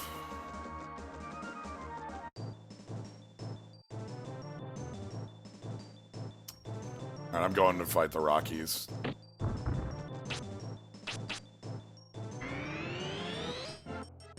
The magma fish attack auto dispels, by the way.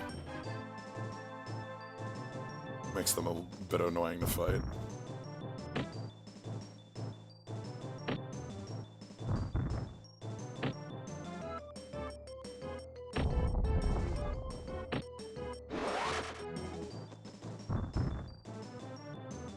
Bonk. Bonk. Nope.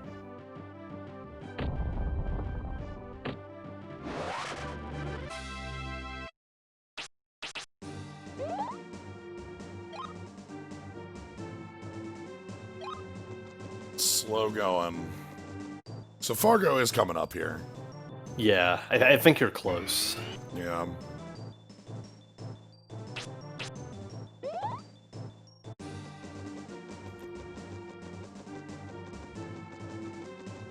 There'll be a fork in the road and I take a right.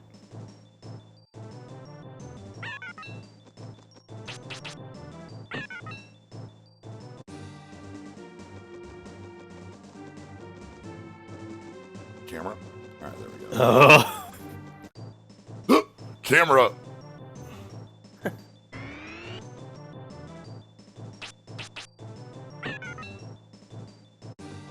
I think the other problem with the camera is that, like, it is very easy to, like, mistake the floor for walls if it's in the wrong place.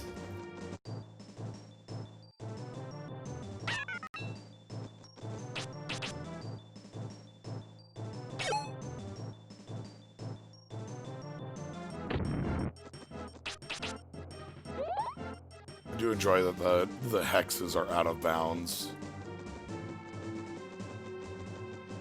Yeah, we've had a couple of occasions, like, where some of the hex points are just, dipping right out of bounds, like, because they're, like, it was a cliff face, and, like, it was just, like, going out.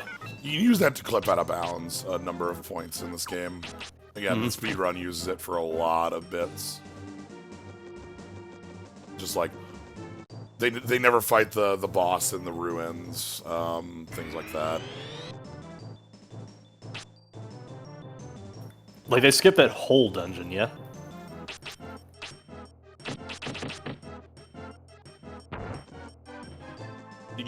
Yeah, basically.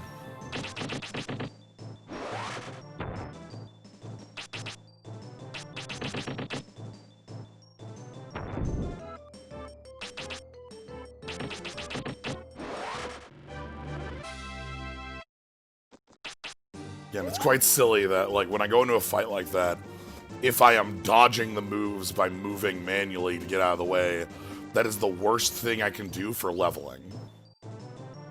Because then no stat is called and nothing is gained. Yep. Just let yourself get murdered. Well, not murdered, but, you know, hit. Yeah.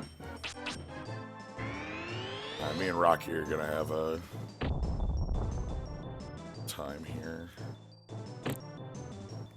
Yeah, like, it is a pretty neat conceit to have an RPG where your encounters take place on the actual field that you're moving around in, as opposed to just like a nebulous battle area. Yeah, the Tales of Zestiria did that, and it was pretty neat. It did make for some kind of horrible positioned fights, where like you'd get in a fight around the corner and you'd just be in the worst arena possible, or like in a hallway. But like you kind of have to know that is a part of the design. Yeah.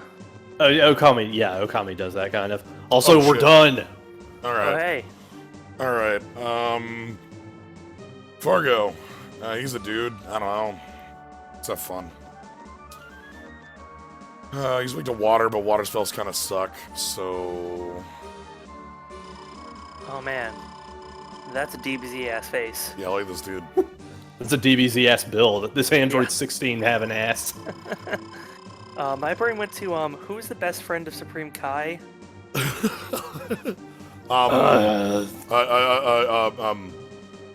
Shit, I know his name. I'm looking up real quick. Oh, Kabito. Yeah. Yes, that's Capito. That's fucking just peach skin ass Capito. I have no other options, and then tosses a fireball at you.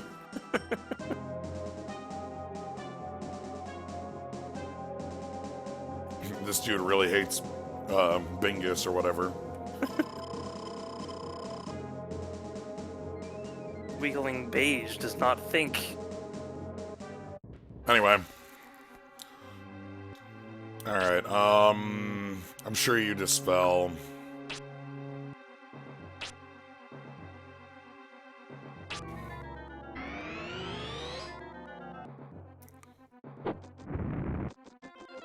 Oh. Yeah, that's your trick. Maybe not?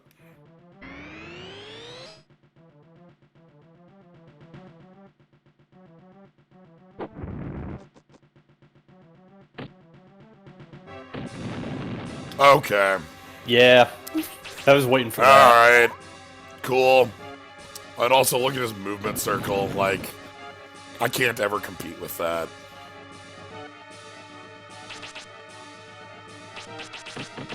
$200 from Windcutter.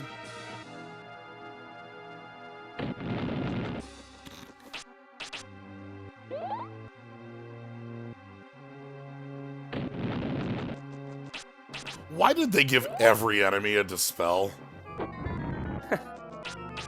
Why did they give me buffs for my physical attacks if every enemy has a dispel? Yeah, I mean, I think it's really one of those things where, like, they realized how strong it was and how it made up the boss fights trivial, is my best guess. Yeah. Like, I guess the question is, does it feel like these bosses would be trivial if you could buff yourself during them? No, it feels like fire could exist as a type. Like, That's kind of the problem. Like, fire's biggest tricks are buffing the hell out of your staff.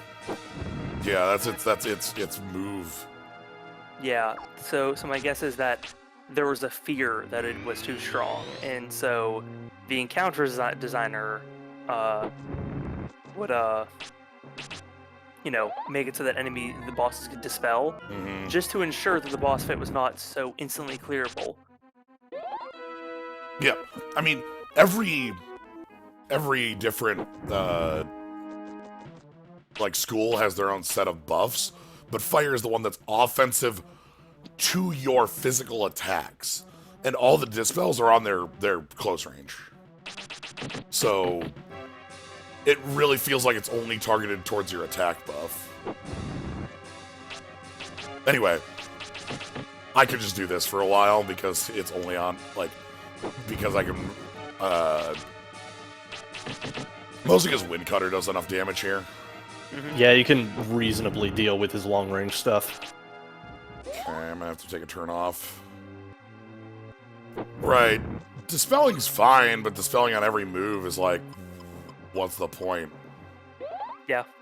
Like, if they can deal damage to you and dispel, that becomes a problem. And if there's no cooldown on their dispelling, like...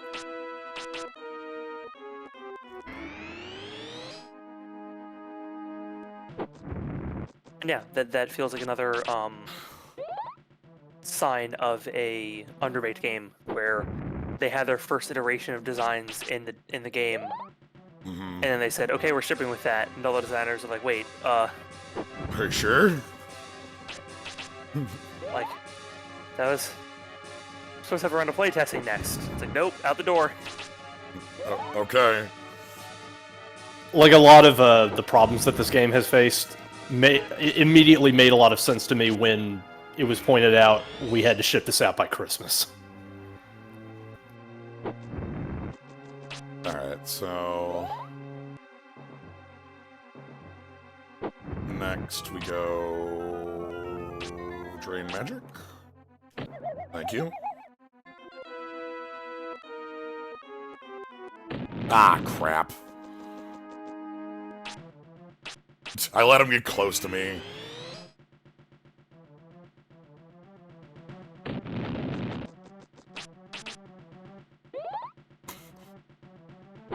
Okay. I'm at least glad that the buff effects are applied first before the dispel. You don't just take the full hit. Yeah, when you're attacking, the attack debuff, if it falls off on a turn, it will fall off before you attack. So, like, if on the last turn of your attack debuff, your attack buff, you don't get it. Cool. Because it falls off on their turn. Oh, goodbye. Whew. Anyway, the setup there that let me just sort of nullify him was 3 different elements doing their... oh, God, no. What was the way in?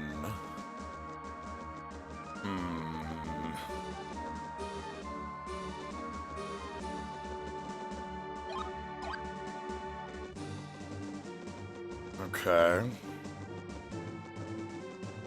Yeah, no fanfare when they die, they're just gone. Yep. Is this the exit? Yes. Okay. There's a treasure chest to tell me this is the exit. Alright. On to the end of the game.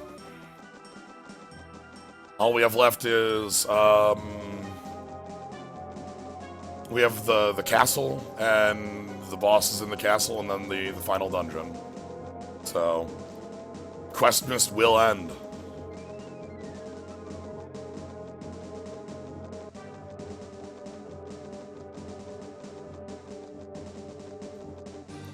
But first we have to have roughly 5 million more centuries of tube without encounters.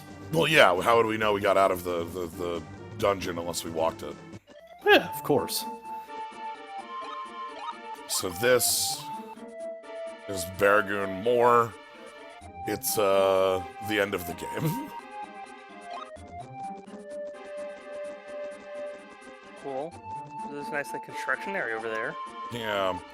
So from memory, don't remember the exact area. There's a line, basically like there's an encounter box on this map that tells you like where encounters are gonna be. You can just sidestep it. Ah, cool. It's completely ignorable.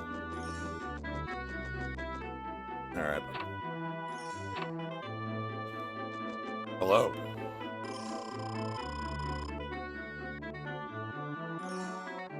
Okay, we have found the Wood? Yes. Yes. wood. We have found the wood. Wood? Indeed. Ooh. So yeah, I looked up the game's credits. Sending a question answer, which was how many programmers worked on this game? And the answer was 3. There was a main programmer, Nobuyuki Nishiyama. There's Tetsutaro Hoshino and Fumiyaki Kobayashi as assistant programmers. Okay. So Quite a small team. very small team, which I think explains a lot because basically,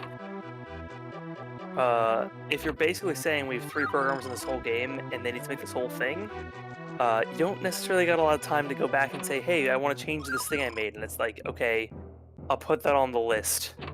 I need to make doors work first. Right.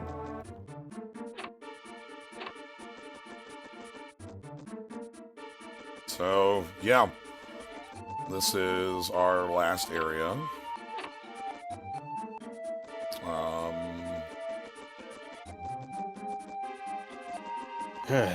Like, suddenly the work that actually made it to the final phase is a lot more impressive when there's just 3 people working on it. Also, this is the route, by the way, as you go around the little crack here. As I was supposed to mention, there was also a sound programmer in this game Okay. as well. Yeah, so this encounter set, I think if you hug the right wall, they just can't spawn. Let's go. Okay. Rocky not in jail. Yeah, who do we have to thank for enemy design? Because hats off to them for trying. Hey, I got one. Alright, so this is the last town. Yeah, I think it's this wall if I hug it.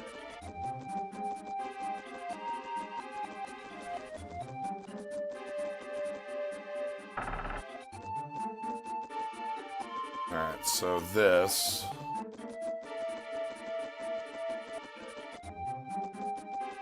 This is the final town. So, when I said that the game was unfinished... Yeah, just can't go into a lot of the doors, huh?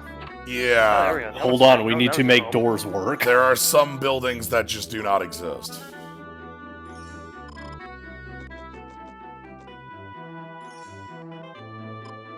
Like every other, you know, town has been, you see a door, you enter it. Not true here. This is the, hi. King Bingus.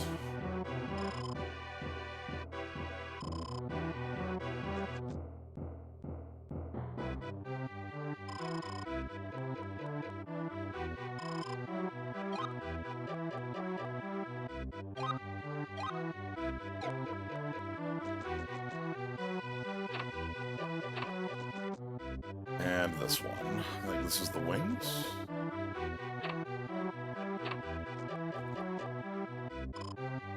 Here's our last set of wings. And finally go back and find everything you missed in the previous places and get back to the final Yep. location. Alright, so I'm gonna quick do one last bit here. One last trick. See down.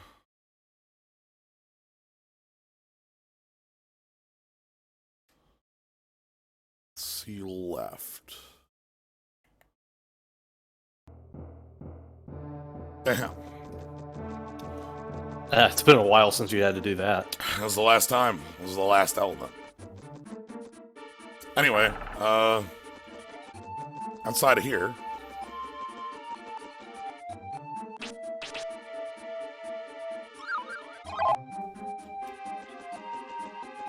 Like, if they're just right here.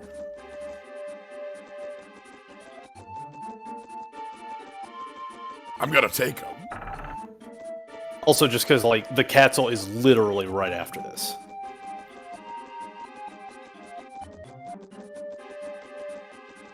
Okay, so look at the draw distance. You can see the spirit from here. It's very tiny. Wow, yeah. Yeah, jeez. Some alright draw distance, though. Yeah. Oh, That's like twice as far as expected to draw on the N64. Yeah, that's not too bad.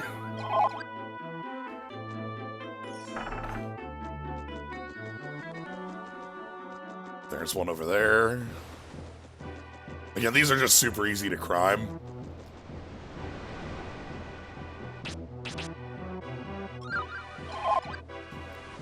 Like, why not?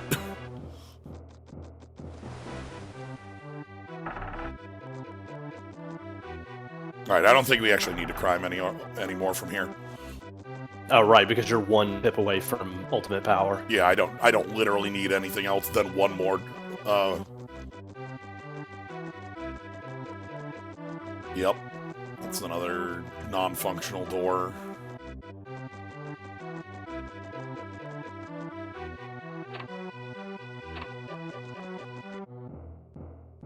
Look at the face on that one. So worried.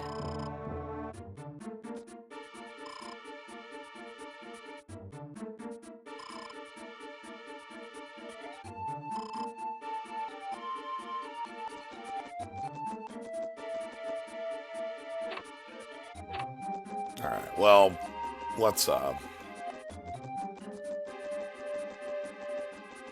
on up.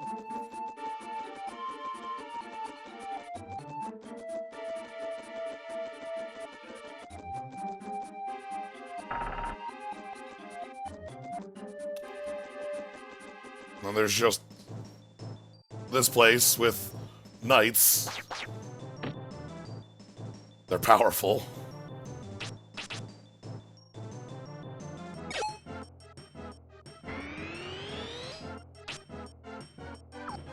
Let me show this off now that I've got it.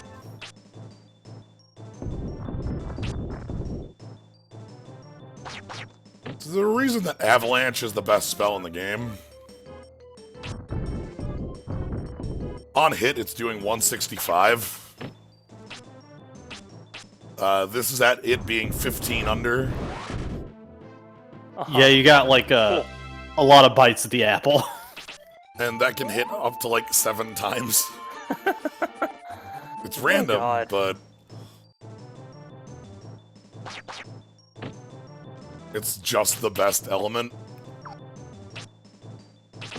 Because, like, compared to that. And like Large Cutter is already pretty strong on its own. It's just not Avalanche.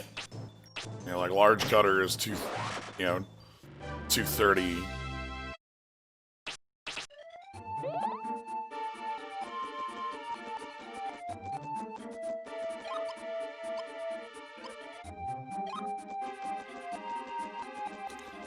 So yeah, they said you can't use the front door, so you have to use the side door.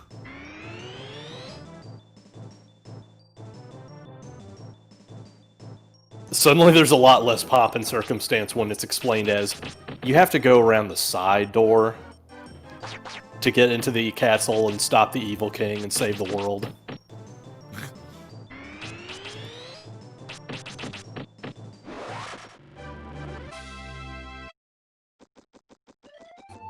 I know we brought this up, but you were not around for us mentioning this fact.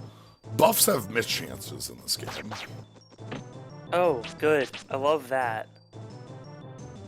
Like, I hope you weren't depending on them. We were discussing Magic Barrier having this problem. Yeah, there's the move that makes you completely invincible. Well, Ridley locked the front door. Damn. That makes this game feel like true chaos.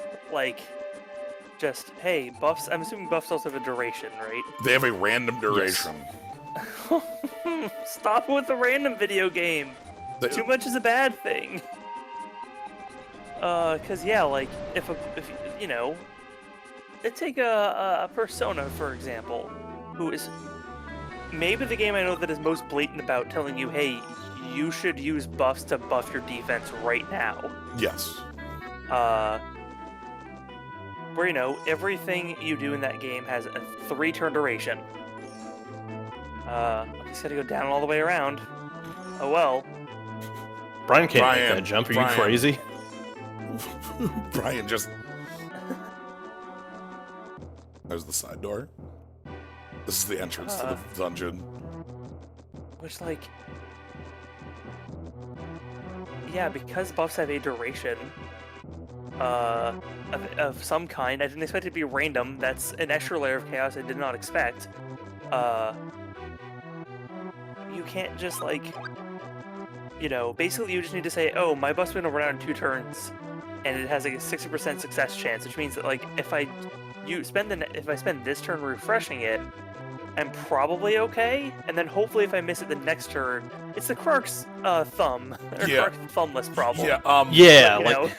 with yeah, like if you're going to have a game that is based around turn economy, then you would want to like make sure that your buffs and your debuffs are clearly communicated to the player so you can get the most out of your turns. please enjoy castle hallways. Cool. That's what we got here. But yeah, magic barrier, like the speedrun of this game, no matter what you do, is kind of like a, you know, a Pokemon, like a red-blue. There's always a mischance, you know? Yeah. There's always, you know, the 1 in 256 on there. But, like, if your magic barrier fails to go off, like, twice in like, the fight against Guilty or against, Tengus, like, you die.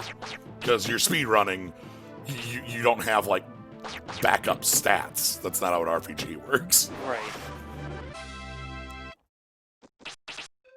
I'm gonna try to melee as much as I can in these rooms. The knights don't... the white knights don't have a dispel. Alright, here we're in a different place. This looks like a Goemon 64 dungeon, I'm sorry. I do like that the lower texture on the wall changed from room to room. Yeah. We have some purple pillars.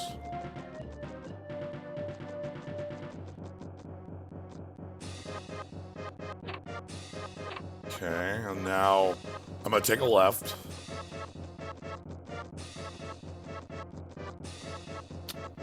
Alright, that's good. I'm gonna take a left. Alright, looking good, looking good.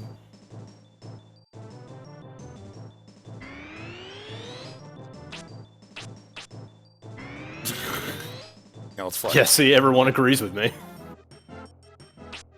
Come on. Come on. I got 1 vampire hit off. Okay. Alright, so I took a couple lefts. Let's take a left. Cool, yeah. Alright, here's some treasure. Ooh, there's 2 lefts now. Is it close left or far left? Yeah. Now they're starting to give you some more options. I think this is where we get to... Is this where we meet our major character we've never met before? That's later. It's later? Oh. Yeah, that is after the boss. Okay. Oh my god, it's... Oh my god. You're supposed to have, like, a character who was, I think, in... Like... Supposed to have a much larger role, but, like, they just show up. Well, that can't be right. That's a right. I want to take a left.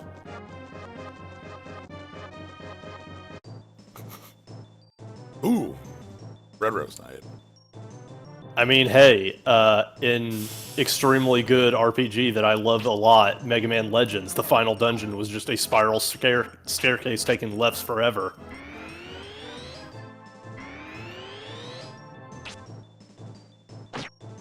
I refuse. They're buffing their agility. I refuse this. Anyway, I need to take a left. Oh, because these were the lefts you took previously down below. Alright, now here we are in this room. I know there's some rooms that have treasures by these.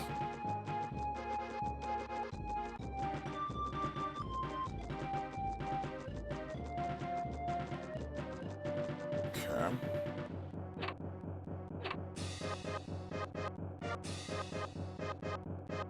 Huh. You can also see. I guess that's lefts to be taken ahead. Yeah. We're getting a Christmas Carol level of lefts out of this dungeon. Yep. This dungeon is doing a lot to mix up a core mechanic. The lefts of Questmas past, the lefts of Questmas present, and lefts of Questmas future. And then Brian looks down out of the left window. You there, boy! Oh, Masazaw's got it, yeah. What left is this? Why, it's leftmas, sir. Everybody just keeps, moving further and further left here. Alright, I'm gonna bop him. Yeah, my melee is almost at 200, like, base, because that's how many spirits I have. Your melee is something like 10 damage plus all your spirits.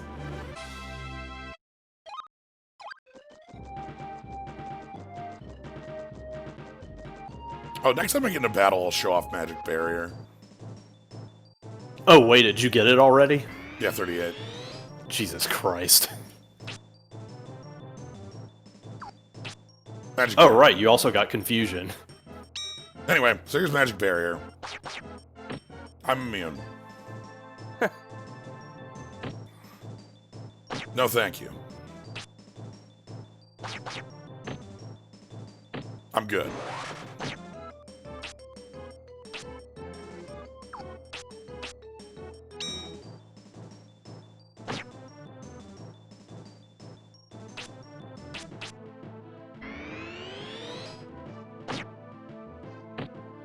I assume the speedrun is extra careful around encounters with multiple enemies or whatever.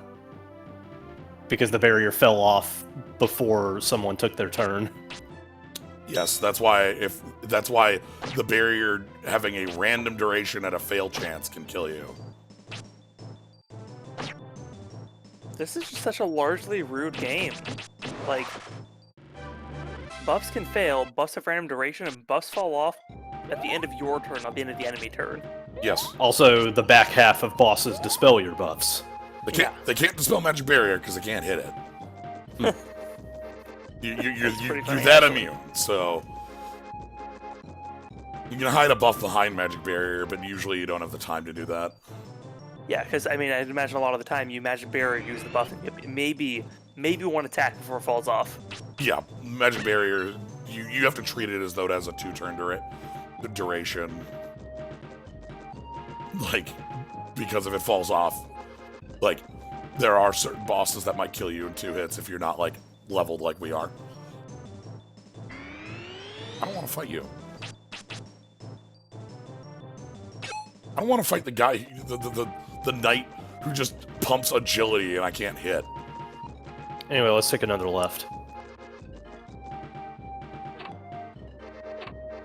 Oh, are we here? Yeah. Alright. What's up? Hey, Guilty. Now give me all the magic powers you have uptake.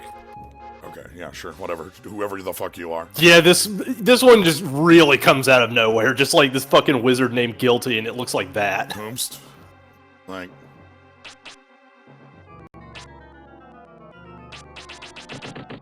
Okay, there we You know that one God Hand stage where you fight the boss that belongs in a completely different game? This is not the final boss. This is the third to final. Yeah. Yeah, there's 2 more after this. Oh, get the fuck back. But when I said Guilty could kill you, like, again, in a speedrun, yeah, we're taking 70 there.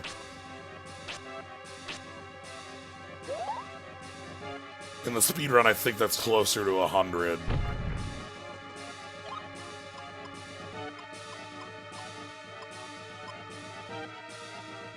I need to get the hell away from you.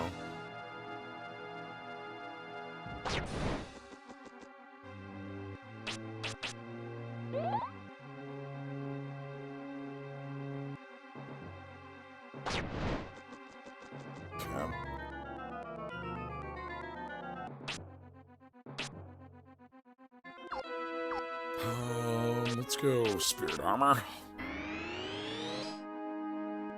Please don't come up and punch me. Okay.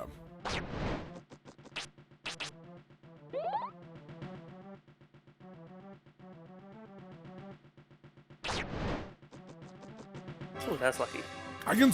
The thing is, I can get move range by doing this. I can wind walk.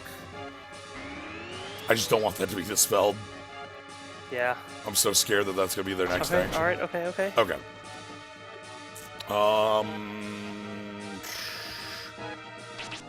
You're weak to rock, but I'm not using that, so we're gonna fire fireballs. Oh wow, they suck. Oh boy.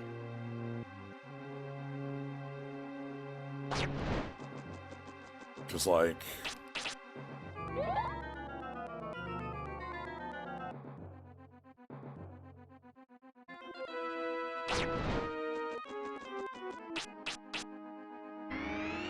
Hey! There we go.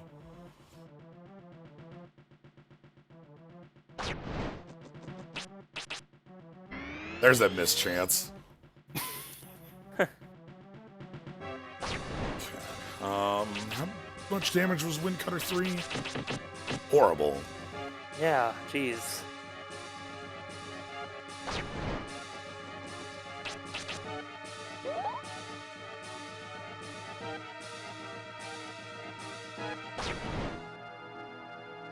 So from the last, from me doing the fireballs and this, I actually think this is one of the bosses with no element. Which is to say, like, resist all, effectively. Yeah, like I was about to ask whether or not weaknesses in this game are not really weaknesses so much as everyone resists everything else, and it is a weakness by proxy. No, it's just like being non-elemental makes you strong, so... Alright,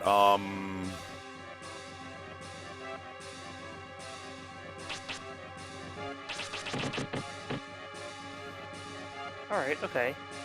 We're supposed to know how many hit points Guilty has. It's around 2,000. Yeah, 1,800. Yeah, I remember So, like 18 more of those Wind Cutter hits and you're out of here, so... that. It's fine. As long as, like, this movement works, we're fine. Yeah. Does that mean he's dealing... Yeah, like... He's dealing enough that I can every other turn move off. I'm specifically not Magic Barrier avalanching because I said that was not what I was doing today. So I'd like to bop him on the head, but like we absolutely can't damage Race at close range. If Guilty decides to start using the ground punch for 70 damage and a dispel, like we can't escape that. Yeah, it's over. So I have to keep moving like this as far as possible to try to keep the like claw hand move happening. Okay, that hits nicely. Won't say this is the weirdest UFC fight I've ever seen. Oh, my defense. Alright. I don't care that Spirit Armor is in Rock. It's at Rock at like Rock 10 or something like that. You also don't ever use it because you use the one that makes you immune instead.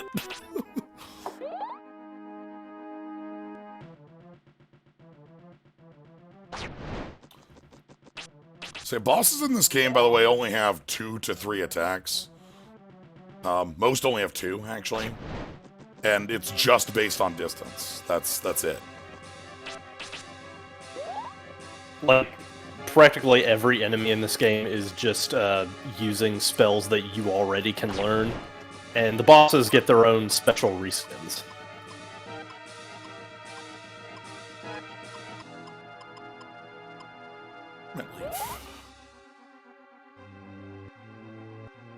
I have Osmos as well, I suppose.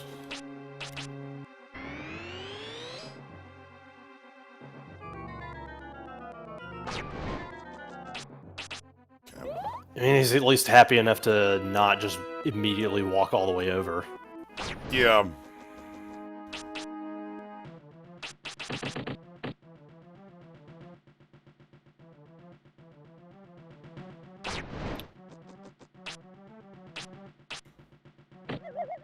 Drain 300 magic.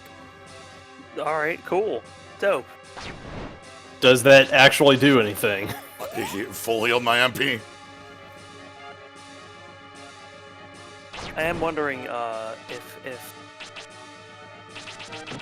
do enemies have MP counts in this game? Yeah, that's what I'm thinking as well. I don't think so. Yeah, considering that everything they do is magic, I don't think Guilty does just normal melee attack. Yeah, there's just like Also- this. On the wiki, I can't see anything about MP counts, so I assume they don't exist. Because yeah, I'd be worried like, oh god, what if he got rid of all of his MPs instead of ever choosing to come up to you and do that knife attack? He just kept doing the melee because it cost no MP. That'd be tragic. That'd be very funny if you took too much MP and it was like, well, all right, fine. This wind cutter's working. Yeah, that is like you found yourself in a stable loop that will finish soon. Like Invalidity? I don't think I've used that. yeah, that's just a Suna dog. Yeah. Yeah, the enrage is mana drain. oh, that's sick. I love that. What a dumb idea. It's the enrage on omniscient, you know? Yep, uh-huh.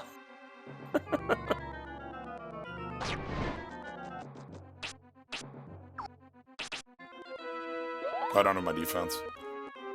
The other thing that's nice here about stable loop, I'm taking hits, I am gaining health, I am gaining defense, I'm gaining agility. True. There's a Every time this boss hits you, you're gaining stats. yes. You walk in the throne room and the king can only hit you for one. Sorry, Guilty took too long. I fought Guilty for 7 hours. Did you know that there's a 4th digit on my HP now? Wild. Alright, we gotta do an osmos.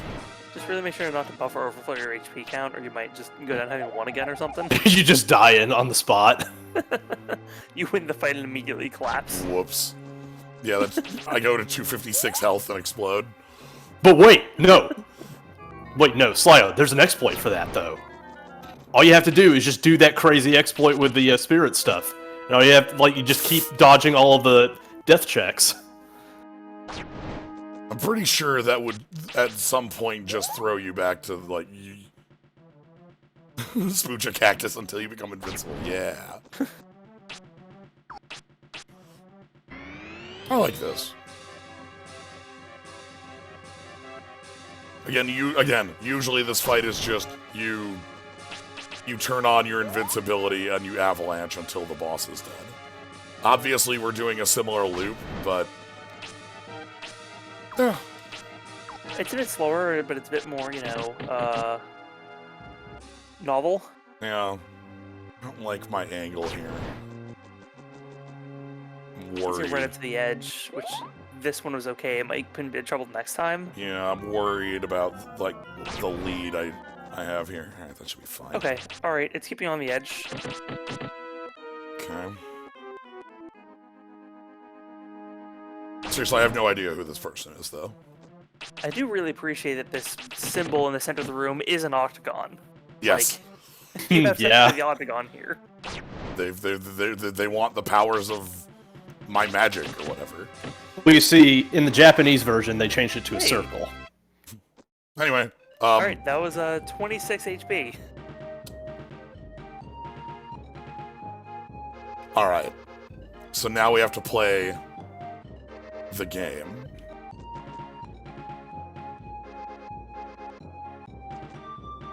Which door? Oh god. I'm gonna guess when you entered the room, you were facing north. So you want to go the other way.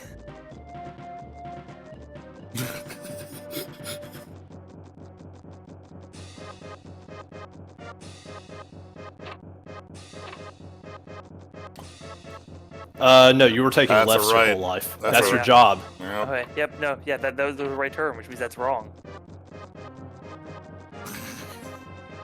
Okay, the very least is very verifiable which way was correct, so... We figured out that the dungeon is just about taking left turns. Turns out Beaches is not an ambi-turner. Oh, I got one. Huh. Imagine him talking. I'm imagining like him talking to the architects when he was trying to like design this castle.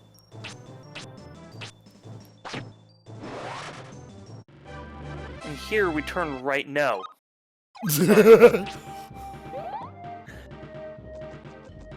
We don't take right turns in this Is castle. the problem that we have an armory? No. Is the problem that we have the armory down here? No. It said we have to take a right to get there. Right, but Make somebody take 3 lefts up a staircase to get there. What's wrong with you? wait, but how? But what about when you're going back down? You don't come back. There's another staircase to the other side. You take 3 lifts to go down to get back the other way. Of course. Do I have to design everything here myself? Come on. Why did I hire any of you? Look, I am willing to take an elevator because at least that's not a fucking right turn. You degenerates. I can't believe you. Very silly. I'm glad that my paralyze works on these enemies. Obviously low chance, but to have it work at all in here feels hilarious. Alright, we're at 50 MP finally. Yeah, that's how you know he's a dictator. He's denying rights to his people.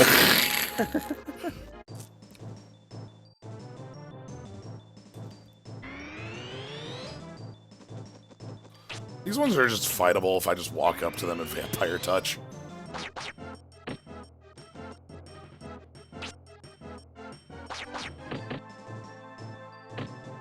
Like, whatever.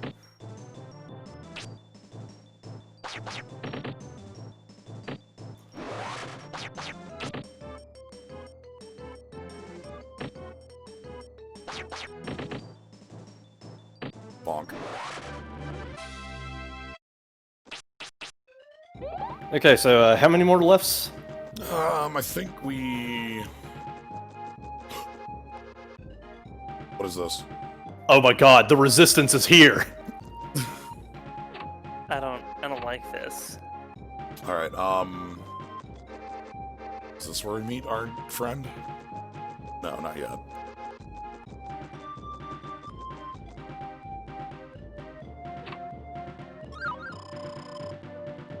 Yes, that was 26 HP from the boss fight. Yep. That was a full, like, 12% increase in health from Yeah. one boss fight. We got 25 from the fight, and then we got like 2 from like the mechanics of the fight. From being beaten up a whole bunch and just getting calluses on our head. Anyway, this door is really easy to not see. Yeah, I believe it.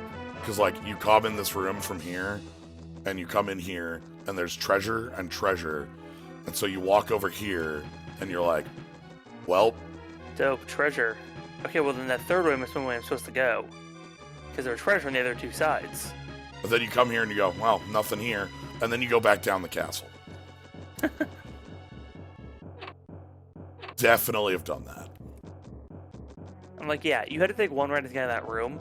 That's only 1 right. Like, come on. You're not supposed to take more rights to get back. That's ridiculous.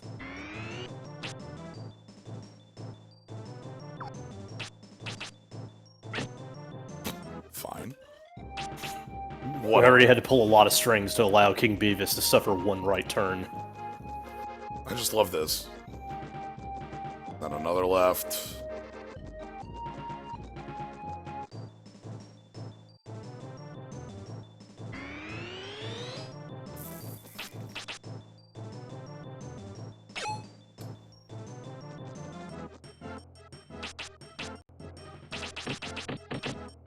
Damn it.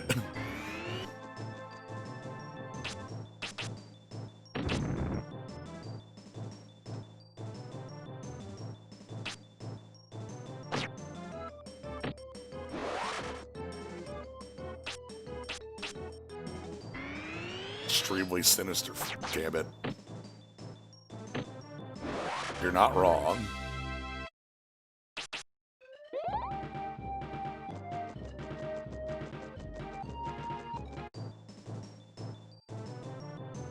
Just these 2 enemies, that's all we got left.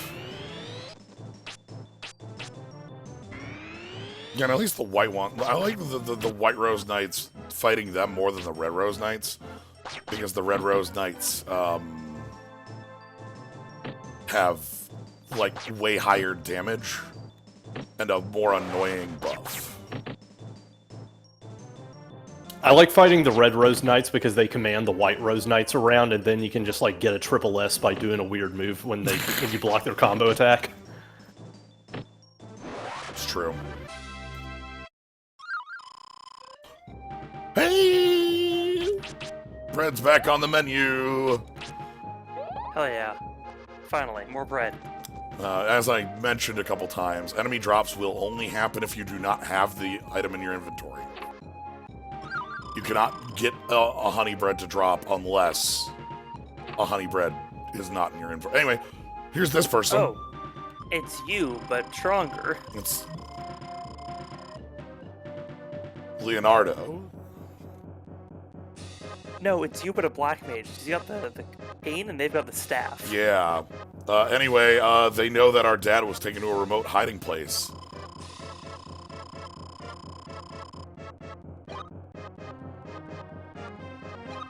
Yeah, so this was apparently one of the wizards that they sent to try and bust your dad out. Alright. Our Was inventory never is brought up infinite. until this very moment. Our inventory is just so infinite.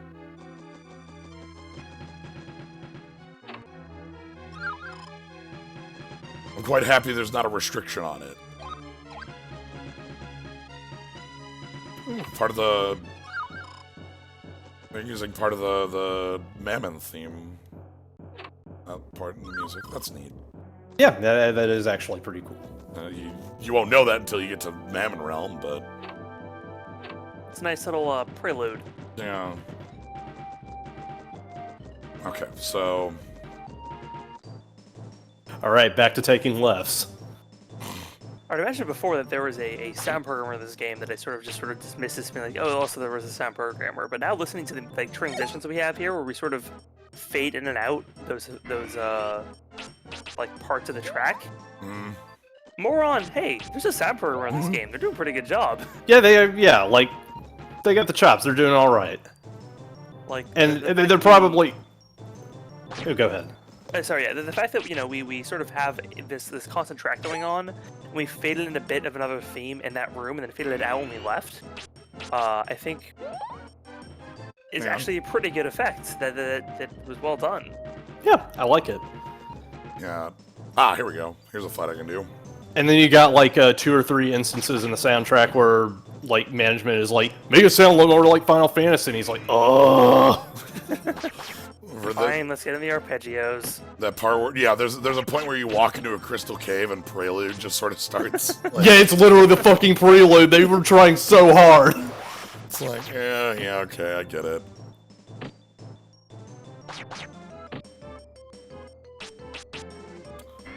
Vampire's Touch, pretty cool against enemies who don't dispel you. Even Yeah. with, like, the mischance that is your auto attack. This is, by all accounts, a build. Just not against, pulls out list of enemies, you know, Fargo, Guilty, Belgus, Mammon.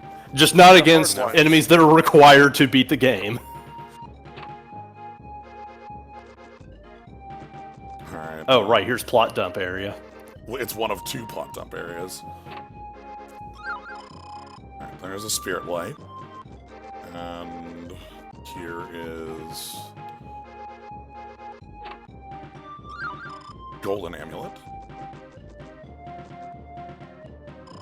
Anyway, here's Shannon, the person who's just been in every inn in the game. This fellow challenged me to a fight, even though he's hurt.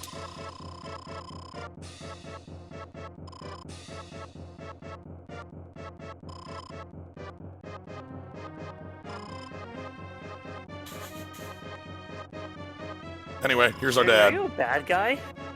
Yeah, I think, yeah, she's a bad guy. Also, there's your dad. Anyway, found dad. Oh, is this an illusion by Satan? Shit, this might be an illusion by Satan.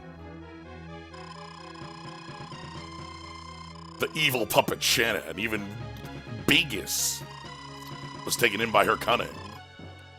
Dad, did you really think that there was a king named Begus? Did you really think Begus was the ruler of the land? Wow. Okay, biggest? Really? Well, that's on the level, so I guess I'll believe you. Anyway, so Bart here is our dad.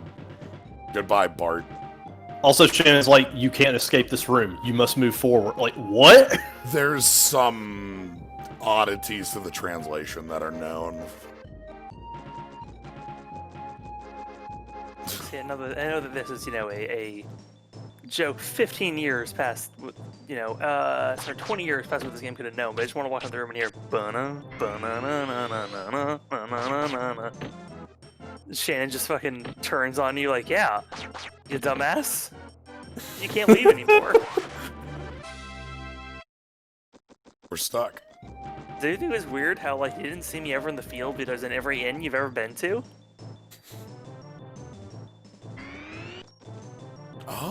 I mean, there was that one town that I was in where I waxed poetic about the mortality of man and some shit. Yeah. I guess. Yeah, that's cool, Shannon. I'm gonna get going, though, okay? I gotta over to my dad or whatever. Alright, Ooh, double doors. That's imposing. So, time for our fight against, our good friend.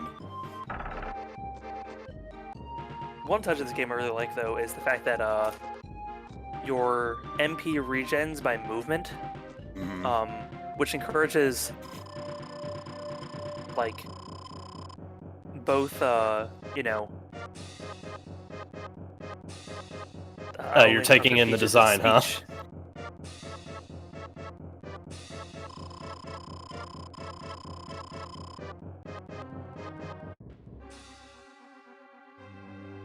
We gotta get over to him. So, we have two choices. We can walk over, or we can fight at range.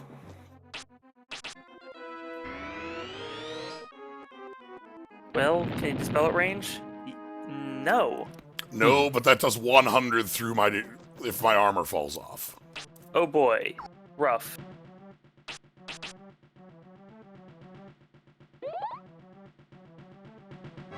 So, we're gonna walk in.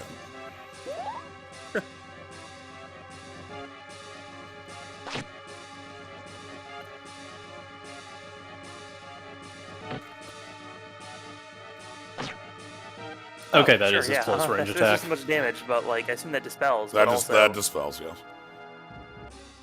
How do we want to do this? it's tough. Like, because at this point, healing is less than, definitely less than Definitely less than what now? His damage. attack. Yeah. Okay, yeah. Like It's just you not cannot keeping up just- at all. Yeah, you cannot just like attack with your staff and then say okay, good enough, because if you vampire, it's gonna fall off. Mm-hmm.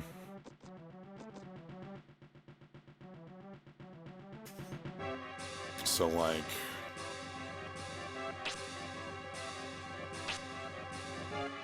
Depending on how many healing items you have that restore your health, significantly, you might be able to just hit him with your staff and then, alright, okay.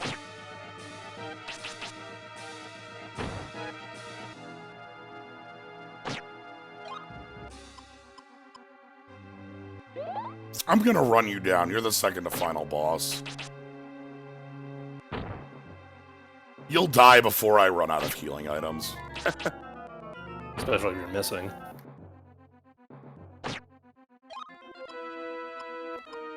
Especially with how many of these I've been given. It is a real bummer that you max out your healing magic and it can heal you like 40 points every time. Mm-hmm. Is it Yeah. a percentage of your health? Is it just straight like Straight. Oh Jesus. Anyway. It is only good for, like, sustain on the field. It is not great for actual combat.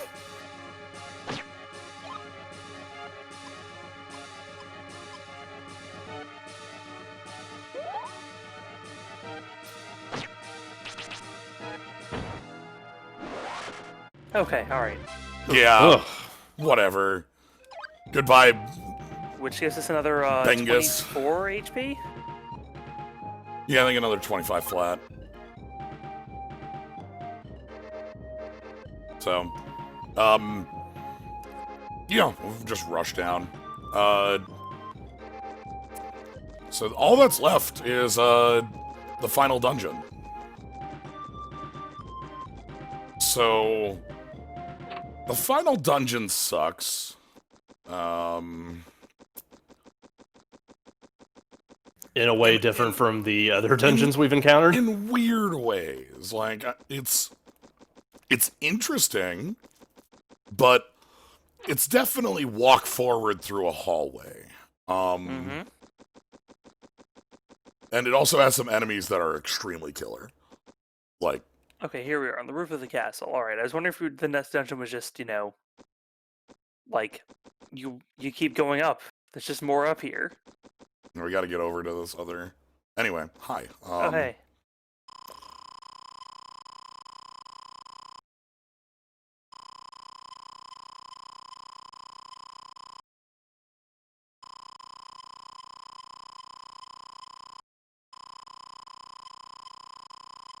Thanks.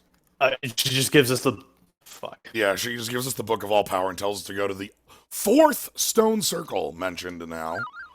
Right. By the way, Kabanaw, there were 3 previous stone circles. All referring to different places. Yeah, they went to different places. Yeah, they all were called the Stone Circle. I'm a soulless puppet made to serve by Lord Mammon. Sure, yeah, Cool. Anyway, that's the plot. Now Well, let's thanks proceed for- to the 4th third of Stone Circle. Shannon was actually secretly Mammon, who we've never heard. Also, here's all the gems, and it's actually a kind of neat looking bit. I don't know. Yeah, no, that's good. Yeah. So,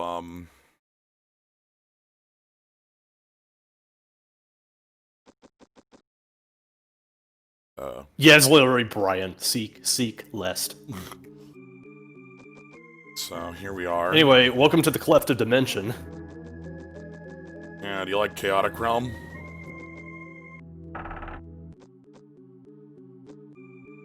Welcome to Chaotic Realm.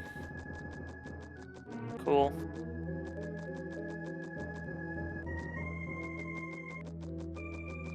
Looks like skyblocks, a floor, and some arches. Yep. And,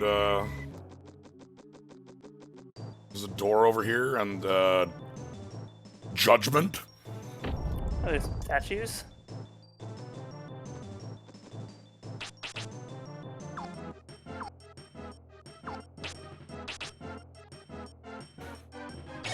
Okay.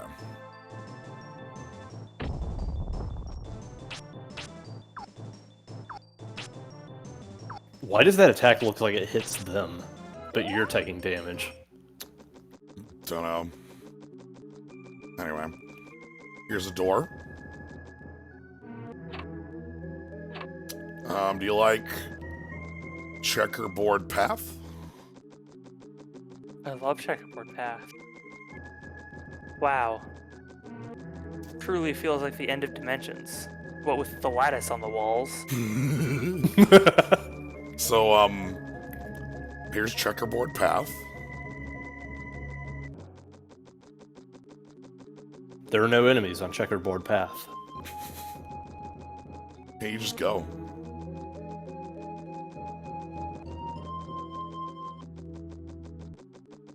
See, everybody complains about Final Fantasy 13 being all hallways, but then you look back at everybody's talking about Quest 64. Like, what's up with that? What's that double standard, you know? Yeah, come on. Damn! Like, I know you were waiting for so long, but now finally the end of the game you get to drop that take. Yeah, come on. It was a burn in a hole in your We pocket, you all just give had to Quest let it 64 out. a pass here on this? Like, come on.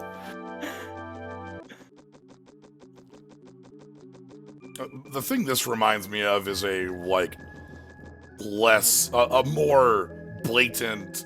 Tiny door. Yeah. Tiny door just sitting in space. Anyway, so here's this house. Great. Please enjoy this waiting room Great, in cool, time I'm and space. leaving. Anyway, now I'm here. Oh, cool, great. Let's head up here. There's a door. So wait, which stage of Bust-a-Move is this?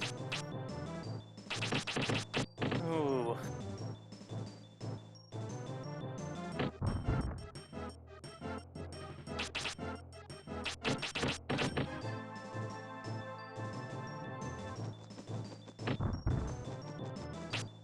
No, thank you. They're statues, you see. They don't have animations.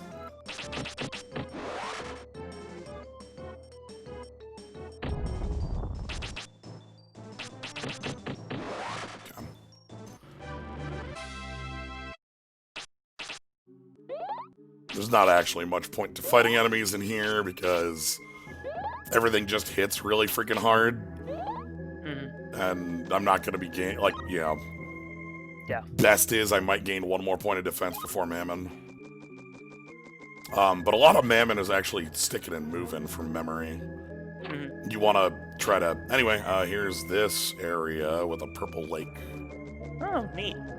I remember the enemies, I think, in this room are the worst. It's either this or a different, like, foresty one. I don't remember which one. Is it you? Are you Pinhead? Yeah! Got it in 1. Oh, God. All right. Oh, Jesus. Okay, Wow. Let's go. The speedrun dies here to Pinhead. Because that hits for, like... The speedrun takes 150 and falls over dead. Yeah, I can see it. Like, Free. so they get in a fight with Pinhead. They immediately try to put up a magic barrier. If the magic barrier chooses to fail, they die. That's it, the run's over. Yeah, and My God. your run dies in the final dungeon. So... Yeah, as I say before we, went up against King Benny, the design here of MP regenning from movement instead of just like over time, I think does a good middle ground between just you get all your MP back from every encounter and like MP like regens over time, or like MP doesn't regen. Hey, welcome to this place again. Ah. It means you have to like constantly be making some form of progress You can't just in order stand to get your still. MP back. But yeah. Right, that mixed with the fact that encounters are just random, which means running in either direction means that you're gonna get murdered, means that you should just run forward. Which forces the player to make forward progress instead of just standing still and waiting for their MP to come back, which is good. Like, you should encourage your player to play the video game instead of, like, leaving it running while they go heat up a Hot Pocket or something, because they got nothing else to do. Goodbye, Spriggan. Spriggan just wanted to cast silence. Anyway, here's, room with a bridge. I think this is another Pinhead room. Trying really hard to make it quick. I think it's anything with this, like, look is a Pinhead room. Yeah, the, like, weird space forest. Oh, shit. Yep. Oh, boy. Where's leaving? Okay, good news. Where is the closest leaving? Right there. Good news, there's Very also close. a statue in the fight. Which, yeah, if you happen to need to take a third turn to leave, the statue would have taken a turn instead. So, Statue can throw a rock, but it's dodgeable. The rock will hit for like 60. Or it'll do like a,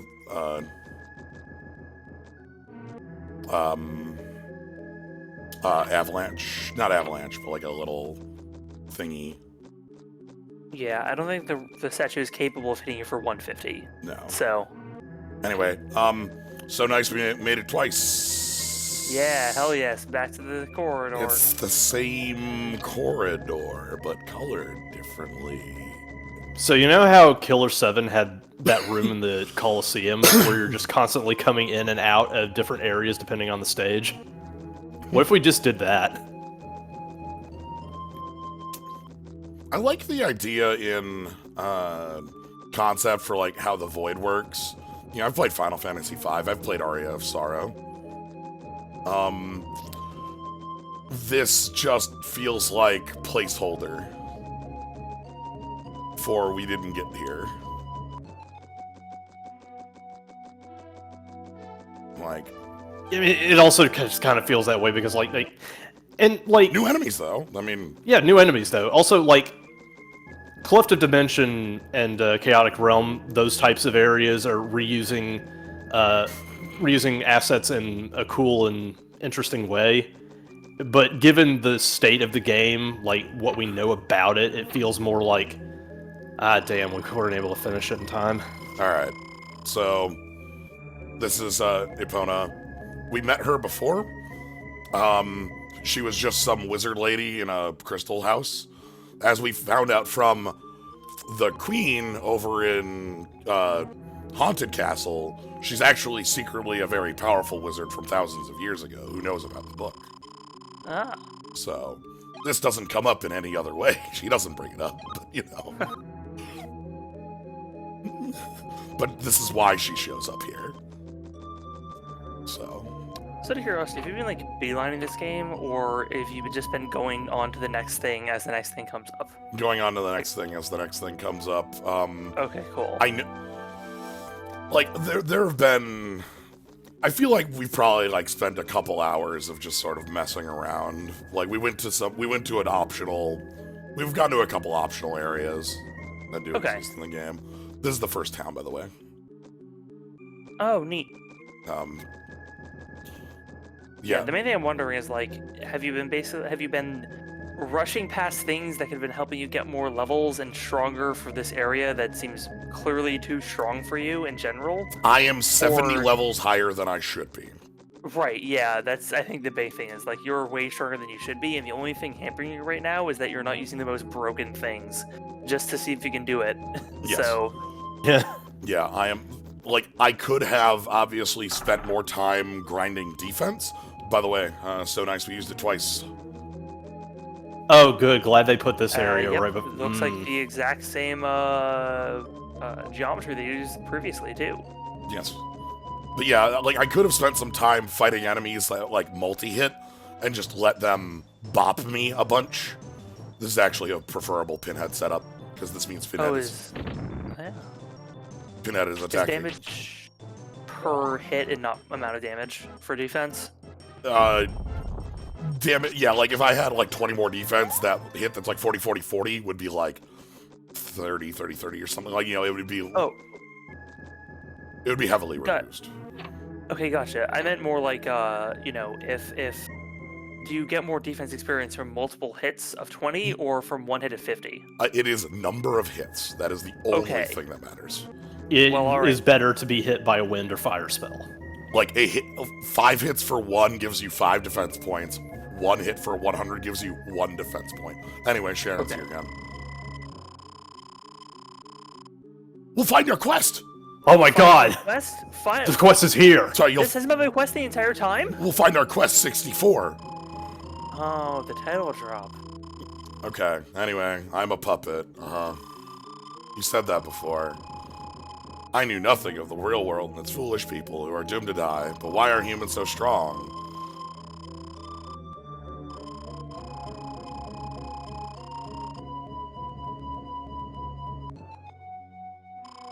Miracle of water. I don't understand. I am not of the human spirit. Sorry to complain. This key will open the goal. Your job here is over. Farewell. Is that Gowl? Is that Gaol, I think? Maybe. Anyway, this is the final area of the game. Cool. I'll be back in a moment. Yeah, this is kind of good. This is like JRPG Mad Libs. And when I say final area, I mean the boss is right here. So let's do it. So, Mammon has 3 attacks. Long range, short range, mid range. Short range is an auto spell, and the rest are dodgeable. Yo, check out. Yeah, like I think that they are very dodgeable. Yeah, I'm gonna. So yeah, we're in the jail. I'm gonna let Kulex sit here for just a moment while I grab I'll be right back. I'm gonna go use a restroom. Yeah.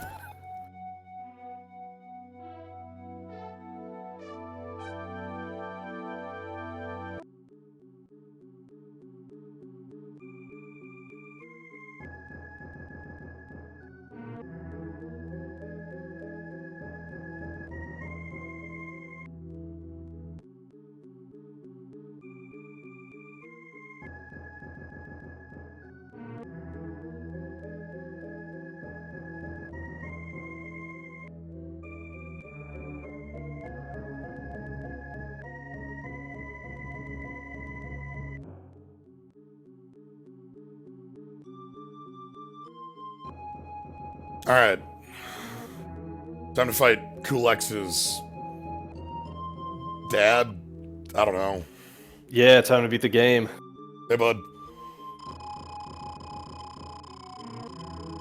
Ha, ha, ha, ha, ha, ha, ha, ha, ha, ha, ha, ha, ha, ha, ha, ha, ha, ha, ha. Good to see you. Oh, I love this part of the final boss of X6. The battle. I'll show you what a terror is all about. Die, Zello! Thanks to the curse of the magician Epona, I've been shut up in this prison for 1,000 years.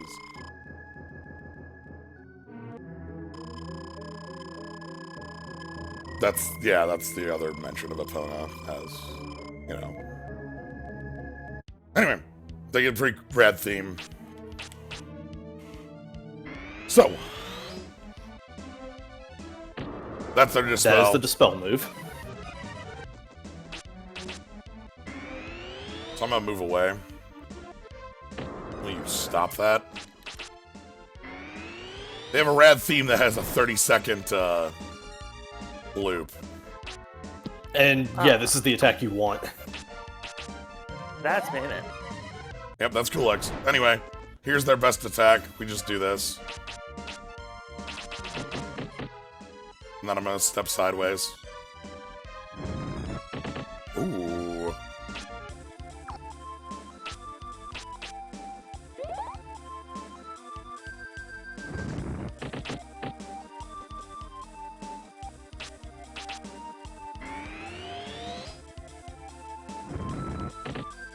Okay, what if I'm...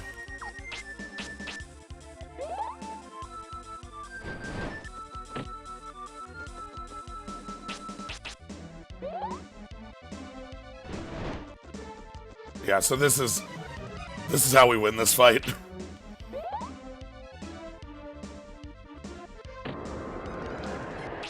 So can Mammon dispel? Yes, that big orb is a dispel. Ah, I see. You're basically baiting him into using the other two moves, which do not do that. Damn it.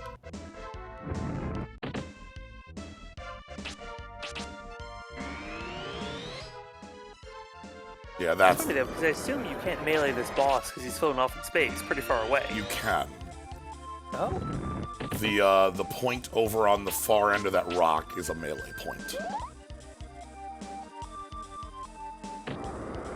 Will you stop that? Guess who has a magic hitbox and takes 3 times as much damage from Avalanche as any other enemy in the game? Yeah.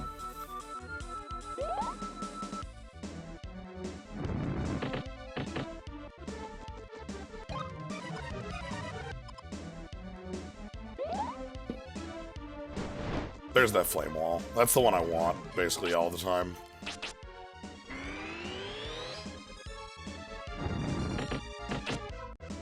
It's hard to force a move out of Mammon, though.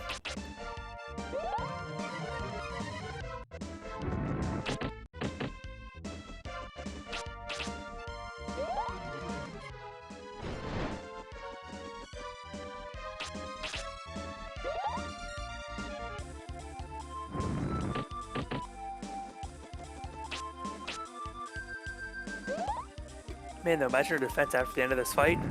Right? Oh, baby. Off these multi-hits. Yeah. Eventually, you're just going to be taking ones. It'll add up sooner in the middle of the fight. Like, Oh, can you actually secretly level up in the middle of the fight? yeah, it's calculated mid-fight. Oh, cool. Stop that. No, I'm getting too close. I want the flame wave. The flame wave is, like, easy to dodge.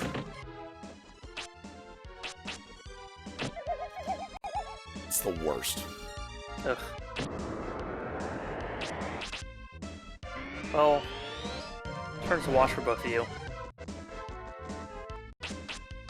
Yeah, we're currently trying to solve action economy. Yep. Again, the actual solution to this fight is walk up, do rocks, be immune to damage. Like, it's extremely simple. Okay, let me get in a position for a rock. Nope. Not quite yet.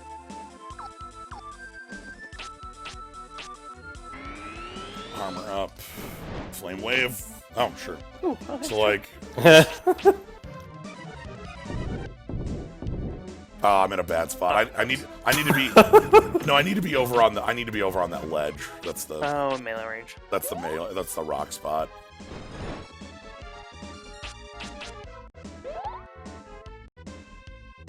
Yep. At least that doesn't do a whole lot of damage. That's because spirit armor's on before it's applied. That's 70 normal.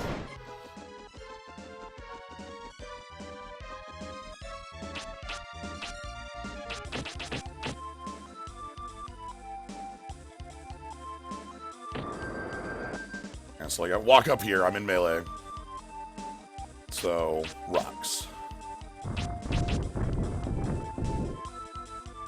That's like 4 hits for like 100 apiece. And it's easy to spam because you are invincible while doing it. So.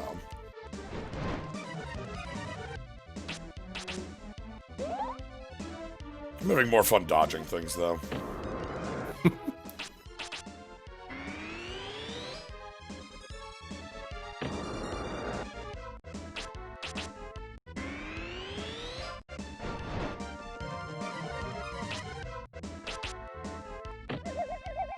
Perfect.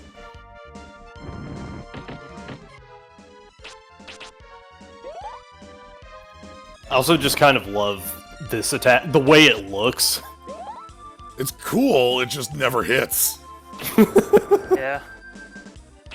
I appreciate that, it goes out in waves all around the arena when, like, it's harder to you.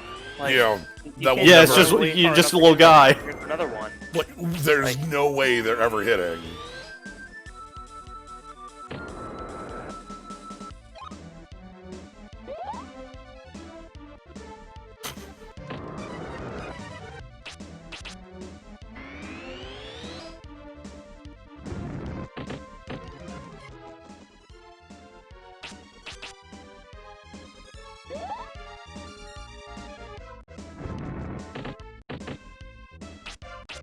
But you're seeing my health is at 258 already, like we are gaining health very quickly in this fight, comparatively.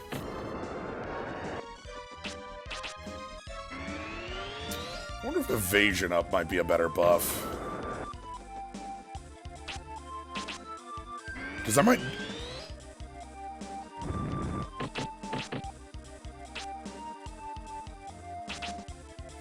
Because I might dodge the dispel with that, you know?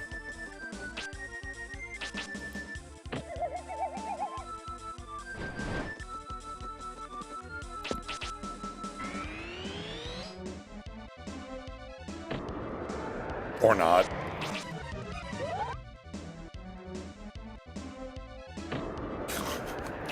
God.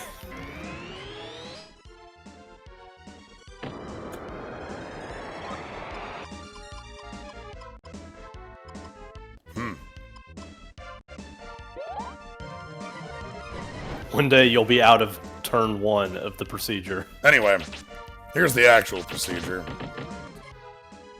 Alright, okay.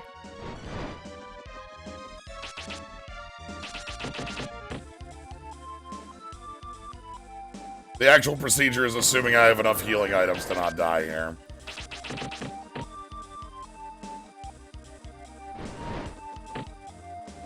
Whip. That's unfortunate.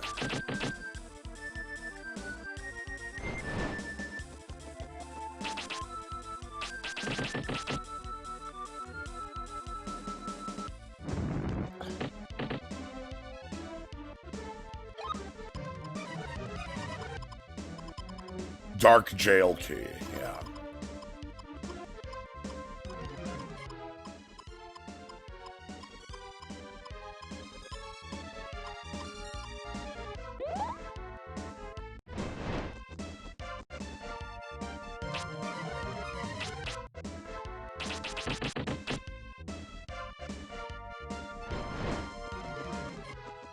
How much HP does this guy have? Like 2,000? 2,000 and change.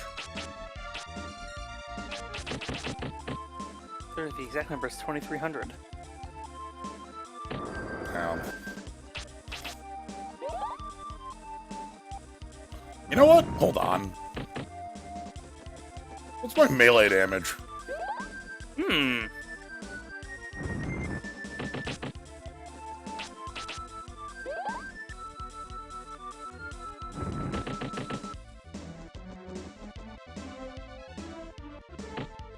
200.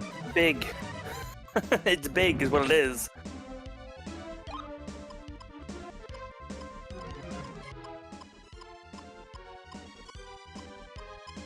What happens if you use a wings item right here? Does it just fail to actually use? Yeah, they fail in dungeons. Okay, that's fine. That's probably for the best, honestly.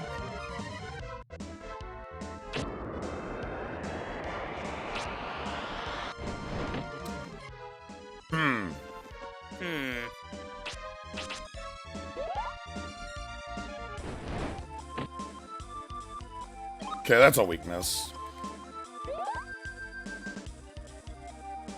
That's fine, we just have to accept that, I think. Yeah.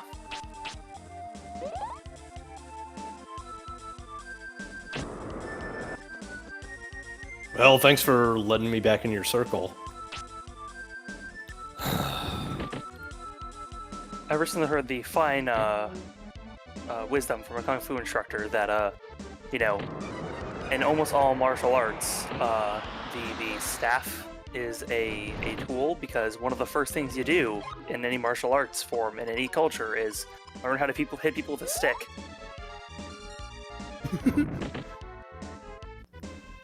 Yeah, that's sound advice.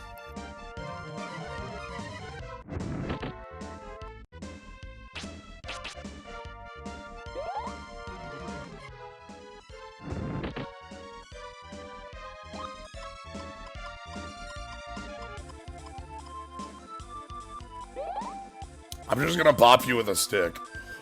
You're going to die before I run out of recovery items. I have too much bread for you, man.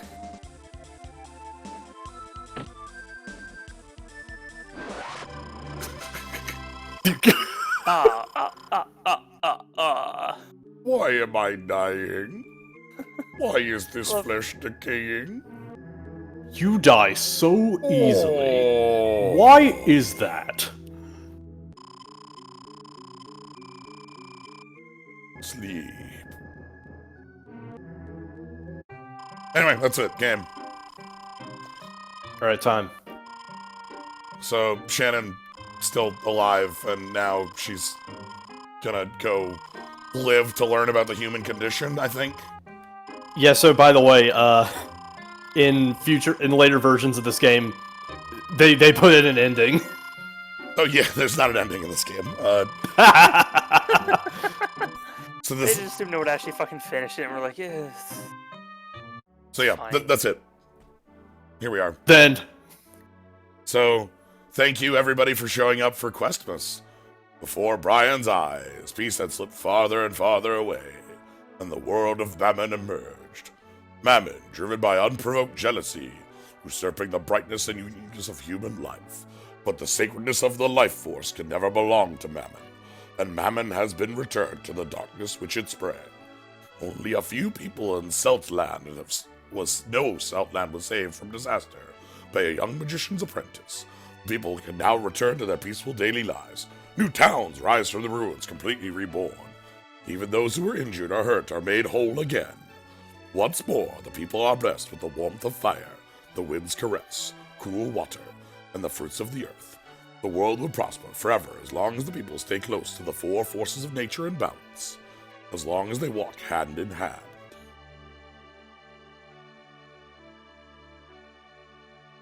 Alright, Fair. cool. So, that was Questmas. I came up with this idea 2 days ago and decided it was a good idea that I just play through all of Quest 64 on Christmas Day. Mm-hmm. I hope you enjoyed it. This is a game, as I mentioned, I've played a number of times far in the past, and I wanted to show off a different style too. Also cheap. definitely wanted to do that. Oh yeah. Like, I can't imagine playing this game without cheating. Oh yeah. playing this game without cheating is literally just going water and earth and not caring about the other two elements. Yeah, fair enough. Which is a kind of cheating, but it was interesting cheating, I think. Also, like, you have to know that water and earth are the plays. Yeah, so yeah. Hope you all had fun with this. Thank you, Kabanaw. Thank you, Vprisoner, for jumping on in. Yeah, no problem. For sure. Also, thank you, Rosella, for jumping in earlier. But yeah, and thank you to everybody in the chat. Thank you to Hard Emoticon for the sub. I appreciate it a lot. Thank you a ton for all the gift subs, Nick Themeron. Thank you to Stay Frosty Man, Blunt the King, and Medibot for the subs earlier. And just thanks for everybody having a good time showing up. I'm glad we got a bunch of people getting to experience Quest for the first time. Getting to experience Quest for the second time. Getting to experience Quest in a different way. Getting to see some silly glitches. And just sort of getting to talk about all sorts of things and stuff. So, experiencing Quest in a different way was a big one for me. Just because, like, a lot of this game, in my mind, was driven by, like, people wanting to give it as much of a shake as they could, like, trying to glean a bunch of good memories out of it and stuff, because, like, it was one of the only avenues you had as a kid for, like, RPGs on the N64, and just, like, the time and place that it came out. So, like, so much of that stuff is just like, oh, this is nostalgia-driven, and it just hasn't aged well, and it holds up terribly after that. But, like, that's okay. Yeah, and a lot of that is true. It has... Yeah, that's okay. Like, you can, like, your memories of and experiences playing the game, like, if they're positive, they're still completely valid. Egg with the reindeer. Nice. So, yeah. This is a fun experience. Yeah, like, I think the last time I experienced... I've seen a couple folks stream this over the last couple years in various degrees of knowledge or knowledgelessness. Hell, I think this was... Was this the first Cursed 50? No. Unlimited Saga was the first Cursed 50. This is the fourth Cursed 50. This was pretty early in the Cursed 50s, I remember, though. Because I remember those. I remember Wyvern ending shit, you know? Getting, all the mines. So... Okay, this was the one afterwards, right. I remember most of the chain, so yeah. But yeah, so as mentioned, the Japanese and European release of this add, like, an extra narration bit that talks more about an ending. Like... Cool. But obviously this game only has narration. Actions don't really occur. We meet, we meet Belgus in his throne room, and he goes, ha ha ha ha ha, give me the power. And we go, bop, and hit him on the head with a stick. Like, the only thing we know about Brian is that he's the son of somebody, and he has the power. Yep. Also, that somebody only gets, like, 2 lines of dialogue at the end of the game and just collapses. Yeah. So, anyway, there's End. By the way, that End that looked off-center, that wasn't like me off-centering it off on the stream. It had a black bar on the right in the bottom. Anyway, that's it. That's Quest. Thank you for Questmas, everybody. I hope you all had a fun time. I will catch you Sunday for more Mother 3. Because tomorrow we're going to be, after going for 8 hours today, that's good. We'll probably not do anything tomorrow. You just rest easy from your labors. Unless I all of a sudden feel like drafting, but that's something I'll do on Tuesday, so yeah, thank you everybody for joining. Thank you for the bread. Hope you all enjoyed. And have a good night, everybody. Merry Questmas, everybody. Merry Christmas, everyone.